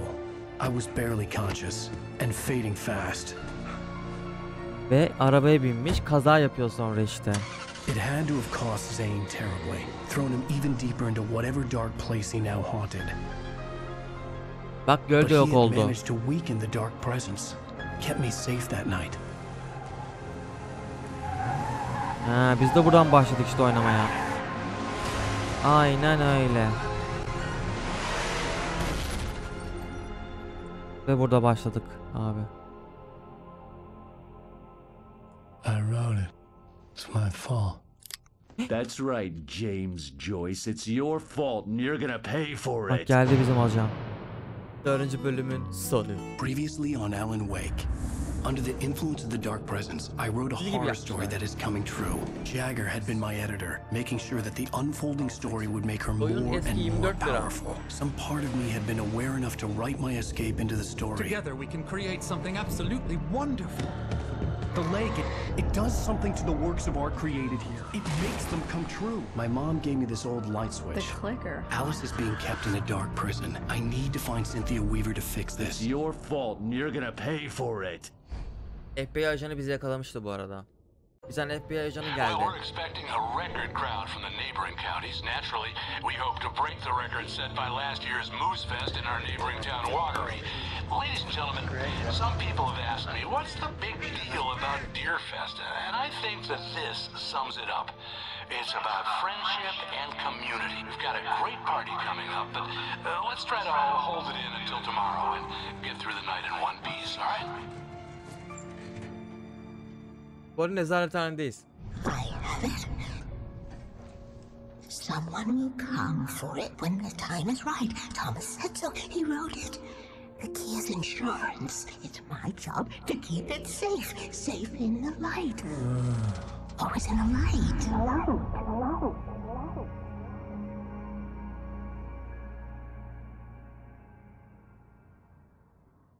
All the manuscript pages were gone. The FBI agent had taken them. I think my tongue just took a crap in my mouth. Bu arada taslak sayfaları buluyoruz da bunlar da bize şey veriyor. Spoiler veriyor oyun hakkında. O bölümleri yaşıyoruz. That about sums it up. Oyun sesi kısık geliyorsa açabilirim. Oh, I am never drinking again. I need to talk to Weaver. She's the one in the song, the lady of the light. What, the crazy lady? Ugh, whatever you say, Al, but we're stuck here. They're not gonna... I had some reading to do first, Sheriff, and let me tell you, it was an interesting read.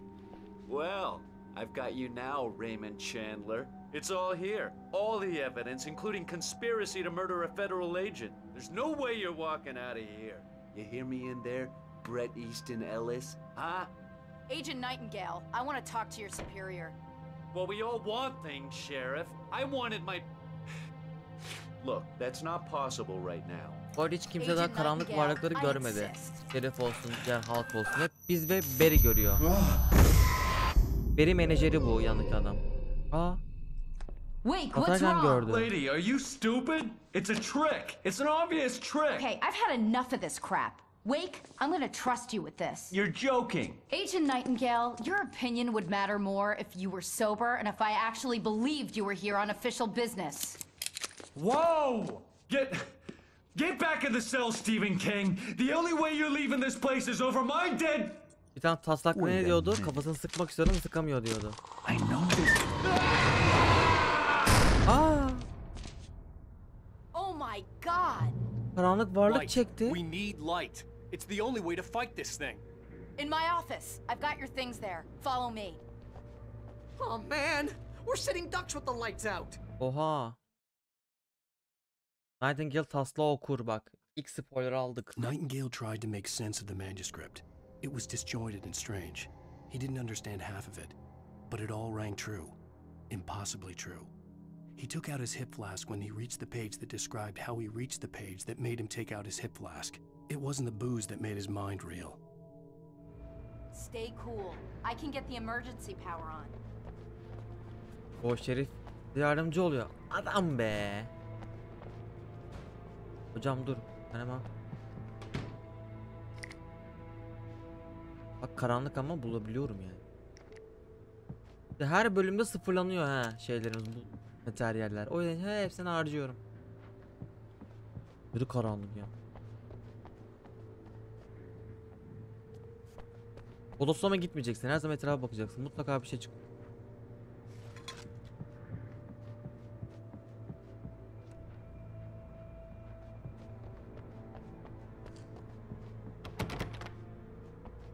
Tut ya, Allah razı olsun.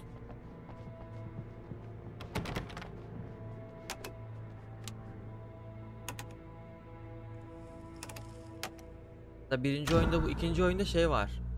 Sigorta şeyi arıyorsun biz. Fragmanı koy. Here are your things. Wake, what do I need to know? What do you need from me? They can be hurt in the light. Anlatıyor. Only in the light. And I need to find Cynthia Weaver. She can help me stop this. Light. Check. Cynthia. She lives in the old decommissioned power plant.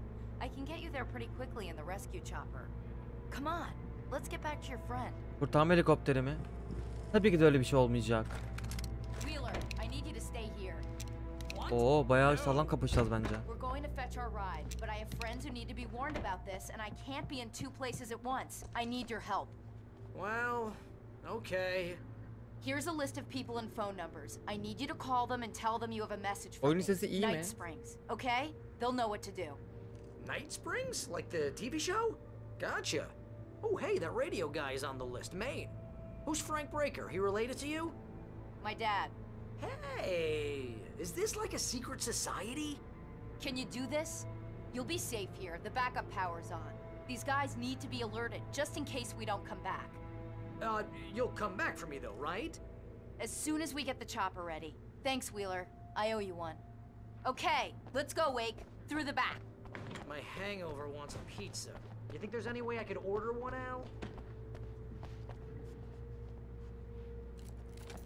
O taslak sayfasını ben niye görmedim az önce? Nightingale karanlık varlığın saldırısına uğradı. Nightingale felt the situation veering out of his control, but the gun at least felt steady in his hands. He was ready to fire, resolved that he would let this happen over his dead body. And yet he hesitated. He had seen this moment before, read it in the page. He was transfixed by the déjà vu and the horror that he was a character in a story someone had written. Then the monstrous presence burst in behind him and Yazdığı dragged him into the güncellen night. yazda oldu diye.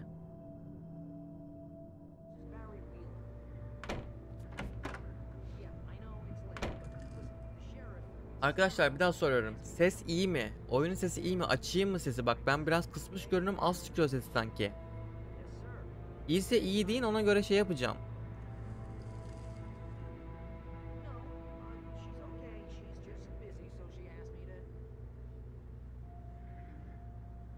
Dengeli mi? Okey, tamam.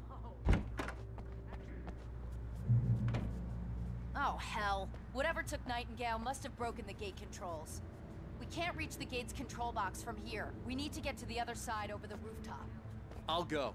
I'll open the gate for you once I'm across. You stay here in the light and cover me, Sheriff, okay?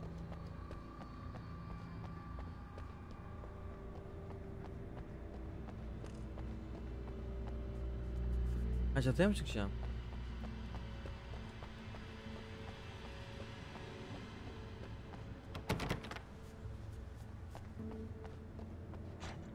Arkadan olabilir.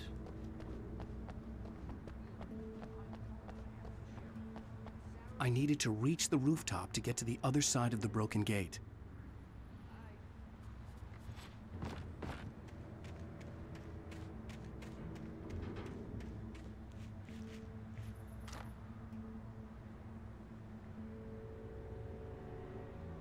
Geliyorum hemen.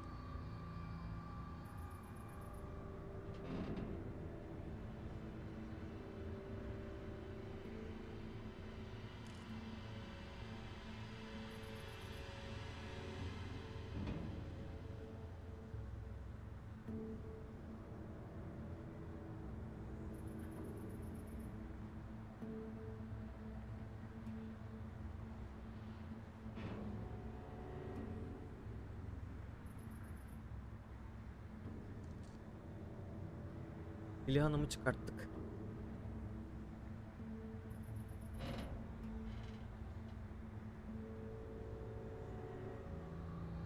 ...18 tane mermi var diyor. Allah!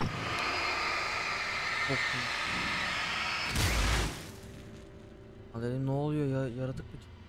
Görmedim.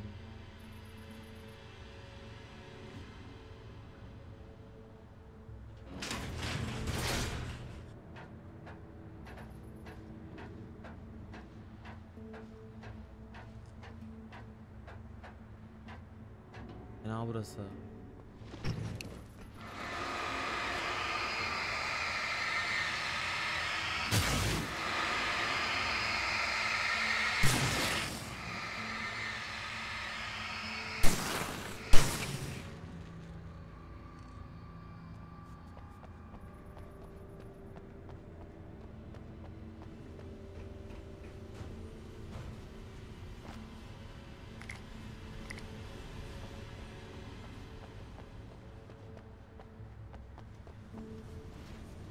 Gidelim.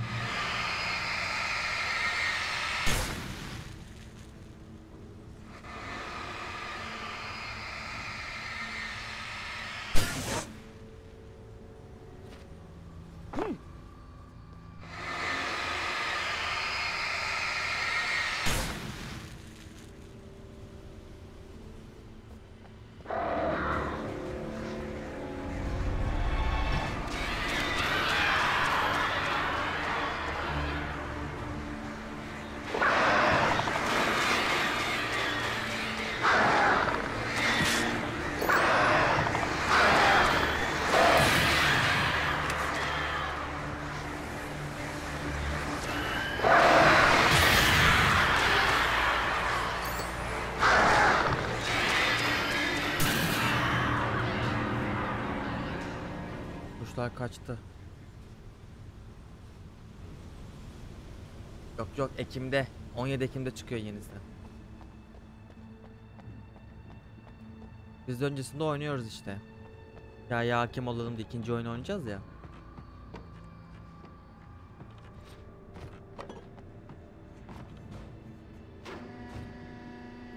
Hey Sheriff, your password. Night Springs? What's that all about? It's a stupid joke we have. That Bright Falls is the original inspiration for the TV show. This town can get weird at times. Never this weird, though. We need to bypass the damaged control box. What am I, an electrician? Hold on!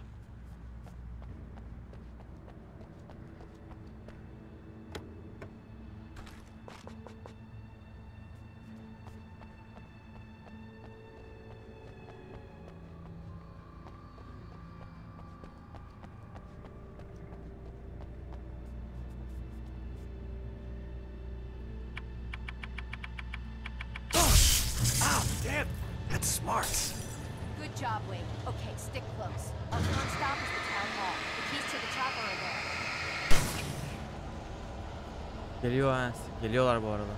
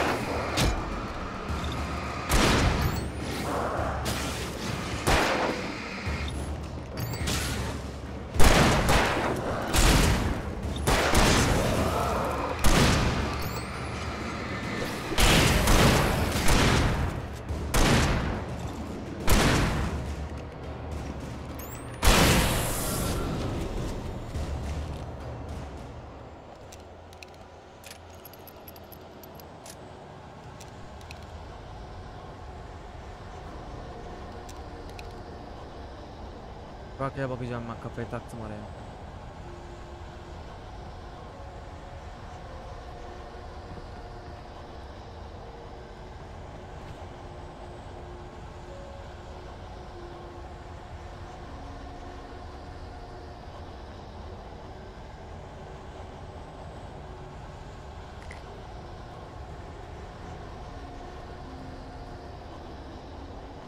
Başka bir şey.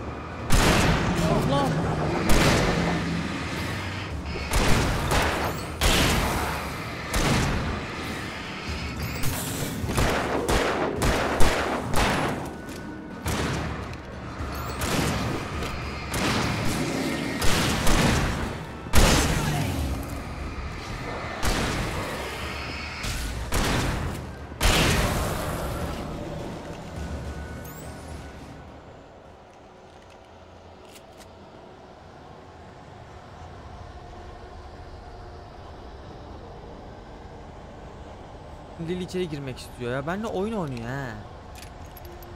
Dur lan gitme, bu aklı bir şey olabilir.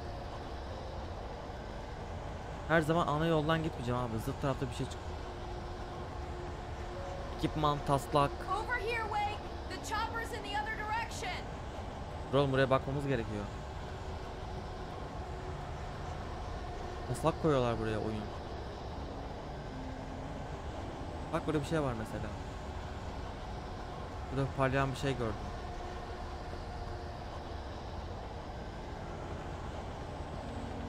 Bak ok işareti var ayrıca.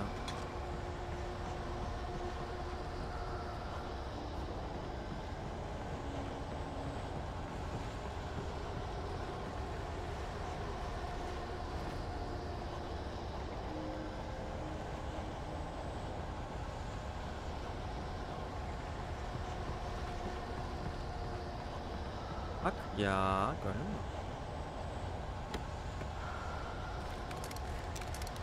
Çok iyi oldu şu an.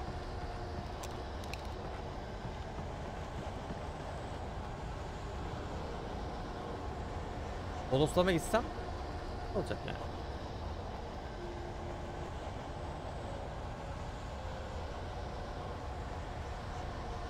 İşaret fişeğe tek atıyor çünkü. Helikoptere binebileceğini mi sanıyorsun gerçekten ya?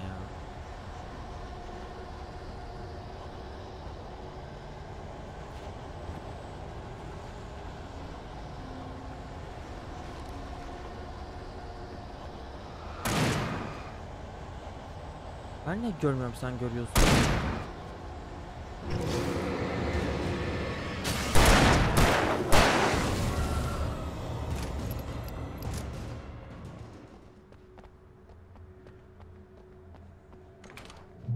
Burası ne peki? İlk geldiğimiz yer arkadaşlar. Oyunun en başında restorana gelmiştik ya, orası. Daha büyük bir şey aldım da. İyi, burada bayağı bir ekipman.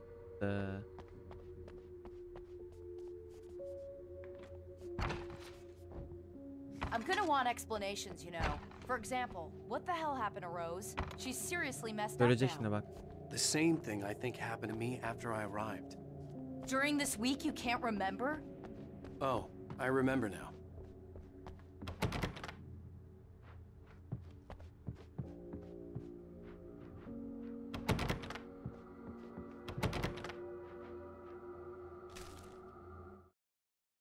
Barry karakolda. Barry was in his element, making calls, making things happen, even if he didn't entirely know what those things were. He wouldn't let the hot sheriff chick down. Even if every noise he heard from outside, and he heard plenty, made him jump. He had only paused to text Al a message, told him to hurry up. Suddenly, Barry froze in mid-dial. A window broke somewhere in the building, and then the lights went out. Hadi bakalım. Eyvah eyvah. Geriye bir şeyler olacak ha. Geliyorum hemen.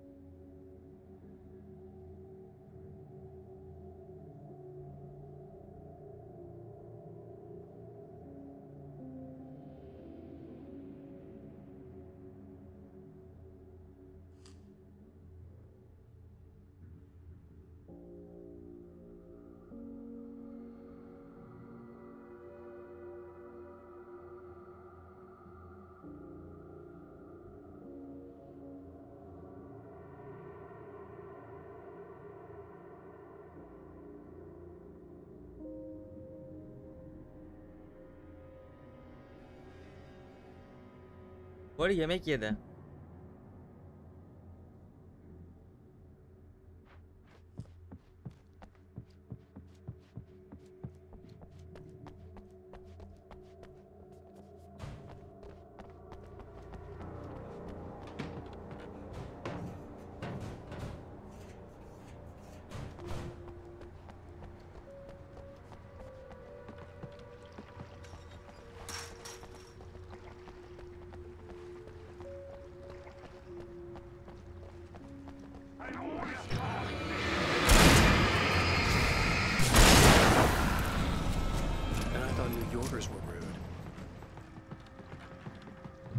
Bir anda herif de inandı herhalde artık bize, gözüyle gördüğü için. İnanmıyorum diyemez yani.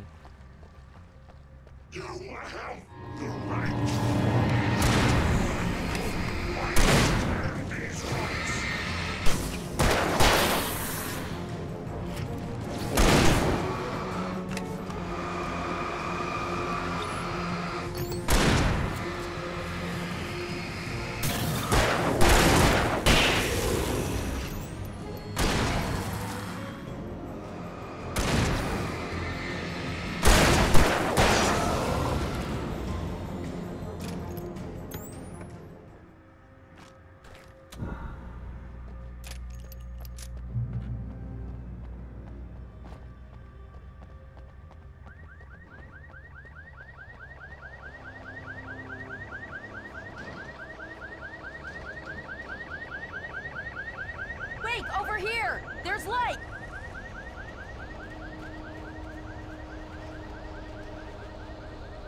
I have a key. Watch my back, Wake.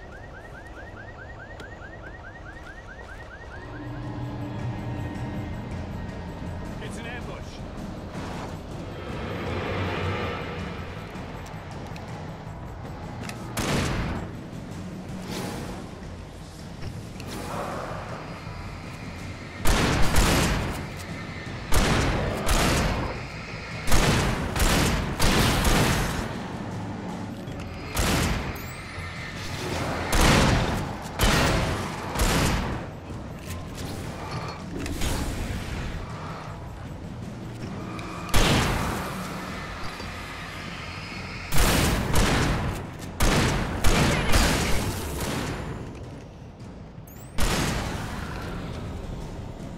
Elerke.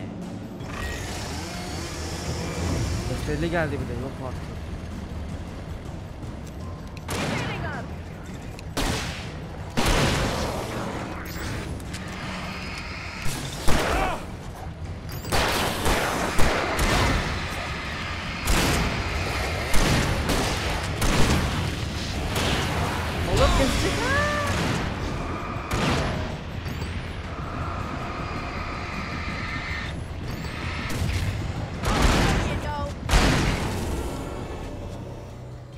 Allah'ım, testereye geldik artık ya. Mermi kalmadı ya. Abi 2 tane işaret bir şeye attım ona rağmen ha.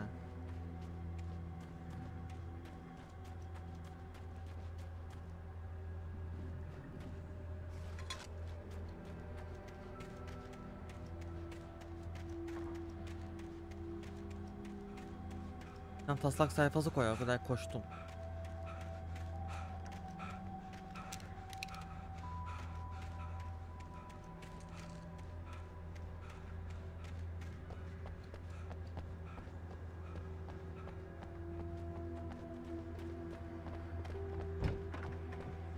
Okay, someone's messed with the fuse box here, but you should be able to jury rig it while I find the keys. I already got electrocuted once today. How about I look for the keys and you get burned for a change? Fine. They should be in the clerk's office on the other side of the building near the main entrance. Gotcha. Bir şey olacak ya.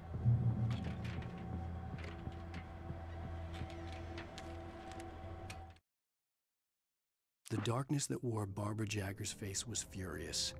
The story in the manuscript had been making it stronger all the time, but now the light had set the writer free and hurt it, weakened it. It was only a matter of days before the dark presence would be strong again. But meanwhile, it would be difficult to recapture the writer. Vay. O ışık şey işte. Deniz kıyafeti içerisinde olan Zane. Zane'di galiba ismi. Geri arıyor kesin. The message was from Barry. He was getting worried at the station. He wanted us to hurry. Korkmuştuk tek başına. Allah! O kadar karanlık olmasın ya.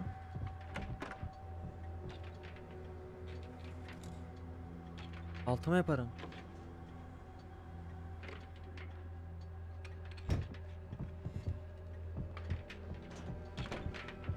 Ses ne? Açılıyor.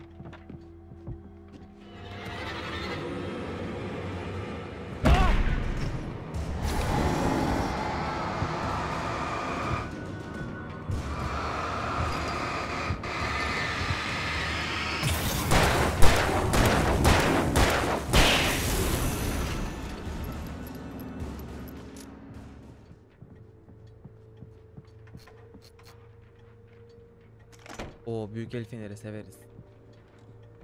O flash.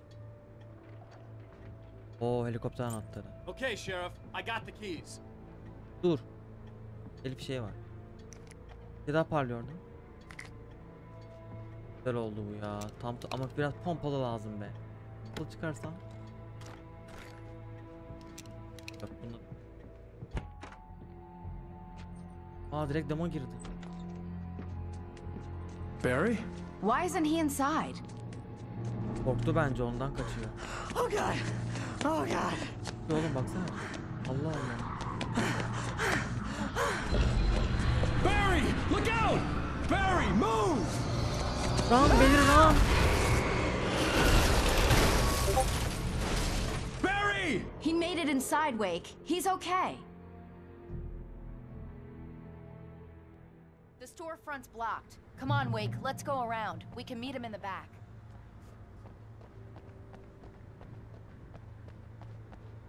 Bodoslama gitsem mi? Bence bir şey yoktur ya, demin aldık zaten.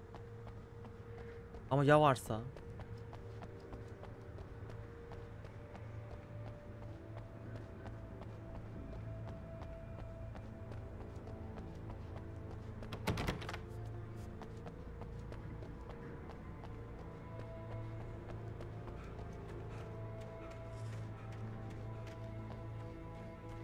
Ben taslak sayfası arıyorum, başka bir şey.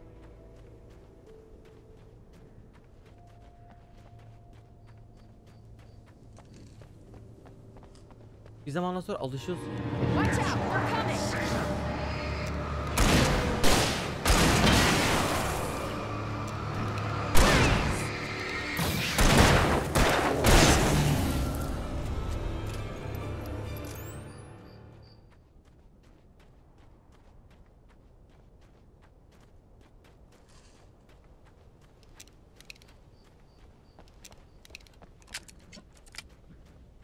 Ben şey We can make it through the bookstore. Wheeler should be waiting for us in the Keep the backyard. hell down or I'll call the sheriff. Oğlum ne şerefi ya? Şerif mi kaldı? Şerif bu zaten. Don't worry about it. Sarah, about time somebody showed up. All the shooting in the air is idiotic. One of these days they'll kill somebody. And over Deerfest. I know. Go back to bed. He's got a point, Wake. O Look, ışığı this hemen town söndürdü can't mü? take this. It's me they want. The sooner I get out of here, the sooner you can all get back to life as usual. I hope you're right. Come on, let me get this door open. Wait, you got the keys to the bookstore? Perks of being the sheriff. A girl needs to get around. Ya işte böyle şey. They're really taking advantage of your presence here, Wake. I heard they're selling a lot of your Alex Casey books. Right now, I'm not a big fan of my own writing. Buraya gidiyor, aşağı gidiyorsun.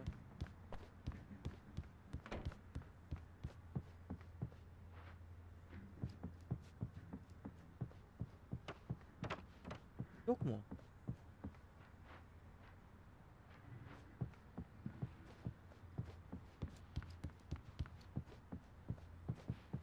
Ha, taslak sayfasını buraya koymuşlar. Cynthia Weaver worked hard, following her obsessive rituals, sometimes fighting them, always getting into them in the end. She haunted the halls of Bright Falls' abandoned power plant. She marked her caches with light-sensitive paint that could only be seen by eyes that had been touched by darkness and saved by light like she'd been. She was preparing defenses and supply lines for the war she knew would come. The war between the forces of light and darkness. Aydınlıkla karanlığın savaşını yaptı. 8 tane pilim var. Ah, materyal var. Koş I don't koş. see Barry. Allah senin ödüm Look, koptu. wait, maybe that's him. That's the way to the chopper.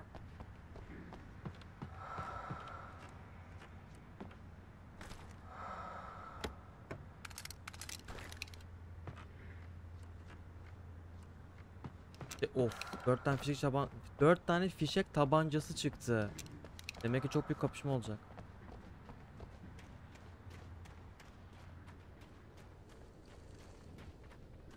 Dur, kahve termosu var.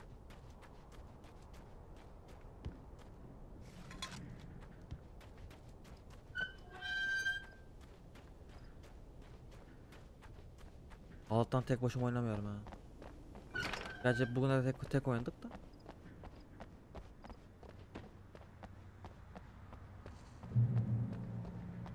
Ya burada bir şey varsa buralara bakalım.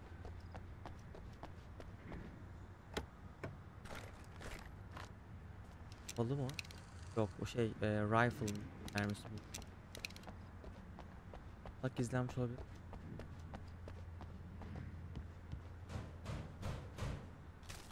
Da baktım ha. Beri markete gitmiş. Barry got back to his feet inside the Bright Falls General Store and dusted himself off. Right next to the cans of baked beans was a locked case filled with flare guns, and yet here was a conveniently placed barrel of crowbars. Barry's smile widened as he realized that this was the classic movie scene where the hero had to gear up and arm himself to the teeth. Oo, iyi, bizi kurtarmak Barry için threw gelecek himself demek into ki. the role. Ha. Spoiler aldık şu an.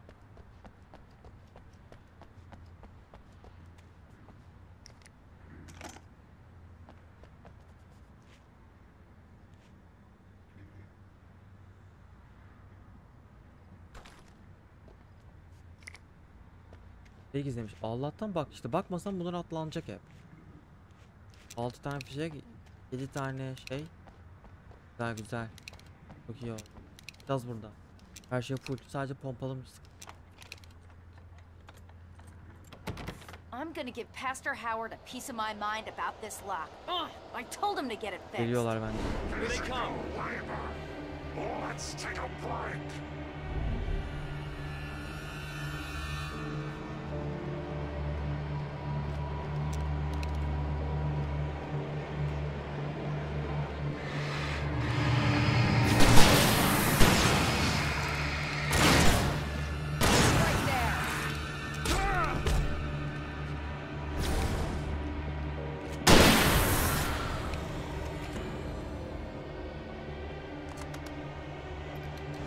Güçlü bayağı. Ne kadar arkadaşlar.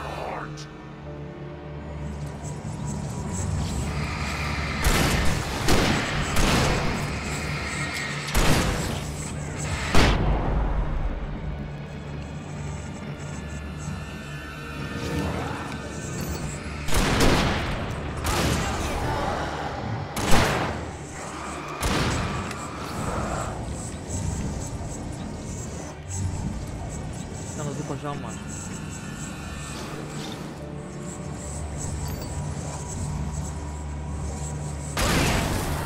Adamsın lan Sera.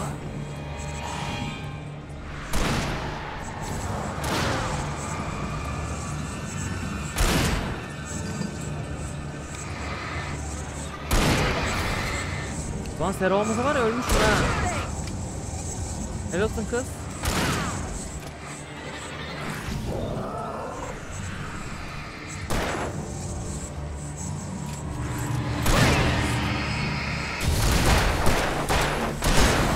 Biz ne ya? Durur mu sence yani kıpırdama diyor bir de.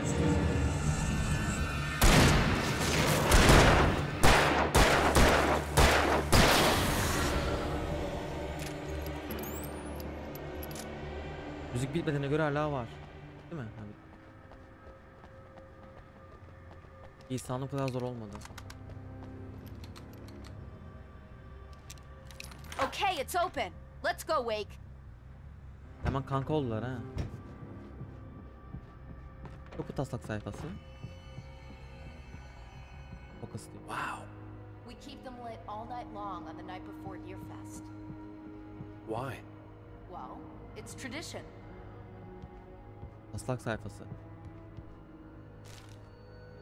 Vaaz şeyinde koymuşlar. Karanlık varlık Wake'in peşinde. For it to be free, the dark presence needed the writer to finish the story. Again and again, the story let it get frustratingly close to the writer without letting it capture him. It was bound by the events depicted in the manuscript, but it could pursue the writer indirectly, put others on the task, and stop those who would help him. It took over everything in its path, made them its puppets, and sent them after Alan Wake.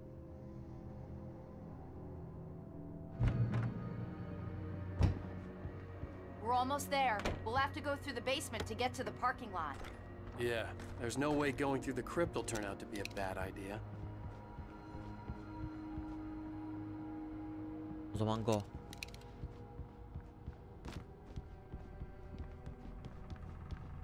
Var burada ya net.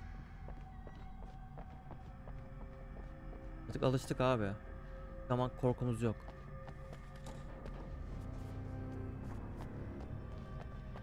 Orada termos var.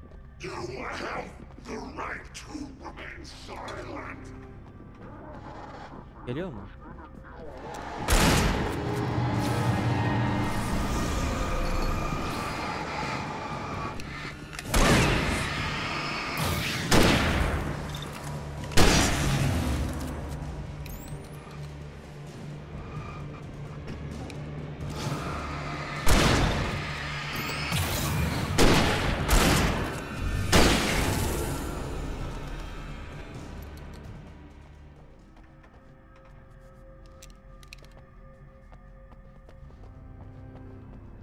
Adam dairesi mi burası?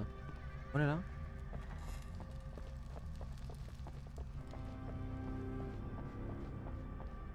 Ya şurada taslak varsa?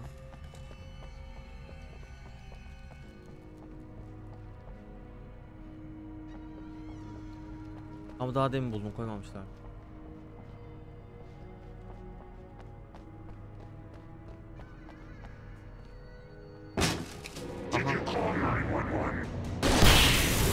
Oha tek attı. Yok artık. Ha bizim beri geldi. Donanımın You didn't takımı. like that one? A tough audience. Well, I got plenty more. What are the Christmas lights for? Protection, man. Like garlic against vampires.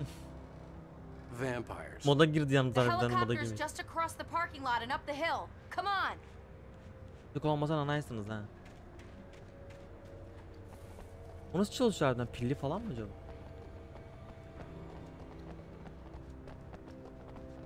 Taslak tas. Bodoslama gidiyorsun, hiç bir loot yapma şeyiniz yok yani. Dolu mu ki?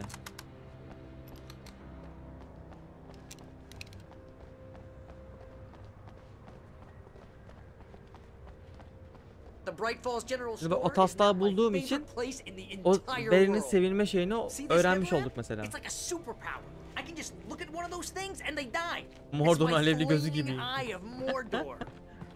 Yüzüklerin Efendisi'ne tuta bulmuşlar. Yeah. Hey, I want a headlamp. Last one. Bastard. Karanlıkta sıkışıp kalan Alice. Alice karanlıkta mı sıkışmış? Alice had screamed until she had no voice left to scream. Around her, the darkness was alive. It was cold and wet and malevolent and without end. She was a prisoner, Karanlık dünyada trapped in kapanı the dark kızılmış. place. The terror would have burned her mind out, but one thing made her hang on. She could sense Alan in the dark. She could hear him. She could see the words he was writing as flickering shadows. He sensed her too. He was trying to work his way to her. Tamam, Alice yapmamış yani. Hep Alice'den şüpheleniyorduk. Tamam ya, yazdığı hikaye direkt gerçekleşiyor işte, ondan dolayı da böyle şeyler. Karanlık varlıkta hikayeyi bitirmesini istiyor. Çünkü ondan beslenmek istiyor. Ama sonuç itibariyle hikayeyi Alan yazıyor. Olumlu güzel bir şey yazabilir yani.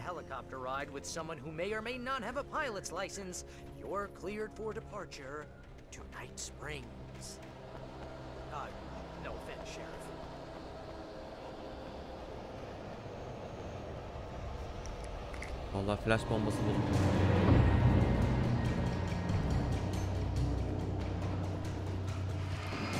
Geliyorlar mı? Geliyor. Serhat tek atıyor ya, gerek kalmıyor bana.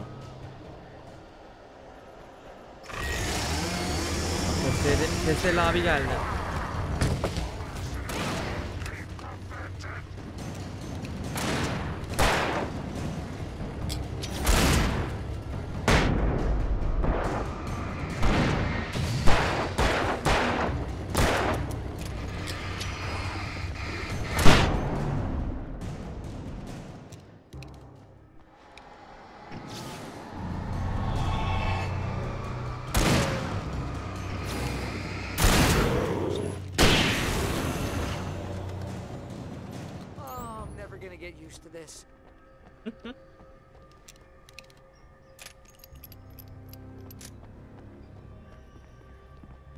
Birinci oyunda hikaye bitmiyor bu arada.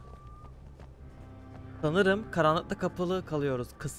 Kısıtlı kalıyoruz. Çünkü öyle diyor fragmanda. Karanlıkta hapsoldum diyor. Ama 10 yıl sonra devamını yapmışlar. Pardon, 13 yıl sonra.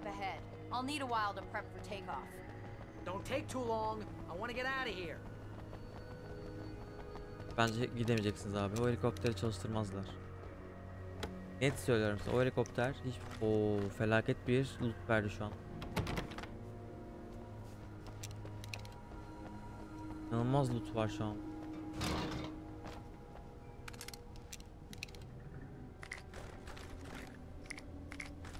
Aman tanrım, 7 tane flash bekliyor. 40 gelecek o zaman. Bilim full. Alabildiğimi alsın. Bir saniye, ilk kez 8 tane flash bombam var.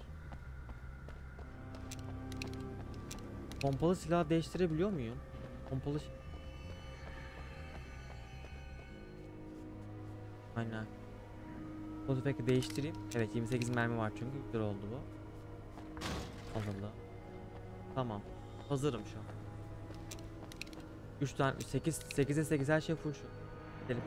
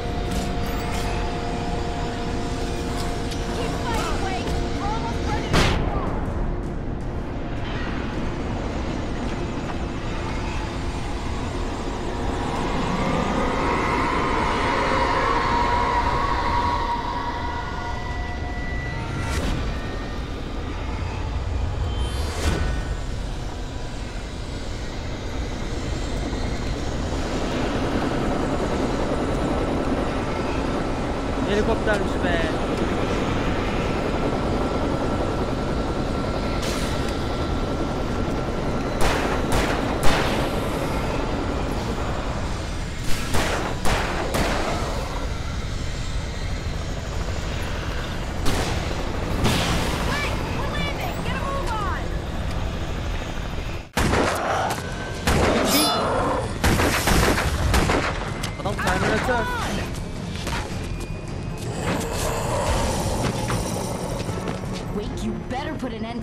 Just get me to Weaver, Sheriff. You're taking a big chance on a local crazy lady, Al.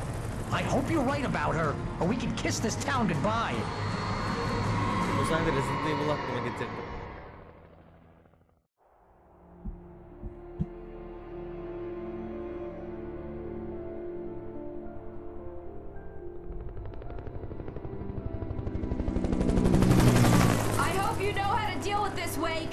I guess you New Yorkers are used to rough situations like this. Right. The city's a war zone. King Kong, mutant alligators, and Alex Casey shoots the place up every weekend. Look, I never even carried a gun until a couple of days ago. Well, my dad used to be a cop there. Tells some pretty wild stories. Stuff like this? No, just normal bad stuff. Kinda like your books, Wake. I used to tease Dad that he was just like Alex Casey. You've read me. Oh, sure.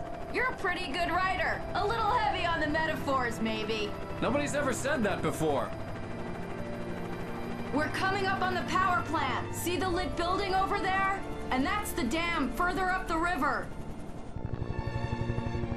I can't land here. I'll take her down the road across the river. Just get me there, Sheriff.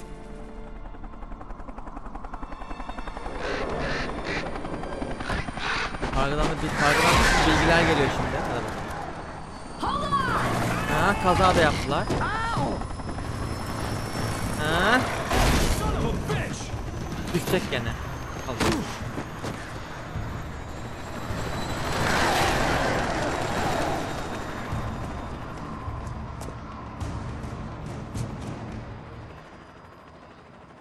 Şaşırdık.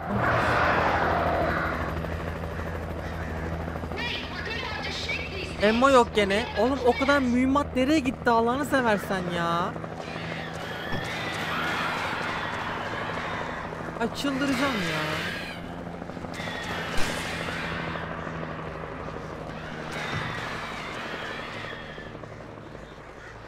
Vallahi boşuna loot yapıyorum ha.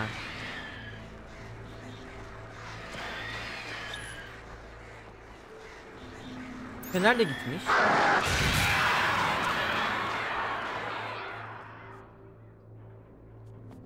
Fener de yok. Ya Allah'ım ya Rabbim.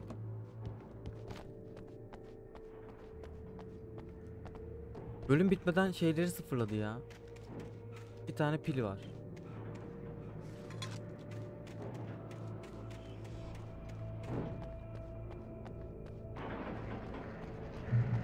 Acı niye tek başımayım ya?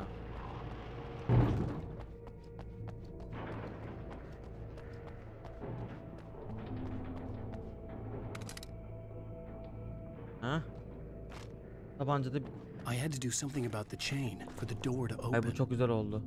Ama çok güzel oldu.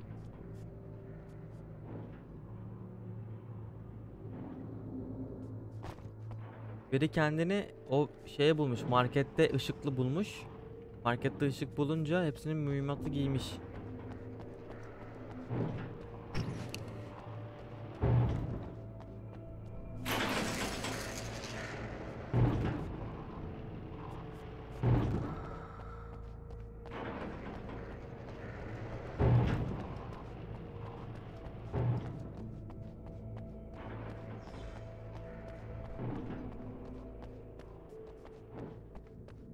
Acaba elektrikli bir şey var mıydı burada?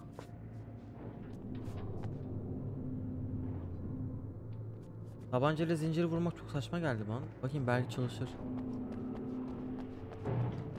Genelde böyle oyunlarda çalışmaz çünkü. Helal ki.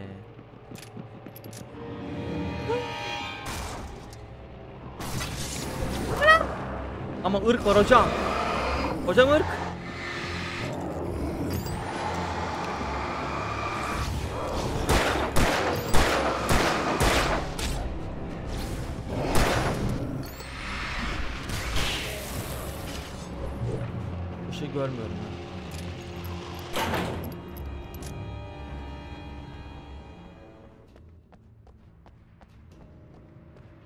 ışığa koşmak aklıma gelmedi ha.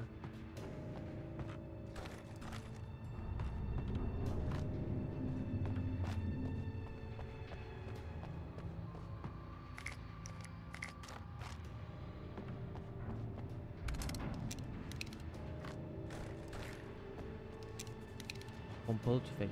Ha. Oyun bizi besledi biraz. Allah razı olsun diye.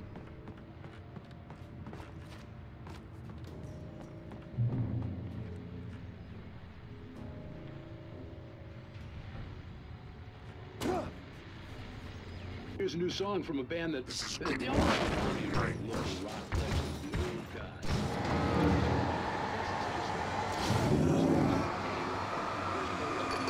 a single war.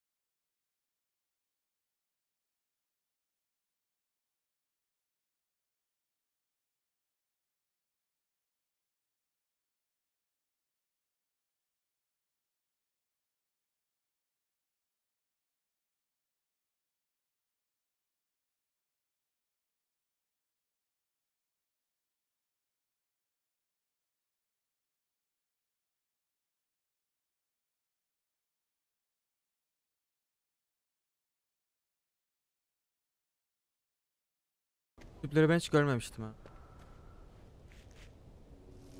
The power plant glowed in the night. It was close, but I had to find a way across.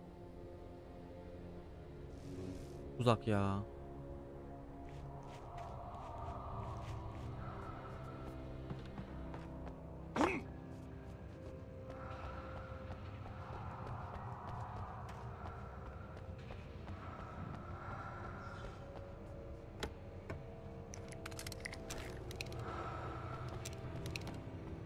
Güzel.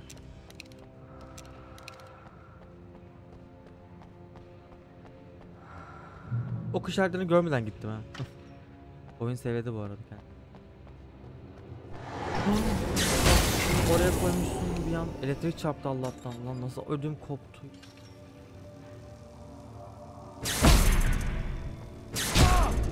Ben gidemiyormuşum. Ye.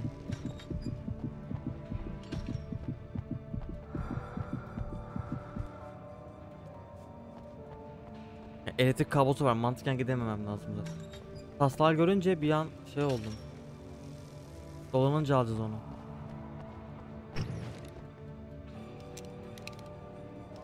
Hadi alayım ya. Daha tarif fişeği alayım mı?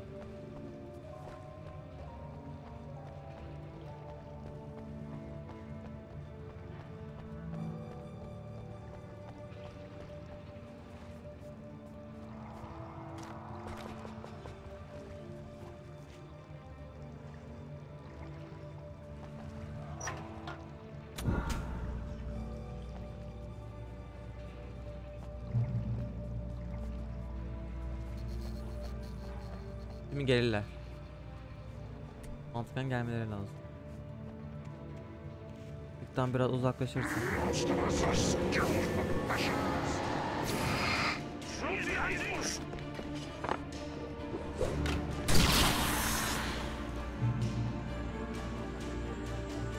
Ne oldu? Gelemediniz.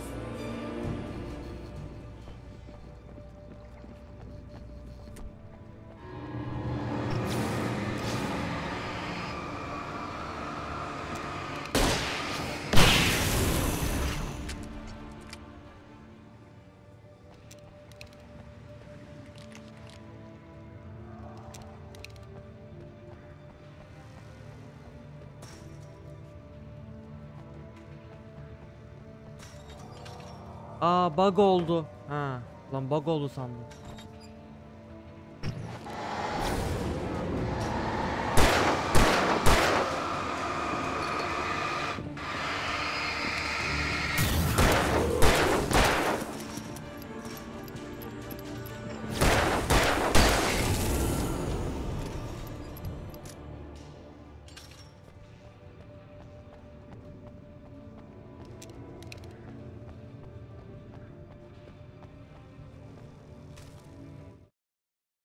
Making her way through the water pipe alone, Cynthia was angry at the writer.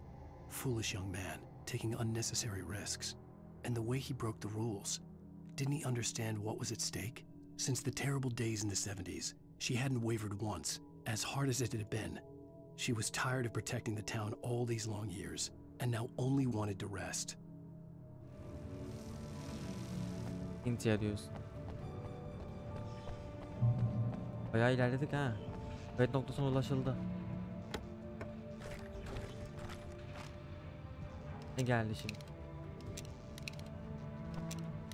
Pompalı alacağım ya.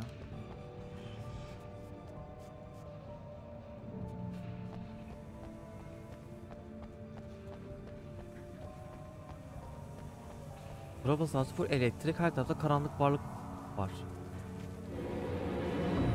Mesela.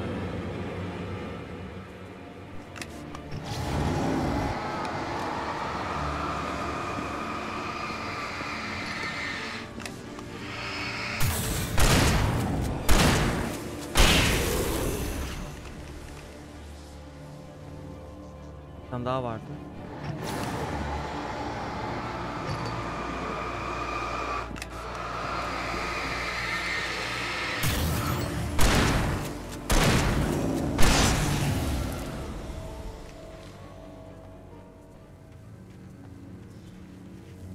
Pompaları 3 vuruşta ölüyor. Işığı kırdığın zaman. İkinci oyunda patlamayı efsane yapmışlar değil mi? Hoş geldin Starıcı.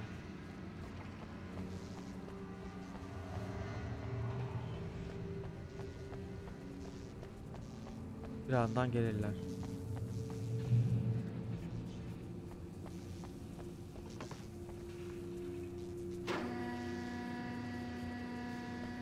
Bir şey var mıdır? Yok.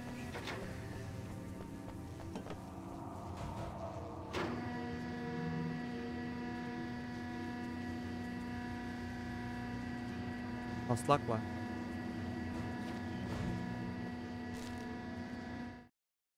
Wake'in planı. The story I had written in the cabin had come true. Touched by the dark presence, I had written a horror story, but the end was still missing. The story was incomplete, and the last unfinished page of the manuscript still sat in the typewriter in the cabin study. If I could get back there, if I could read the page, then I could write my own ending to this story and save Alice. Son taslak okey diyor, bak görüyor musun? Oraya gidersem diyor, sonucu bağlayabilirim de sonu hala yazılmadı diyor. Demek ki olay bundan ibaret. Ve bence yazamayacak, karanlığa hapsolacak işte. İkinci oyun oluyor o yüzden de. Demek ki eve gideceğiz. Eve giderken olaylar olacak. Orada bizi bekleyen varlık olacak falan filan. Bence öyle olacak. Bayağı bir spoiler verdi şu an.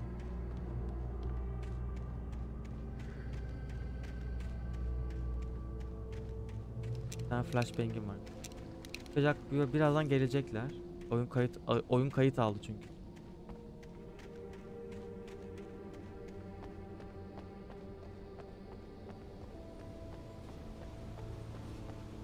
Şöyle bakacağım. Genelde hep buralara bir şeyler koyuyorlar.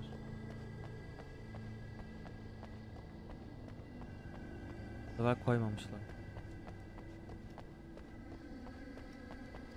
Nereye bakacağım? Kontrol paneli var zaten. Bir şey vardır mutlaka. Ver bunu.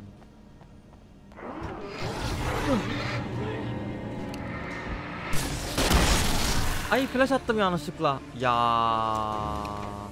Çok üzüldüm şu an flash'ın gitmesine ya. Yalnız var ya, oyun beni okudu mu?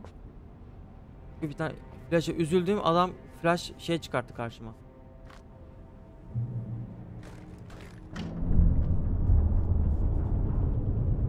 Ha, köprü geliyor, güzel gelsin. Bilicim çıkamazsın, gel, herkes uyuyor, gel, bağırma. Gel kızım, gel. Gel bir tane. Gel bebeğim, gel, bağırma, gel. Evdekiler uyuyor. Gel. Gel. Kızım. Kandı mı? Ha. Karanlık varlık gelecek tabii ki de. Çünkü yol düzeliyor.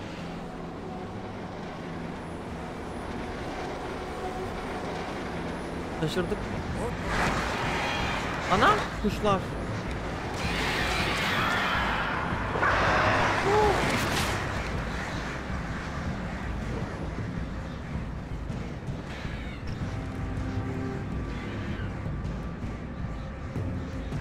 Galili ya.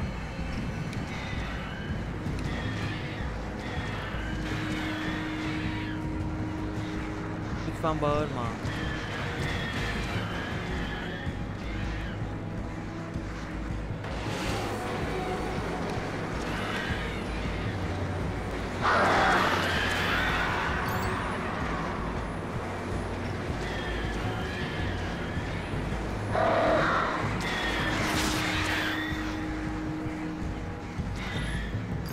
Acaba yolu gözleyip yol zıplamam mı gerekiyor acaba?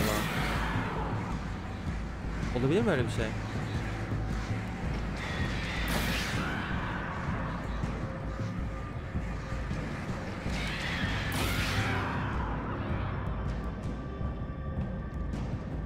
Bence öyle bir şey.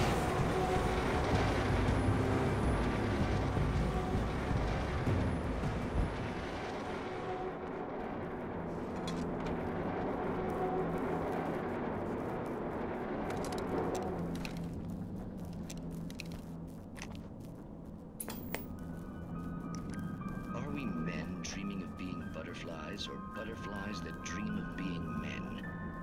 Such philosophical concerns are by necessity abstract. And yet, some of us can find concrete proof of the nature of our existence in Night Springs. Çok da görülüyor ya şu anda. Tonight's episode, an absence of creativity.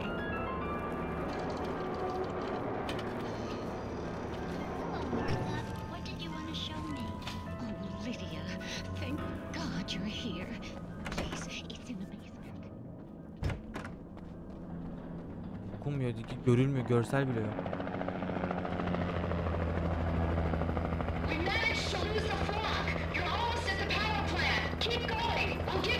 Yani helikopterine destek olmak kolay tabi. Ha, ışıkla yol yapıyorlar diyorsun.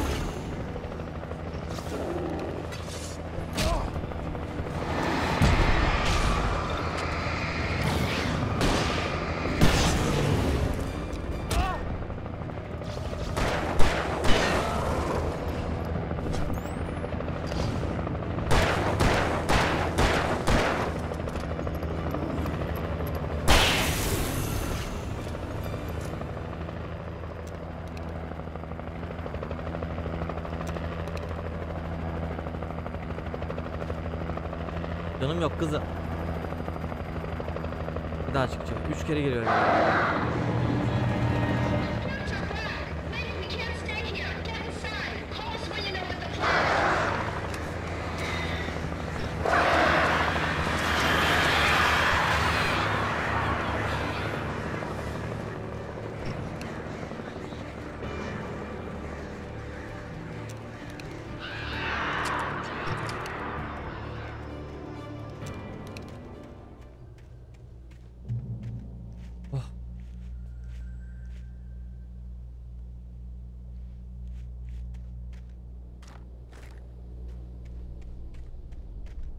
Korku oyunu oynuyoruz.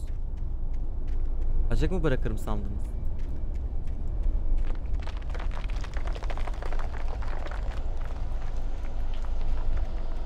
Yani karanlık varlık geliyor. Hadi. Hocam hiçbir şeyim yok yani. Bir de tek bir kişi de gelmiyor ha.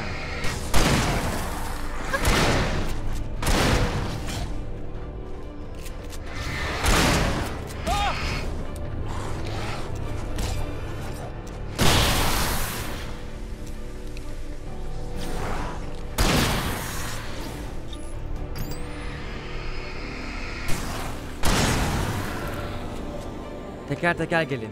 10 kişi gelmeyin. Vallahi var ya, o flash olmasa ölmüşüm. I recognized the logo on the power plant sign. I'd seen a version of it painted all over the area, signifying hidden caches of supplies.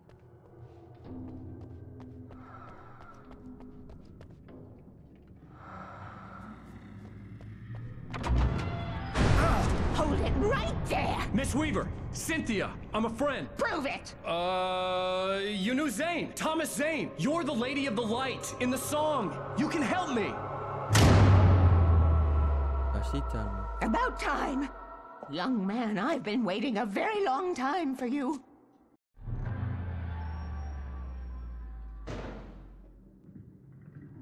Kandırmaya bakar mısın? It's in the well-lit room. Excuse me? What you need to drive the darkness back. The well-lit room is at the dam. I built the room to keep it safe. Will it help me find Alice? Will it get me back to the cabin? Fine, let's go. I can get my friends to come back with the helicopter. Flash'ım çok kötü ya. Daha büyük ışık lazım. Koşu koca fena. Heh bak lan var, içim okudu vallahi oyuna. Diyorum ki ışıklar, bir sürü ışık var. Bence olması lazım diyor.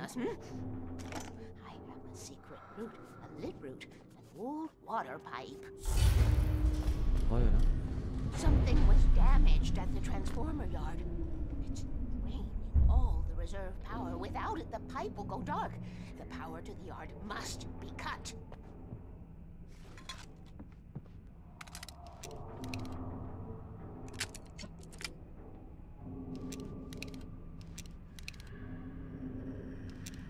Let me guess. You want me to do it? Young man, you're the one who likes to break the rules. I can't be outside in the dark. The kill switch is outside. Korkuyor yani. Niye ben ya? Hep benim. Trofo sahasının elektriğini kes. Sonra dövüş.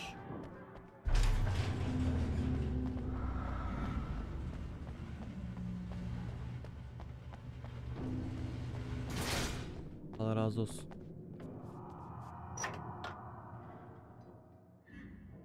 Elektrik yok, ne güzel.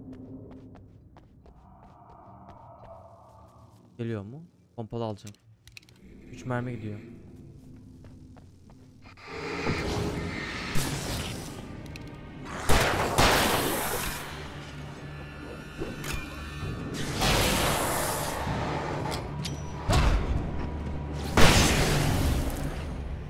Weaver had sent me to cut the power to the transformer yard. I was willing to do grunt work for her to get her to help me. I hoped Weaver was dependable. I'd stumbled into this crazy world a little over a week ago. She had been living this insanity for decades.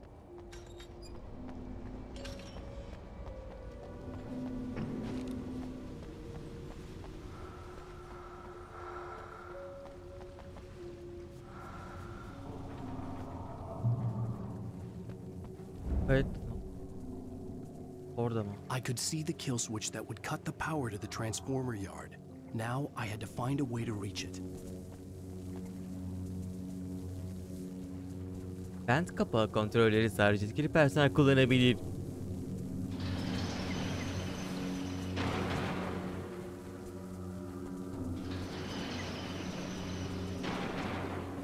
Bulmaca mı diyorsun?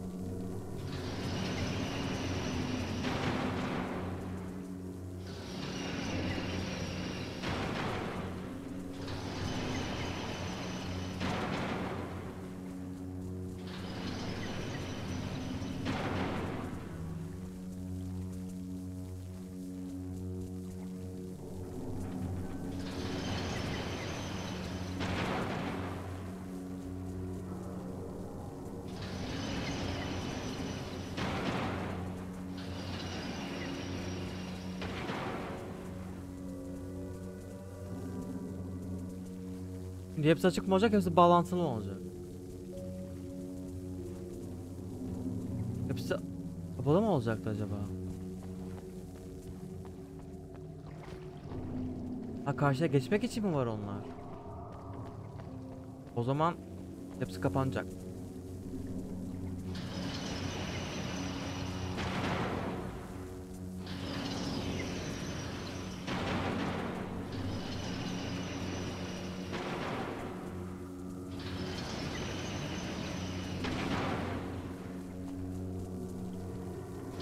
Demin yapmıştık ha.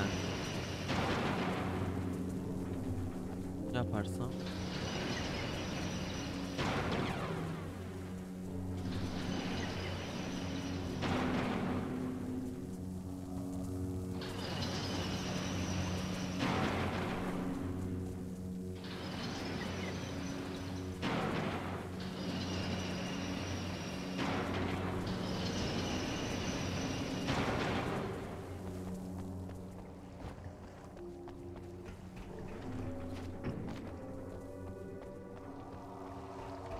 Burada gelecek. Tamam. Kim çıkıyor? Dönüşte çıkacak o zaman. Who designed these things?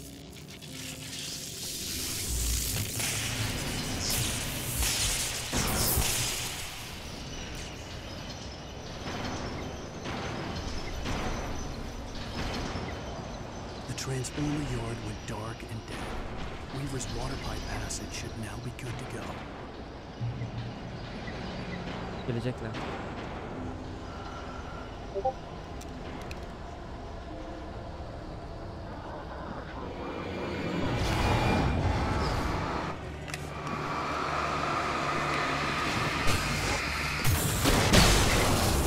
Flash attım yanlışlıkla. Pompalı var sandım ben de.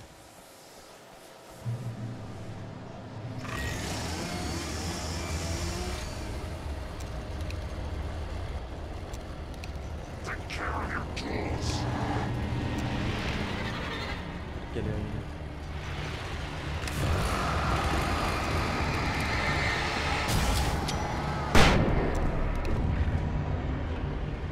Bu ölmedi lan.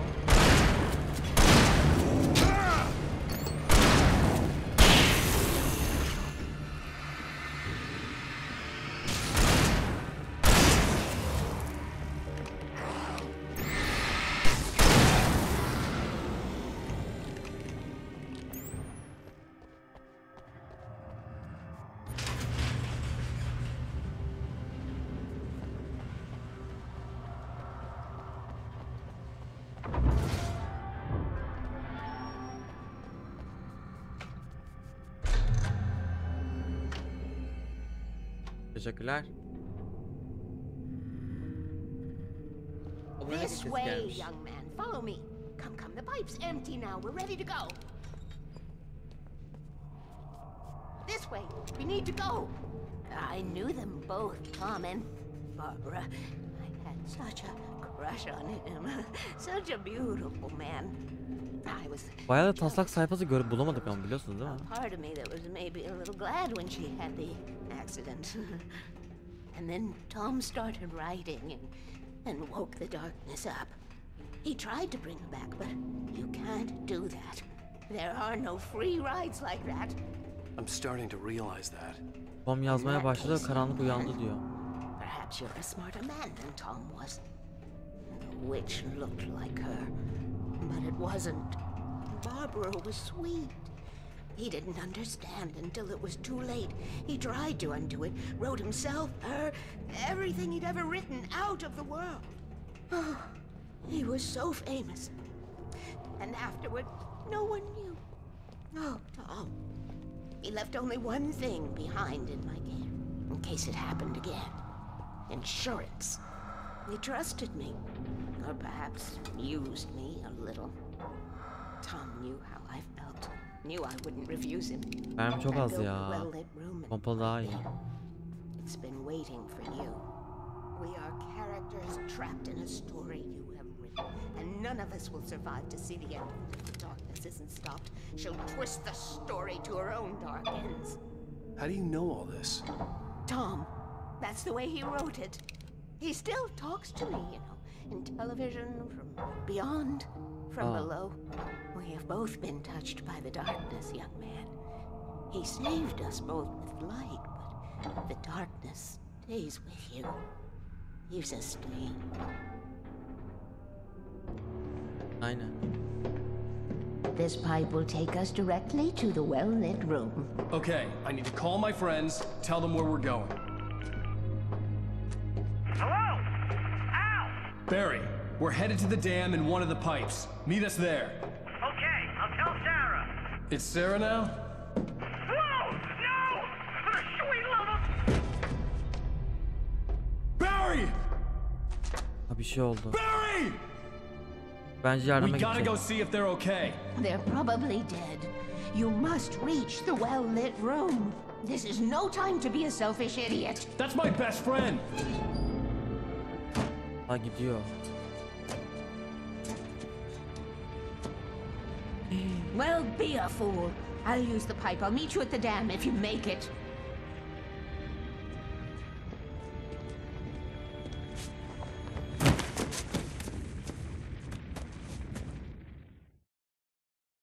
At least I didn't have to worry about her. She knew how to stay safe. Aslak.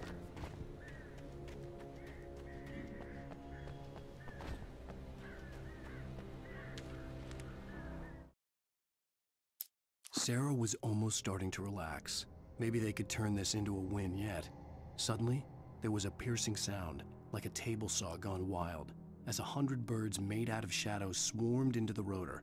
The chopper bucked wildly and the board lit up, telling her what she already knew. They were going down. Kuş saldırısına uğramışlar. Screamed next to her. Söyledi.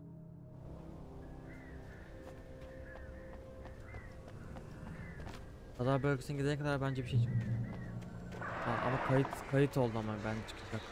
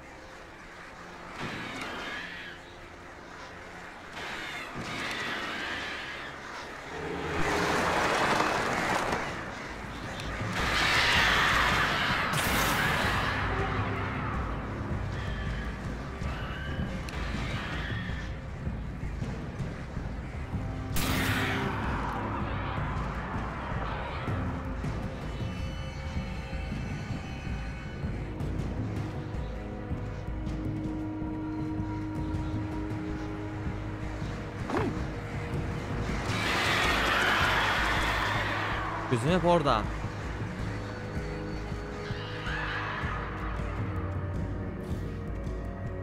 Barry! Sheriff Baker! Sarah! The crash site looked bad, but as far as I could tell, the wreck was empty. Kaçmışlar.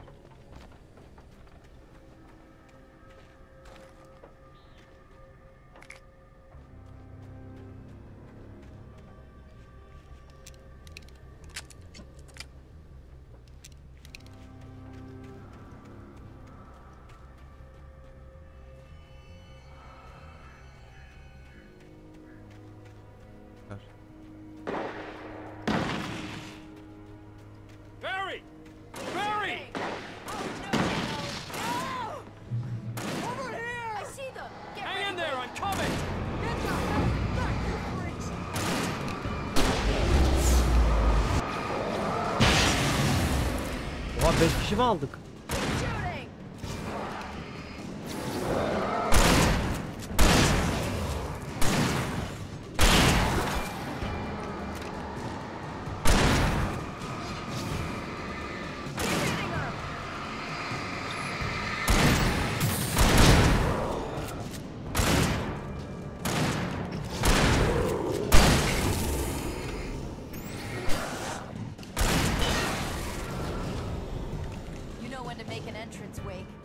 Efsane ne zaman giriş yapılacağını biliyorsun Wake.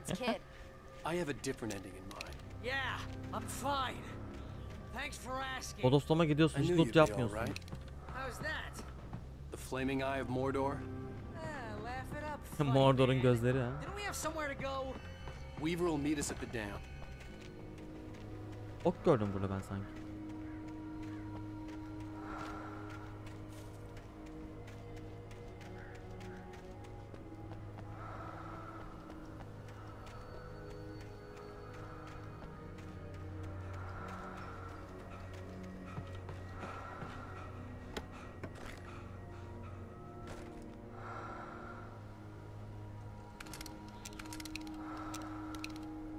Bu daha iyi şu an, tek atıyor çünkü. Biraz da mermi de var.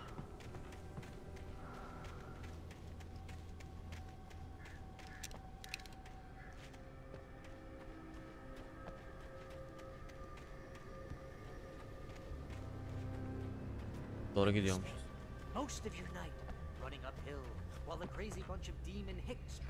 Bak var mı diyor acaba orada arkada?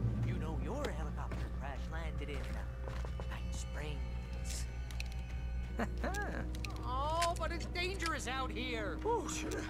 I should have kept that gym membership. 3 kişi olunca daha güven geliyor biliyor musun? Daha rahat oynuyorsun. Adam bana hiç garip gelmiyor şu an. Düşman gelecek mi? İnan. Something just move.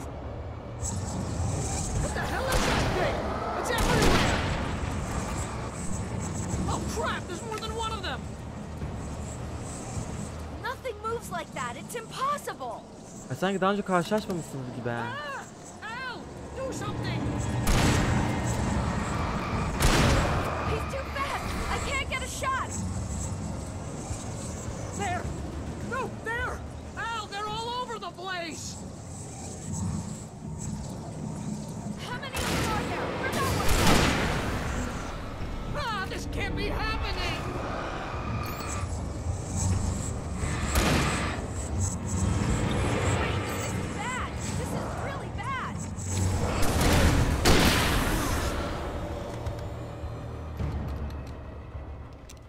Was that it? Are we safe? That was... wow. I think we're Come on, Al. Couldn't we just wait here? Please? Hey, Al, I got a bad feeling. Let's keep our eyes open. Wake, call the elevator. I'm keeping watch. I think I hear something moving around.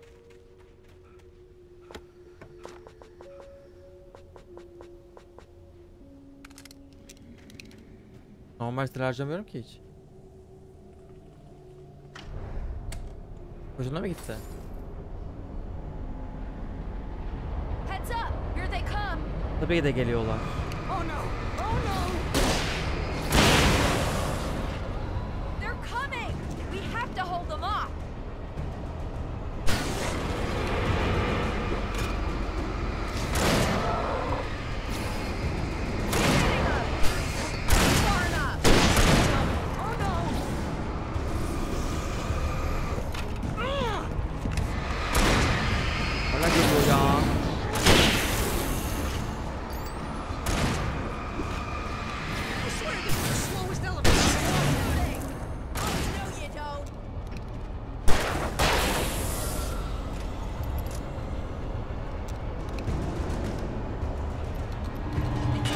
Asansörmüş.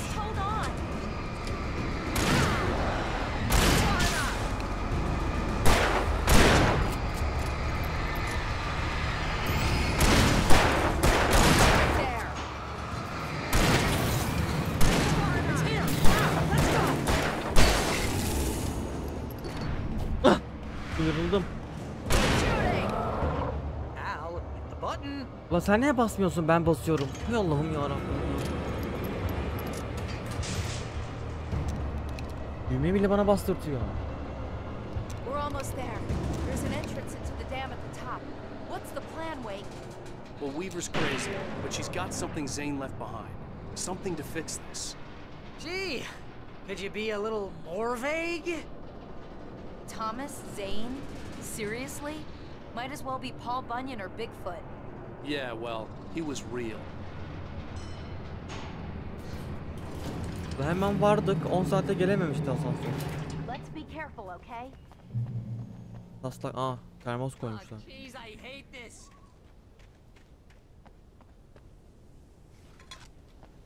Şuradan çıkabilirlerdi. Kaç orası kilitli.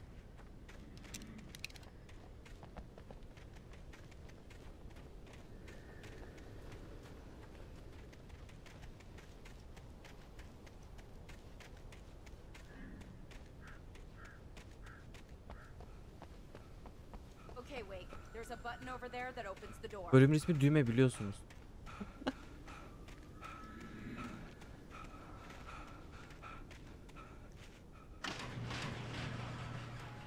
I think something's broken. Hold the button down so we can get in.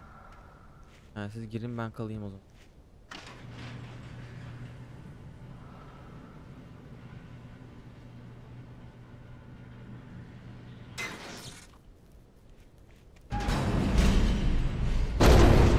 Şaşırdık mı? Wait! We can get to the dam through here. What's happening out there? You guys go ahead and find Weaver. She should be in the dam now. I'll have to make it alone through the top. Okay, wait. Good luck. Don't Good get luck. yourself killed. Allah razı olsun. Please be careful. I'll take good care of Barry, Wake. You just look after yourself. Herif güven verdi. Teşekkür ederim. Ne korkmuyorum acaba?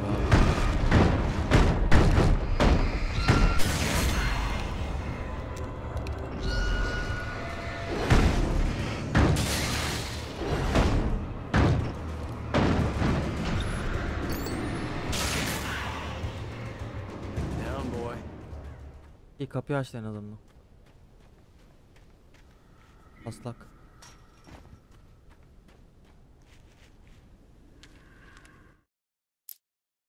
İyi, bayağı topladık ha. 3 tane kaldı. Zeyn'in ayakkabı kutusu.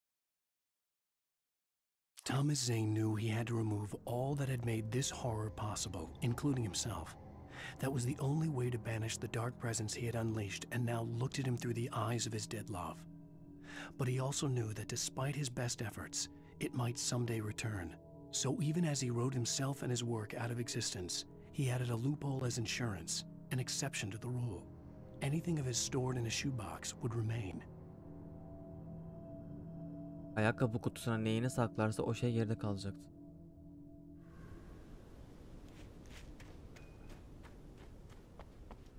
Hazırım. Çıkabilirsin. Ya Allah'tan kolay erişebiliyorum gibi sanki. Dev oldu. Demek gelecekler.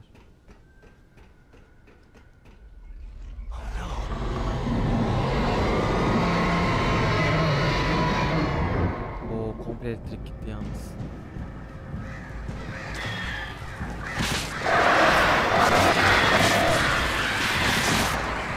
Hocam.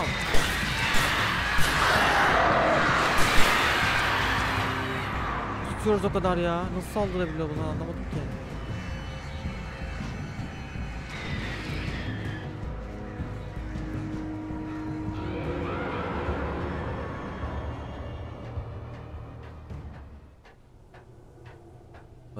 Barajın zirvesine ulaştım.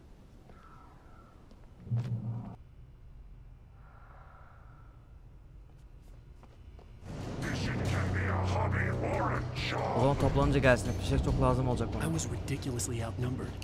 The searchlight could even the odds. Projektlere dengeleyebilirim diyor.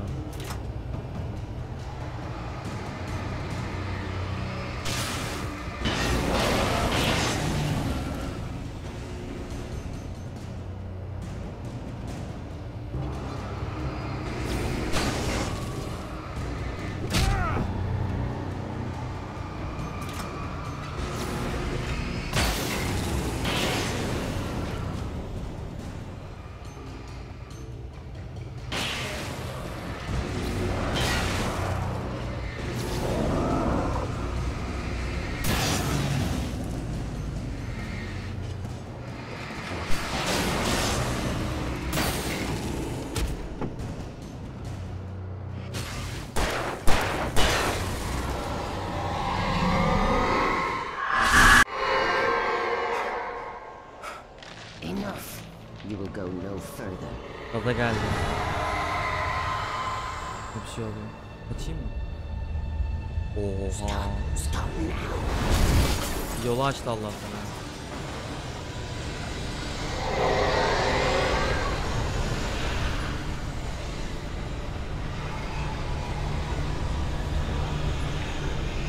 Karanlık varlıktan kaç.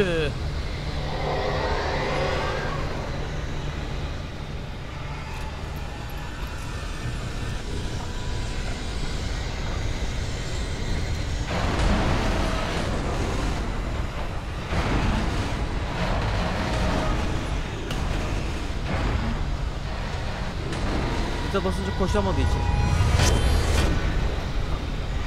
Lan yeri göremedi, zemini göremeden atladım ha. Yine koşamaya çıldıracağım.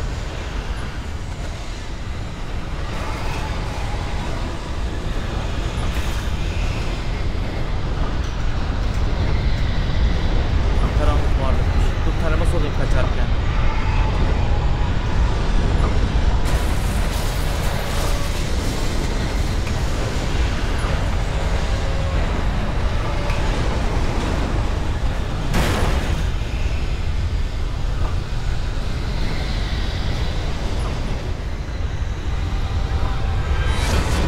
Vereceğim.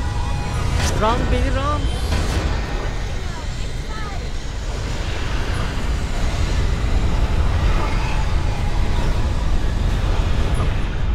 Teyze bizi var ışığa gömüyor ya. Sağ ol. You made it. Well done. I'm glad I was wrong. But it was a foolish chance to take. Don't worry about the noise. We're safe here. I have looked after the well-lit room for many, many years now. There is no shadow in the well-lit room. The power is fail-safe, and all the bulbs are numbered and changed regularly based on their make and model. Ha, yani dünya kadar ampul var diyor. Hiç olmaz diyor yani.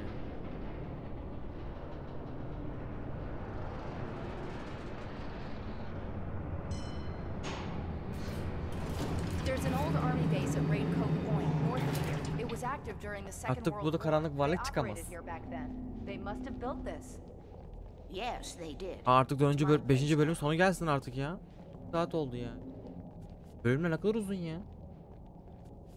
Bir dakika öteki bölümde 6. bölümde oynayacağız. O da 2 saat sürse. Ki Final Fantasy'de başlayacak o yüzden bitirelim.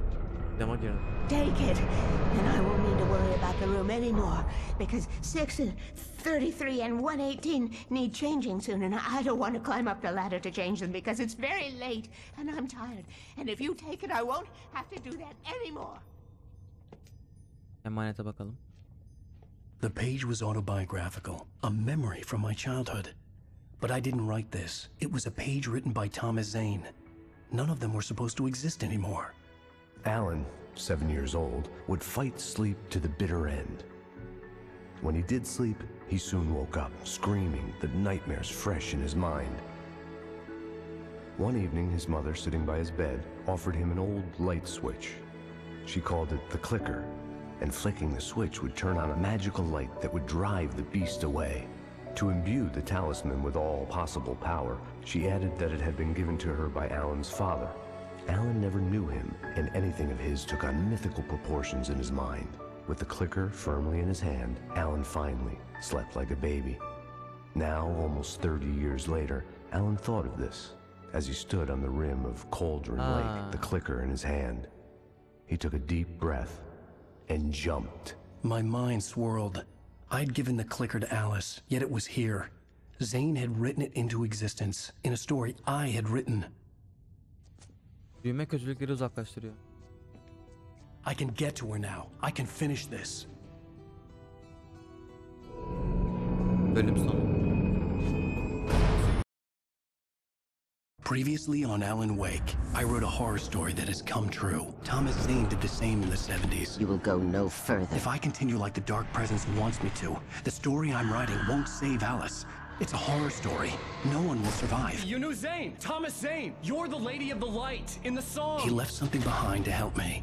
The clicker. Alan thought of this as he stood on the rim of Cauldron Lake, the clicker in his hand. He took a deep breath and jumped. I can get to her now. I can finish this. Hemen de gaza geliyor ya. Gidiş diyor. Ha işte bak Temperature şey değil mi? New York 2 yıl önce. Oluşturduğu karakter.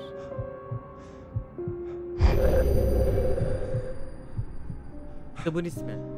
Ayrıca.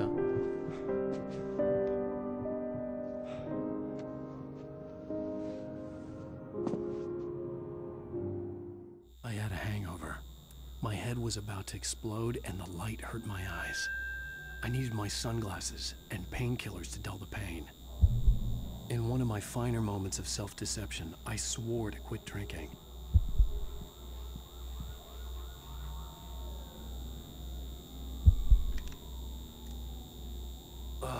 The sunglasses made the world look bearable. Now I could keep my eyes open without feeling like a vampire in the sun.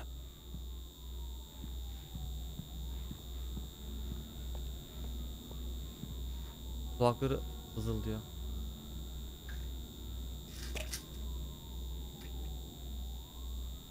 The pills worked fast.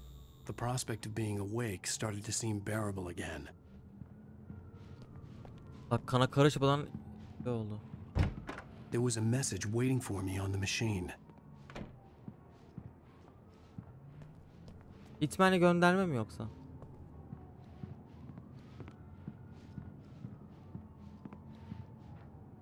You have one new message. Al! Are you still asleep? Wakey, wakey! You should have your show on your TiVo. If Alice wasn't too mad to record it. She called me earlier and really chewed me out. Yeah, we went a little overboard last night. But parties are a part of this business. Al, look, I'm saying this as your friend. She's not doing your career any favors by trying to run your life like that, okay? I'll talk to you later, Al. Watch the show. Televizyonu aç.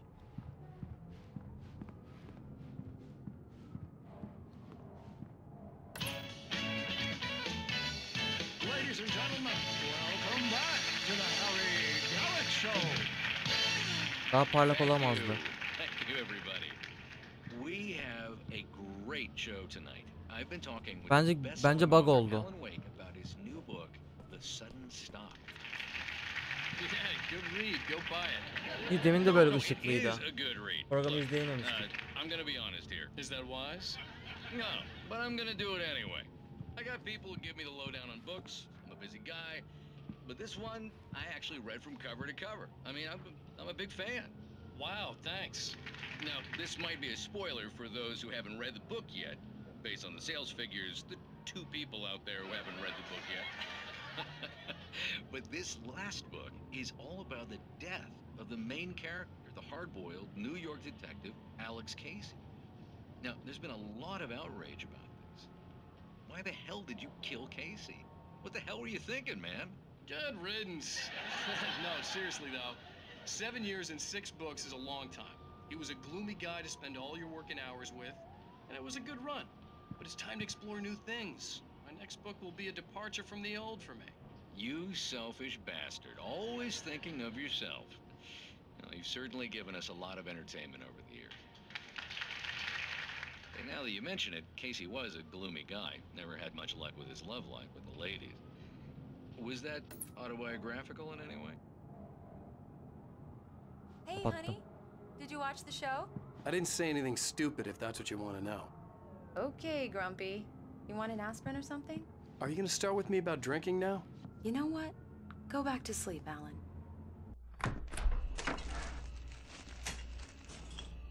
What? Now you can't even talk to me? Well, this morning I was angry because you said you'd be home at midnight and you showed up at 7 a.m. and passed out in mid-sentence. Now I'm over it. Are you angry? This goddamn tour. It's gotten out of hand. Oh, honey. It's almost over, right? We can get back to normal. Then you can start writing again. I'm sorry, honey. Alan, you're not thinking straight. Just take a shower and go back to bed, huh? Yeah, you're right, honey. I'm sorry. Once this is over, let's go away together. A vacation. Just you and me. Some peace and quiet. 2 yıl sonra çıkmışlar tatile.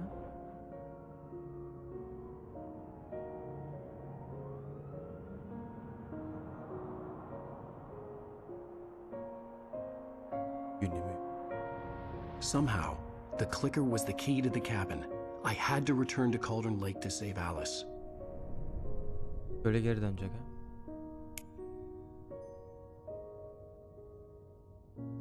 I'm going back to the lake to finish this.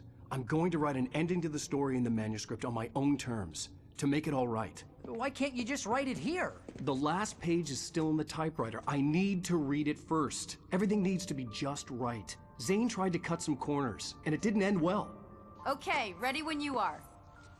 I'm sorry, Sarah, but I need to do this alone. Barry, take her gun. Miss Weaver, close the door when I leave.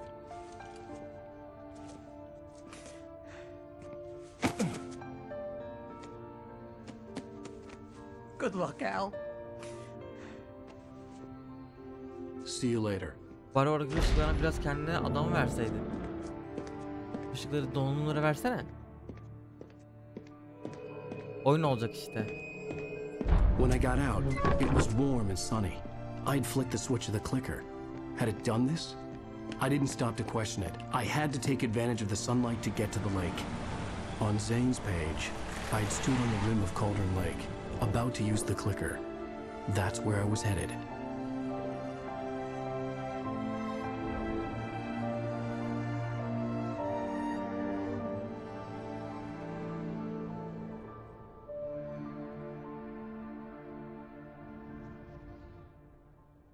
Vay be. Alone, in daylight, surrounded by the beauty of the Pacific Northwest landscape. It was hard not to let doubt creep in one last time. I could still chalk everything up to a dream, a delusion. I had enough imagination to make up something like this, having been in the cabin all this time, trapped in a story inside my head, gone mad from grief over Alice's death like Hartman had claimed. There would be no way of knowing. I told myself it didn't really matter. My course was set.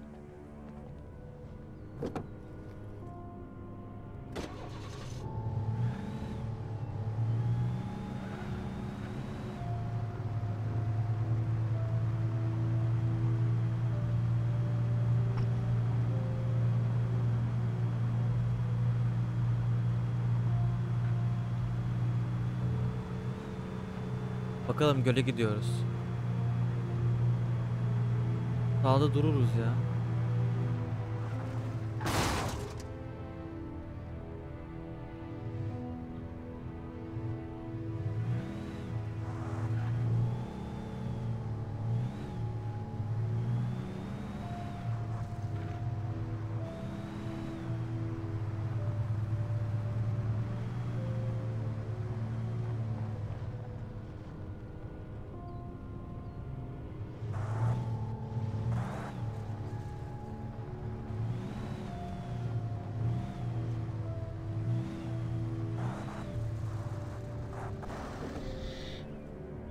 Mühimmat var.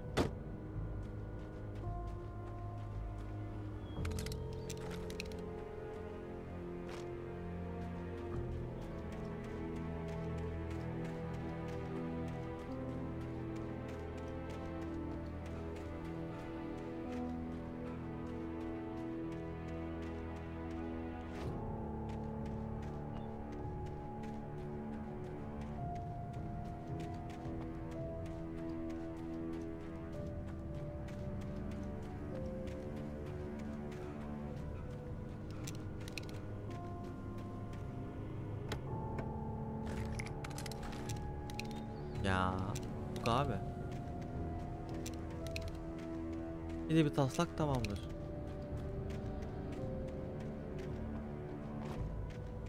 Nereye koymuşlar bir de ha.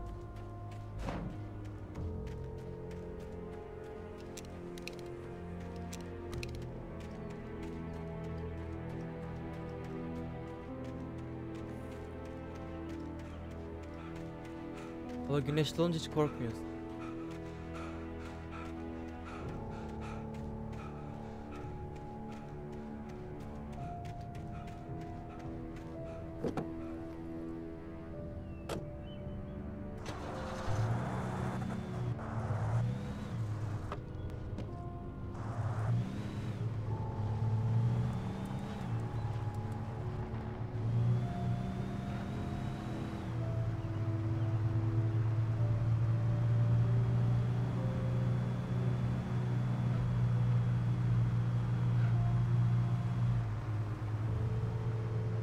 Buraya kadar diyorsun arabayla geç.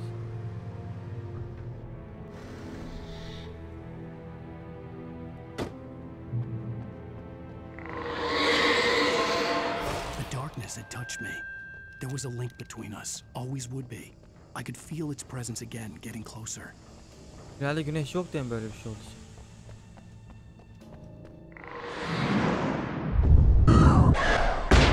Alice'i çekiyor bak, görüyor musun? I will kill your wife. Bu hava nasıl kararabilir ya?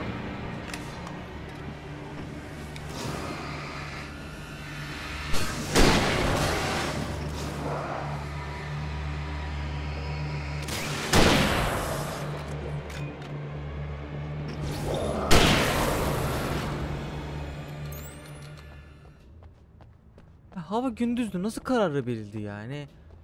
Dokundu bence, bize ondan oldu.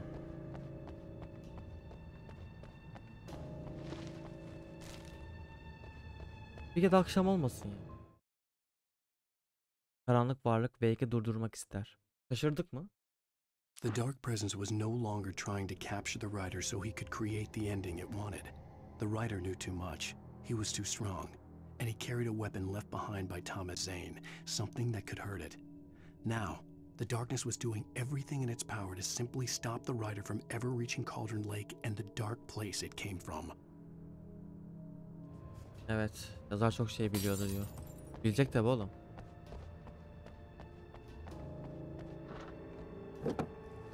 Arabada benimmiş gibi bütün arabayı çalıştırabiliyorum.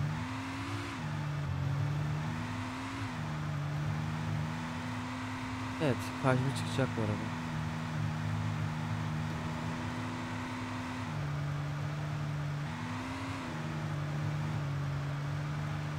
Yol daha kötü olamazdı.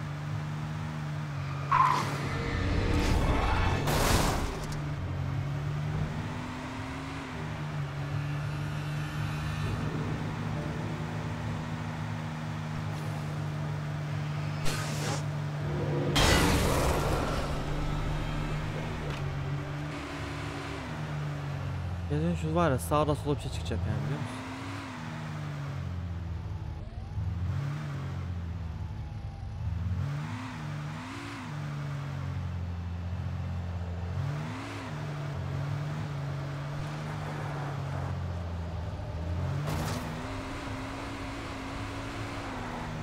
Acaba orada bir şey var mıdır ya? Bana vardır gibi geliyor ama.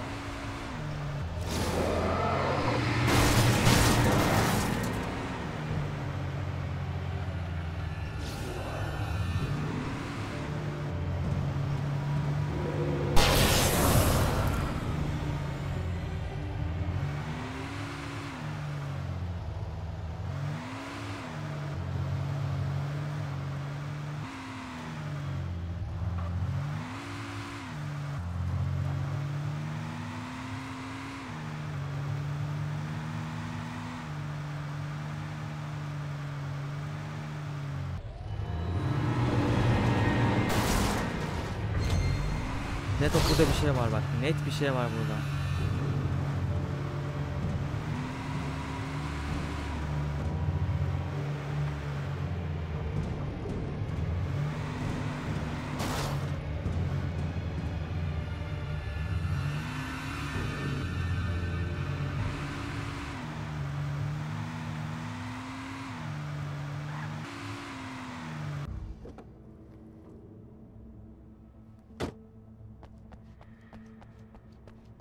Buralara boşuna koymuyorlar abi.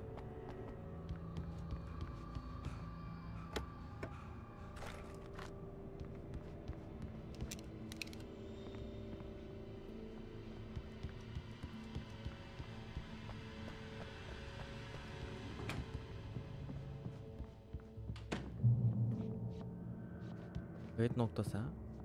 Based on the signature in the motel register, Agent Nightingale had stayed here, in room number 2. Aa.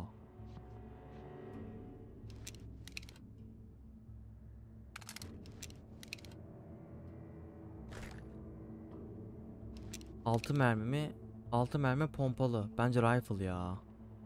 Tek atıyor çünkü.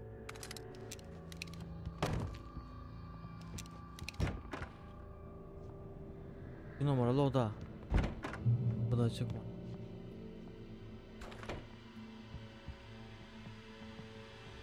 Alice'in fotoğrafları mı var?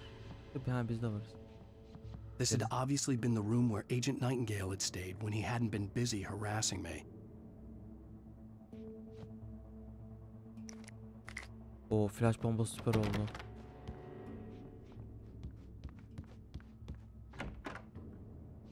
Look after yourself and your coworkers.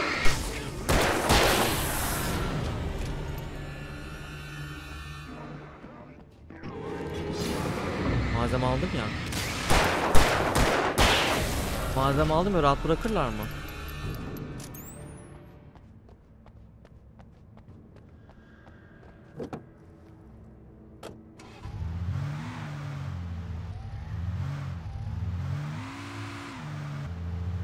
Neyse, lootumuzu yaptık.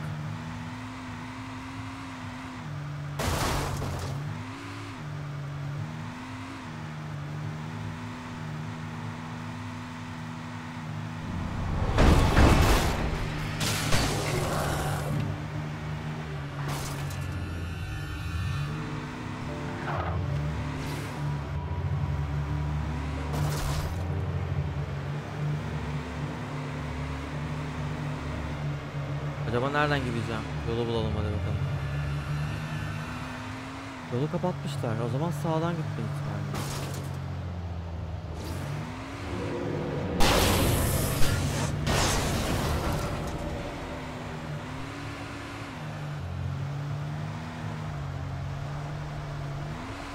Ha, arabayı bırakıp gideceğim o zaman.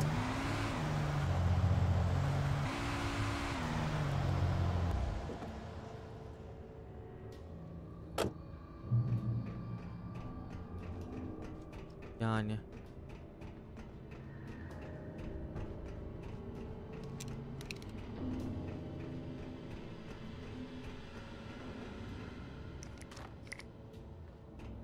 Bir şey. Flash bellek. Flash verin. Flash iyi. Geyik var.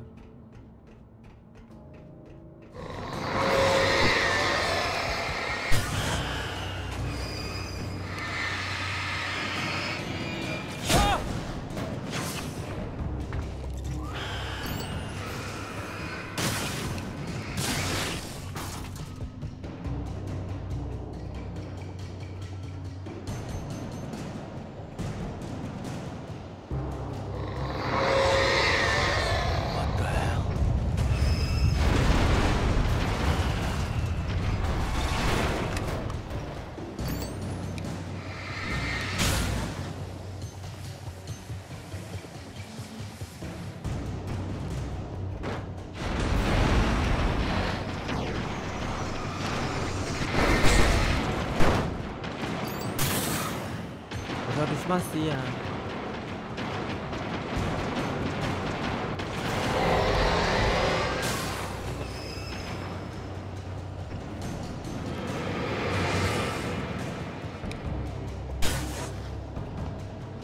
Aşağı düştü ya.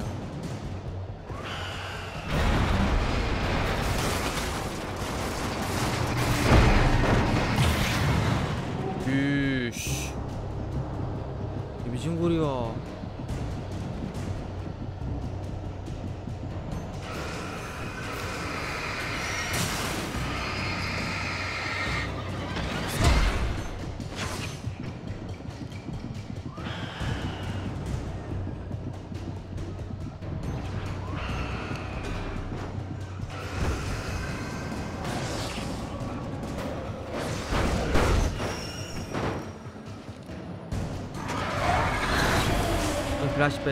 Flash bombası abi.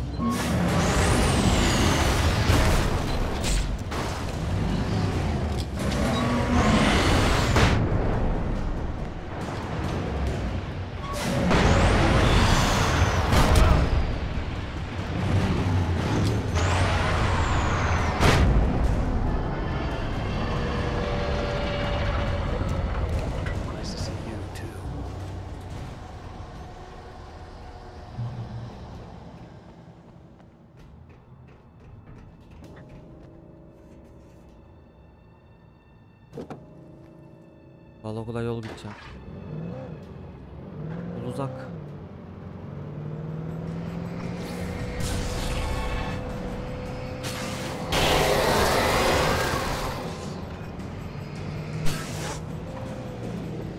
Ama vuramadık ya lan.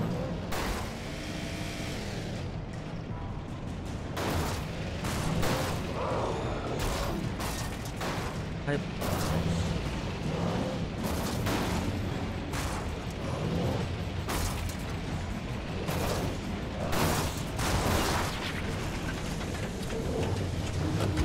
Araba patladı lan.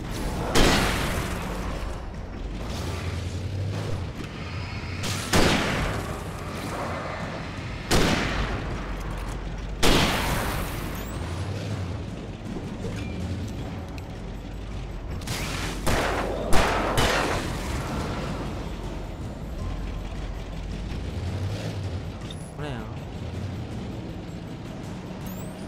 Buraya araba lazım abi. Araba finish oldu ama.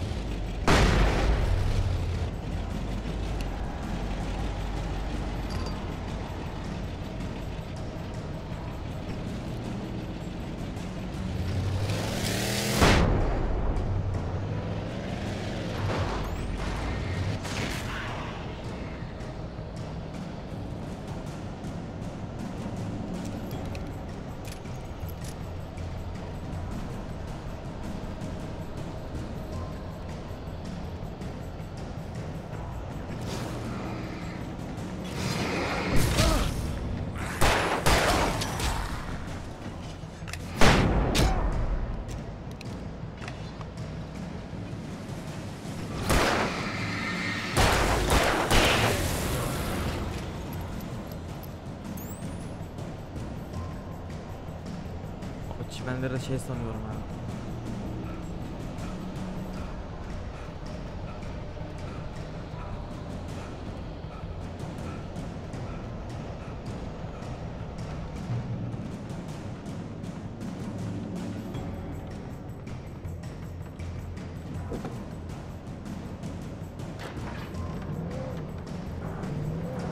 Araba lazım çünkü gidemezsin ki bir türlü.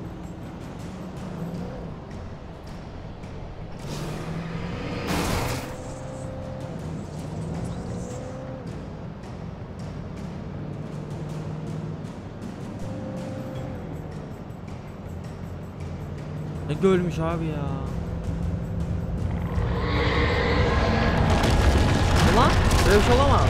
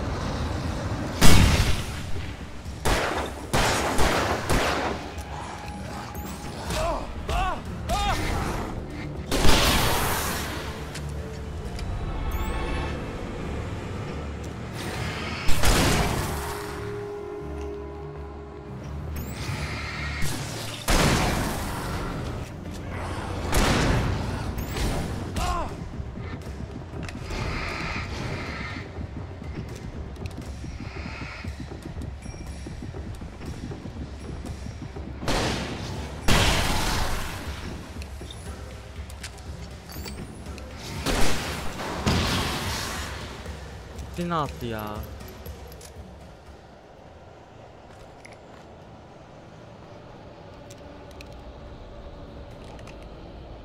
Demin ortaya atmadı, gittiğinde ya attı.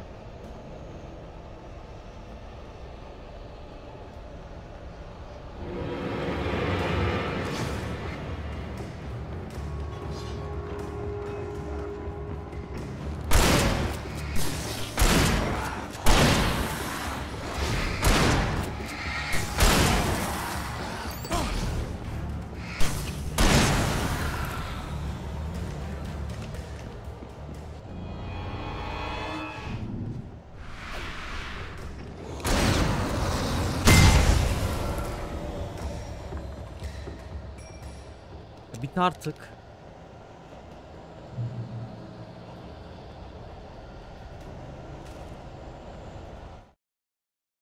The bottom of Cauldron Lake was a graveyard of things the lake had claimed in one way or another over the decades. The dark presence brought them up in its wake, scattering the rotten waterlogged hull of an old boat here, the remains of a long-ago crashed airplane there, trees shattered under the impacts. The earth groaned. It didn't even notice. Karanlık varlık bunu fark etmemiş.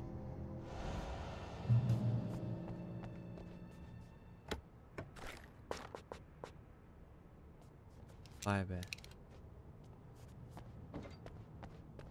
Flash'ı boşa attık ha.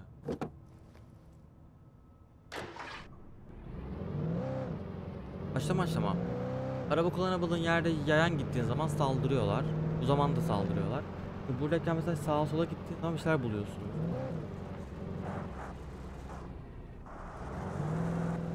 Bir şey bulsam süper olur.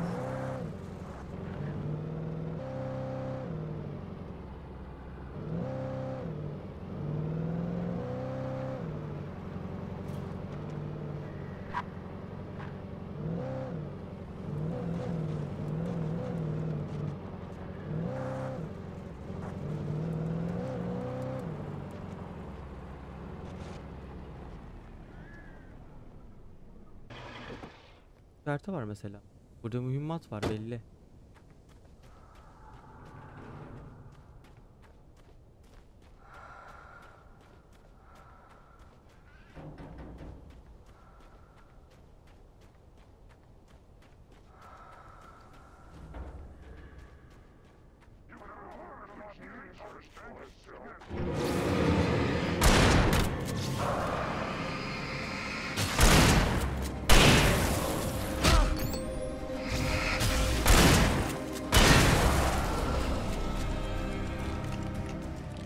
Altları mühimmat alacağız be. Bu bayağı çıktı ama ha. Helal ke be.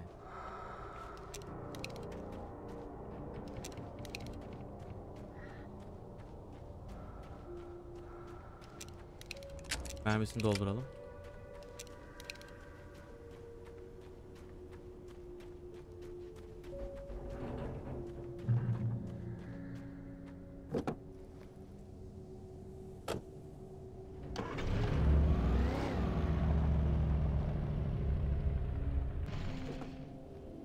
Yol kapalı.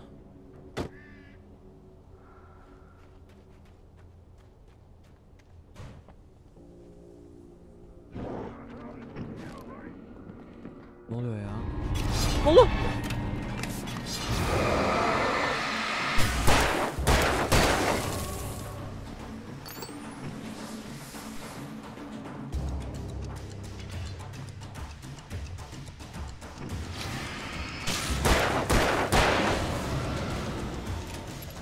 Kaçtı be.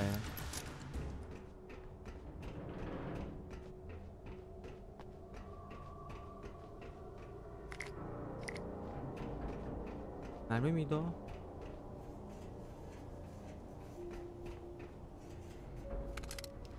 Üç güzel oldu. Ama oyun seni besliyor ya. Loot koymuşlar bayağı.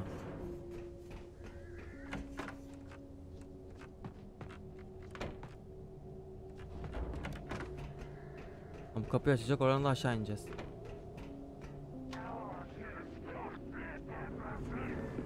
Geliyorlar tabii. Allah! Ay flash mı attım? İnanılmaz. Ya hiç farkında değilim biliyor musun?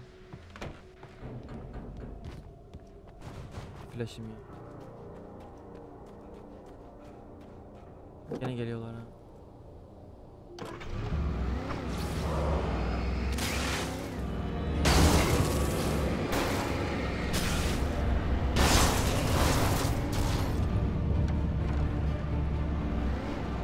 Nereden gideceğimi bilmem, bakacağız. Doğaçlama.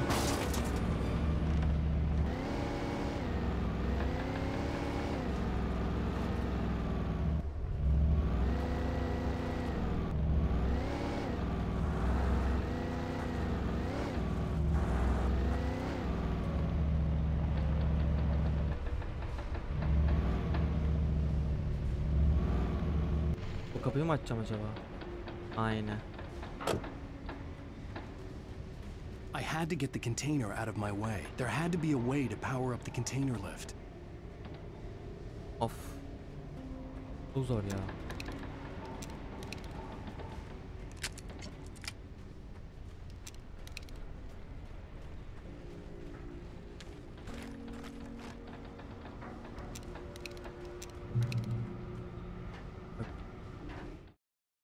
Zane cut its heart out, but it didn't die. The thing that wore Barbara's face kept crooning sweet nothings sugar-laced with poison. He put on the suit, untied the monster from the chair. The thing in his arms thrashed weakly, but he held fast. He stepped outside, off the pier, and into the dark water, a sinking pinprick of light descending toward a bottom that never came.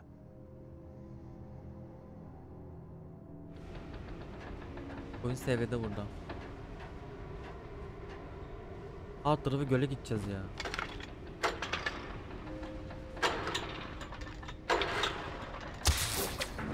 Ne oldu?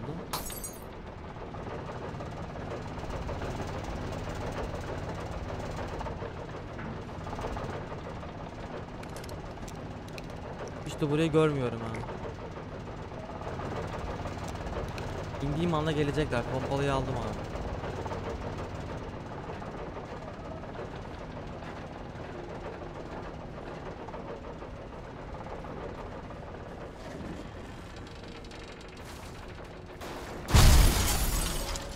Bu ne lan?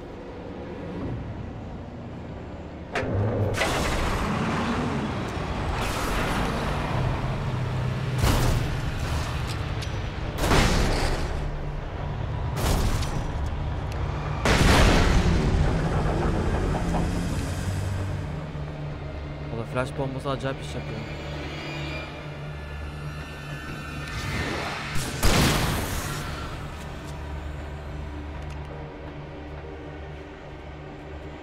Böyle git demesi kolay.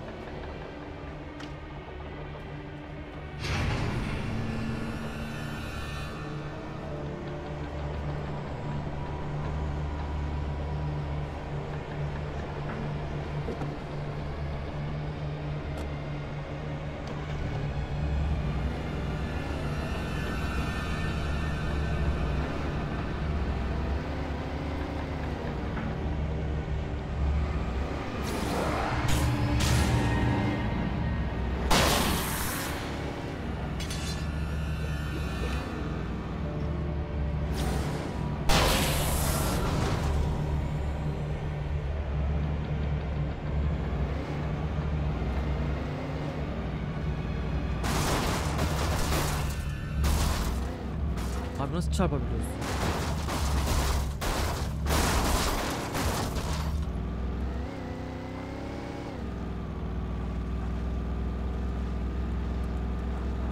Oğlum ne gölmüş ya. Ya 85 milyar kilometre gittim gibi sanki.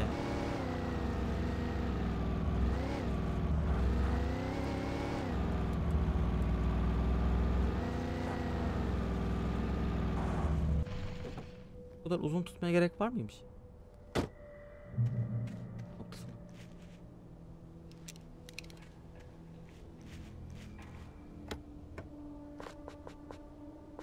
Cephane full oğlum. Hayvan kadar cephane var. Sağ gösteriyor. When I told Barry my plan back in the well-lit room, I'd acted as if I knew what I was doing. I didn't. I was operating on the shifting logic of a dream.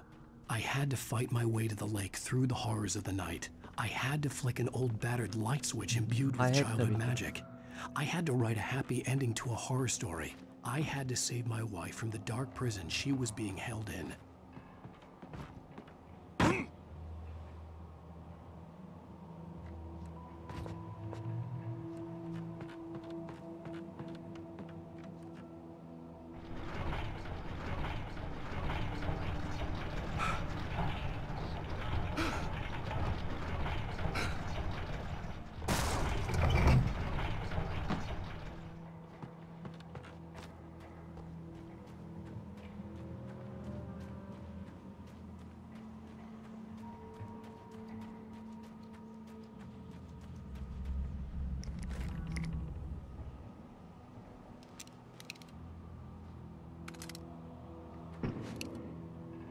Bir mermi tüfek diyorsun. Demek gelecekler burada. Olduğuna göre.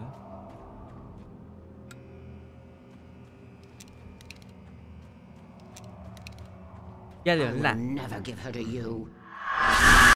Ne oluyor yine ya?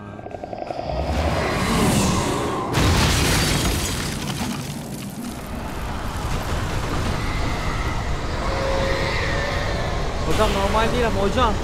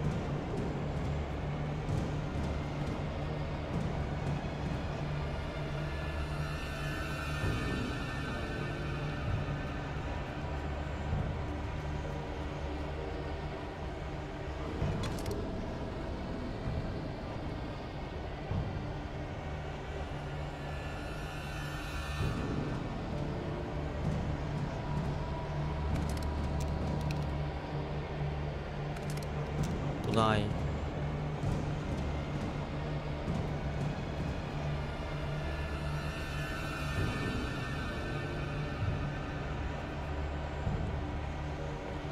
Taslak sayfası arıyorum, belki vardır değil mi?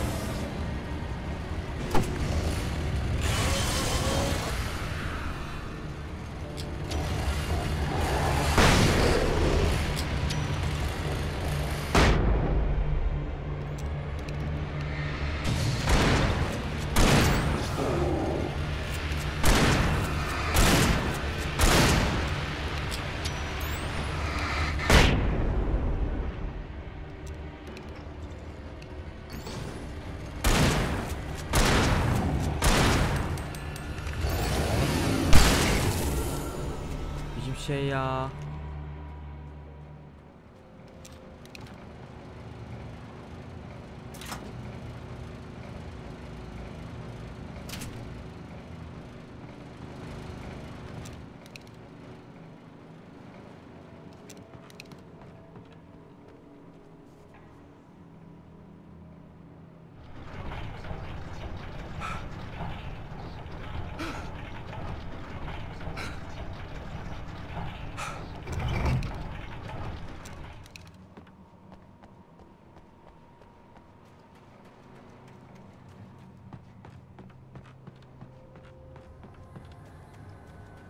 Orada belki bir şey vardır diye düşündüm, yokmuş. Bayağı pil kaldı.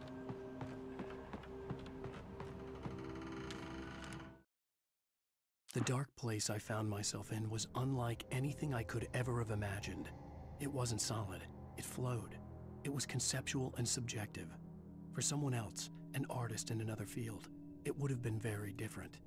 I could sense the story of the manuscript all around me, the words and ideas floating in the air, poised to become...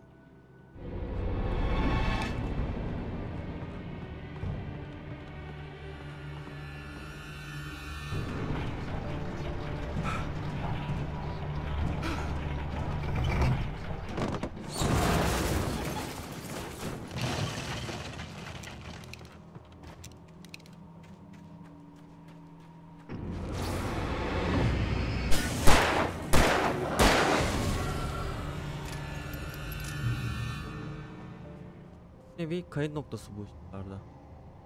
Oyun save alıyor. I could see Mirror Peak in the distance. That's where Cauldron Lake was. Bu taraftan gidiyor ya.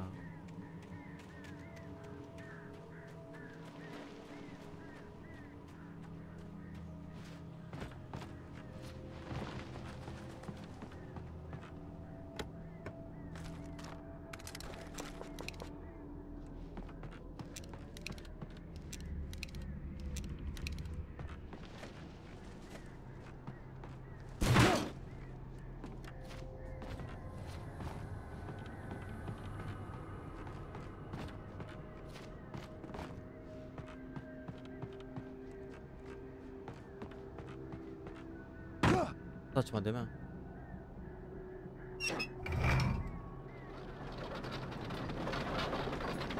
Eyvah eyvah. Eyvah eyvah.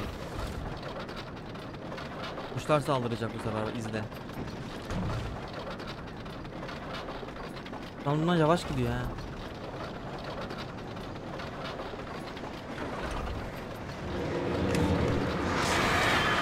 Ne alaka? O kadar ışık attı.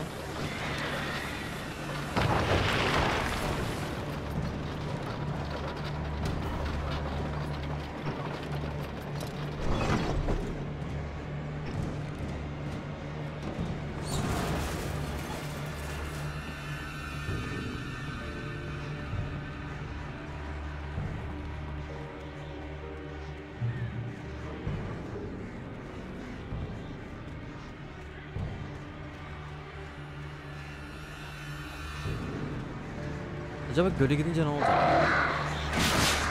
Hocam ama merdivenden çıkarken çok büyük bir çok büyük bir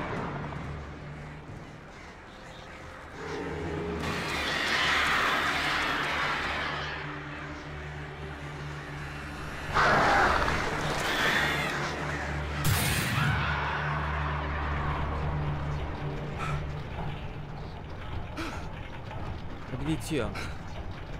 Tam Herkül mü?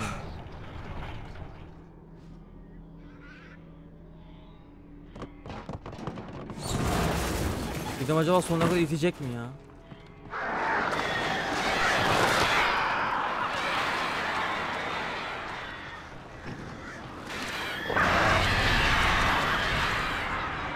Her seferinde aynı animasyon artık bir heyecan katmıyor, anladın mı? Katmıyor.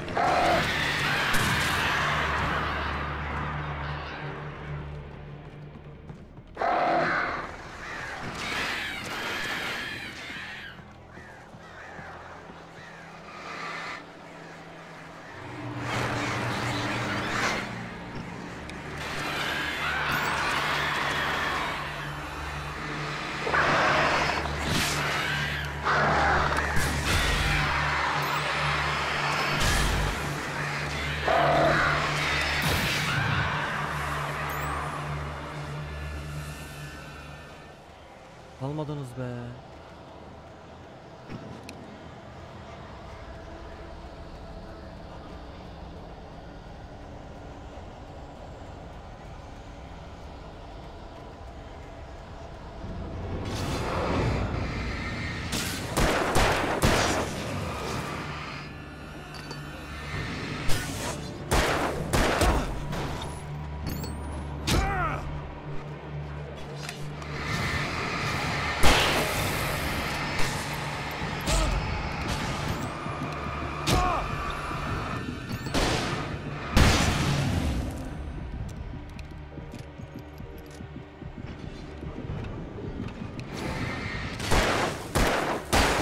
Baltacı başım anlamadım ki.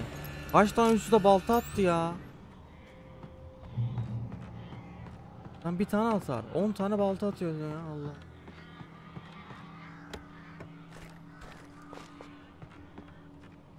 İyi mühimmat bulduk Allah'tan. Kullanıyoruz, boşa gitmiyor.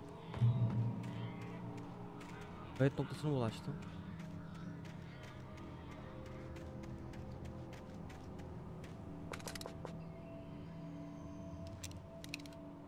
Balı silah yok ya. 8 tane fişek var ama en fazla 8 tane fişek alıyorsun.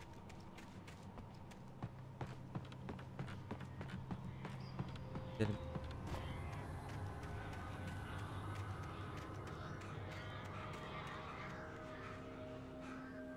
Lan değil herhalde. Dur, harita şöyle gösteriyor. Doğru gitmişim o.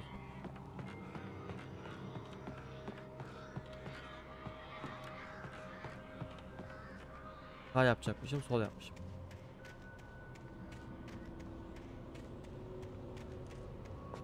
Dejavu oldum şu an. Buraya gelmedim ben. Ha, düz gidecekmişim, pardon. Geliyorlar şimdi. Bro.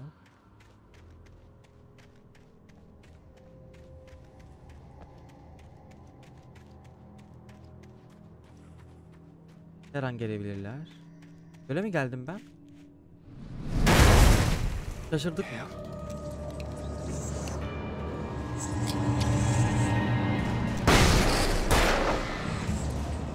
En hızlı adamlardan var.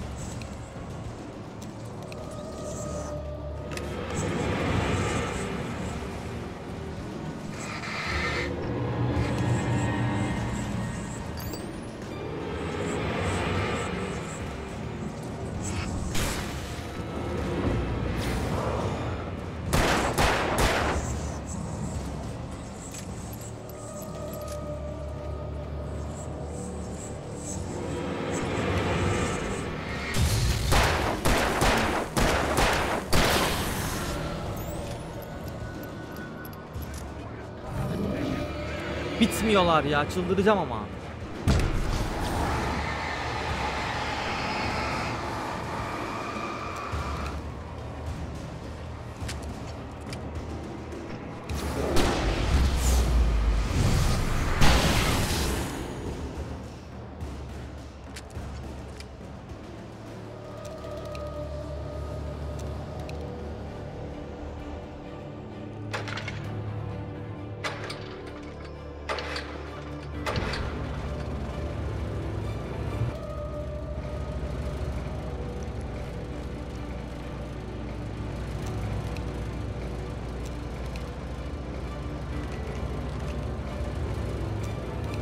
Fişek ya.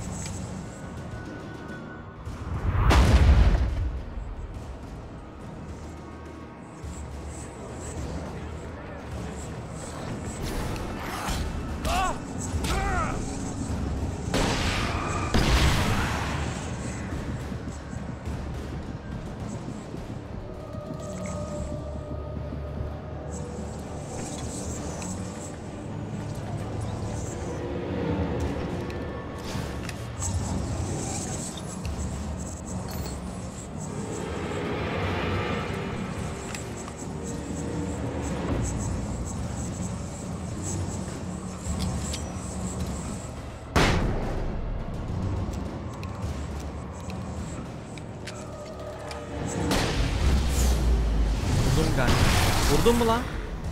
Helal be zaman.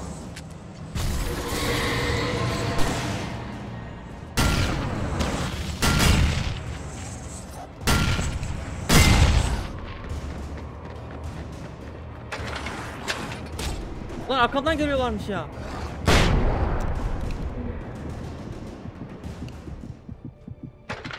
Patlattım ben de bilmiyorum ya.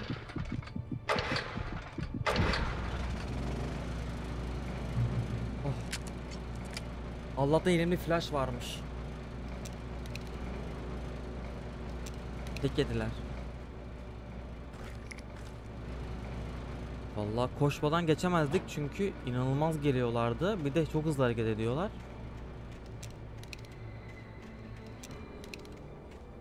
Basın artık ya. Of. Tamam artık yeter.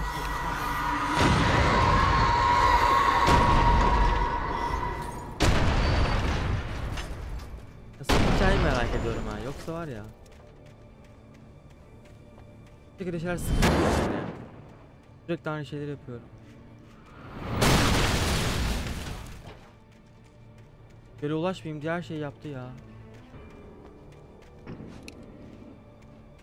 Benim tüm.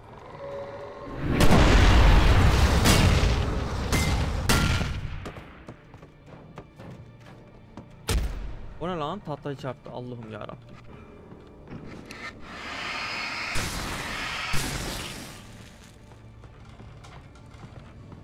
Dev noktası.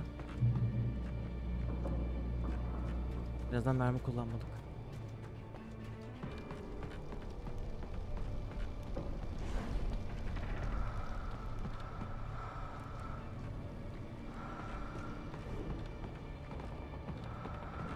Böyle çıkacağım yüksek ihtimalle de. Aşağı bakayım.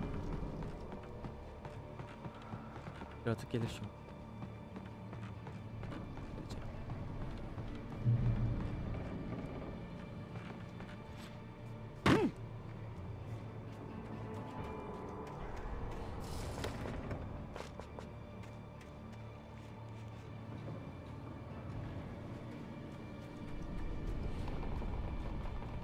I needed to get the generator running.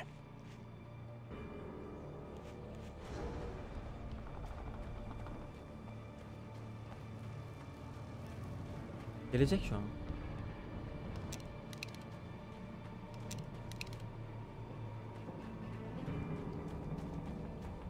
Geldi mi? Gelecek. Flash bombası koymuşlar. Çok güzel oldu. Bunu çok iyi değerlendirmem. Bir tane de flash belleğim. Bu neydi? Güzel oldu. Bir tane oldu. Taslak mı o?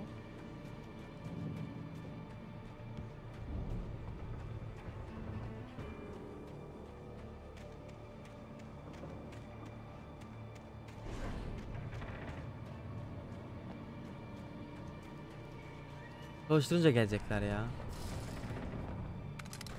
O kadar mühimmattan sonra değil mi? Yani o kadar mühimmattan sonra gelmeleri gerekiyor.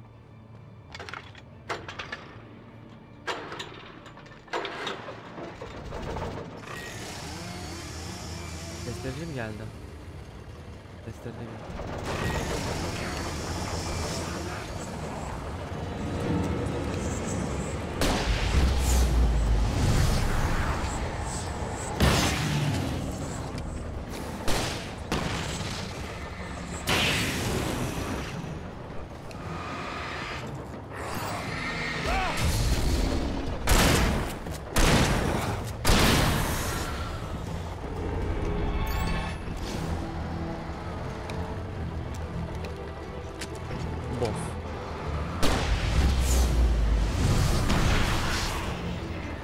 Uçurmasına rağmen ölmedi ya lan.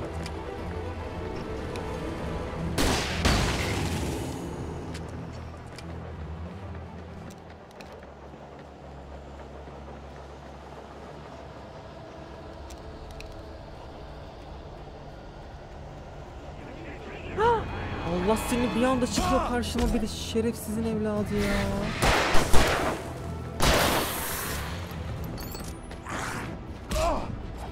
Bir git be. Bir bitmediniz ha.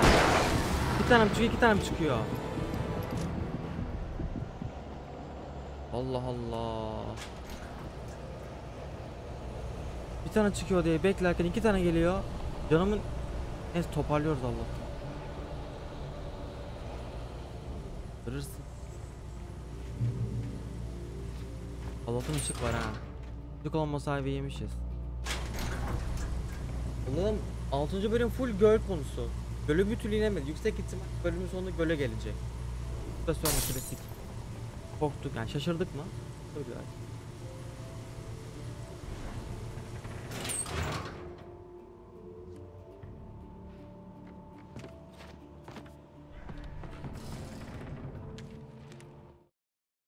Evet. Karanlık dünyadan çık.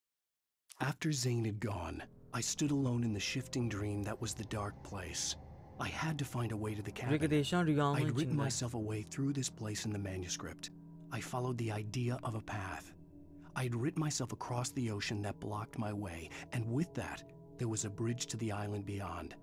The idea of the cabin flickered in the underwater darkness. I willed the cabin to be real, and it was. Davinin gerçek olma. İşte senin rüyan oğlum bu. Gerçek oluyor.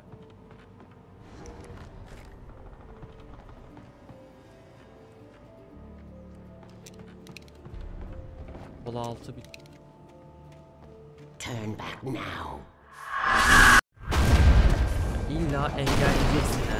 Ya var illa engelleyeceksin. Ha, bir de buna da uğraşacağım arkadan.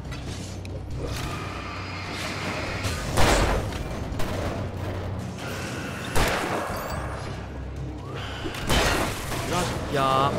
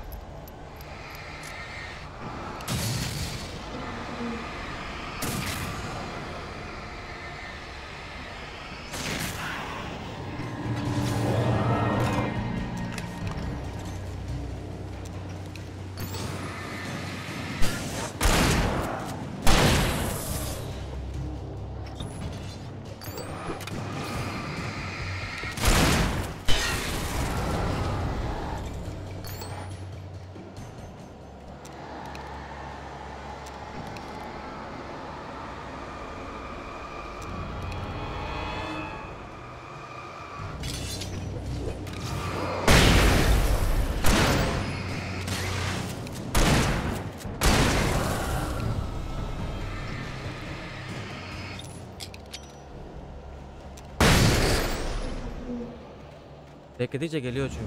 Atmak zorunda. Yapıyorum lan. Allah Allah.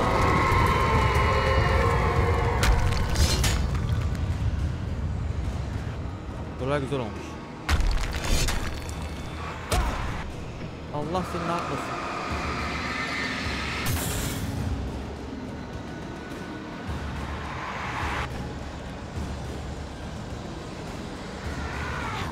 Never loved you. Kötü etkileme. Ay o görsel ne alaka ya? Her şeyden onu koyuyorsun bak. Aynı görseli koyup duruyorlar. Kulaklıkla oynasan var ya şu an felç geçirmiş kulaklık.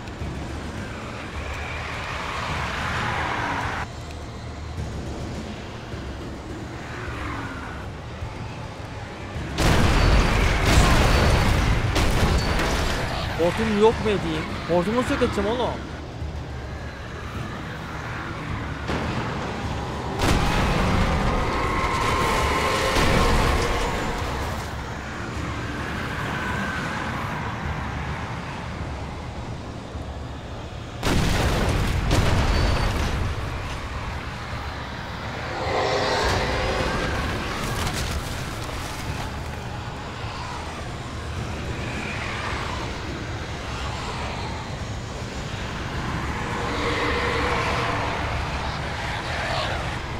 Aşk gözünün sonucunu doğru diyorsun.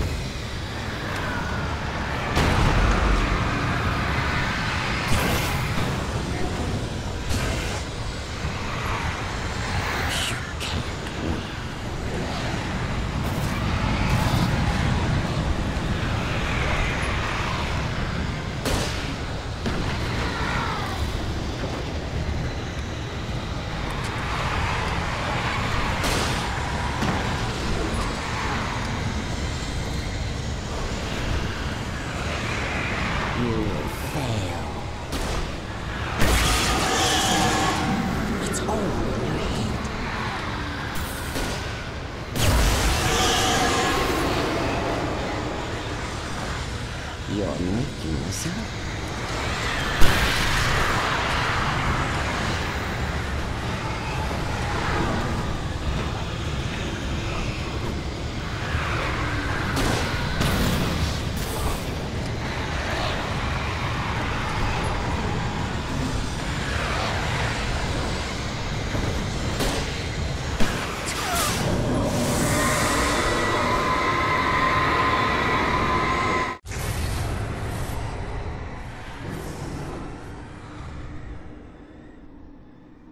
Ey işareti bir şey, sen nelere kâr. Attı bıraktı. Ulan 12 tane mermi vardı içinde.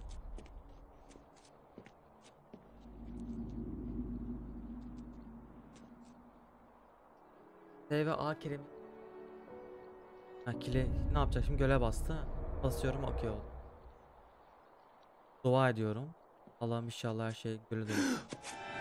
Ne yapıyorsun lan?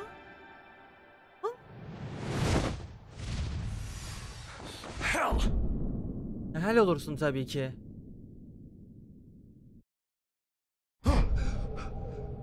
Aa, düğmeye basınca uyandı. Shh, baby. You were having a bad dream. Yalan. It was just another nightmare. No. Everything's fine. You're home. It wasn't a dream. Everything's fine. Bak. Turn the lights on. Turn the lights on! Shh, baby. The power's out. There's no light. Come back to bed and I'll make you forget all about your fear of the dark. My fear? It's your fear. Why aren't you afraid? You're not Alice. Turn the lights on now. Where's the clicker? What did you do with it? O bayıldı mı göle atlayınca acaba? Çok güzel değil mi ya? Ekip çok güzel bence. Karşımız... Alan, you're scaring me now. Come back to bed. Have you taken your pills? Do you want me to call Dr. Hartman? Neden saldırmıyor musun? I read Kamil your olmadığına göre böyle manuscript. geçecek. It's brilliant. Departure is your best work yet. You're a genius. I'm so proud of you. Come back to bed. We'll talk more about it in the morning. Yani dışarısı kapkaranlık. Ne düğmesi? Nerede bu düğme? Come back to bed, Alan. Come back to bed, Tom.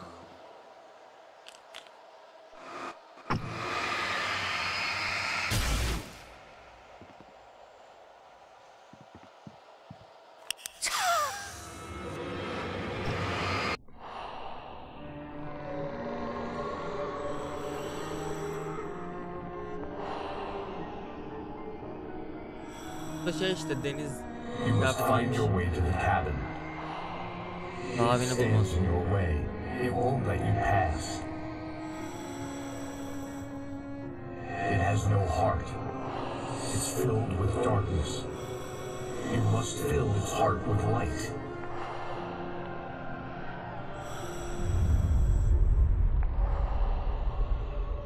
Bu kötü hala herhalde. Don't mind him, he's Mr. Your friends will meet him when you're gone.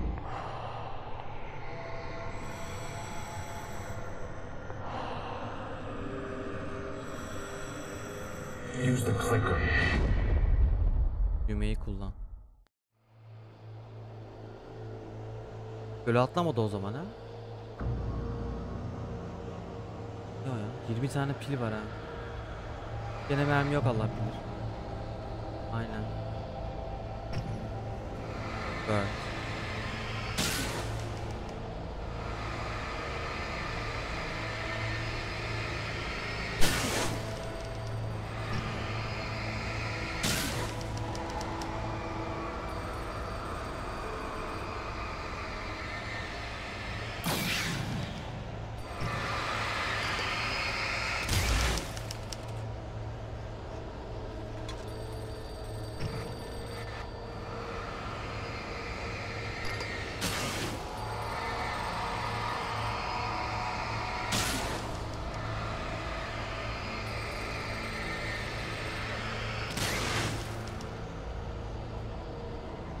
Followed the idea of a path.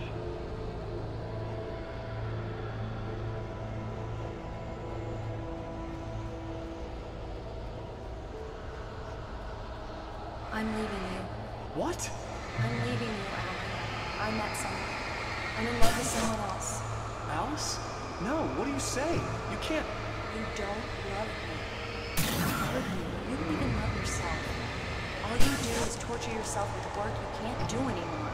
No, I love you more than anything in the world. You're my muse. I'm not. Who are you? What have you done with my Alice? Alan? What are you doing?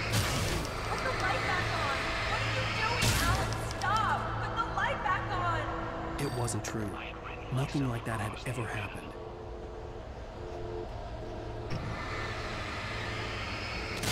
Göle geliyoruz şu anda farkındaysanız. Hani göl oluşturuyorum diyordu ya.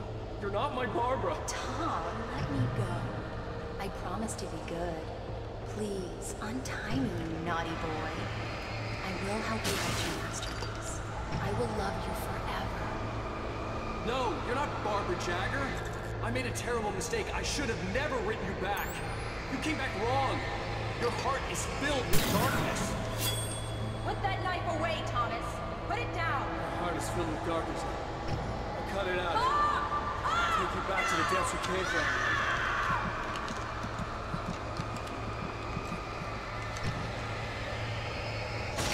Filled with darkness.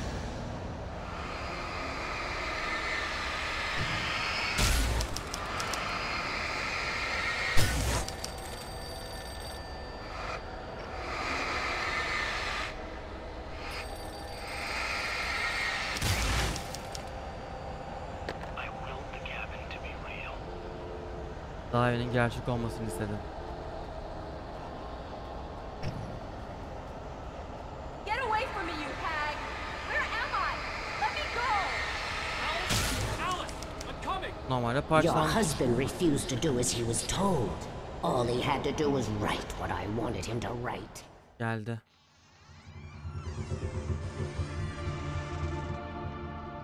Ha bizi bekliyor.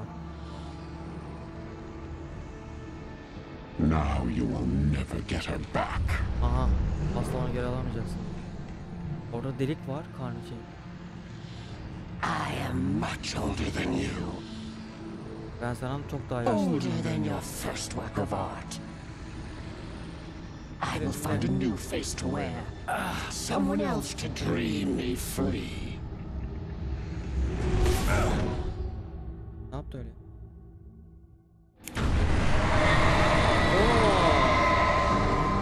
Flicker mı yaptı? Düğmeye bastı o zaman.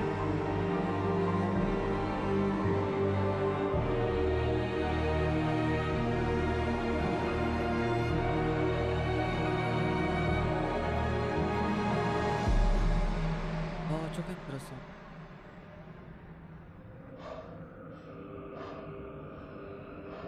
Yok etti.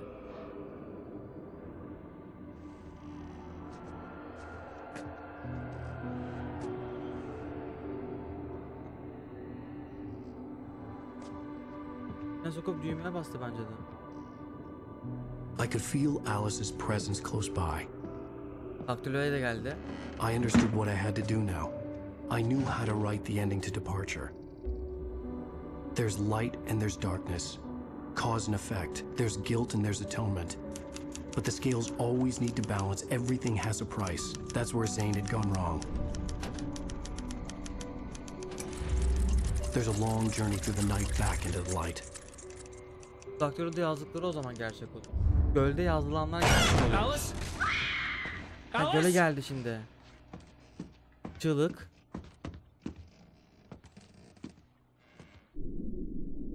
Göle battı. Oh no!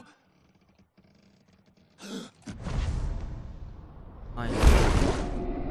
Aşağı doğru çekiyor.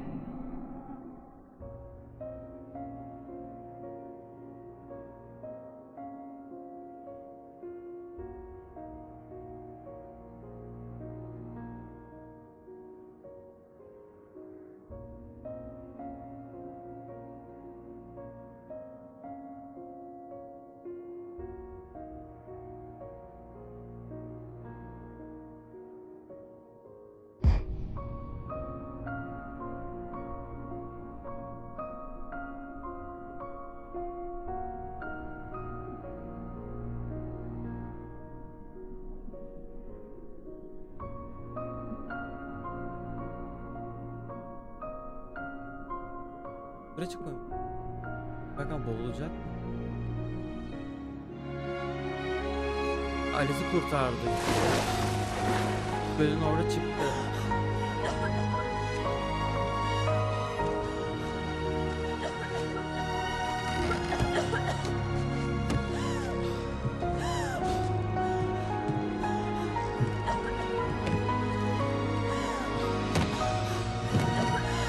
Sanırım bence eşini kurtaracak, aynen.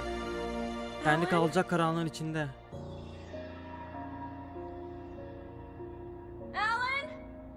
O zaman kendini feda etmiş oluyor. İşte ikinci oyunda da o zaman karanlığın içinde mücadele verecek.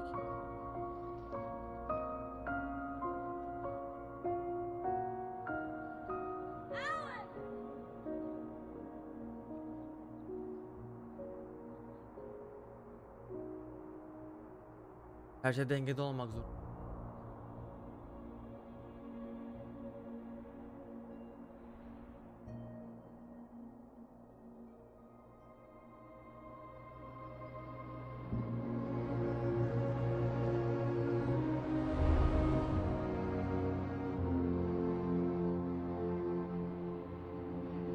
Bir bölüm daha var diye biliyorum.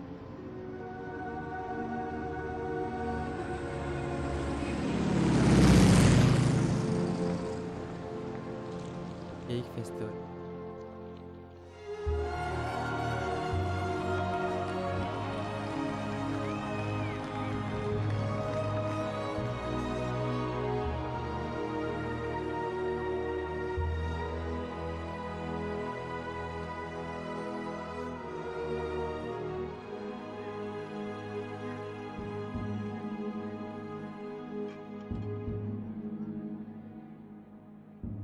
Rose da orada. Arkada hep bir ajanı var.